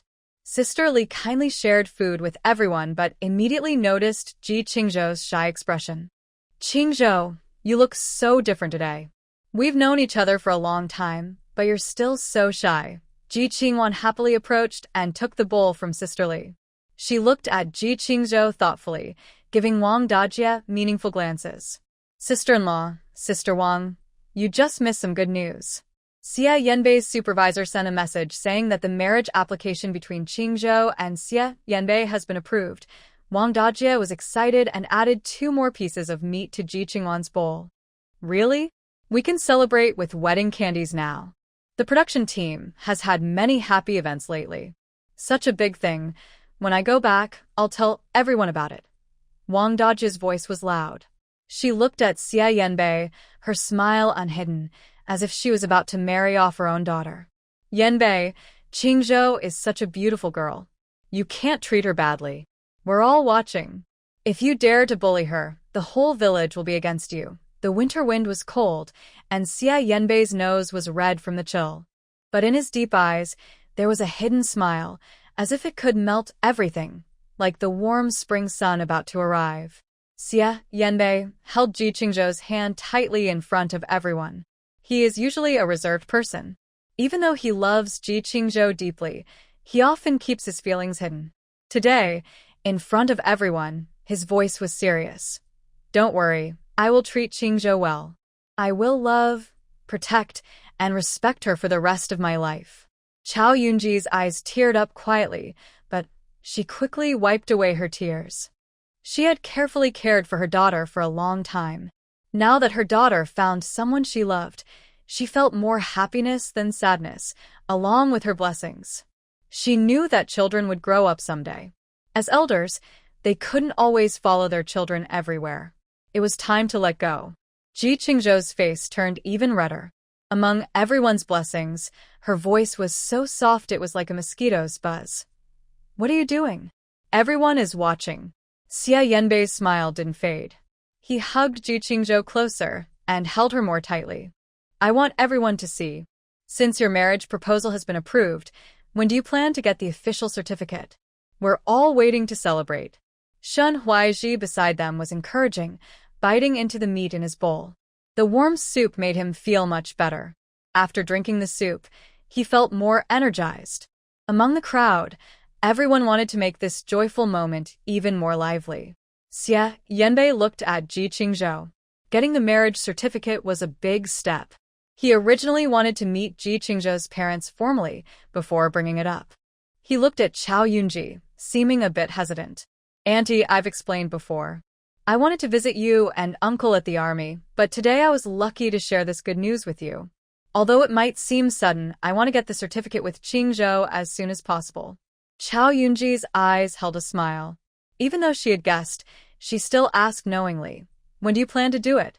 Xia Yanbei tightly held Ji Qingzhou's hand, his gaze firm. He was full of hope for their upcoming married life. As Ji Qingzhou said, they seemed to be moving in a good direction. The past gloom would eventually fade away. Dr. Jiang held a bowl in his hands as the sky gradually darkened. The evening glow was fading, and the sky reflected the land below. In this quiet countryside, Happiness spread across everyone's faces. According to the rules, you should have visited first, but my and his father's work are special. I understand your job too. Everyone has their own duties, all for the country's good. You two young people can decide for yourselves. Mother Chow is quite open-minded. During these days together, she believed that Xia Yanbei would be a person her daughter could trust for a lifetime. She only wished happiness for her daughter's chosen partner. When she received approval, Xia Yanbei felt like his heart was about to jump out of his chest. He rarely lost his composure, but now he was so excited he could hardly speak. Xia Yanbei looked seriously at Chow Yunji, stood straight, and bowed deeply to her. Then he changed his words. "Thank you, Mom. I will treat Qingzhou well." Everyone smiled. Sister Wang put her hands into her floral coat. "Yanbei, such good news. You haven't even told your mom yet? I'll go back and tell her now, so she can prepare today." This is such a happy event. Dr. Jiang, full and satisfied, was easygoing by nature. When he heard the good news, he first congratulated Chow Yunji. "Xiao Chow, I see your daughter is just like you, sharp-eyed. With such a good son-in-law, your days will be easier. Let's share in this happiness. We should gather some offerings for the ancestral altar." Chow Yunji's eyes had wrinkles from many years. The soft little girl had grown up. She was no longer young, but inside, she felt happy. "That's right. Let's all share in this joy." Everyone sat on the ground without many formalities. From the mountain, they could see the land below. Though the environment was simple, everyone was laughing and talking like a big family celebrating a happy event together. Ji Qingzhou sat next to Xia Yanbei. He scooped some meat from his bowl and gave it to her. "You've been busy lately, hardly had time to eat properly. Now you're hurt too. Eat more to recover faster." It was cold on the ground, so Xia Yanbei took off his coat and placed it under her. Ji Qingzhou chuckled softly and tried to return the meat to him. "Big Sister Wang gave me a lot, and I really can't finish it all. You burn more energy than I do, so you should eat a bit more." Watching the two lovebirds from afar, Ji Qingwan rubbed her arms and leaned closer to Chow Yunji's shoulder. "Mom, look at Qingzhou. Once she has a partner, she forgets about us." Chow Yunji shared some meat from her bowl with her. "Your sister has found someone she likes. You should also try harder. Having someone to care for you makes us, your parents, feel at ease." Ji Qingwan pouted, put down her bowl, and linked her arms with Chow Yunji's. "I don't want to get married so early. I want to stay with Dad a bit longer. When I go back to the capital, I want to spend more time with you all." She had too many regrets. Because of past misunderstandings, their family hadn't had a proper talk for a long time. Now that she was an adult and back in the countryside, she didn't have many thoughts. She just hoped time could slow down so she could fix the mistakes she made before. In the distance, Ji Qingzhou had eaten about half her meal. She looked at Xia Yanbei's profile, lost in thought, not sure what he was thinking, a bit dazed. Yan, do you think I put too much pressure on you? If you feel things are moving too fast, we can wait a bit longer to register our marriage." Ji Qingzhou originally planned to wait until Xia Yanbei's leg fully healed, to clear all his doubts, rebuild his confidence, and then happily register their marriage, celebrating with everyone. But if the marriage was approved and they announced it publicly, Xia Yanbei would have to give her a promise, which might not be necessary. Xia Yanbei gently held her hand. "Qingzhou, I don't feel pressured. I just think it's too wonderful, so wonderful it almost doesn't seem real." Ji Qingzhou held his hand tightly. "This is just the beginning. As long as we're together, everything will only get better." He looked into her eyes. Ji Qingzhou's eyes were very beautiful, filled with a deep affection that others couldn't understand, as if holding secret words. Xia Yanbei reached for her hand, hesitating for a long time, as if he had finally made a decision. "Qingzhou, I know what you're worried about. But for both you and me, I will cooperate with your recovery training. I want my leg to get better soon. I believe you will bring me a better future." Ji Qingzhou didn't expect Xia Yanbei to say that. Her gentle eyes showed a hint of happiness. "Yes, I know. Don't put too much pressure on yourself. Just trust me and master." The girl's hand was soft, resting on his hand. His eyes were more captivating than the night sky at this moment. Xia Yanne voluntarily held her hand again. Without words, they shared a silent understanding. Today, when Ji Qingzhou was injured, Xia Yanne became even more determined not to have any regrets or remorse. Since Ji Qingzhou had come to his side, he would cherish her and never let her down. Suddenly, a thought struck her, and a smile froze on Ji Qingzhou's lips. She said meaningfully, "Then you'll have to listen to me from now on." Xia Yanne didn't understand why she emphasized this. He looked serious and replied, "Of course I listen to you." "When haven't I?" Ji Qingzhou choked and didn't know what to say. After all, they say men act differently before and after marriage. She had seen this in her past life too. Xia Yanne was obedient during the day, but at night, he was completely in charge. Just thinking about it made Ji Qingzhou shiver. "Are you cold?" Xia Yanne casually took off his coat. "Put this on so you don't catch a cold." Ji Qingzhou's body was usually fragile. He was worried she might get a fever tomorrow. "I'm not cold, just suddenly remembered some things." Ji Qingzhou looked at him with a faint, thoughtful expression. Some things that almost made her hurt her back. Xia Yanne couldn't guess what Ji Qingzhou was thinking. He found her little expression especially adorable.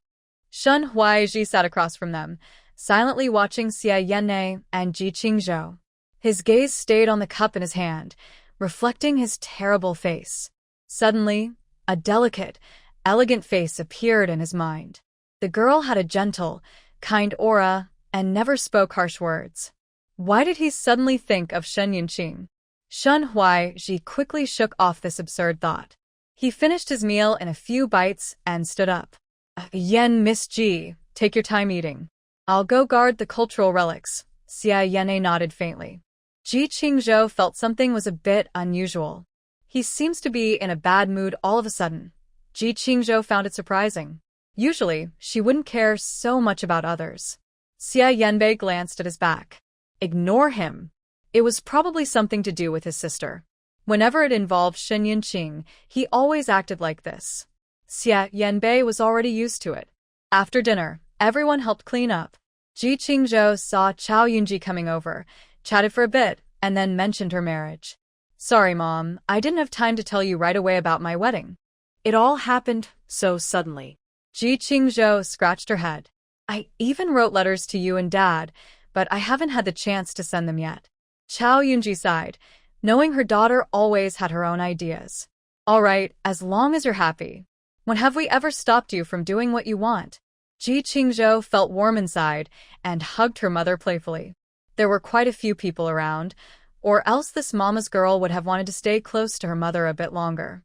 Ji Qingwan couldn't bear to watch, and Ji Qingzhou winked at her. Ji Qingwan suddenly realized how others must feel when she acted overly sweet herself. Ji Qingzhou found it amusing to see her sister speechless. While everyone was busy, she quietly replaced the villagers' water buckets with spring water. Worried that her mother might be tired, she poured her a cup first. Chao Yunji gently patted her daughter's head, just like when she was little. "Go get some rest. You must be exhausted." She had already noticed how tired her daughter was. The village elders chimed in, "Yes, Qingzhou, go home and rest. Lanqing is probably waiting for you too. There are plenty of us here. We can take turns keeping watch and resting. No need to overwork. With so many soldiers around, it's perfectly safe." Xia Yanbei and Shen Huaizhi were about to make arrangements, but the villagers insisted they rest first. They had been on duty since yesterday, lying in wait for the enemy, capturing them, guarding the relics, and had barely slept. Even the strongest body couldn't take much more. Dr. Zhang's team had already gone to rest for a while, planning to start work early in the morning. The village chief waved his hand. "Officer Xia, Officer Shen, go ahead and rest." Xia Yanbei and Shen Huaizhi didn't argue. Shen Huaizhi quickly led his team to the temporary lodging in the village. As they passed the researchers' quarters, Shen Huaizhi glanced that way instinctively.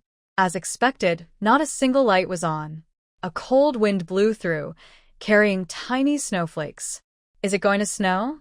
I heard that in past years, the snow here was very heavy, and the snow could block the mountain roads." I hope it doesn't come too early and delay the excavation of the relics. Someone was talking behind him. Shen Hui frowned, feeling a bad premonition. Meanwhile, Xia Yan'ei finished talking with the village chief and turned around. Ji Qingzhou was smiling happily, waiting for him to go home together. As he approached, she linked her arm with his. Both of them had minor injuries, so they made a good pair. The lights along the road were bright. It was rare to see the village so lively and bustling so late at night. The villagers had left the lamps burning to light the way for the soldiers. The warm glow fell on them. Ji Qingzhou looked up at Xia Yanbei and raised her hand. In her smile, he took her hand willingly. Her hand was soft and delicate, much smaller than his. When they held hands, he could only grasp his finger joints. Ji Qingzhou looked down at his hand. In her previous life, she thought his hand was very handsome, with clear bones. It was a hand suited for holding a gun. Yan, you seem a bit nervous? Seeing that he was silent, Ji Qingzhou immediately noticed. Are you worried about us getting the marriage certificate tomorrow? Xia Yanbei nodded. Yes, it's the first time for us to get the certificate. It's also my first time. Ji Qingzhou laughed and patted him. Why? Do you want to get it with someone else again? The silent man suddenly became anxious. No, I only like you and only want to marry you. Hearing this satisfying answer, Ji Qingzhou leaned closer to Xia Yanbei and smiled sweetly. What a coincidence. I only want to marry you too. In the cold night, the girl's nose was red from the cold, and a blush spread across her cheeks. It made her look like a peach blossom, stunning enough to make his heart race. Xia Yanbei touched her face gently to warm her. They walked along this familiar path, like a married couple who had been together for a long time. He protected her carefully from small details, worried she might stumble and fall. Ji Qingzhou thought about the time they got the marriage certificate in her previous life, when she was still holding Jiang He's jade pendant. Back then, she was not in her right mind, looking very unwell. Xia Yanbei's face showed no emotion, but he was probably feeling very disappointed inside. Her unwilling expression made even the wedding photos look like they were taken with a sour face. Ji Qingzhou tightly held Xia Yanbei's hand, feeling a bit sad inside. She whispered, "This time, I won't have any regrets. Everything she experienced with him should be the most beautiful." "Qingzhou, what are you talking about?" Xia Yanbei slightly lowered his head, not hearing what she said. Ji Qingzhou shook her head and just smiled. "It's nothing. I just said I'm very happy." Suddenly, she couldn't remember how she spent those years after they parted in her previous life. She only remembered that every night, her heart was full of regret and sadness. Ji Qingzhou didn't say much and Xia Yanbei didn't ask. But her sudden gaze made his heart ache, as if a thin thread was wrapped around him, making it hard to breathe. In the dark night, Xia Yanbei held Ji Qingzhou's hand tightly as they walked side by side. The stars in the sky were bright, and the winter air was cold, but after coming down from the mountain, they saw the warm glow of lights inside the house. Perhaps sensing footsteps outside, Yi Lanqing quickly came out of the house. Seeing the two just pushing open the door and walking into the yard, she casually wiped her hands on her apron. "You arrived just in time. I just boiled some hot water. The weather outside is cold, so you two can soak your feet first and warm up. I also cooked some soup in the kitchen. Have some." Recently, Yi Lanqing's consciousness had been improving, and she was doing what she could. Since returning from the commune today, she had been tidying up the house and hadn't stopped yet. When she heard that Ji Qingzhou and Xia Yanbei's marriage report had been approved, she was so happy she couldn't sleep. She kept looking out the window until she saw them return, then she felt at ease. Ji Qingzhou felt warm inside. In her previous life, she didn't have time to get along well with Yi Lanqing. Although their home wasn't wealthy, it was full of warmth and kindness. She glanced at Xia Yanbei, feeling more hopeful about the days to come. "Auntie, actually, we haven't been through much hardship. You should rest now. Ian and I can handle things ourselves." Yi Lanqing was busy nearby, passing towels and helping to heat water, worried that Ji Qingzhou might not feel well. "You were already weak and recently the weather has been cold. You haven't been able to take care of yourself, so I need to look after you so your family can rest assured. Ye Lanjing similet kindly. Under the light, her caring smile was very soothing. Xia Yanbei was worried that Ji Qingzhou might feel uncomfortable, so he took the pear soup from Yi Lanqing's hand. Mom, it's getting late. You should go rest early. I'll take care of Qingzhou. As a grown man, you're tough and strong. How can you take care of someone? It should be me. Yi Lanqing's words trailed off. She looked up and met Xia Yanbei's gaze, realizing she had become the brightest light here. She patted her head and said, Yes, yes, yes, it should be you taking care of Qingzhou. It's so late, I should rest now. She handed the towel in her hand to Xia Yanbei and kept giving him careful instructions. Tonight is cool, so don't open the window to sleep. If the water cools down, make sure to heat it again. The pear soup is just right, so drink it while it's hot. Xia Yanbei felt a bit helpless but nodded. Got it, Mom. Remember to take your medicine tonight. Seeing Yi Lanqing finally leave, Xia Yanbei shook his head and placed the towel on the nearby table. He squatted down, added some hot water, and helped Ji Qingzhou wash her feet. Ji Qingzhou felt a little uncomfortable and blushed shyly. She struggled to escape, but was held tighter by Xia Yanbei. Your leg still has a wound. Soaking your feet is good. It's cold outside, and when your feet are warm, your whole body will feel warmer. Ji Qingzhou mumbled softly, her face so red it looked like it might bleed. It's just washing my feet. I can do it myself. Xia Yanbei gently smiled but didn't let go of her. After washing her feet, Ji Qingzhou got into bed early. Yi Lanqing placed 2 hot water bottles inside the quilt, making it warm and cozy. Ji Qingzhou buried her face in the quilt, feeling as if she was basking in the sun, full of happiness.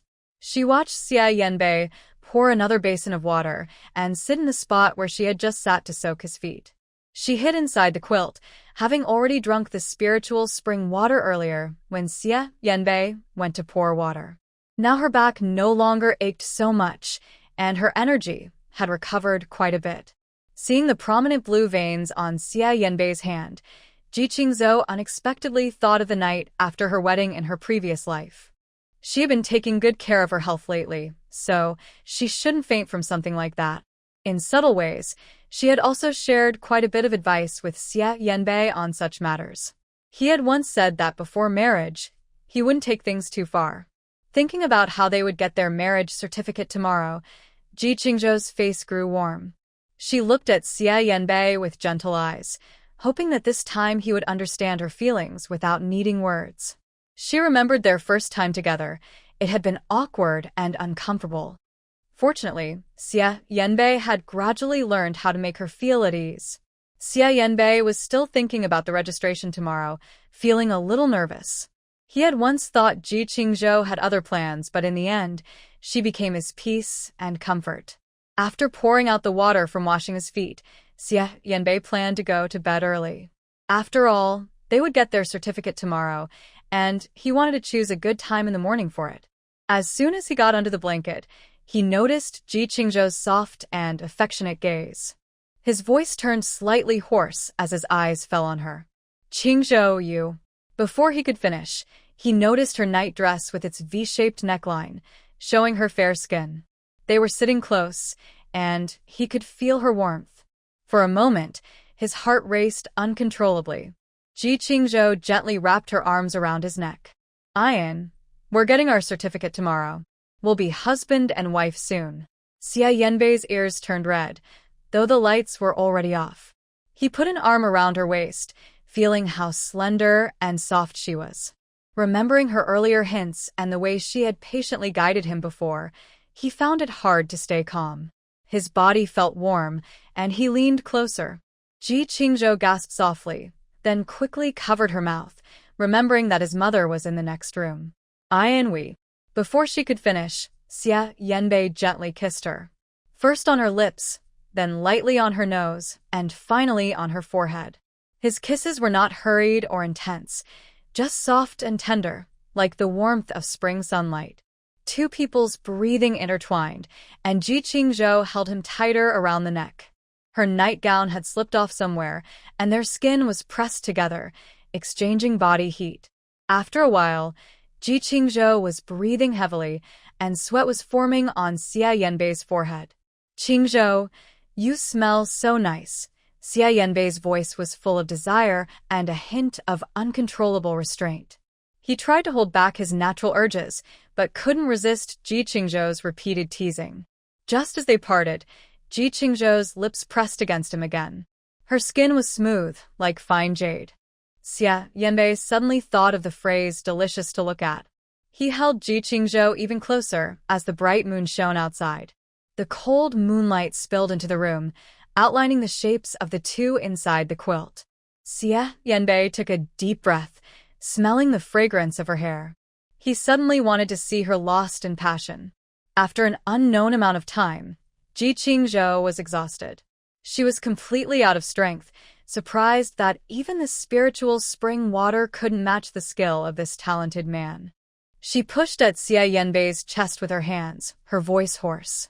"Yan, it's getting late. We need to go get our marriage license tomorrow. Let's rest early tonight." Her words were broken and uneven, as if she might fall asleep at any moment. Xia Yanbei looked as if he wasn't ready to stop, grabbing her wrists and lifting them above her head. Ji Qingzhou, with a hoarse voice, wanted to cry but couldn't. If she had known, she wouldn't have been so proactive. Her clothes had already fallen completely to the ground. Xia Yanbei's lips brushed her neck, causing her back to tremble. Her back was always the most sensitive part. Ji Qingzhou struggled with all her might, but found it was useless. She could only let Xia Yanbei do as he pleased. In the darkness, Ji Qingzhou could vaguely see Xia Yanbei's features, so handsome it made her heart race. But exhaustion took over, and she drifted into sleep, tired. Xia Yanbei felt a bit helpless, lifting her up and helping her put on her clothes. He leaned on Ji Qingzhou's shoulder and let out a long sigh. Neither of them had gone beyond some initial intimacy. The girl's strength was already running out. When they really get married, how should she take care of herself? The next morning, when Ji Qingzhou woke up, she saw her mother-in-law busy working in the yard.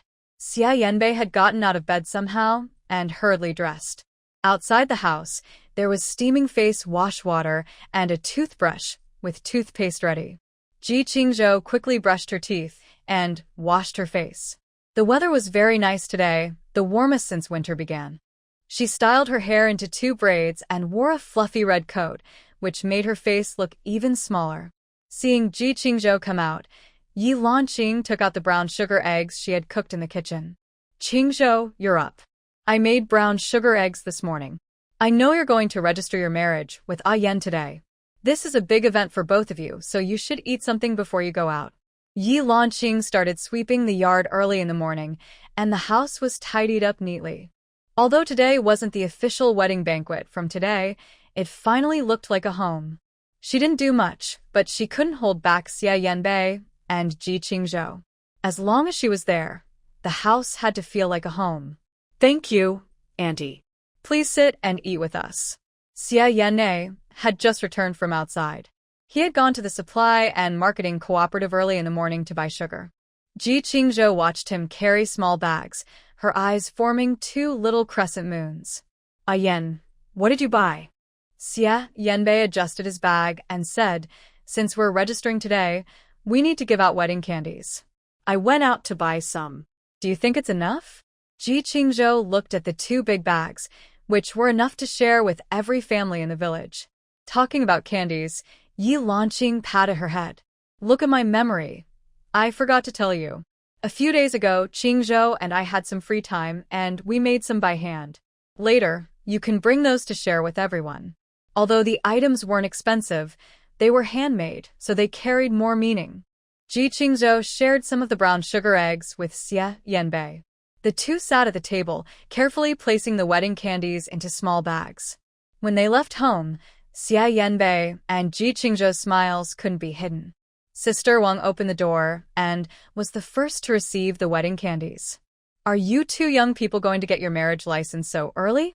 It seems I really caught a good time. Today, I feel lucky," Ji Qingzhou smiled softly, and Yi Lanqing placed a red flower on her head just as she was about to leave. With her dark hair and naturally bright red lips, the young and beautiful girl looked even more charming now. Ji Qingzhou took out a small bag of wedding candies from her bag. Sister Wang, these are our wedding candies. The nougat inside was made by my mother-in-law and me. Take some home for the children to try, and everyone can share in the happiness. Sister Wang couldn't stop smiling. It had been a long time since the village had any happy news. Xia Yanbei and Ji Qingzhou sincerely cared for each other, and everyone around them could see it. Now that they were finally married, Sister Wang was genuinely happy. All right. Be careful on your way. I'm just waiting to celebrate your wedding feast. Ji Qingzhou blushed, and Xia Yanbei put his arm around her waist. They still needed to go to the health clinic, and he responded on her behalf. Don't worry, we'll make sure you sit at the main table. Sister Wang's kindness was well known in the village. When Guo Hui bullied Yi Lanqing before, it was thanks to her quick notice to Ji Qingzhou. Xia Yanbei had always remembered this favor. Sister Wang waved her hand. Go quickly and have a good day. They continued walking, and even when they saw the children, they still gave out wedding candies. As they walked through the village, everyone was filled with joy.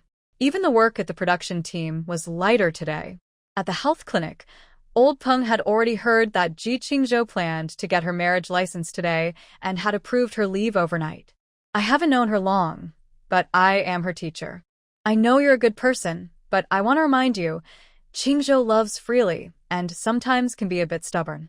Please be patient and treat her well. Old Peng was worried. Ji Qingzhou was still young. He was concerned she might have chosen the wrong person or the wrong path for her future. Xia Yanbei tightly held Ji Qingzhou's hand, his gaze firm and confident, promising her everything would be fine. Don't worry, I will take good care of Qingzhou. No matter what happens, I will protect her, love her, and respect her for the rest of my life. Old Peng nodded and took a fake note from the drawer. Go ahead. Ji Qingzhou handed him some candies, feeling a bit emotional and her nose tingling. Master, I will be happy. Don't worry about me. He should be happy for her. She married someone who has been kind to her in both lives. Old Peng waved his hand and watched the two leave. Today's weather was nice, and many people were lining up at the Civil Affairs Bureau to get their marriage certificates. Each couple looked very loving. Most of the candies Ji Qingzhou had were already shared. Holding their certificates, Xia Yanbei kept looking ahead, still nervous. Ji Qingzhou teased him. You weren't this nervous the night before the wedding, and it's just a certificate. I can't eat you, so why are you so nervous? Xia Yanbei looked serious, with a calm face that showed no emotion. Even his voice was steady. I'm not nervous. Ji Qingzhou found it amusing and raised his hand. Because Xia Yanbei was trembling badly, Ji Qingzhou's hand was also shaking. Are you trembling, or am I? Xia Yanbei was speechless, awkwardly lowered his hand, and hugged Ji Qingzhou tighter. I just feel it's a bit unreal. I think I've dreamed about this before, but in the dream, you weren't so happy. I'm afraid this is all fake. Ji Qingzhou's nose felt a little sore. She gently hugged him. No, I'm very happy to live with you. From now on, we are officially husband and wife. She thought nothing was more worth celebrating than this. Although many people were waiting in line, the queue was orderly, and soon it was their turn. Ji Qingzhou handed out candies to the staff. The phrase, a perfect match, suited Xia Yanbei and her perfectly. Even the staff who worked there regularly couldn't help but glance at them a few more times. Here are your marriage certificates. Wishing you a lifetime of happiness. The staff handed them 2 small red books. Ji Qingzhou carefully took them, feeling her heart flutter, as if her future was finally settled. Xia Yanbei was so excited he couldn't find words. One hand held the small red book, and the other grasped Ji Qingzhou's hand. Yan, you don't have to be so excited. There's plenty of time later. You can take your time to look. Xia Yanbei seemed eager to see the marriage certificate, as if he wanted to imprint it directly into his eyes. He truly couldn't get enough of looking at it. The red book smiled sweetly and brightly, making him feel like he would remember her forever. There will be plenty of time later. I want to look at it carefully now. Xia Yanbei never thought he would actually get a marriage certificate with Ji Qingzhou someday. Having a home together meant he wouldn't have to secretly love someone alone anymore. As they walked together, Ji Qingzhou's pocket was already running out of candies. Xia Yanbei's smile didn't fade. He wanted to share some with everyone he saw. No matter if he knew them or how they looked at him, he seemed to think that celebrating this day openly was the only way to show how happy he was. Qingzhou, I will marry you proudly and openly. As he spoke, Xia Yanbei suddenly picked up Ji Qingzhou and spun around on the street. Ji Qingzhou was startled and instinctively hugged his neck, then gently tapped his shoulder. There are so many people watching. Put me down first. We're grown-ups now. Be careful not to make others laugh at you. Xia Yanbei didn't care. Instead, he carried Ji Qingzhou forward as if showing off his victory.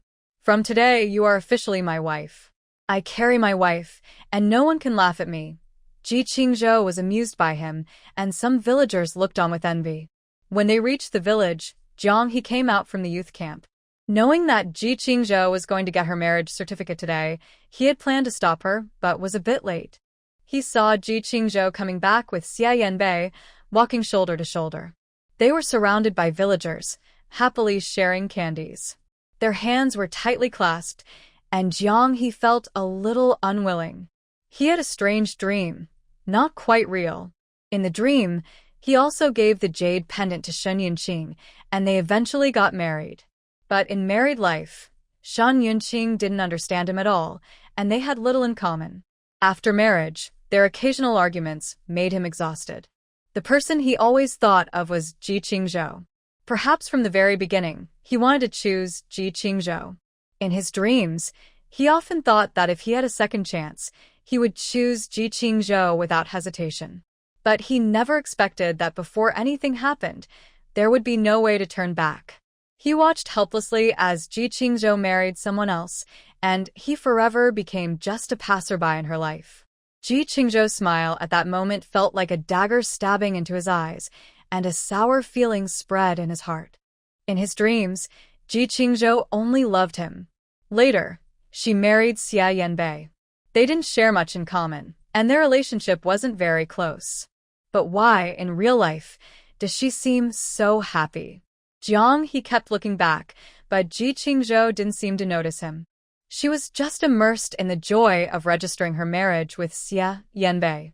Among the crowd, she wore a red coat, her porcelain-white skin glowing, with delicate and bright features.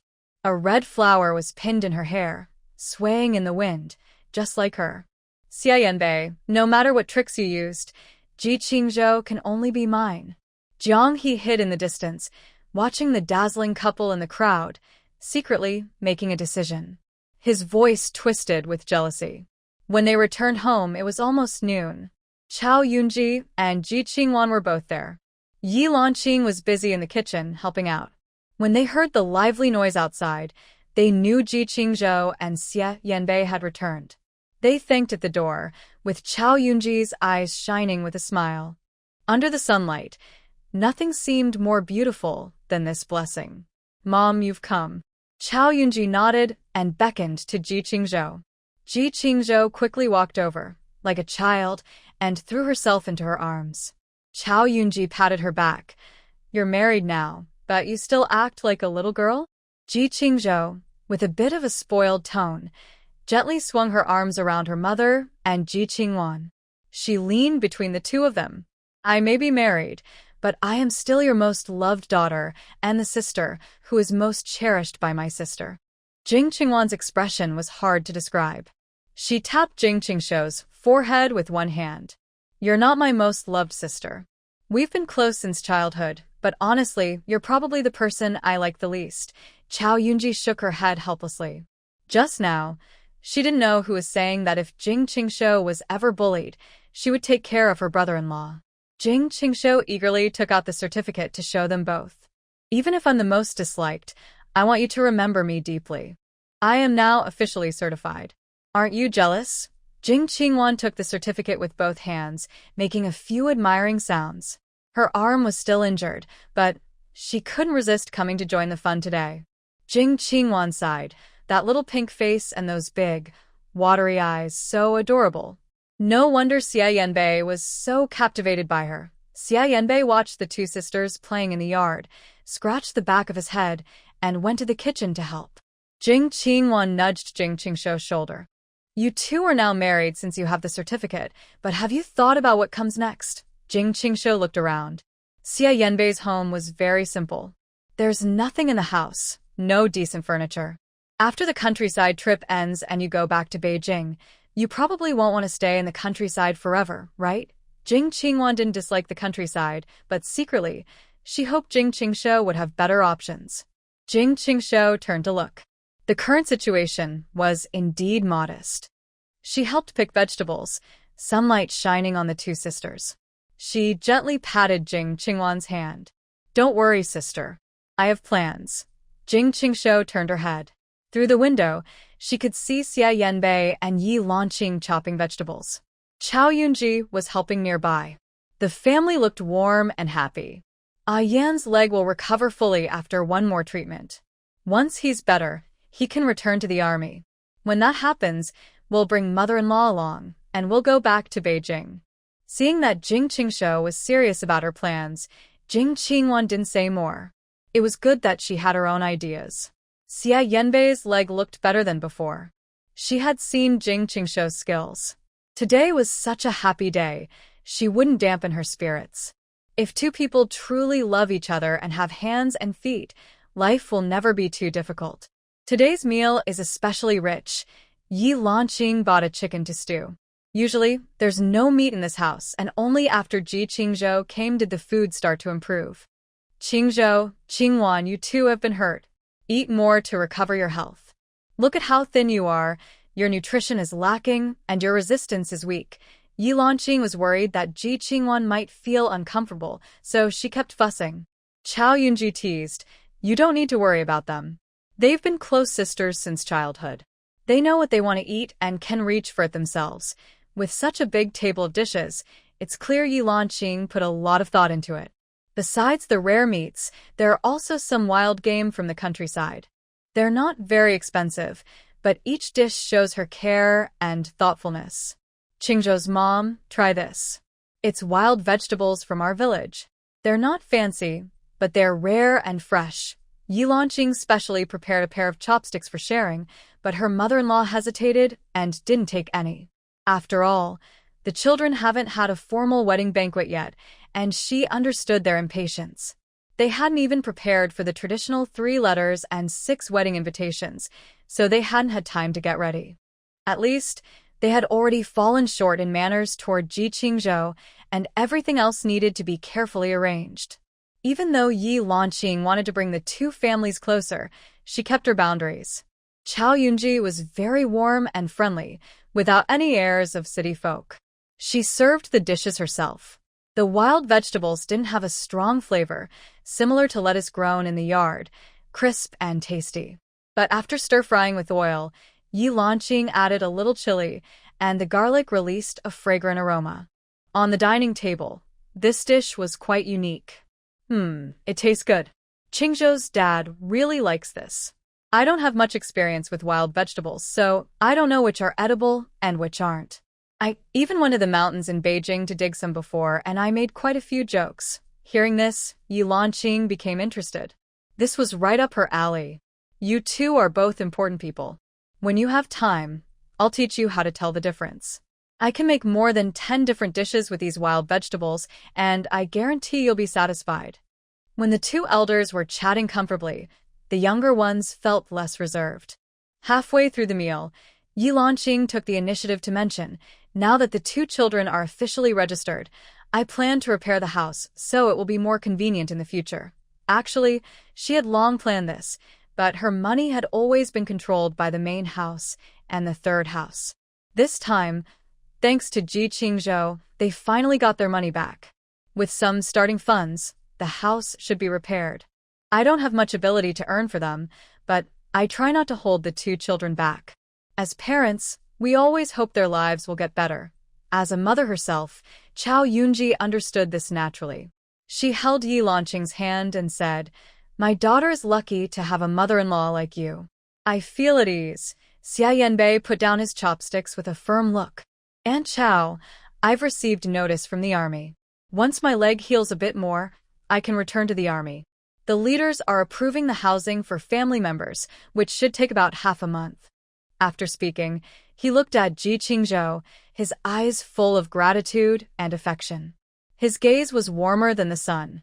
Ji Qingzhou blushed slightly and wanted to avoid it. When the time comes, Qingzhou and I will get married. I can bring her to the family housing. We'll settle in Beijing, not far from you and Uncle.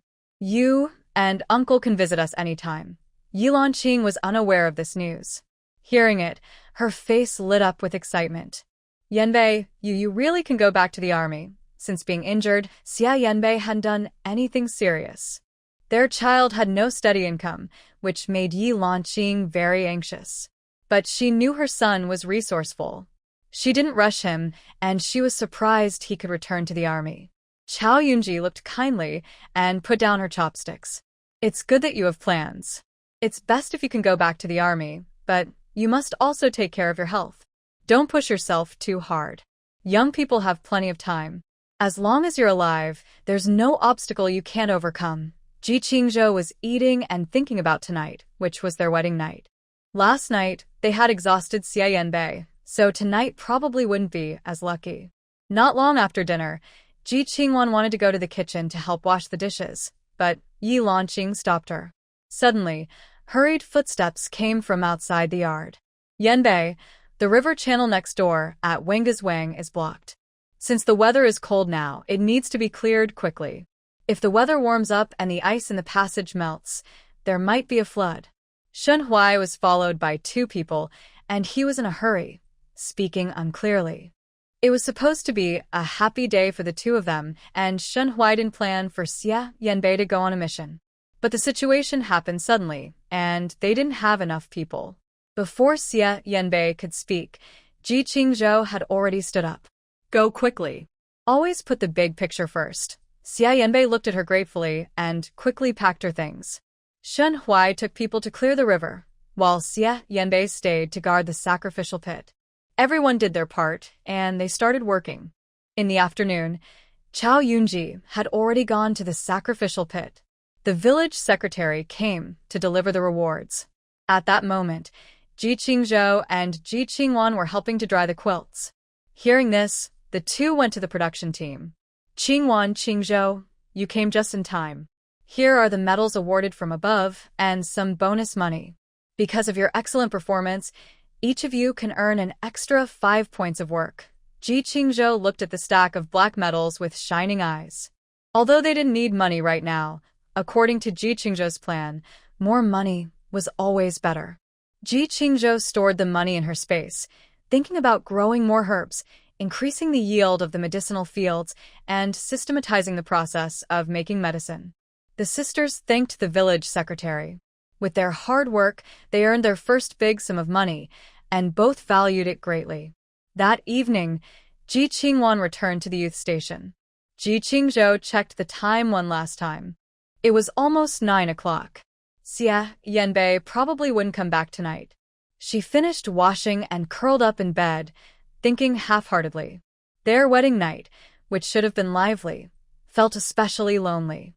Ji Qingzhou curled up, and the warmth around her finally chased away her loneliness. Maybe because so much happened today, she couldn't fall asleep no matter how she turned. Ji Qingzhou took out the marriage certificate and looked at their photos. She gently touched Xia Yanbei's face. In the past life, their marriage wasn't very happy. Fortunately, Xia Yanbei always respected her wishes. During that marriage, she did as she pleased, but she didn't know how lonely he must have felt back then. Ah Yan, we will get better soon.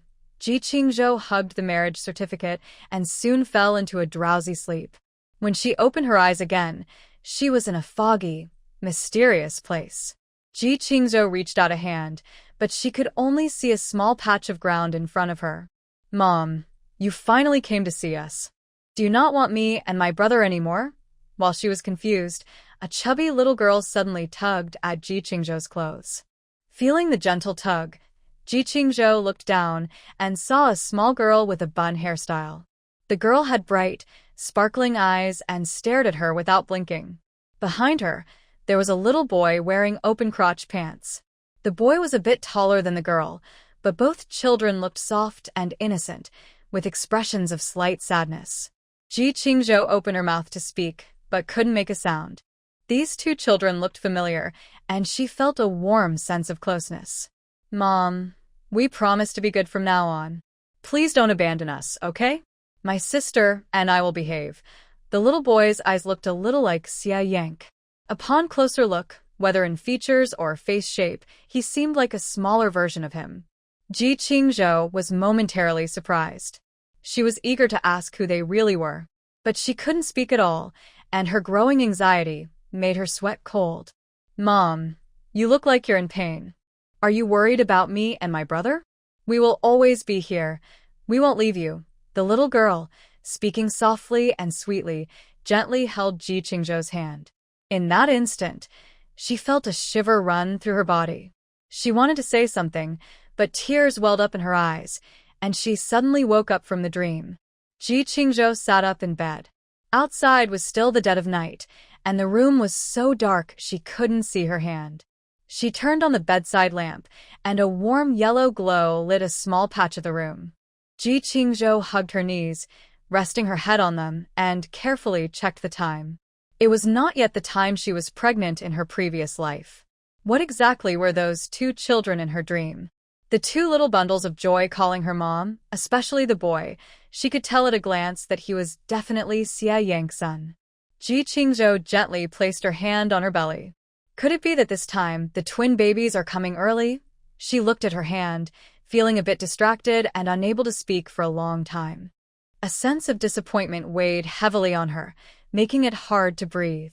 The moonlight was bright but cold, unlike the warm indoor atmosphere. She softly touched her belly again, suddenly feeling excited about the baby's arrival. "Baby, no matter what happens this time, Mom will do her best to protect you." When Ji Qingzhou woke up again, her vision was filled with a vast, white scene. Last night, silent snow had fallen all through the night. She reached out her hand, and snowflakes landed on her palm, melting quickly. Yi Lanqing casually put on a coat and came out of the house looking worried. The snow is so heavy, it probably caused trouble for the cultural relics and the river. It was a busy time now, and although a heavy snow usually meant a good harvest year, this snow came at a bad time. Ji Qingzhou didn't have time for breakfast. She hurried inside to grab a scarf and a hat. "Mom, it's cold outside. You should go back inside. There are probably many patients at the clinic today, and I need to go to work." Yi Lanqing didn't reply. She turned back into the house but quickly came out again. She was holding 2 steaming buns. "Eat something in the morning, or you won't know how long you'll be busy at noon." Ji Qingzhou felt warm inside. She took a bite, meat-filled, made by Yi Lanqing the night before. Before she got up, Yi Lanqing had reheated them, so they were just the right temperature. She gratefully looked at Yi Lanqing, who beckoned her. "Go ahead, be careful on the way." Ji Qingzhou braved the snow and wind, leaving a trail of footprints in the snow. As she expected, the clinic was crowded, with many people waiting in line. The snow was heavy, causing injuries in the fields and frostbite among others. Old Man Peng put on his white coat, and even Ji Qingwan came to help. "You might have already fractured a bone. It takes 100 days to recover from a muscle or bone injury. Let me put on the cast for you, and then you can rest well at home." There are many different injuries in the house. Some people have broken legs, others have hurt their arms, and some have twisted their backs from falls. Old Peng handles each case one by one, but the situation with Ji Qingzhou is not much better. She glanced at the young girl's frozen hands and frowned. "Try to wear gloves if you can. Here is burn ointment for frostbite. Apply it every 2 hours. Come back in a week to check the progress." This frostbite ointment was made by Ji Qingzhou using herbs from her space and spring water. It works better than regular ointments from the market. "Dr. Prung, last night's heavy snow blocked the road to the West Mountain. We might need a doctor to go there." The snow outside had just stopped, and the snow was almost up to their calves. The village leader came to call for help. Most of the researchers and labs are on the West Mountain. They got trapped there yesterday, and the situation is still unclear. These researchers are entrusted to their village by the country. They must be protected. Ji Qingzhou looked at Old Peng. From here to the West Mountain, it usually takes over 40 minutes to walk. After a snowstorm, it's even harder to estimate. Injuries and frostbite are common here, and with Old Peng being older, the cold and slippery roads are dangerous. Falling could be serious. Master, I will go with them. You stay here and watch. If anything happens, I'll come back for you. Old Peng didn't refuse. The situation here isn't much better than on the mountain. Leaving Ji Qingzhou alone might not be safe, so he agreed. Ji Qingzhou felt reassured leaving him in charge. She took her first aid kit and hurried toward the West Mountain. Just as she was about to start climbing, she saw Jiang He heading in the same direction. Ji Qingzhou had never liked Jiang He. Now, seeing him blocking her way, she rolled her eyes. Jiang He looked at her medical box. His eyes lit up. He spoke first. Qingzhou, are you going to the research base? We're heading that way too. Want to travel together? Ji Qingzhou didn't care about him. She kept walking straight ahead. As a medical worker, she was rushing to help people. What was Jiang He, a lazy fool who only ate and slept, going to do? Cause trouble? Jiang He kept shouting behind her. Annoyed, Ji Qingzhou looked cold and refused firmly, without hesitation. Don't want to, I don't want to stand with you. However, Jiang He stubbornly followed her, ignoring her words. Since this path is public, if he insists on going up the mountain, Ji Qingzhou can't stop him. But she felt uncomfortable inside and couldn't help but make a sarcastic remark. The snow on the mountain is so thick. Be careful not to slip and fall, or you might lose a part of yourself. Jiang He paused and looked at her with a strange expression. Qingzhou, are you worried about me? I knew it, you still have feelings for me. Ji Qingzhou, forget it. She was done with this fool. The research base was still waiting for support, and she didn't have time to waste on Jiang He here. She pinched her nose and chose to ignore him, continuing up the mountain. The thick snow covered the entire peak, and everywhere was a blinding white. Most of the mountain roads were blocked, leaving only a narrow trail that was still passable. Under the cover of rocks, it was barely free from snow. Her shoes made a creak, creak sound as she walked. Ji Qingzhou tried to walk carefully to avoid slipping or stepping on stones and falling. The harsh conditions made walking very difficult. This fool Jiang He insisted on walking in front of her, sometimes stumbling or slipping, which slowed her down even more. Ji Qingzhou, stuck behind him, was getting very annoyed and finally spoke coldly. If you can't walk properly, could you please move aside so others can go first? She was in a hurry to save people. Jiang He pretended not to hear her sarcasm and kept walking silently ahead. He was afraid that if he fell behind, she would leave him behind immediately. It wasn't that Jiang He was determined to cling to Ji Qingzhou. He just wasn't familiar with the environment on Shishan. Without someone leading the way, he couldn't find the research base on his own. Jiang He looked down at the snow at his feet, his eyes showing a hint of obsession. Two women who should have loved him. One married someone else, and the other ignored him. Neither Ji Qingzhou nor Shen Yunqing was heading in the direction he had hoped for. Jiang He couldn't understand why, nor did he know where the mistake had occurred. But deep inside, a voice told him that only by catching Shen Yunqing could he have endless good days. Even if Ji Qingzhou returned to his side, it wouldn't be a problem. Now, Jiang He had nothing left. No matter if his intuition was correct or if the road ahead was full of thorns, he had no choice but to hold tightly onto Shen Yunqing. As he walked, he silently calculated in his mind. Girls are usually soft-hearted.